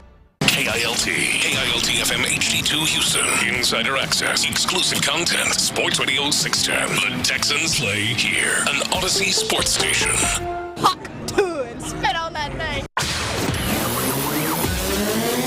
Sports Radio 610 presents The Drive with Stoerner and Hughley. With the biggest stories of the day, it's the Big 3 at 3. Number 1. Here's Yainer Diaz. Yainer hits one high. Ball game over. Jordan sent something to Yainer on his way back to the dugout, and Yainer crushed one for the winner. Hey, bartender, I need a little extra in this one. That is a beautiful Yainer bomb. I need a little extra in this one, huh? Yeah, I'm turned on. Yainer bomb. That was big. Man, that was an amazing night at the ballpark at Minute Maid. Those of you who are out there, stayed for it. It had to be a frustrating game. It had to be a game in which multiple times you threatened to grab your keys and leave. It had to be a game in which, like, if you were at home, I bet many of you just had to maybe turn away. Maybe if after error 2, maybe it was after error 3, maybe the fourth one you just said, I need a minute from the this Altuve error really got me. It got him too. He had a look of just. He looked dismayed. He was like they were in the Twilight Zone or something. Mystified of what the hell's going on. Fun fact, first time the Astros have had 4 errors in one ball game since 2021. About that. It is a fun fact. But they go and get the dub, and including Yainer. Yainer got a pitch clock strikeout because he didn't get in the box fast enough. So every kind of sloppiness that you could have, the Astros were having it, and they were working. As I said to Tyler yesterday, generally the Red Sox batters really work starters, so that pitch count for Kikuchi really rose and a high mark. And I was concerned about Tyler. By the way, how'd you do last night in your bet? I was concerned about your lock. Your lock of the lock hit. I think the lock, he hit right on it, right? Yeah. Got exactly what he needed. Jordan bases hit. Astros money line hit. Over 4.5 runs hit. Safe to say the pockets are full. Barely, but barely. That Kikuchi almost went the other way for you. The D was not good for Kikuchi. No, it wasn't. And it was, yes, it was almost not good behind for you. him. That's what I was talking about. Yeah, tonight is Kikuchi night. I want to clarify. Yeah, that defense was that was tough to watch, man. Yeah, but like I said, I'm glad Yainer ended up hitting the bomb that won it. I mean, and in the fashion that he did, because he would have beat himself up, like you said, the pitch clock violation, or was it a pitch clock violation, or did he call? I think he called a second time out at the plate. I think that's ultimately correct. What got him. Yeah, But the that. And let's be honest, I don't think, like John Singleton, I don't think his foot comes off that bag on the jump. And if it does come off the bag, he damn sure doesn't jump forward. I think a guy that's got a little more experience at first base handles that Altuve throw a little bit better. The tinkering, I was afraid the tinkering was going to get him right there. But that was a rough stretch for Yainer. The Astros didn't look good across the board, but that was a tough stretch for Yainer. For him to then come back and hit the bomb that wins it in such dramatic fashion, with the way it all went down, with Jordan telling him, talking to him, giving him a little hint before he went up there. That was beautiful. Yeah, man. It's just, and we said it earlier. Something feels like something. This could be one of those special feels of like, yo, what's going on? How the hell did they pull this one out? And stuff like this. And we've talked about it. Can they get themselves to a point in which kind of the mystique, the boogeyman vibes, the feel, the history of this group can make sense and matter? And I think we're starting to get there. Like even in games like this, I think they all were frustrated and mystified, but they all believed they were going to win. Not just thought, but believed they were going to win, even with no Tucker, even with no Bregman. More on that in just a second. Even with all of that, no Presley, who's on the IL, they still found a way to pull this thing off. And now that extra stuff, that extra intangible of, like, these guys just win these games that the Astros know and other teams feel, it now matters where they are. Absolutely. I mean, they've put themselves in position to where we can, with a straight face, have a conversation about the clubhouse chemistry. We can have a conversation about the championship DNA. And I'm talking about having a conversation about how it's such an advantage. They're in that spot right now. You guys mentioned earlier, they won a game earlier in the week where they had 2 hits. They win this game with 4 errors, and find a way to get it done late. That's that championship DNA. That's that clubhouse chemistry. That's the hey, we've been there, done that. Let's go out and get it done. Feel no pressure type of style. And the Astros are back in a spot to where that actually is a conversation you have with a straight face. Yeah. The way they started the season, I won't hear much about that. Now you're 5 games up in the AL West, and now you're 5 games up in the AL West, and you have won 11 of 12, and you're 12 games over 500. And it looks like you're making the move to get in. It feels huge. Now that kind of stuff matters. By the way, the lineup is out, and I want to rip the Band-Aid off now. Alex Bregman is not in it. Starting to piss me off. So he's not in. I mean, you should have been prepared for this. I guess not tomorrow. starting. Tomorrow, maybe that should piss you off, because the last we heard was, from Joe Espada, was put me in, coach, after he was taking ground balls, swinging the bat. But what we heard from Chandler Rome yesterday was he was never going to play yesterday and probably not going to play in today's game. Well, we know that now. He is not going to play in today's game as old Whitcomb is in the lineup again. So you think he had a setback? They don't call it that, do they? Right. I mean, do you think he had a slowdown? I can't remember what they called it. They won't say setback. Yeah. I forgot what he said. My subconscious is blocking it so I don't get pissed. Just not responding. Yeah, just not ready yet. Yeah, but not serious. I mean, I'm just waiting for them. Do you think we'll hear today or tomorrow that he is retroactively going on? Oh my God. The anger sharks are swimming in my head, dude. Yeah. Just get out of your own way. Like, I know I say that phrase a lot when it comes to this certain topic of conversation, but seriously, just get out of your own way. I'm just going to take it with a grain of salt, T. I wish I could. Man.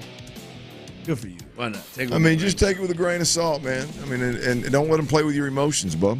It's like, hey, whatever, man. They're winning without him. What needs to happen is at the end of the day when we get to stuff like this, just tune in to Chandler Rome.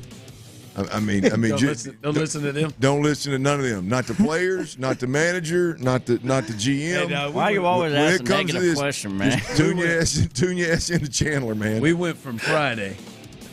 Man, just a couple of days, man. I just need the weekend off. I'll be back in that thing Monday. No biggie. Sunday night, Joe Espada. Yeah. We're hopeful he'll be back in that thing Monday. That hopeful line. That was the kicker for me. I knew. So not in the lineup today. We'll see if we get an update as Joe will talk to the media before the game. Adam Spillane will be there. We'll see what comes of that. As the Astros look to continue rolling, they got the Red Sox again tonight. See if they can add on to this thing. Shout out to my guy, Alex Bregman. Big 3 at 3. Number 2. All right, Clint. I'll be honest with you, this thing is going on a lot longer than I thought it would go on. This CD Lamb and the Dallas Cowboys thing is going on a lot longer than I thought it would with Jerry. There it was. Glory hole. Thanks, Jerry. Cowboys wide receiver CD Lamb reportedly believes that $33 million per offer is too low, and the structure of the contract in terms of cash flow guarantees and how the deal will be structured on the front half is still keeping them apart. So 33 I don't have time to have a bad time. Will put him behind Justin Jefferson, which feels like the right spot for him. And now that this is out, I feel like this is kind of more potentially. I think Cowboys fans will look at this more on CD Lamb now than on Jerry at this point. Yeah, I don't know, man. I don't know. I mean, they are obviously. I mean that that was an easy read for you, Ron, but $33 million ain't enough. The contract in terms of cash flow and guarantees is not enough. And the front half of the contract structure is not enough. I mean, I don't know how many components, I don't know how many boxes need to be checked for an NFL contract of this magnitude, but you got 4 of the big ones that aren't. I mean, you're nowhere close because you got 4 of them that you can't even agree on. But I think CeeDee Lamb should set the market. Oh, you think he should go over Justin Jefferson? Absolutely. Really? Absolutely. There's no reason Dak Prescott should ever set the market if CeeDee Lamb should never set the market. There's no reason. This isn't a tit for tat who's the best receiver in the league. This is I'm next up. I deserve it. It's the way the league is. It's the way the league's worked the last 5 years. Is next man up is going to set the market. There's no reason CeeDee Lamb should not be the highest paid wide receiver in the game. Yeah, the only thing to me is if y'all going in the same year, like if Patrick Mahomes and Dak Prescott were going in the same year, and Patrick Mahomes and him both signed their contract in the same year, I would think that Dak falls behind him, and I feel like Justin Jefferson and CeeDee Lamb, between the two of them, I would say that Justin Jefferson is a better receiver, and if they are signing in the same year, it would make sense to me that CeeDee Lamb would be just behind him. So it isn't on my schedule. Listen, I'm not saying they're close. I'm just saying when the offer of $33 million having you behind Justin Jefferson, I feel like this thing will shift towards CeeDee Lamb. Man, when are you going to get in camp? As opposed to Jerry, quit messing this up, which I think that's where it was for a minute. I felt like it was Jerry. Jerry can't. The problem with Jerry is and I think it's a good thing, by the way, is the not signing Dak. I agree to that, not extending Dak at this point in time, personally. But if you ain't gonna do that, you got to do this.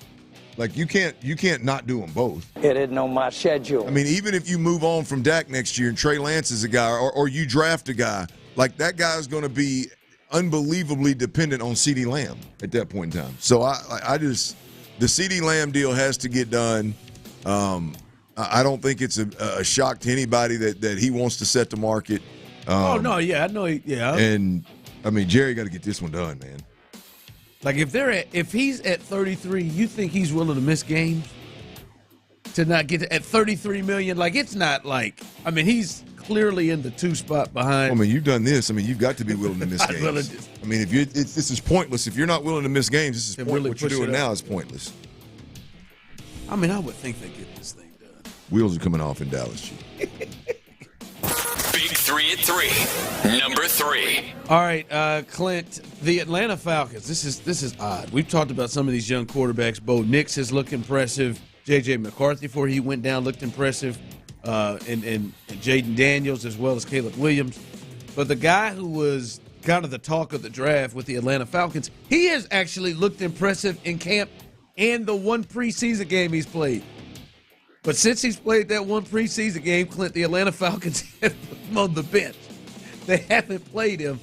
And I don't know. Some try to make it think like, oh, well, maybe Kirk's not going to be ready to start the season. I don't think that is the reason why they're benching him. I think they're putting him there on the bench because, hey, man, we don't want these people to keep seeing how good that this cat is, and this is going to create even more backup quarterback. Put him in, put our first round, put Penix in when Kirk Cousins gets in. I feel like they're shutting him down so people can't see him continue to get better, which is silly. Yeah, it's interesting because, I mean, we all know he's played a ton of football. So it's rare that this happened, obviously, when you've got a number one quarterback and you draft a young guy, for him not to play in the preseason and for it to be such a big deal is rare, especially obviously. When you have a starter. But you look at a guy like he has played a ton of football. You know who Michael Penix Jr. is.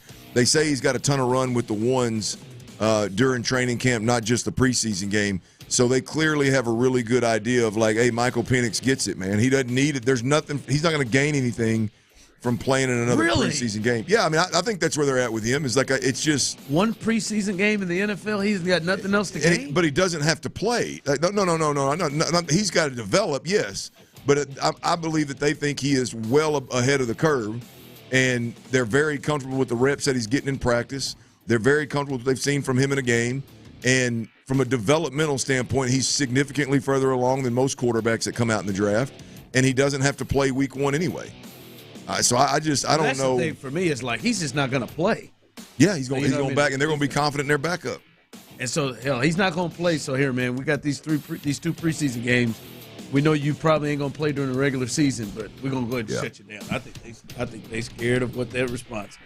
Boy, if he get out here and tears it up in these 2 preseason games, they're going to have hell on their hands in Atlanta with them fans. They're going to have hell on their hands anyway. If Kirk struggles. They're trying to slow it down. Yeah.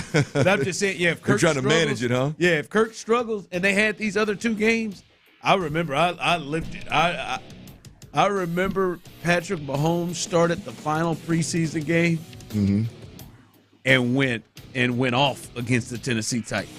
Remember being there, seeing how everybody captivated everybody in the whole place. Marcus Peters was losing his mind up and down the sideline. And that's what everybody was yelling. Start him. Alex Smith, go to the bench. Start him right now. One preseason game. They try to manage this thing. They know this cat's gonna roll through. All right. Coming up, 2 major guys that it looks like potentially won't play a down in this offense until week 1. We good with that. We'll discuss that coming up next. All right, Coshada Casino Resort, y'all. If you were looking to head east, I don't care.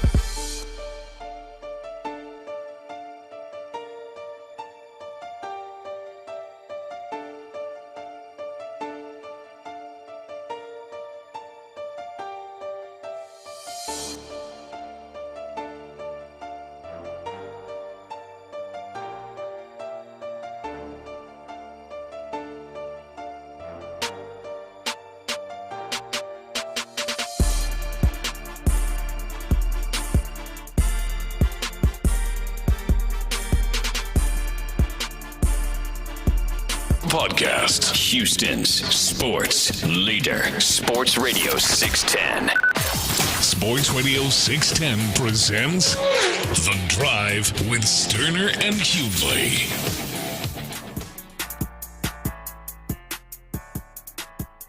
Texans Ticket Tuesday coming up in the 5 o'clock hour.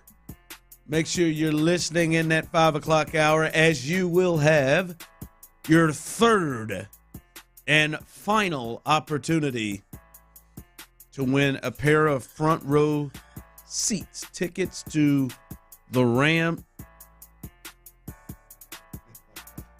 The Rams What's and wrong the over Texans, there, man? You can't, man. We got a camera in here constantly on us. I was just getting my draws. I mean, they riding a little bit. Like, you can't just pull your stuff up now. People on YouTube and Twitch just saw you. Oh, get comfortable, man. That was a high thigh. That was like so high thigh. It was a different color white. I didn't even get my. I didn't get my draws though. I know. Stop doing it, man. Champs over here, uncomfortable. I mean, hey, everybody at home, watch. Stand up and do it. Stand up inside this pant leg, each pant leg. Get your fingers inside there where you get the top of them draws, and just pull them all down at once. Not all the way down like Tyler would do. Tyler would pull the old whacker out. Just get it out of the sneak out. Get it out from wedged up in there, and just loosen up a little bit, man. Relax a little bit. It's a good feeling. Get a little breeze. Feeling better? I feel better, man. I feel a lot better.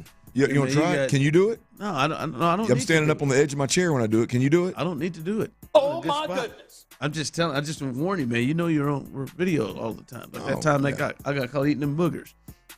Were you really? No. You were a booger eater. I bet you were a booger eater. Oh, I think we all were. No, that makes you feel better. I'm sure it's what somebody told you. Oh, come on. You never ate a booger. Not that I know of. Clint. Everybody ate boogers. Everybody. Tyler, you ate a booger, didn't you? Yeah, I mean, I did not eat boogers. Shut up. No, that really wasn't a thing. I did plenty of other weird stuff. If you need one of us to fess up, make you feel better about it. No, I don't need you to fess up. I just want you to be honest. Everybody took a taste of a booger. I did have a secret spot in my mom's house when I was a kid that I would put all my boogers. Didn't eat them though. Did you go back and eat them for a midnight snack or what? No, it was just where I stashed them. I just think it's a part of life. I'm talking about I'm talking about like an age where you can remember. I don't know what I did when I was 2. I have no idea. I mean, but like at an age you can remember, you were a booger eater. 5, 6, yeah. Yeah, like you really, like you see. No judgment. You seriously? No, you did. I ate Play-Doh. Boogers probably more healthy. Like you're acting like what I'm saying is nuts. Like it's many not of y'all, many of you all may not admit it. I mean, I guess I didn't know that. Man, hey, like you did. Like what age did you quit eating boogers? I don't remember what age it was, but I remember eating boogers, and my mom said, "Stop!" I've done it to all my kids. I seen a kid the other day, just big fella at swim lessons, eating boogers. I mean, let me catch Liv eating her boogers, man. You're going to. Hey, there's been notable sports figures that have been caught on camera during games doing that, as adults. I guess now that's what everybody's on the text line. Text line coming in. Never ate boogers. Okay, I'm the only one. You're not the only one. I wasn't saying that. What age do you think? What age do you think it was when you quit? Thing. I don't remember. I don't remember being in a 5th grade eating boogers or in. I was eating Play-Doh till 2nd grade. Well, it sounds like you don't. It sounds like you don't think it's a big deal. You just. It's not. It's not. I mean, listen. I stopped, but I mean, I think a lot of people. Your kid. Yeah, that's common. I mean, this kid. But mine's got sound effects and everything, yo. But no, I seen that kid as he was going for it. I mean, he was watching his little iPad, just watching it. I mean, you didn't even know it. Eating them. Yeah, that kid's got a problem. Yeah, because he's not even. I guess people in Houston, Texas didn't eat their boogers. But he's not he's subconsciously eating his boogers. Yeah, I've had to do that with my kids, all of them. Stop. Trey was the worst. My little brother ate a mosquito hawk once. That was crazy. Booger eaters. Just reached up, grabbed that mosquito hawk off Ron. I guess I've never realized how common it is. Well, listen, you're in Houston, so clearly, judging by the text line, stop it. I'm not. I will literally. That's not everyone that's listening, though. I'm just saying. Did you know it was so common, Tyler? Never ate boogers. Yeah. I never. It was never my thing. Ron. I did other weird things, but I had friends who ate boogers. Yeah. My sister told me if I ate boogers, I would get smarter. LOL. Didn't confirm if they did. Never ate boogers. Never ate boogers. That is not normal. Pick my nose. Don't remember if I ate boogers. Come on, Clint. You've eaten boogers. It's a very common thing. No, I don't. I'm not. When I was 2 or 3, or you don't remember or know what you're doing, I'm sure I did stupid stuff. Yeah, I'm sure I did. But I mean, Ron's sitting over here like matter of factly just talking about like, yeah, I did it last week. Like, I mean, what are we doing here? Last week or 5? Like, I mean, I guess those things are. I'm pretty sure at 5 I wasn't. Like, you know, like when you say it's a comment, you you don't walk, you don't see young kids eating boogers. Like, no, I mean, but I was single and didn't have kids until 2 years ago. You ain't never just been around and just seen kids just banging. Like, go. All right, go. Wait. I've done football camps where a kid ate his boogers, but I thought, boy, that's weird. Somebody's get a hold of that kid. Like, hey, man, quit eating your damn boogers, man. What are you doing? Why should these kids start getting into sports? I've got a little cousin that I'm pretty sure I don't know that I've seen it, but I think I've heard his mama giving it to him. Trey over there. I mean, Trey over there just playing this game. Used to. Oh no! See, no. Hey, stop! No, man. Stop. God, I mean, this was years ago for him.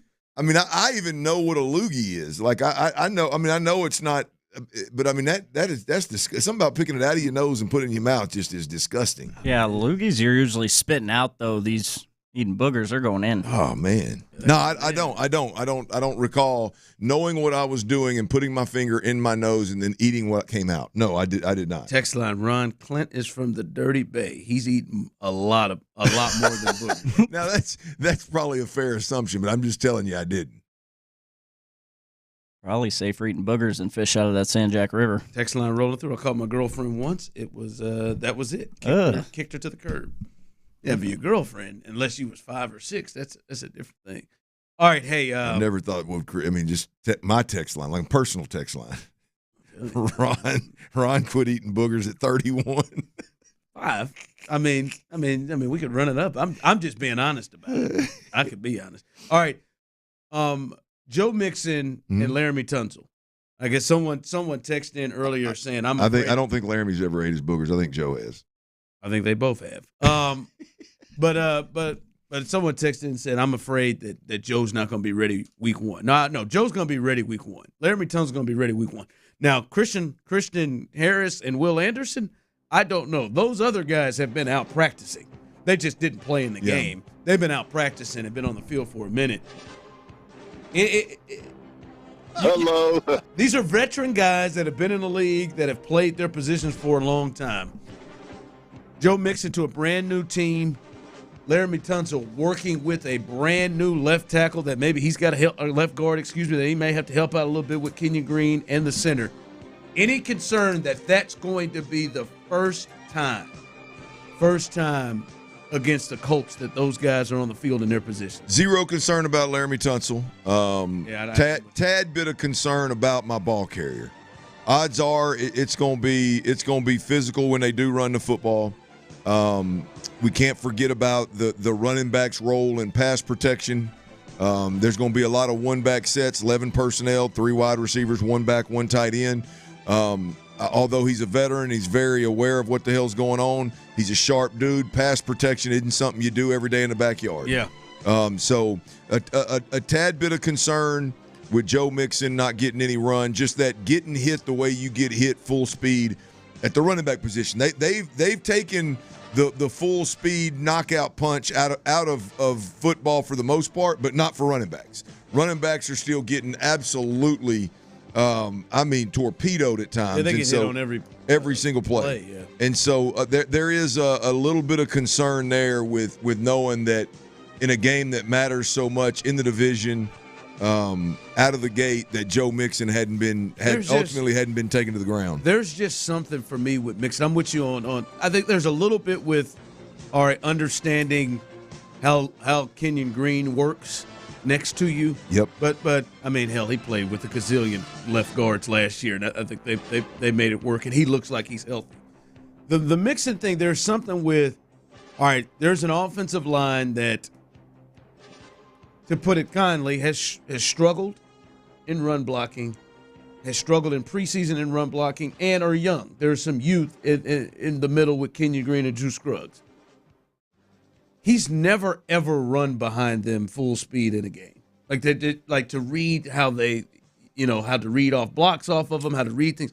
Like that is going to be something that he's never, ever run behind any of these guys in a real game and understanding what it is they do, how they do. They kick out, do they like that to me is something to look at for reading those guys is key, and it goes back to what Andre Ware said after the second preseason game is there's just no substitute for time on task together as an offensive line and running back, and I think it pertains to Laramie, obviously. It pertains to Titus, who missed a little bit of time, and it clearly pertains to Joe Mixon, who hadn't seen a lot of live action with this group, if any. I mean, live, I guess thudding up is somewhat live, but yeah, I think that as a whole, this team would be better off if those guys practiced together and played in a preseason game together last week and practiced together consistently for 2 to 3 weeks. Yeah, I think that would have been a good idea. But yeah, that's hindsight. I mean, we can't history now. Yeah, Laramie Tunsil pass protection is like KD. Like I think he could just get out of bed. Agreed. And get out. Agreed. 100%. At a high level. All right, coming up, the Astros are rolling right now, but hopefully this is not a question that they have to answer, but it'd be interesting. Can the Astros still make a run of 8 straight ALCSs? Do you feel like they're good enough to do it without Kyle Tucker? We'll discuss that next. All right, before we do that, though, I got to tell you about – Got to get that good sneeze out of there. But I got to tell you about QC Kinetics, man. They don't help you with sneezing, but if you've got chronic joint pain, they can damn sure help you there. Did you know that you can now use your own body's healing properties to revitalize achy joints and not only revitalize those joints, but also get real lasting pain relief, right? I'm talking advanced regenerative medicine at QC Kinetics, y'all. Everybody's talking about regenerative medicine.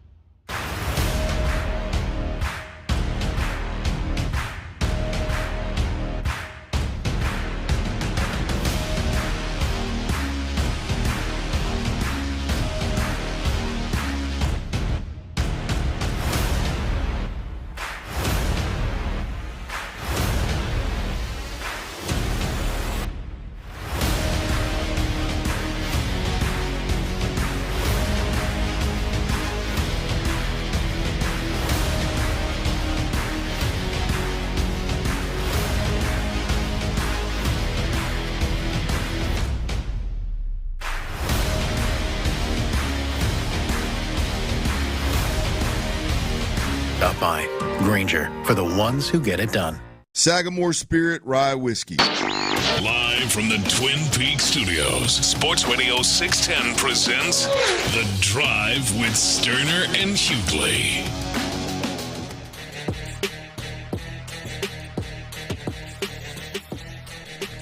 However you take us in, we are really having a lot of fun with people on YouTube and Twitch.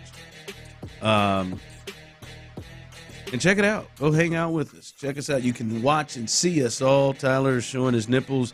I don't have it right now. The internet in here is Get struggling. them nips. Oh, I can see it from here, though. Show is started 3:43 p.m. Central. Good for him. He's got both of them. He just rested the shirt up above his pecs. Wow. Look at him. Look at him. Just got them rested up. Both nipples out staring. Man, they were some little bitty suckers. I think I'm going to do the whole segment like this. Oh, the shirt's over the mic. I didn't realize that. I don't want you to do that. Why not? I mean, man, we're about to get censored. I'm shocked at how little his nipples are. No rules on YouTube. I've seen him. The drive is going wild, according to Champ Slice. Every time he pulls that shirt out, I'm shocked at how small they are. You're shocked? Yeah, girl. Yeah. He's pulled them out so many times. I've kind of got used to it. Not the Is it manscape cold soon. in there or something? Why that left one I can see is a little hard. What's I'm going actually on? a little hot. I'm just aroused a bit. Nothing wrong with that. You're aroused? I mean, it turns you on to pull your shirt up and show the camera? Yeah, turn myself on. Just open you up in OnlyFans, man. He's easy. How do you know I already have one? That's a good. That would make sense, Ron. That's where that maroon. He talks that maroon money to cover up that OF money. Tyler, you better not have yeah, seriously. You better. I'm not going to hunt it down. You just better not have it. You better bet I'd have a crap ton of subscribers. Come hang out with us. Like and subscribe. We have a Tyler, good time every day on there. All the shows. If there's an OnlyFans audience out there that really loves hairy chest and small nipples, why wouldn't you capitalize it? And I think there is an audience. There's a market for that. There's definitely an audience. Well, I mean, and you are that. Yep. I'll make your dreams come true. Well, I don't know about that, but the hairy chest, small nips. I mean, you can. That's a dream for somebody. Is that a category on the hub? No. But after that, if you're doing that, you can't shave. It's your lane on the OF. But to get back to it here, James Smith on YouTube and Twitch. No offense, guys. Meaning you're about to say something to offense. Something that could possibly be offensive. No offense, guys. But try to dress a little better since you're on camera. I thought about that today. I thought about it today. You did? I did. All BS aside. What's his name? James Smith. James. I thought about that on camera. I got a nice gift for you, James. I thought about check that out today. The camera. Real nice. Got it at Target. So what did you got it at Target? So what's the threshold? What's the dress up for the YouTube audience threshold that you thought of? Well, I don't view it as dress up for the YouTube audience. I like to couch it a little bit more as there is a video component to what we do now, and how I present myself on a day-to-day basis should probably change a bit if that's going to be such a growing component to what we do. Like where? I don't know. I didn't decide. I didn't decide. I don't know that. I don't know that I don't need to have a slight adjustment. You know what I mean? I don't know that I don't know that sitting down. I don't know that sitting down, crunched over with Astros hat pulled down low the way I wear mine is necessarily the best way to. So coming through with your hair and a polo every day. No. I'm not a big polo guy. Not a big polo guy. You come in here in t-shirts, shorts, pullovers. That's a solid thing. I'm not a big polo guy. I like them, just not a big polo guy. Here's the thing: we talk about sports every day, all day, and we all dress to that. I don't think there's anything wrong with our apparel. Well, to each their. Don't let James get under your skin. I mean, it's a valid point. I mean, you can either agree with it or disagree with it or not. I think I was just there's some validity to it because I literally was walking in the building today and I thought, So you thinking about picking it up a little bit. Probably, yeah. I mean, there's something there, There's something there. James, I appreciate you pointing that out. But these other two, they don't clearly. But I do. Oh, I appreciate you pointing it out. I'm gonna keep bringing it. Yeah, good. So, hey, sometimes it may fall into. Sometimes there is a polo award. Sometimes it's good T-shirt action. Yeah, I think we're fine. Yeah, I don't know. It falls somewhere between TV and radio, right? TV. It falls somewhere between TV and radio. You don't. When you're on the TV, when you go do the news, and you think you're beneath it. You think you're beneath the digital. You think you come in sometimes beneath it. Like right now, you don't. You think you should do better than this. Yeah, I mean, I don't know. I don't know where I land yet, but it's a thought. It's on my mind. Yes, I think this is the best looking show in Houston. Yeah, it's on my mind. It is no question. I think there's something there. The quality of the angle, the gear, whether I think there's a viewing pleasure at the crib that I don't know that the low brim hat, staring down at the computer all day is the way to go. So yeah, I think about it. Text line rolled through. Tricks on you. I listen with no shirt on. Well, good for you. There you go. It's exactly why Tyler should take his off and just have both nipples out on a regular. We should do it an hour, like 2 o'clock. Well, I can't say that word. I almost said. Well, you didn't, so good job. Proud of you. I don't. Do you know what he almost said? No, but good job. Don't do it. The T word. Gotcha. Yeah. Fun bags. Yes. Rhymes almost with said 2 bits. o'clock. Tatas at 2. There you go. Can you say that? You say that. Tatas, yeah. Tatas at 2. Tinies. Tiny nips at 2. Yeah. Sweater puppies. No, those are definitely Those are my favorite. Those are newborns.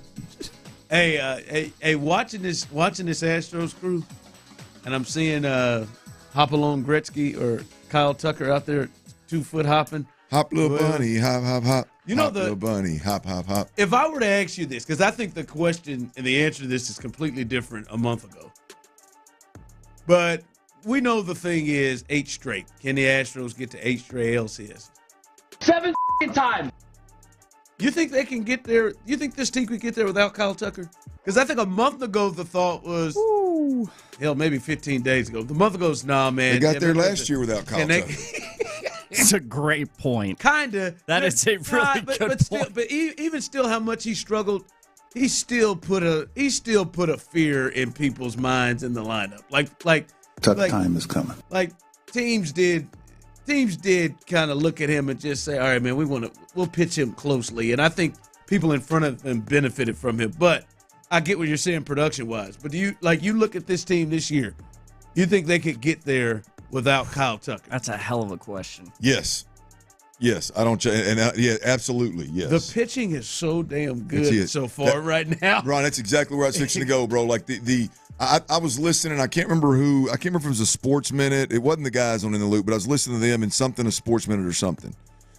No, it was a piece of audio that maybe it was on social media that I heard of John Heyman talking about the Astros pitching. And talking about how, they're pretty good, and he's basically stroking Espada about how Espada's done a great job and this rotation is good. And in my mind, I'm thinking he's underselling this rotation. Yeah. Like, I mean, these guys have been really, really good. Like, I mean, really, really good of late, the whole Joe Espada's done a great job, whatever, the last month and a half, 2 months. Like, the pitching has been unfreaking believable. I feel like folks are selling it a little bit short. Now, will it last? I don't know, but I think folks are selling it a tad bit short. The way that it has come together, sometimes there are teams that are like, they're not as much built for the regular season that you got to put up a certain amount of runs, you got to do such and such. But there are some teams that are more built for the postseason than they are the regular season, and I would have never thought that. But the Astros, the arms that they can throw at you and the way that they're pitching right now, I'll see you in October. It is hard pressed, and we know Verlander gets going tomorrow as he returns, but it's hard pressed to find some teams that are becoming better than Verlander, Fromber, the way he's pitching right now. I mean, Fromber's pitching at a rate right now. He should be starting game 1 the way he's pitching. Hunter Brown as your third, with Kikuchi, who could go to the pen or in the rotation, with Ronel Blanco, who could go to the pen or the rotation, and then, as everyone knows, postseason bullpens are huge, and right now they've got. That big 3 potentially starts to come into play.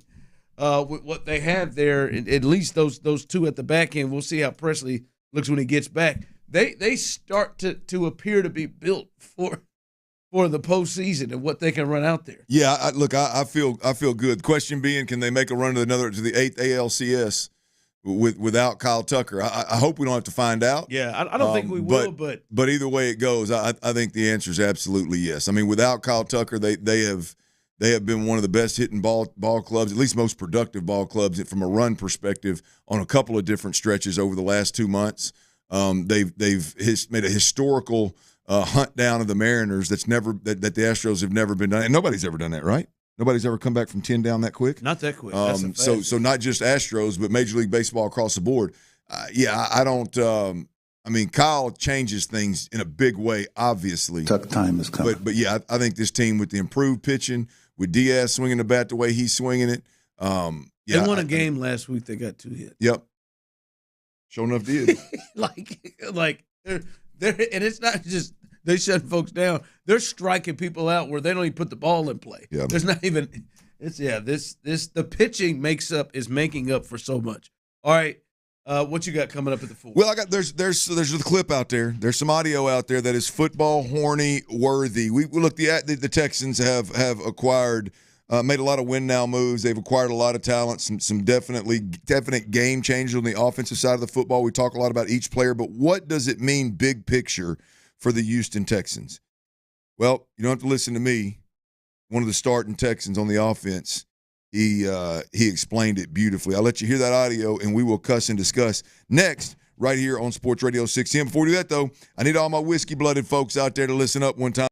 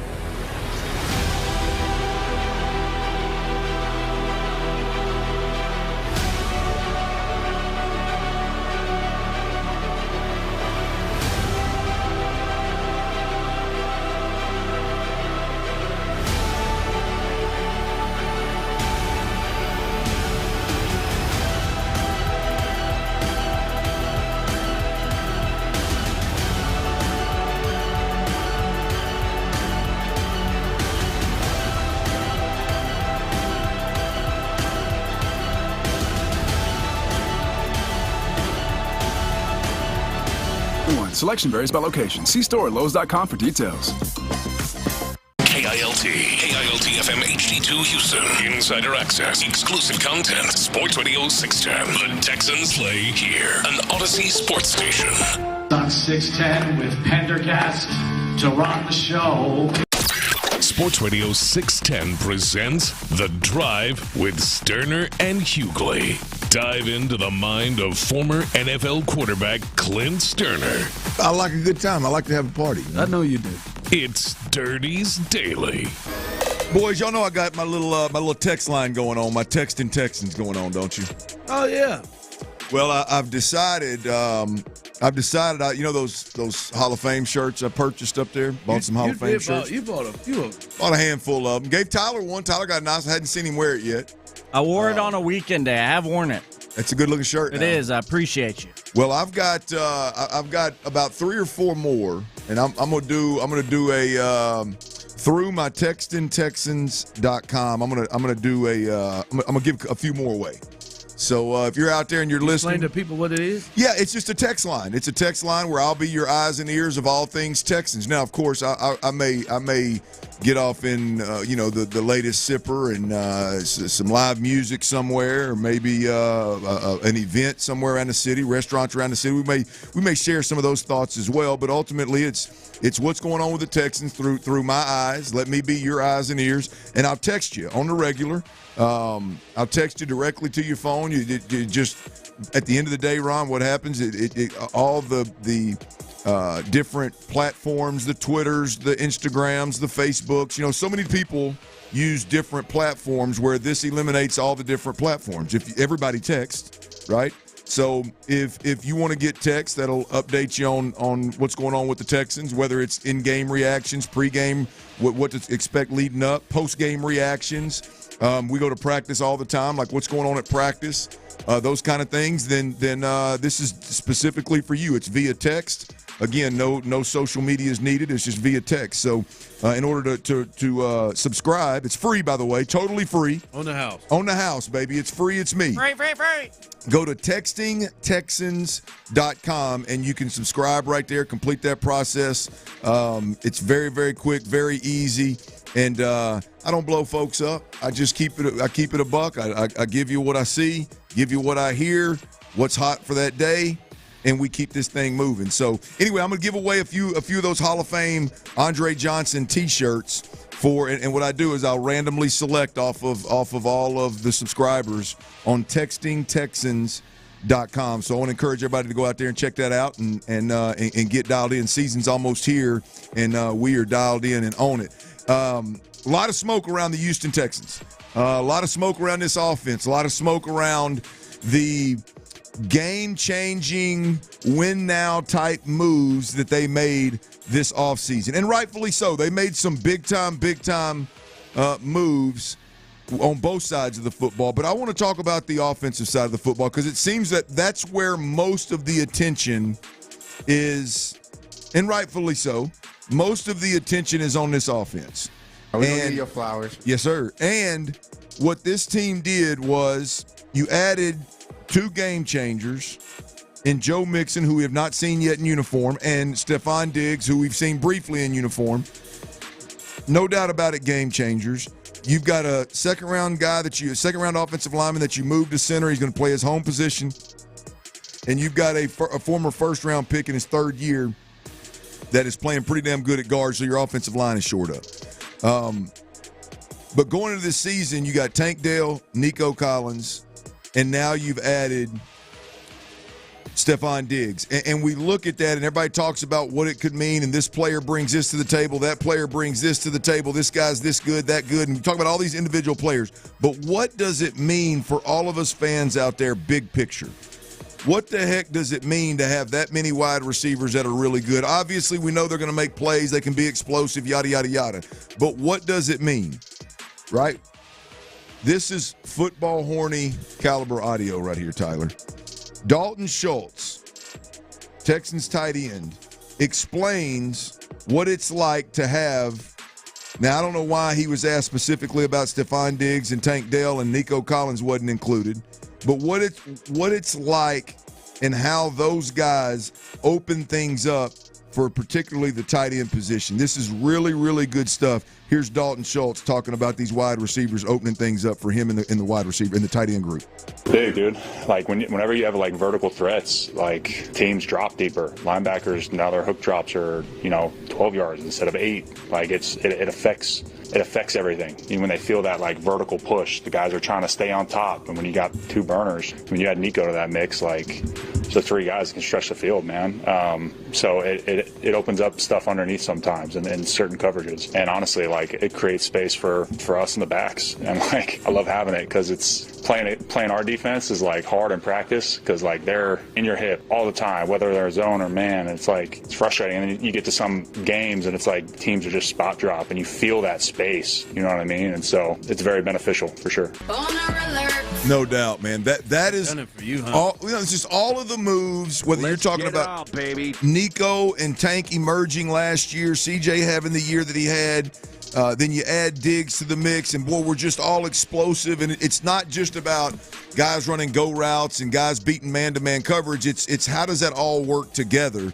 It makes things significantly easier for the quarterback C.J. Stroud. And when you got these guys that are so explosive, there's so much attention given to them in a defensive game plan perspective that the safeties are typically, both of them are split and they're deep, right? Corners a lot of the times are going to give you some cushion. As Dalton Schultz said, linebackers, instead of dropping to 8 yards, are going to drop to 12 yards. So there's a lot of room underneath for your tight ends and your slot receivers to work. And it's just he said it so beautifully, Ron. And then we go back and we look at this preseason. By the way, this is an element that they didn't really have last year. Well, no, I remember you and I having a great conversation, if I might say so myself. Suffocating these teams for years. The Atlanta team, Ron, the Atlanta game last year, their defense came in with, we're going to suffocate them, we're going to take away all the quick stuff, and they ended up winning that ball game, right? The Texans lost that ball game. So the ability to suffocate this team last year was a real thing, and the more that Nico emerged and the more that Tank emerged, they made big plays. And so it loosened it up some. But it came back when Tank got hurt. Yeah, well, then you got guys injured and it comes right back. So it just, at the first half of the season, I think that was probably the thought. The teams that were able to do it were definitely, that was the game. We saw it happen, no doubt about it, in the Baltimore game in the playoffs with Nico and company. So, I mean, it's just the thought of it happened last year, suffocating this team happened. You sign Stephon Diggs, Nico and Tank emerge, and all of a sudden – now your tight ends are roaming free. And we've seen it this preseason. Tegan Quatoriano and what's my man, the rookie at Ohio State, just went blank. Cade Stover. Both had really good games in a Hall of Fame game. There was space all over the place underneath. You look just recently, this past game, Dalton Schultz had a couple of catches, and Brevin Jordan had a couple of catches. There's just a lot of space underneath when that starting unit is on the field, and it's not necessarily just about guys like Cam Akers and Joe Mixon. No question, your running backs. Joe Mixon is really good in the pass game, and Cam Akers, as he climbs the depth chart, he's proven already to be really good in the pass game. Those guys are going to have more space underneath as well, man. So I couldn't have said it better myself, Ron. Dalton Schultz put it out there. That is why, that's how when it all works together, when we get done talking about all these individuals, that ultimately is what matters. Is now you can't win if you're a defense. You can't win. You stay back because of all these explosive guys, then guess what? We got underneath options that we got a quarterback that is willing to just take it. Boom, boom, boom. Take the boring stuff. Dink and dunk all day long if you'll let us. And then he has the ability, obviously, to drive the football down the field if you bring a safety off the roof and man guys up. So it's beautiful. Now, I say all that to say there's another part to this. There's another part to this, Ron. The other part to this is exactly what Dalton Schultz says is exactly why this run game should bear fruit. It's exactly why we need to raise the bar for this offensive line. Yeah, you've got 3 first-round picks. You got a second-round pick. You got a Super Bowl champ up there. the bar should be significantly higher than what it is, and they should be playing significantly better than what we're watching in just a small bit of preseason games, right? There's when the rubber meets the road and the regular season hits, and you're this explosive with the quarterback that you have, and I would think you're gonna live in 11 personnel a good chunk of the time. There not only is a lot of room to roam for your tight ends and your running backs in the pass game, it should make things very clear for your offensive line, and it should allow the run game to, at the very least, be effective, right? We've talked about it again multiple times about how, boy, there's going to be a light box because C.J. Stroud and company are so good. Well, again, this is a guy in the damn building, in the meeting rooms, on the offensive unit saying, yeah, it's going to lighten the box. It's going to force linebackers deeper and safeties to stay back and not allow them to suffocate and put that extra defender around the line of scrimmage to stop the run. And so that is, again, another reason why, for me personally, Ron, I don't have a problem whatsoever saying this offensive line has got to step up in a big way. Yeah, I mean, you know, there are different advantages to your personnel that can help you in the run game. So, like, the Texans' receivers and their ability to potentially stretch the field and cause fear of not giving up the big play is essentially their Lamar Jackson. So Lamar Jackson's skill set changes the run game and how you have to defend the run game, because you always have to monitor him so it helps his backs. They don't have Lamar Jackson, but what they have is the fear of, man, we got to keep somebody back. We don't want them to get the big play, so you know, we're gonna have to kind of give up some on the run game, and they got to take advantage of that. Well, Ron, it's another, you know, as we think and get deeper into this too, because a big part of coming out of last week's preseason game, Ron, was not only that C.J. Stroud was efficient, but he was spreading the football around to 5 or 6 different receivers in a matter of did he have 2 drives, 1 quarter? That's the other component here. If you're a defensive coordinator coming in and you know they got all these explosive weapons, right? But they only really like to throw to one guy, and one guy gets all the attention, and one guy gets that. Right now, you come in and a defensive coordinator, he'll throw it to all of them. Oh, he'll throw it to all of them. You want to close the middle of the field and maybe roll your middle safety over the top of Nico and Tank. Okay, we'll take Diggs. You want to roll him over. You want to give Diggs the attention. Okay, we'll take Nico. I mean, it's just. He'll throw it to Noah Brown. Absolutely, he don't give 2 rips. He's, as he said the other day. I think I saw. I don't know where he said it or why he said it, who he was talking to, but he said, "If you're open, you will get the ball." That's C.J. Stroud's get open and you will get the ball. So again, Dalton Schultz put it out there, man. That is the real of it all. We can talk in circles about each one of these guys if we want, but the 11 guys together. The simple stupid of it all is you better back your ass up or you going to get beat over the top. And we got so many explosive receivers that most teams are going to back up and give Dalton Schultz and company. This could potentially be a career year for Dalton Schultz. I mean, that's how powerful that is. That this could be a career year for Dalton Schultz, man. Hey, Ryan, you'll appreciate this. I had, on another note here, get a little bit personal here. I had a real daddy moment driving to work today. I may put you on this. My wife texted me, Tyler, you'll like this, because since we had our conversation about Post Malone doing country music, I'd only heard a couple of songs before he released his album. And Tyler, we were talking about it. I said, I'm not a big fan. I don't like the sound. I'm not buying it. A lot of it, some of it sounds real auto-tuned at times, kind of deal. But he dropped an album with about 800 songs on it, by the way. I mean, what the hell did he think? I mean, he spent some time putting it. Yeah.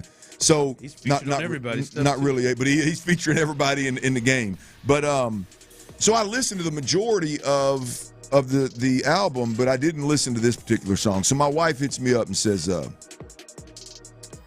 "You need to listen to Yours by Post Malone." And she did say she was crying, but my wife is emotional from time to time, so I didn't. So I knew it wasn't like a go-getter song. It was more of an emotional song. Chief, sucked you in. I listen to that song, man. If I'm lying, I'm dying. Ron, that man wasn't That man wasn't 10 seconds into that song, and I had tears in my eyes. Damn. And like by the time he gets halfway through, my chin's quivering. Oh my God, really? There's not a lot of songs like. Hey man, hey. I guess. Well, maybe it must have took you somewhere. Well, he's singing about his little girl. Oh yeah. I'm assuming he's got a little girl. If he doesn't, he pulled it off. He's singing to her fiance or the groom at the wedding kind of deal, and he's just, it's just one of them, man. It just got you. Woo. That. I mean, it was wrong. I can't remember the last time that happened. I text my wife. I said, took me to tears. I said, why would you do that to me? It must have tore her up too, huh? Well, yeah. I mean, y'all should sit over there and just been crying together. She said, because my little cousin, who's one of her friends, told me to. I said, well, hell, you're over here talking about crying, literally bawling. And you send it to me. I'm on the way to work. I'm trying to get my mind right to talk ball with the fellas, and you got me crying on the way to work. You didn't think it was going to get you there. No, I had no idea what it was about. Like, I don't like, typically stuff don't hit me. I got a couple of songs that even get if me. she told you what it was about, I don't think you didn't think it was going to get you there. No, my man is singing directly to old buddy that he's fixing to give her away to, and it is when you got a 2-year-old, it's like, man, I don't even ready to think about that. I don't know if I want to listen. I'm telling you, bro. I mean, I don't know. Married. I don't know you and Lowe's relationship, but it's father daughter. Boy, I got to believe this one will move you, man. It's one of them like, damn. Tyler said, don't let her get married. I'm just kidding. No, I mean, I don't want her to be like me.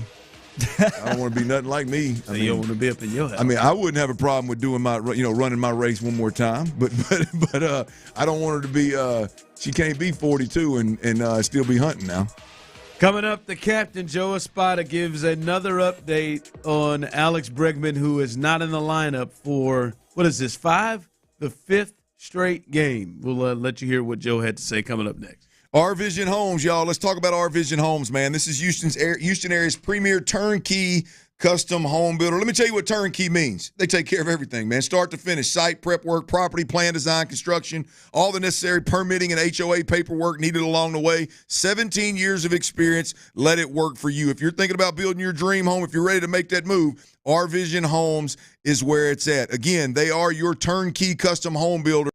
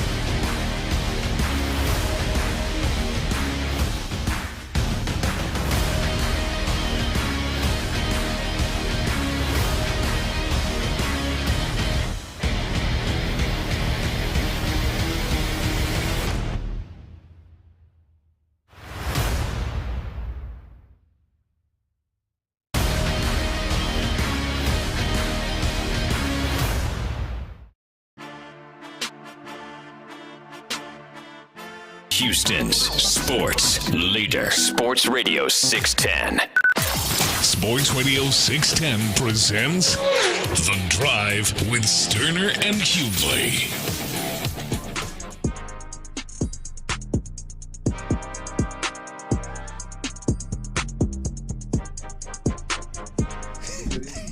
All right, welcome back into The Drive. News coming from the Astros. Alex Bregman, who initially Friday they said had some pain in the right elbow, just needed some time off. A couple of days, not long term. That's coming from Alex Bregman's mouth. And the word was just the weekend. He'll be back in the lineup Monday. He was not back in the lineup on Monday, and Chandler Rome was correct again. And when Chandler Rome said that he would not be potentially playing today either, the lineup is out and he is not in the lineup. And Joe Espada, who is speaking to the media, this is what Joe had to say in reference to the latest, thanks to Adam Spillane getting this for us, the latest on Alex Bregman. Yes, he is closer to getting in the lineup. He is going to hit, and once he hits, and we'll see if he could be available for tonight. But he is closer to getting back in the lineup, yes. Once he hits, we can see if he's available. Oh, available, like for obviously pinch hitting or something, right? Can he throw? Like, can he play third base, or is he can he throw? I mean, yesterday he was singing a song to him. I mean, I would think he's all right, huh? All right. Well, no, I would not think he's all right. He's not in the lineup. We'll see if he's able to pinch hit. But I mean, I wonder, is like you said, like if he hits, we'll see. Can he throw? I just wonder where we are. We're in a place where he can't play in the field right now, and he's closer to swinging. So he was just taking ground balls. He wasn't actually hitting. I don't know.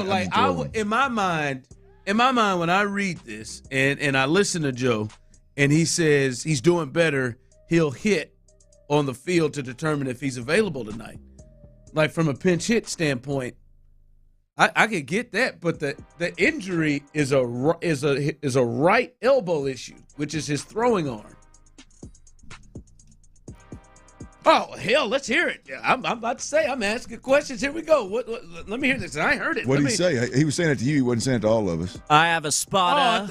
I was in your ear. My bad. I have a spotter here. He was asked. Please, let's hear exactly what you were asking, Ron. Is Bregman able to throw right now?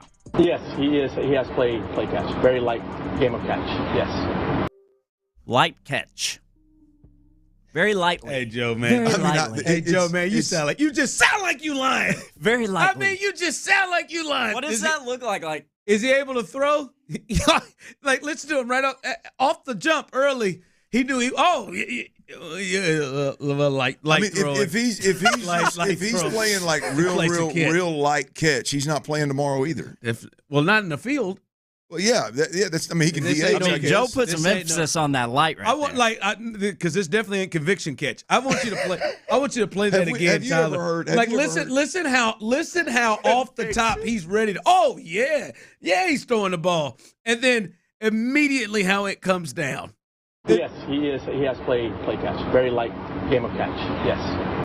Very, very light game. Double back real quick. Very lightly. Very lightly. He is. He's backpedaling like Derek Stingley. You're a Tiger, but now you're a Texan, man. Like you said, man, we had light catch. I don't remember. Like what kind of catch do you have to be at to play third base? I mean, everybody's got their own little deal. I don't remember Dusty or Hinch or any of them like lean on or use like playing catch as a conversation piece. Well, whereas the place of where they are and the different variations of catch. I mean, we've had Tucker playing catch. We've had Bregman playing catch. Obviously, all the pitchers play different levels of catch. There's conviction. I was going to say, this is a new label in catch. We've gotten conviction catch, we've gotten catch, and now we got light catch. Again, this is what I will say. I will listen to what Adam Spillane, Chandler Rome, and Brian McTaggart and the rest of the gang who cover the Astros say above them. But every time I hear them say something, fellas, I always just assume it's worse than what they're like. I don't want to do the best I can. Like clearly worse than what they're letting off. What do you mean he's playing light catch? As you said, he's going to be out tomorrow too. It's not ideal. I'm just saying, like, what do you ramp up to regular catch to be able to play, like, to be able to play in the? Well, I mean, bottom line is if he's not playing full blown, like let it rip type of catch, you ain't playing third base. You ain't playing third base at the high school level if you can't let it rip, much less the pros. Yeah, no, I mean he may be closer to DH. That's a good point, T. He may be closer to DH. Oh yeah, that's what he's talking about. Yeah, we got to see him we got to see how he swings the bat. That's why I kept saying he talking about swinging the bat. Like that'd be one thing if his injury was, he hurt his heel, but the injury is the right elbow. Well, I got to believe if you can swing, and your swing isn't affected. By that elbow injury, I got to believe that, boy, like I guess what I'm saying is I would think that throwing the ball as violently as you need to from third base and swinging a bat as violently as you need to at the major league level, like I would think your elbow, like it would keep you from doing both. I just remember, Tyler, check me if I'm wrong. Bryce Harper just kept hitting and had Tommy John. That is correct. Yeah, he had Tommy, like he hurt himself. He had to have Tommy John hurt his. Yes, and he stopped playing in the field, but just DH'd. That's ridiculous. Yeah. Through the whole, like even before they. You're already there, huh? Well, I'm just saying if the injury, I would think you should still be able to swing, is what I'm saying. To be able to hit, even if your elbow is giving you problems. We've seen players like Ohtani and Bryce Harper do it. I hope it's not that. I mean, I hope if it's UCL, he's not playing any type of catch, light or conviction. Hey man, they do a good job of not knowing what the hell they don't want. They do a good job of pissing me off. I used to think they do a really good job of not letting us know what the hell is going on, but they do a really good job of making me wonder if they know what the hell's going on. Well, yeah, I mean, they're not even on the same page inside the house. What? It's a light catch. Let's see, man. Hey, real quick, when you think Alex Bregman's playing in the field again? End of the week? Not this series. Not by the end of this series. And probably not by the end of next series, if I had to guess. So I don't know, man. I'm so pessimistic when it comes to this now. Like I have no idea. So you're not. I think he'll at least hit. The way they're, I think. You think he comes back for Tucker? Yes. Yeah, I was being facetious, but I guess we really need to ask that. I believe he'll hit. I think maybe he could hit tonight. I believe he'll hit. I don't know when he's going to play third base next. I think he's going to be out there with Verlander tomorrow. Tomorrow at third base? Yep, third base, full go. You don't believe that, Clint? You literally just. I don't believe Joe Espada. I don't believe Joe Espada. Playing soft catch, you're not playing. I don't believe Joe Espada. I believe he's fine. Okay. No structural damage. We heard Bregman say it himself. We've heard that. No structural damage, no bones, no break, nothing like that. Very light game of catch. The other thing, did they? Just 3 months. Is the forearm next?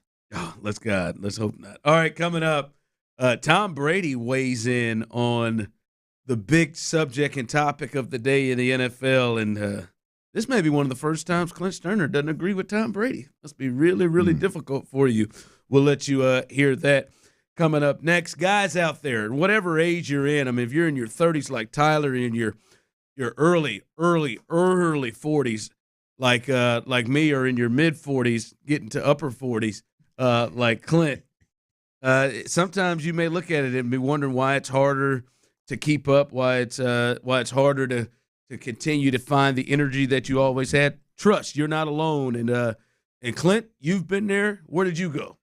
Low T Center, baby. You know where it's at, man. Look, like Ron was saying there, it don't matter how old you are, mid-30s, mid-40s, into your 50s. It's not a matter of if, it's when.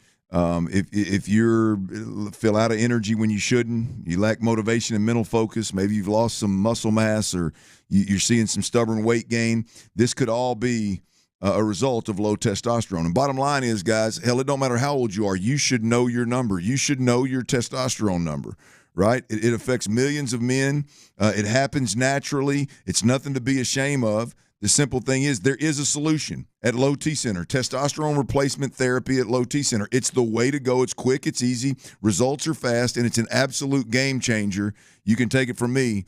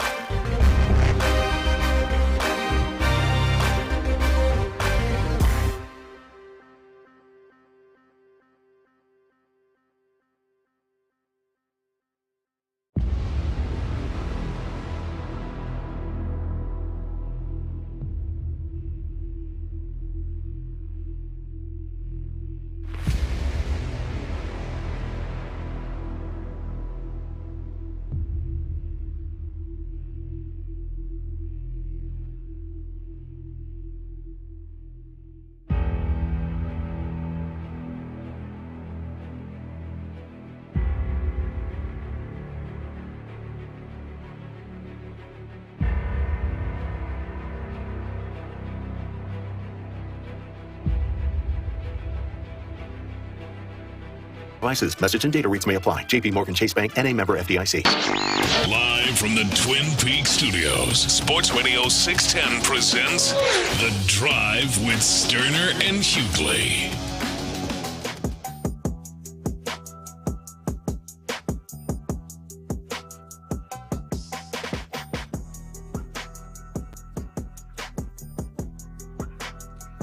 All right, welcome back into The Drive. I got it first before we get into Tom. Tom Brady must have. I don't know how many times you disagree with Tom Brady. We'll get to that here in just a second. Doesn't happen often. Story of the day here in the NFL, but Clint, as I'm looking at this text line and YouTube and Twitch, I mean, you really got to some people with this damn song. What happened? That song, I mean, them girl dads out there listened to it and got them, didn't it? First time I heard it, I told my wife, that's the new father-daughter song. Someone said, what's the name of that song just got my truck? My 25-year-old daughter will be getting married in November, so I'm not even going to listen to the name of the song is Post Malone. The artist is Post Malone, and it's called Yours. And if yours is fixing to get married, hell, mine. I hope mine's at least got 20 years. I mean, and I was doing everything I could to fight them back, boy. I was a blubbering idiot. Clint, my wife played that song for me Saturday night. I have 3 grown daughters and cried like a schoolgirl. Oh, I can only imagine. You're on the backside of it. Clint, you suck for talking about that song. I look up, and it made me cry while driving home. Now I can't see the road. I told my wife that. I said, I hate you for that. I mean, that is awful. Yeah, so I thought I'd bring it to the people, man. Yeah, that song must be What's it called again? Yours. Yeah. Pretty. I mean, there really ain't a whole hell of a lot to it. I mean, you could probably sit around and think about kind of the messaging behind it, but boy, when he's singing that thing, boy, it catch you at a weak moment in the car by yourself where ain't nobody watching. Oh, Tyler, you better man than me if that don't draw tears. Tyler said it, man. He started thinking about Sugar. Straight up. He started thinking about who? Sugar. Who is that? Dog. Like literally. My baby girl. One of your dogs. Baby girl. That'll get him down. Mm-hmm. See, so yeah, stay away from him, man. He's an emotional roller coaster. All right, let's get to Tua first, because Tua has made headlines being on with Dan Le Batard, and Stu Guy's been on that show and talked about his relationship with Brian Flores, his former coach, and then his relationship with his current coach and how different those are. To put it in simplest terms, if you woke up every morning and I told you you suck at what you did, that you don't belong doing what you do, that you shouldn't be here, that this guy should be here, that you haven't earned this right, and then you have somebody else come in and tell you, dude, you are the best fit for this.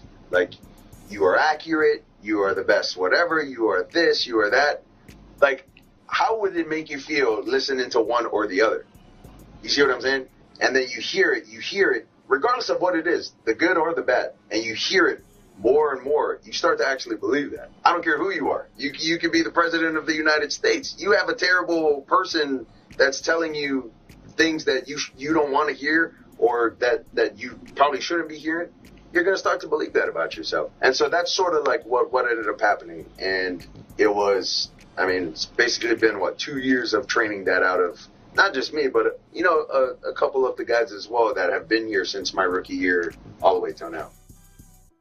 All right, so that is which he also said in the interview that Brian Flores is a horrible person. But he broke down the relationship and what he would say to him and now how it is now. Tom Brady, who, by the way, Stephen Ross and Brian Flores were trying their hardest to get him to come and play for the Miami Dolphins, so much so that they got hit with tampering charges and lost draft picks, first-round draft picks. He spoke on the matter too, Clint. What was you going to? Yeah, no, I'd like to commend Tua. Yeah. For waiting to this point to bring that to light. I mean, obviously it's an interview and he's not holding back at this point in time. But boy, he's a better man than me. I mean, through all that crap they were going through, I mean, he was getting ran over the coals. It'd have been hard to not say, hey, man, y'all know what this cat's doing in here? Yeah, I mean, y'all know what this coach is up to? I mean, he'd been around greatness with Nick Saban, man. I mean, he knew that wasn't hard coaching.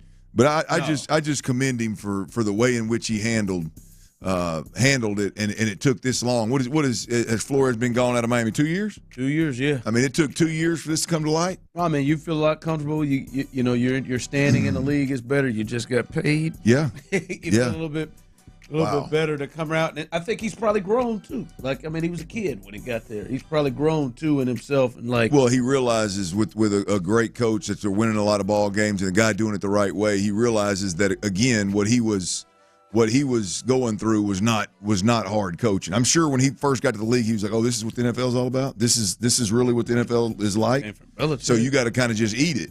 Yeah, it came from Belichick, came from the best organization in the game for the last 20 years. Yeah, I mean, it would be now he knows better. I just tip my cap to Tua for holding his tongue as long as he did. Well, here is Tom Brady and his thoughts in this situation in terms of Brian Flores towards Tua.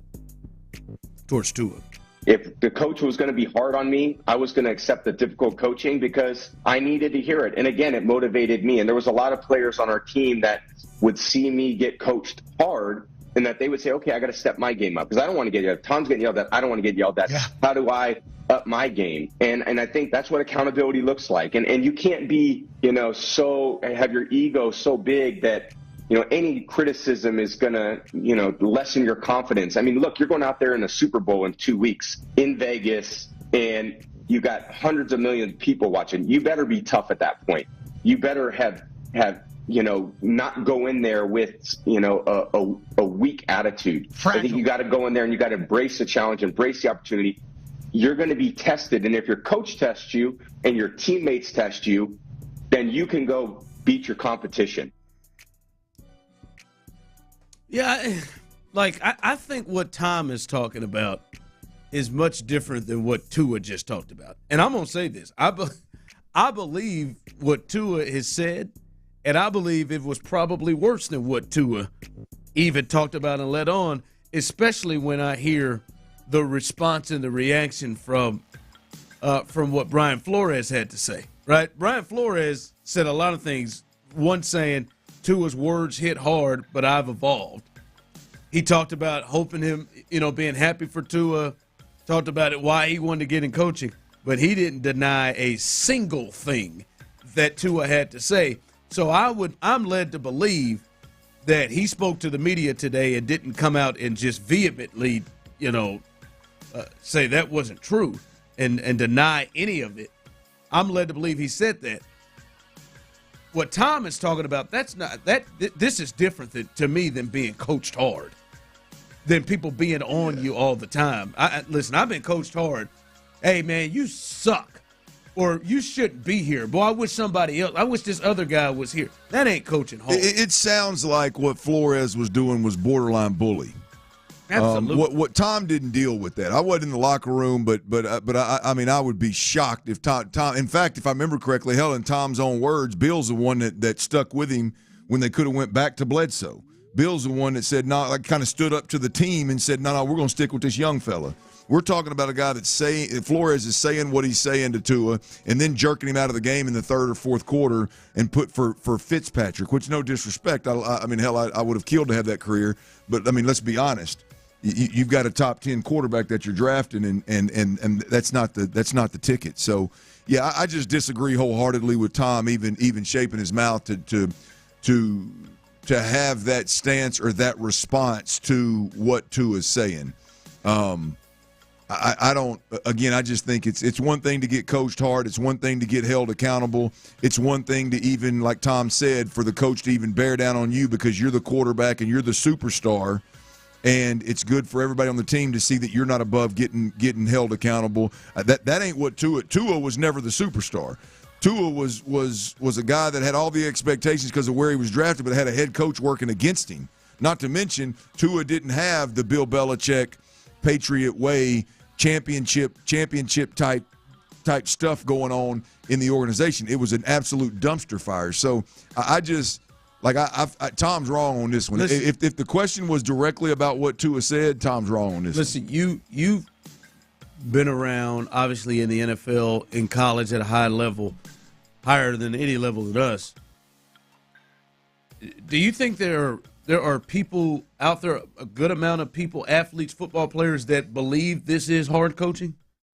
What Brian Flores is doing? No. Like you think there's an understandable separation on whatever is hard coaching to this? Yes, I think the players in Miami right now know that what Brian Flores was doing was beyond hard coaching. It was the owner and the head coach disagreed on who should be the starting quarterback. They disagreed on who they should have drafted. It was obvious Brian Flores never wanted Tua, and clearly Brian Flores was making that very evident on a day-to-day basis with how he treated Tua. This was not hard coaching. It clearly it was so far beyond that. It was dysfunction within. Absolutely. And this another part of what was going on in Miami that was never going on with Tom in New England. So no, I don't think that anybody that was in that organization. Now, there was probably guys that didn't think Tua was as good as everybody thought he was too. Hell, half the country, half the damn fan base didn't think he was. Half of them thought they was good enough, half of them didn't. It was interesting because some of the things I've heard from former players in this, because this has been one of the top conversations, is, all right, hey man, you got to understand, you got to talk to certain players a certain way. Some players don't respond the same way to things, and there are some players who respond to some of the things that were said in a way of, all right, I'm going to show you. That's why I asked you, do you think there are some people who actually see this as a tactic in hard coaching? Because I was surprised to hear. I think Flores went beyond that, but that is absolutely the Parcells, Bill Belichick way of doing things. Absolutely. Yeah. I mean, like literally coach out of fear. There's no doubt about it. The only one I had specific, direct experience with is Parcells, and there's no doubt that Parcells, it is from word go, it is fear. Fear for your job, fear for how hard training camp's going to be, fear for competition, fear to screw up. I mean, I think that Flores probably did come up watching Belichick do that kind of silly stuff. And now, he didn't, you see what happened to Belichick. Times pass them all by. Yeah. Right? That don't work no more. And you get Flores gets his own gig, and he's trying to take that same approach, and now it's a player that he never wanted, and that player isn't as good or is winning as many games as he thought, and he just created an absolute dumpster fire with it. Yeah. 5 o'clock fire, your chance, your final chance today, your chance to win a pair of tickets, front row in the bullpen. Come on. For Saturday's game at noon at NRG at noon, coming up on Saturday against the Rams. That's coming up in this next segment, so stay tuned. Tell a friend, get ready, win them tickets coming up next. All right, I know we're giving away some front row tickets. I'm going to do one even better, y'all. I mean, here's the deal. If you're dealing with chronic joint pain,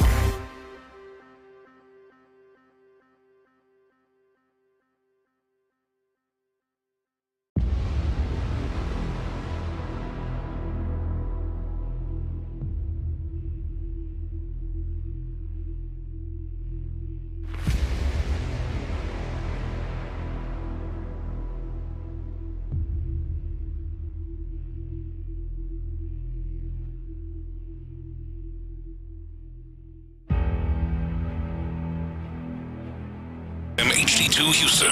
Insider access. Exclusive content. Sports Radio 610. The Texans play here. An Odyssey sports station. Sports Radio 610 presents The Drive with Stoerner and Hughley. It's the 5 o'clock fire. It is 5 o'clock. Congratulations. Hopefully, you're off work. Luckily for you, Old Dirty and the Dill. The Big Dill. And Psycho T, a.k.a. T-Mill, a.k.a. there he is, for folks on YouTube and Twitch, Moneybags. As he had a good night, and he's had a pretty good run. Hell, the Astros have won 11 of 12, so Tyler should be looking up. Should be looking up pretty well right now. Remember, 5 o'clock fire is brought to you by Kirk Holmes. And a little bit of news to get to before the game tonight as the Astros take on the Red Sox game 2. The big news is Joe Espada talking about Alex Bregman. First, this bit of audio on Alex Bregman on how he's feeling and where he is right now. He's not in the lineup today, but here's Joe Espada on the latest. Yes, he is closer to getting in the lineup. He is going to hit, and once he hits, and we'll see if he could be available for tonight, but he is closer to getting back in the lineup, yes. All right, closer to getting back into the lineup. I'm guessing Kyle Tucker is closer to getting back in the lineup as well. God, I would hope so. Closer than further. But he also spoke with Alex Bregman about throwing in the field because he's talked about swinging the bat, but it is an issue with the right elbow, his throwing elbow. This is him referring to him in the field. Yes, he is. He has play catch. Very light game of catch, yes. All right, light game of catch? Very light game of catch. Game of catch. That's the part that gets it. How many times when you guys play catch do y'all go, hey, you going to play game of catch? Never. I don't say you want to have a catch, which I know a lot of people say. No, let's go play northern. catch. Let's go play catch. You want to play catch? Yeah, you toss it around a bit? Yeah. Go get some long toss, bro. Hey, Tyler, back up. You want me to split the webbing on your fingers? Let's start here first. Let's start to back up a little bit. Let's get the accuracy get loose. first. Never play a game of catch. Have a game. That's cool. Have a game of catch. But that's where they are. So Alex Bregman, it seems like there is a possibility of him being able to swing the bat. As he's not in the lineup, so there's potential possibility of him being a pinch hitter in this game. He said they want to see how he is on the field. But clearly, Clint, this has gone past the 3 days that they initially thought it would be, and now he's going to, at least in terms of the starting lineup, miss the first 2 games of this series with the Red Sox.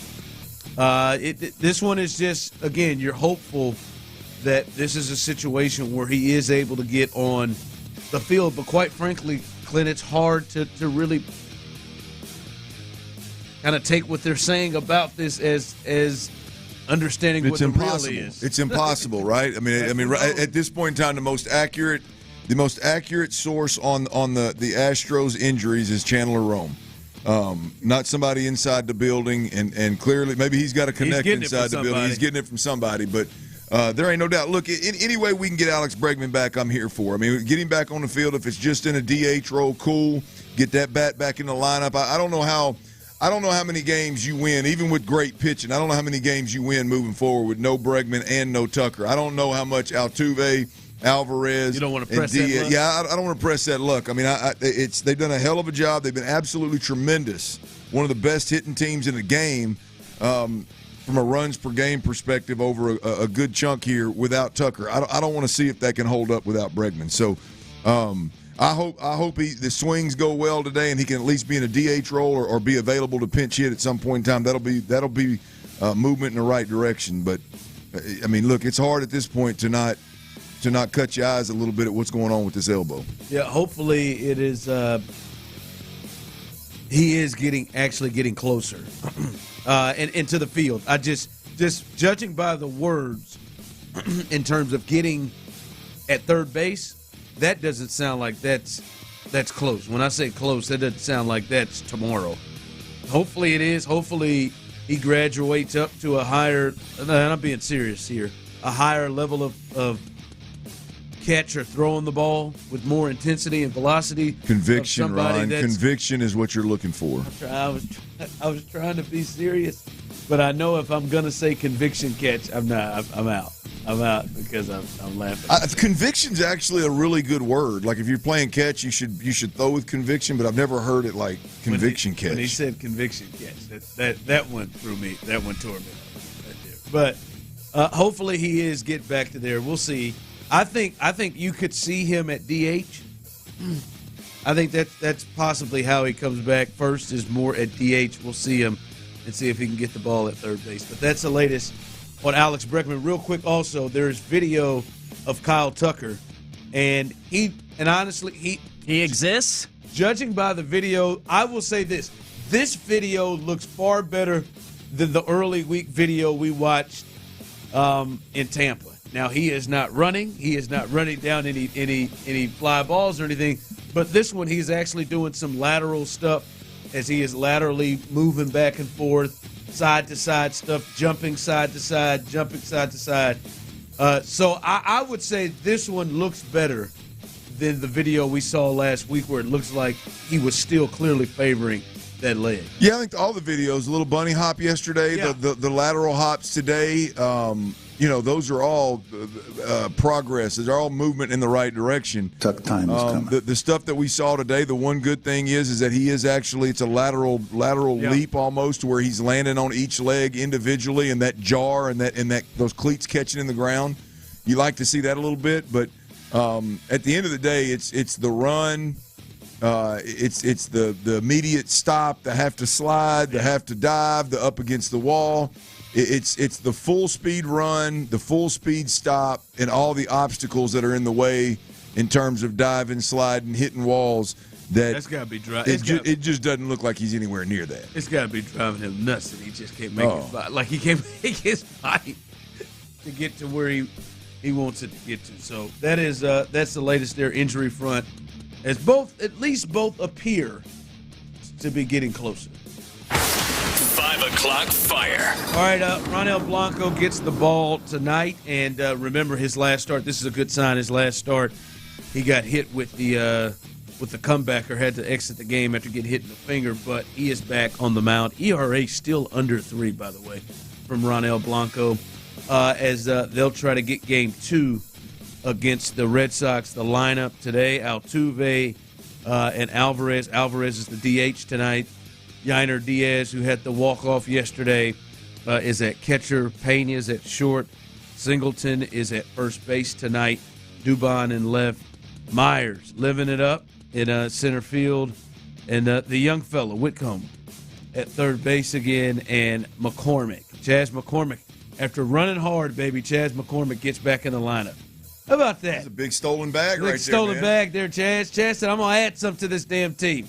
He went on that first pitch, too, now. Yeah, he did. See that? The infield hit and steal second. Hello. I felt good for him. You see how happy he was looking in the dugout? How about, did you see after he scored, when he got in the dugout?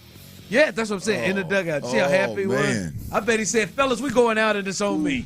Yeah. He needed that, man. I don't advise you do that. I mean, you need that money, Chaz. So you need to hold on to it? You need to hold on to that right now. Hey, man. Wait till things get a little bit better. Let's hope so. Chaz Sub was 200 ain't gonna get it, cuz. Chaz, man, he needed that night, baby. He needed that. That infield hit, stolen base. He just needed something good to happen, man. Just some action, some good action, some reason for the fellas to smile and high five instead of roll their eyes. And here we go again. Yeah, that was big for Chaz. It's big for the squad. Yeah. Right now they are 1-0 in this 14-game stretch where they play playoff teams or teams that are right out, or a team in the Red Sox that's right outside of the playoff hunt. They got Verlander going tomorrow.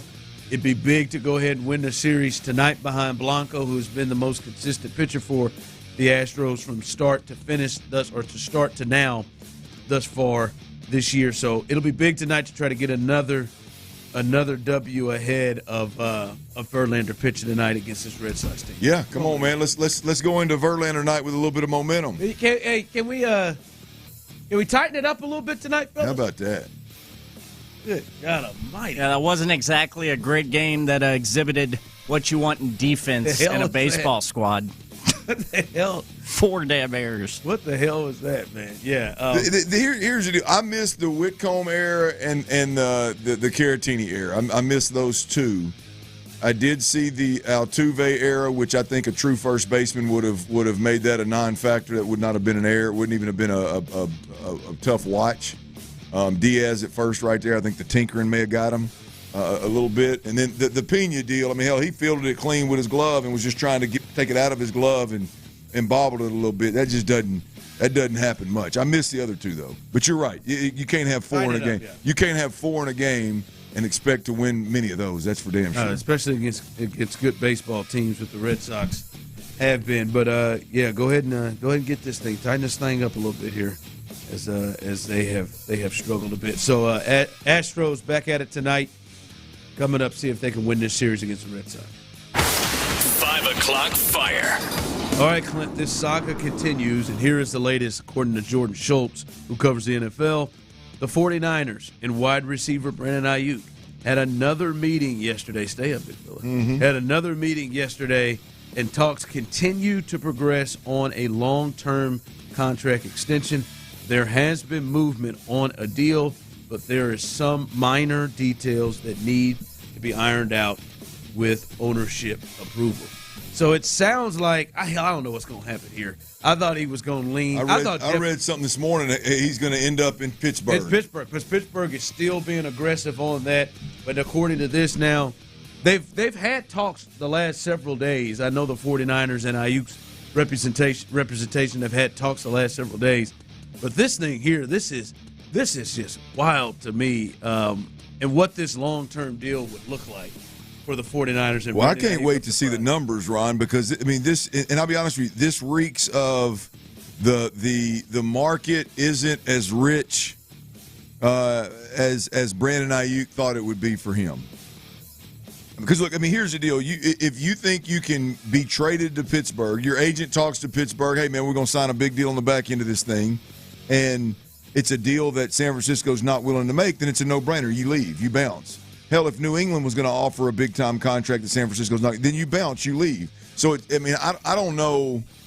Obviously, there's no telling what's going on behind closed doors, but even with the 49ers, it seems like Brandon Ayuk has realized it's not as – I'm not going to command the kind of money that I thought I was. Let me go ahead and stay in San Francisco where I know I got a chance to win big games, that's what it to is. Produce. Yeah, I mean, this is long and drawn out, and it's got too many teams involved for it.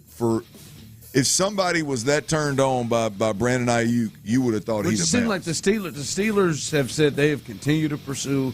They got a deal. I think they had I think what I heard, a second-round pick and a later round pick as well, 2 picks to the Niners for Brandon Ayuk. Well, it has to be the contract details, it's right? Got to be. It's got to be. I mean, for me, if I'm the Niners, if I'm the Niners, I don't know if you want to keep them past this year, but I would certainly look at, hey, let's just be honest together.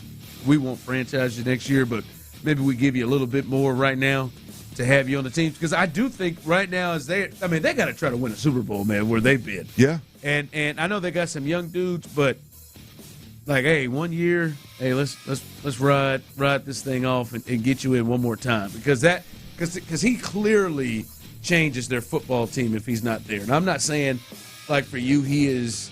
Oh, no, it's a valid point. He changes their football team, and they've got some talented young guys, but they'd have to kind of change it up. Yeah, well, it's a roll of the dice, right? You got some talented young dudes, but can they do what, or even come remotely close to what Brandon Ayuk has done? That's a long shot, right? Yeah. My problem with Brandon Ayuk is that he's coming out, and it seems like he wants big money.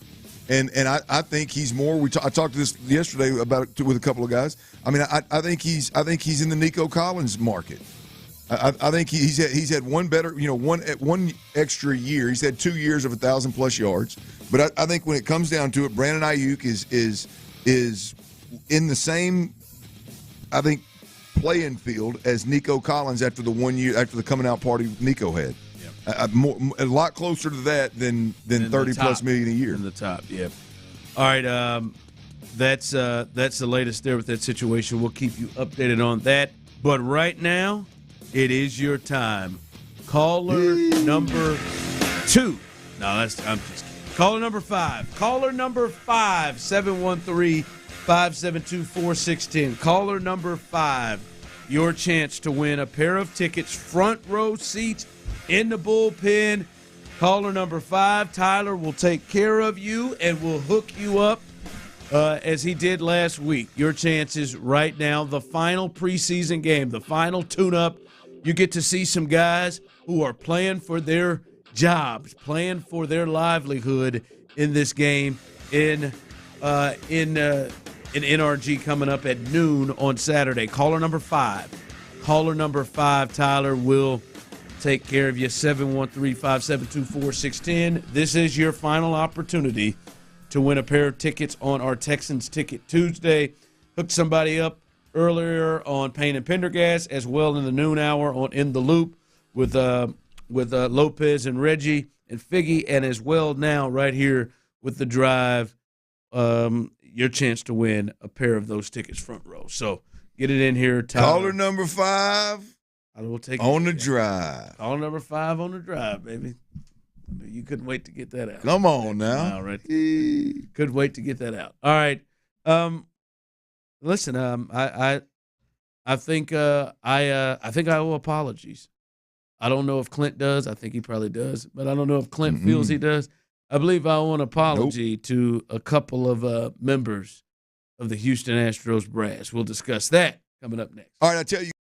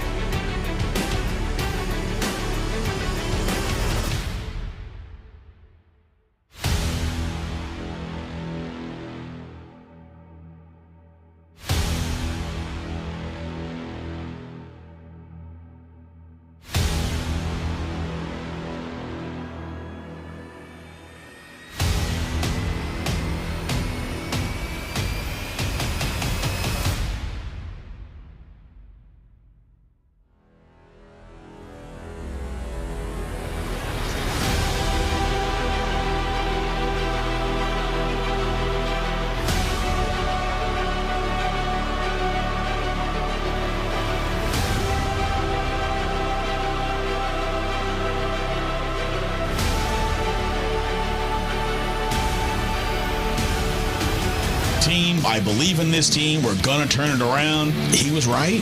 Yeah. New episodes every week on the free Odyssey app or wherever you get your podcasts. Houston's sports leader. Sports Radio 610. Sports Radio 610 presents The Drive with Stoerner and Hughley.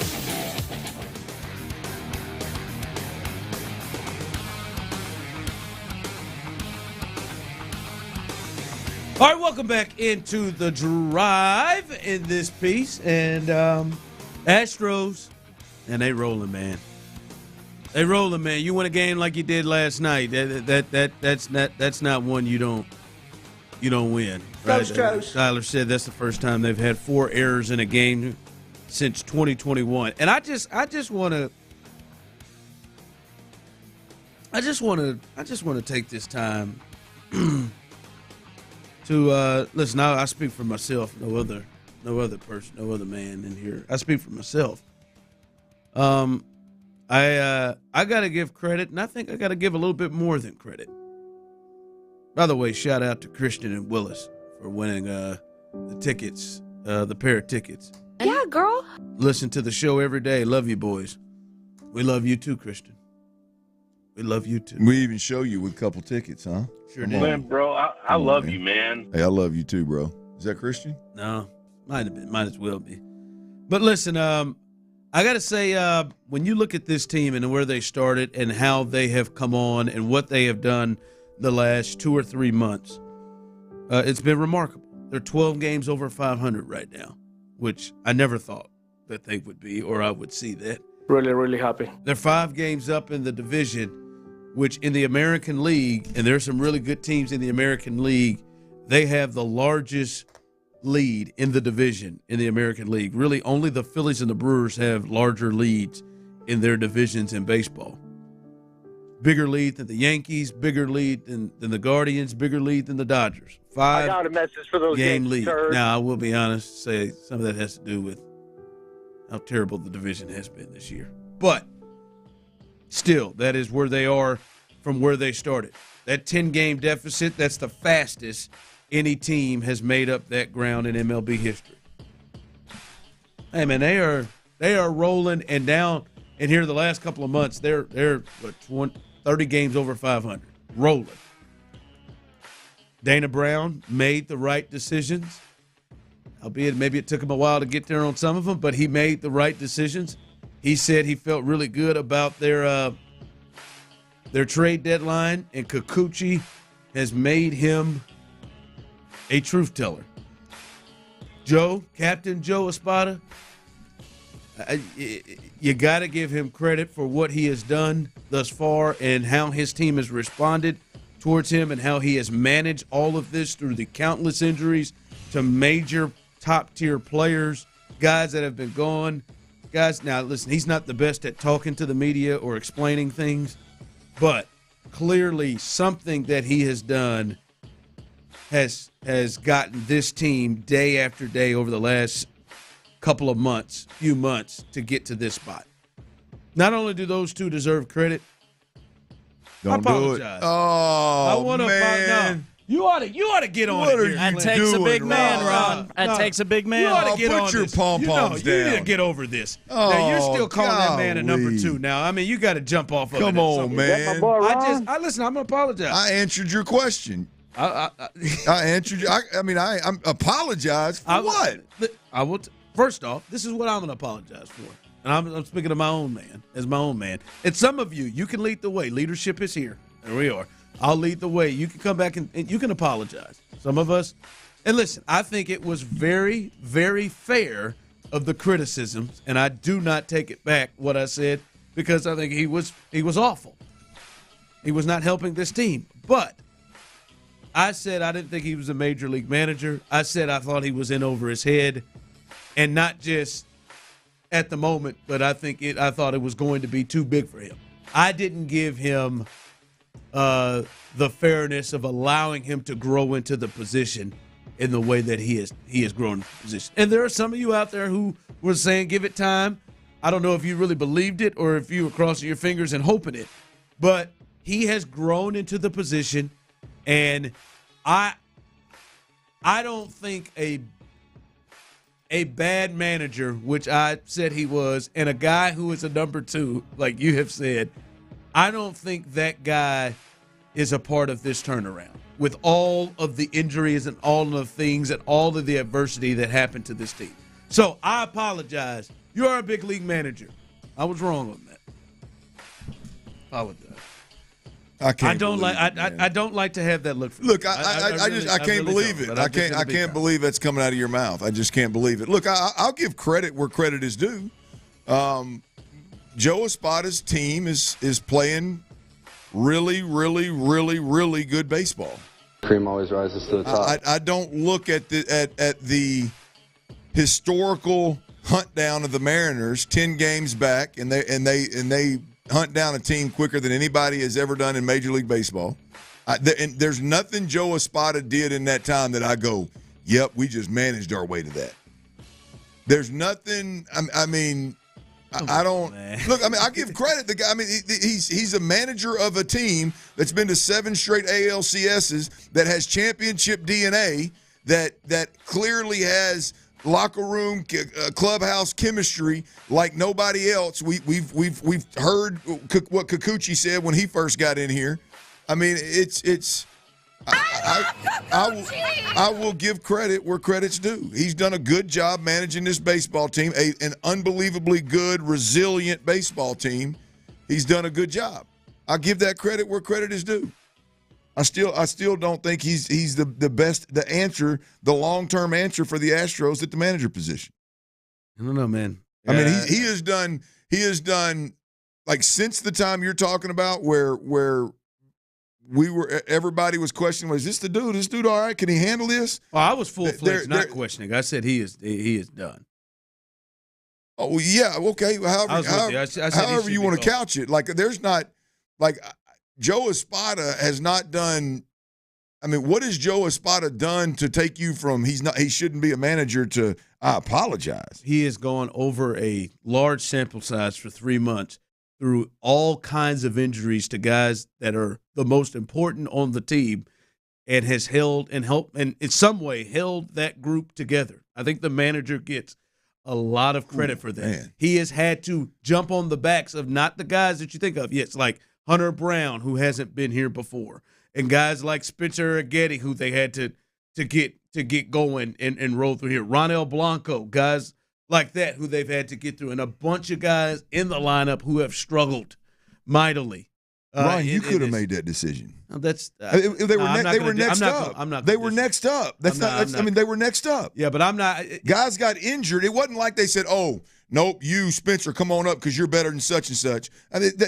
Guys got injured, and you're forced to pitch those guys, and those guys have pitched really well. I'm not a major league manager, and I'm not a guy who knows the sport. There could have been other decisions, knows the sport like that. There could have been other decisions made, and I do think his influence on a day-to-day basis. What pitchers that were available were pitched and decisions were made on those guys? They could have gone different directions in the minors. They ran out of pitchers. They could have done a lot of different things, and even more than just the decisions. It is not just the decisions. It is for him and his calming influence to come into the locker room in the clubhouse on a day-to-day basis for 3 months. For them to be able to sustain through injuries, to Verlander and Tucker and the whole Abreu thing. I give him credit for holding that together, just like I give Dusty credit in the previous 2 years of holding that together through adversity. I don't think just me or you or any person off the street would have been able to do that.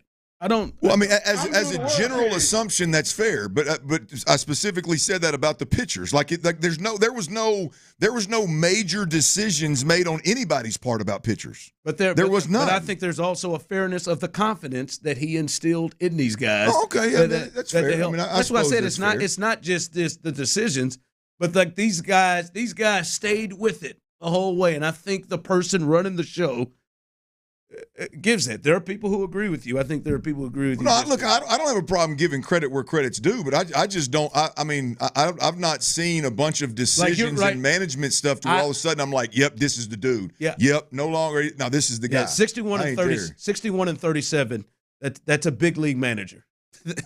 And I said he's not. That's a big league manager. Okay. We'll get your thoughts. You can call in 713-572-4610. Your thoughts. Like I said, I'm gonna be big enough. I apologize. I thought that cat didn't deserve at all to be in that position and was going to run this thing into the ground, and he didn't. Clint, we'll continue to get your thoughts on that and a couple of guys that we may need to look at going into week 1 for the Texans. We'll discuss that coming up next. All right, breathing is one of the most essential parts.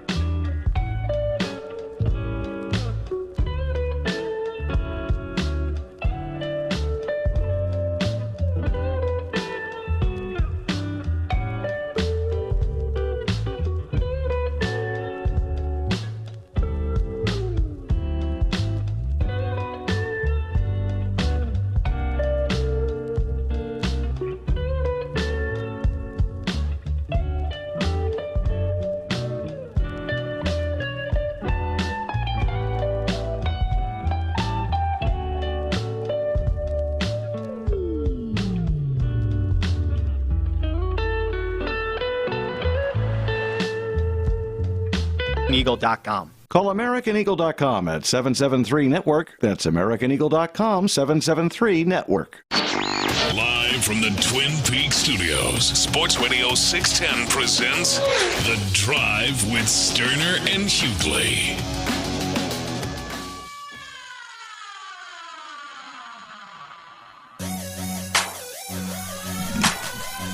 Josh Hader, right there in the building. I saw that video for the first time, boys, by the way. So sick. I've got to get to a game and see it in person. I've got to. The lights go down. Wayne starts up fire on all the screens around the deal. I've got to, man. My luck, I'll go to a game and he won't pitch. Yeah, well, hopefully hopefully it's a good reason. Hopefully the Astros are blowing them out when you are there, except for when they play the Royals. All right. A question to both of you as we're talking about this thing. I want to see what Larry and Stafford has to say about this. I'm sure he's loaded up. I issued an apology to Joe Espada and Dana Brown. I referred to Joe as a bench coach. I didn't think he was a manager. I thought he was a bench coach. And for me, what he has done over the last 3 months, I think has proven that wrong. I apologize for that. Clint will not, is in refusal. I will give credit. I will not apologize. I just wonder how much of the start, how much do you put in his category in terms of reasoning that they were off to such a slow, sluggish start? Because I thought he was a big culprit and a big reason why. No, I don't. I mean, I don't place a ton of the blame on him for why they played so poorly early. Same way I don't place a lot of the credit at his feet on why they're playing so well right now. I mean, what's that? Smart answer. I don't. I mean, I just it's hard for me either way with a guy that's never done it to feel like, from a credit perspective, of like a guy impacting a team that is the Astros that have been to 7 straight ALCSs. That is extremely, I'll put it this way, extremely manager friendly. Like it's hard for me to think that guy swings swings either way in terms of how they impact winning or losing. I think the team, there was a lot to do with the injuries, obviously. There's a lot to do with the young guys that are pitching really, really well right now, just did not pitch well early in the season. They were forced to stick with those guys and pitch those guys because they were out of options ultimately, which ended up paying off. But no, I don't put a lot of the blame on him early on or the credit right now today as they're playing great baseball. Yeah. For me, I thought he didn't handle the personalities well. I thought there was a lack of belief in him, and not just because he hadn't done it before, because he was just doing things that made it look like that he had no clue and he was in over his head. And I feel like here in this stretch, he is starting to come into his own. And I think that has had something to do with this team. Ron, I think when you I've said this a million times. I know it's a more serious thought than baseball, but like. It's easy. Like, this team right now is easy to manage, and it's easy to communicate, and it's easy to do the day. Well, I don't mean like his job. I'm not saying I could do his job. I'm just saying when they're swinging the bat the way they're swinging the bat, and they're pitching the way that they're pitching, they're winning the way that they're winning. Life is good, man. It's easy. Like, what are you doing when your first baseman is a $30 million guy and you're sending him to the Florida Gulf Coast League and you're telling us that you've seen improvement in his bat and he comes back in here and a handful of games in, you're shipping his ass off? Like, I mean, that kind of stuff is not I don't know. I just started coming to his own. Okay. I mean, that's fine. I don't. Again, I don't put a ton of blame either way. I think the team, first and foremost, was playing unbelievably poorly early on. Yes, the injuries were an issue as well. I don't know. I can't explain why they were playing poorly, but they've turned the corner and they're pitching better and they're swinging the bat better and they're weathering the storm of the injuries better. And I'll give some credit. I mean, hell, he's the manager. There's credit due. But I can't got him as a number 2. I can't all of a sudden think that this is the best man for the job and this is the long-term answer for the Astros. All right, Larry, what's your thoughts on this? You how you feeling about Espada? You think I'm giving him too much? I don't know what you apologize for, Show. I stand with Quinn on this. Look, Espada was like you used to be, Show, when you used to be driving your ass around campus in that Corolla you used to have, man. You was just overwhelmed, man. I got a Camry. I ain't never had a Corolla in my whole life. I know you got a Camry now because you think you're an upgraded. I ain't never had a Corolla. I ain't never had a damn Corolla. Driving around in that little Corolla. Why do you push these lies? And then everybody think that now that you got the Camry, you just graduated.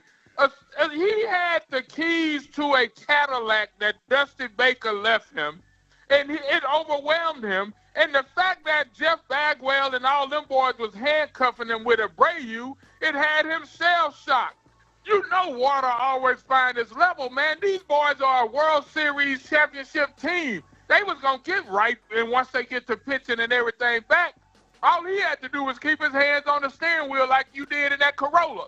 But, you know, it's the way that we're going about this thing and when morph the Mariners' ass back to rightfully where they belong. So I'm good with not apologizing, but he gets some credit because he didn't wreck the car driving it off the 610 freeway. Now, you boys do a real interesting thing on these airways, man. First, I got to hear about Tyler Nipples. Then I got to hear about, what's the boy, Tua and Flores, because Flores did bully the dude. And then I got to hear about Show and just how he eat boogers. Let me say this to you, man. Now, first off, I ate boogers when I was younger. If you 35 years old and your ass still digging in your nose eating boogers, I got a serious problem. But see, I'm not surprised, Show. Sidewinders, boogers, that was your whole childhood, and you had just carried this stuff over into adulthood. Get to sports, man. Let's talk about them Texans and how we going to cut back and keep Brevin Jordan and Stover in that backfield. And keep Stover and Brevin in that backfield. I don't want to hear about you still dicking in your nose, man, and I'll howl. I mean the lie. You two, shut up, laugh. No, that's the first time. That's the first time Larry's got Ron too. Ron was like, usually Ron sits over here loading up, can't wait to respond. Ron was even like, couldn't even find it. Just bold-faced. Now I got to hear about Ron's eat boogers, man. I'm not even 35. Boogers. I want to make that very clear. Listen. This is a day of a man being able to be honest about things. I know you two can act like you didn't. Yes, when I was younger, I didn't. I picked my nose, but and I didn't judge you. Whatever. I'm alone. And Patrick Creighton can come on here and lie. You're the only one. Clint's the only one who burnt bugs. I'm the only one who has matching underwear with a woman. It's okay. And Chris can come on here and lie and act like he ate his boogers. Everybody then tasted some boogers. All right. Hopefully you're the only guy that remembers. And that's fine. And yes, and I can apologize to Joe because I said he wasn't a manager. Joe's clearly a manager. All right, I'm apologizing to Joe. 61-37. That gives credit without some of your best players. From the text line, Show gets no respect. Well, your mama. I mean that from the bottom of my heart. And that's fine. They're coming up behind us. Texans All Access. Former quarterback Matt Schaub joins the show. So stay tuned for that as Matt Schaub will talk with the fellas. And then after that, Area 45, Bijani and Creighton from 7 to 11 live and local. They had a lot of fun last night after Yainer Diaz walked them off. Hopefully they can do the same and they can continue this run against the Boston Red Sox as game 2 tonight. All right. This is something that Thursday we'll get a chance to see the Rams and the Texans have their joint practice, and it's the only day they're having it. And that may be the closest thing, Clint, that Joe Mixon and Laramie Tunsil, and we'll see about others, but in particular those two, that might be the closest that they get to any kind of a game scenario before week 1 against the Colts. Any level of concern, those are 2 veteran guys, but Joe Mixon with a brand-new team. And then I think, as you know, line play, and Andre Ware talked about it, needs to be in sync. This is going to be the first time that really he's played next to Drew Scruggs, the center, and more importantly, next to Kenyon Green, the left guard. Any concern that their first taste of action, of real game, live speed, stay up, outside of that, will be week 1 against the Colts? None with Laramie Tunsil whatsoever. I think Laramie Tunsil, it can crawl out of bed and pass protect with the best of them. We'll see what the run game looks like this year with him leading the way. No concern whatsoever. When I look at Joe Mixon, there's a hint of concern right there. You're talking about they have taken the physicality out of football at an unbelievable rate. I'm not a fan of it at all. But the one position that it seems to have not impacted really at all is the running back position. These guys get absolutely beat to death in a football season, in a football game. They're toting the most precious thing on a football field, that pigskin. Go even further, the pass protection, the dynamic of pass protecting and dropping your hips and anchoring down on a linebacker or a safety or a corner or even a defensive end sometimes that you've got to pass protect. Like you just simply cannot duplicate that at practice. Like it just, you don't get that until the first time it happens in a game. You can replicate it in a preseason game, the contact, the physicality, but you can't do it in a practice. You can't even do it in a joint practice. And so there is a hint of concern with Joe Mixon. And the extent of that concern is, might there be a ball jarred loose early in the first half of a game where the contact got to him? Hope it doesn't happen, but he wouldn't be the first. Is there a struggle in pass protection for a guy that typically doesn't struggle in pass protection? Is there a struggle in pass protection because, damn it, he just ain't been doing it at full speed? Yeah, that concerns me a little bit. The running, the catching, the making people miss, the top end speed, I ain't worried about all that. It's the contact, the ball security, and the pass protection are the three elements that for a running back I go, man, that damn game time, especially regular season game, that's a different level of contact, especially in today's game. And to me also, the thought of, like, he's never run behind any of these guys on the offensive line. And clearly what we've seen in the preseason and what we've seen in reference to last year is, hey, man, ain't going to be a lot of just, hey, see it and hey, man, you got about 4 yards to play with before you get touched. This ain't a lot of just plugging in with the Ravens.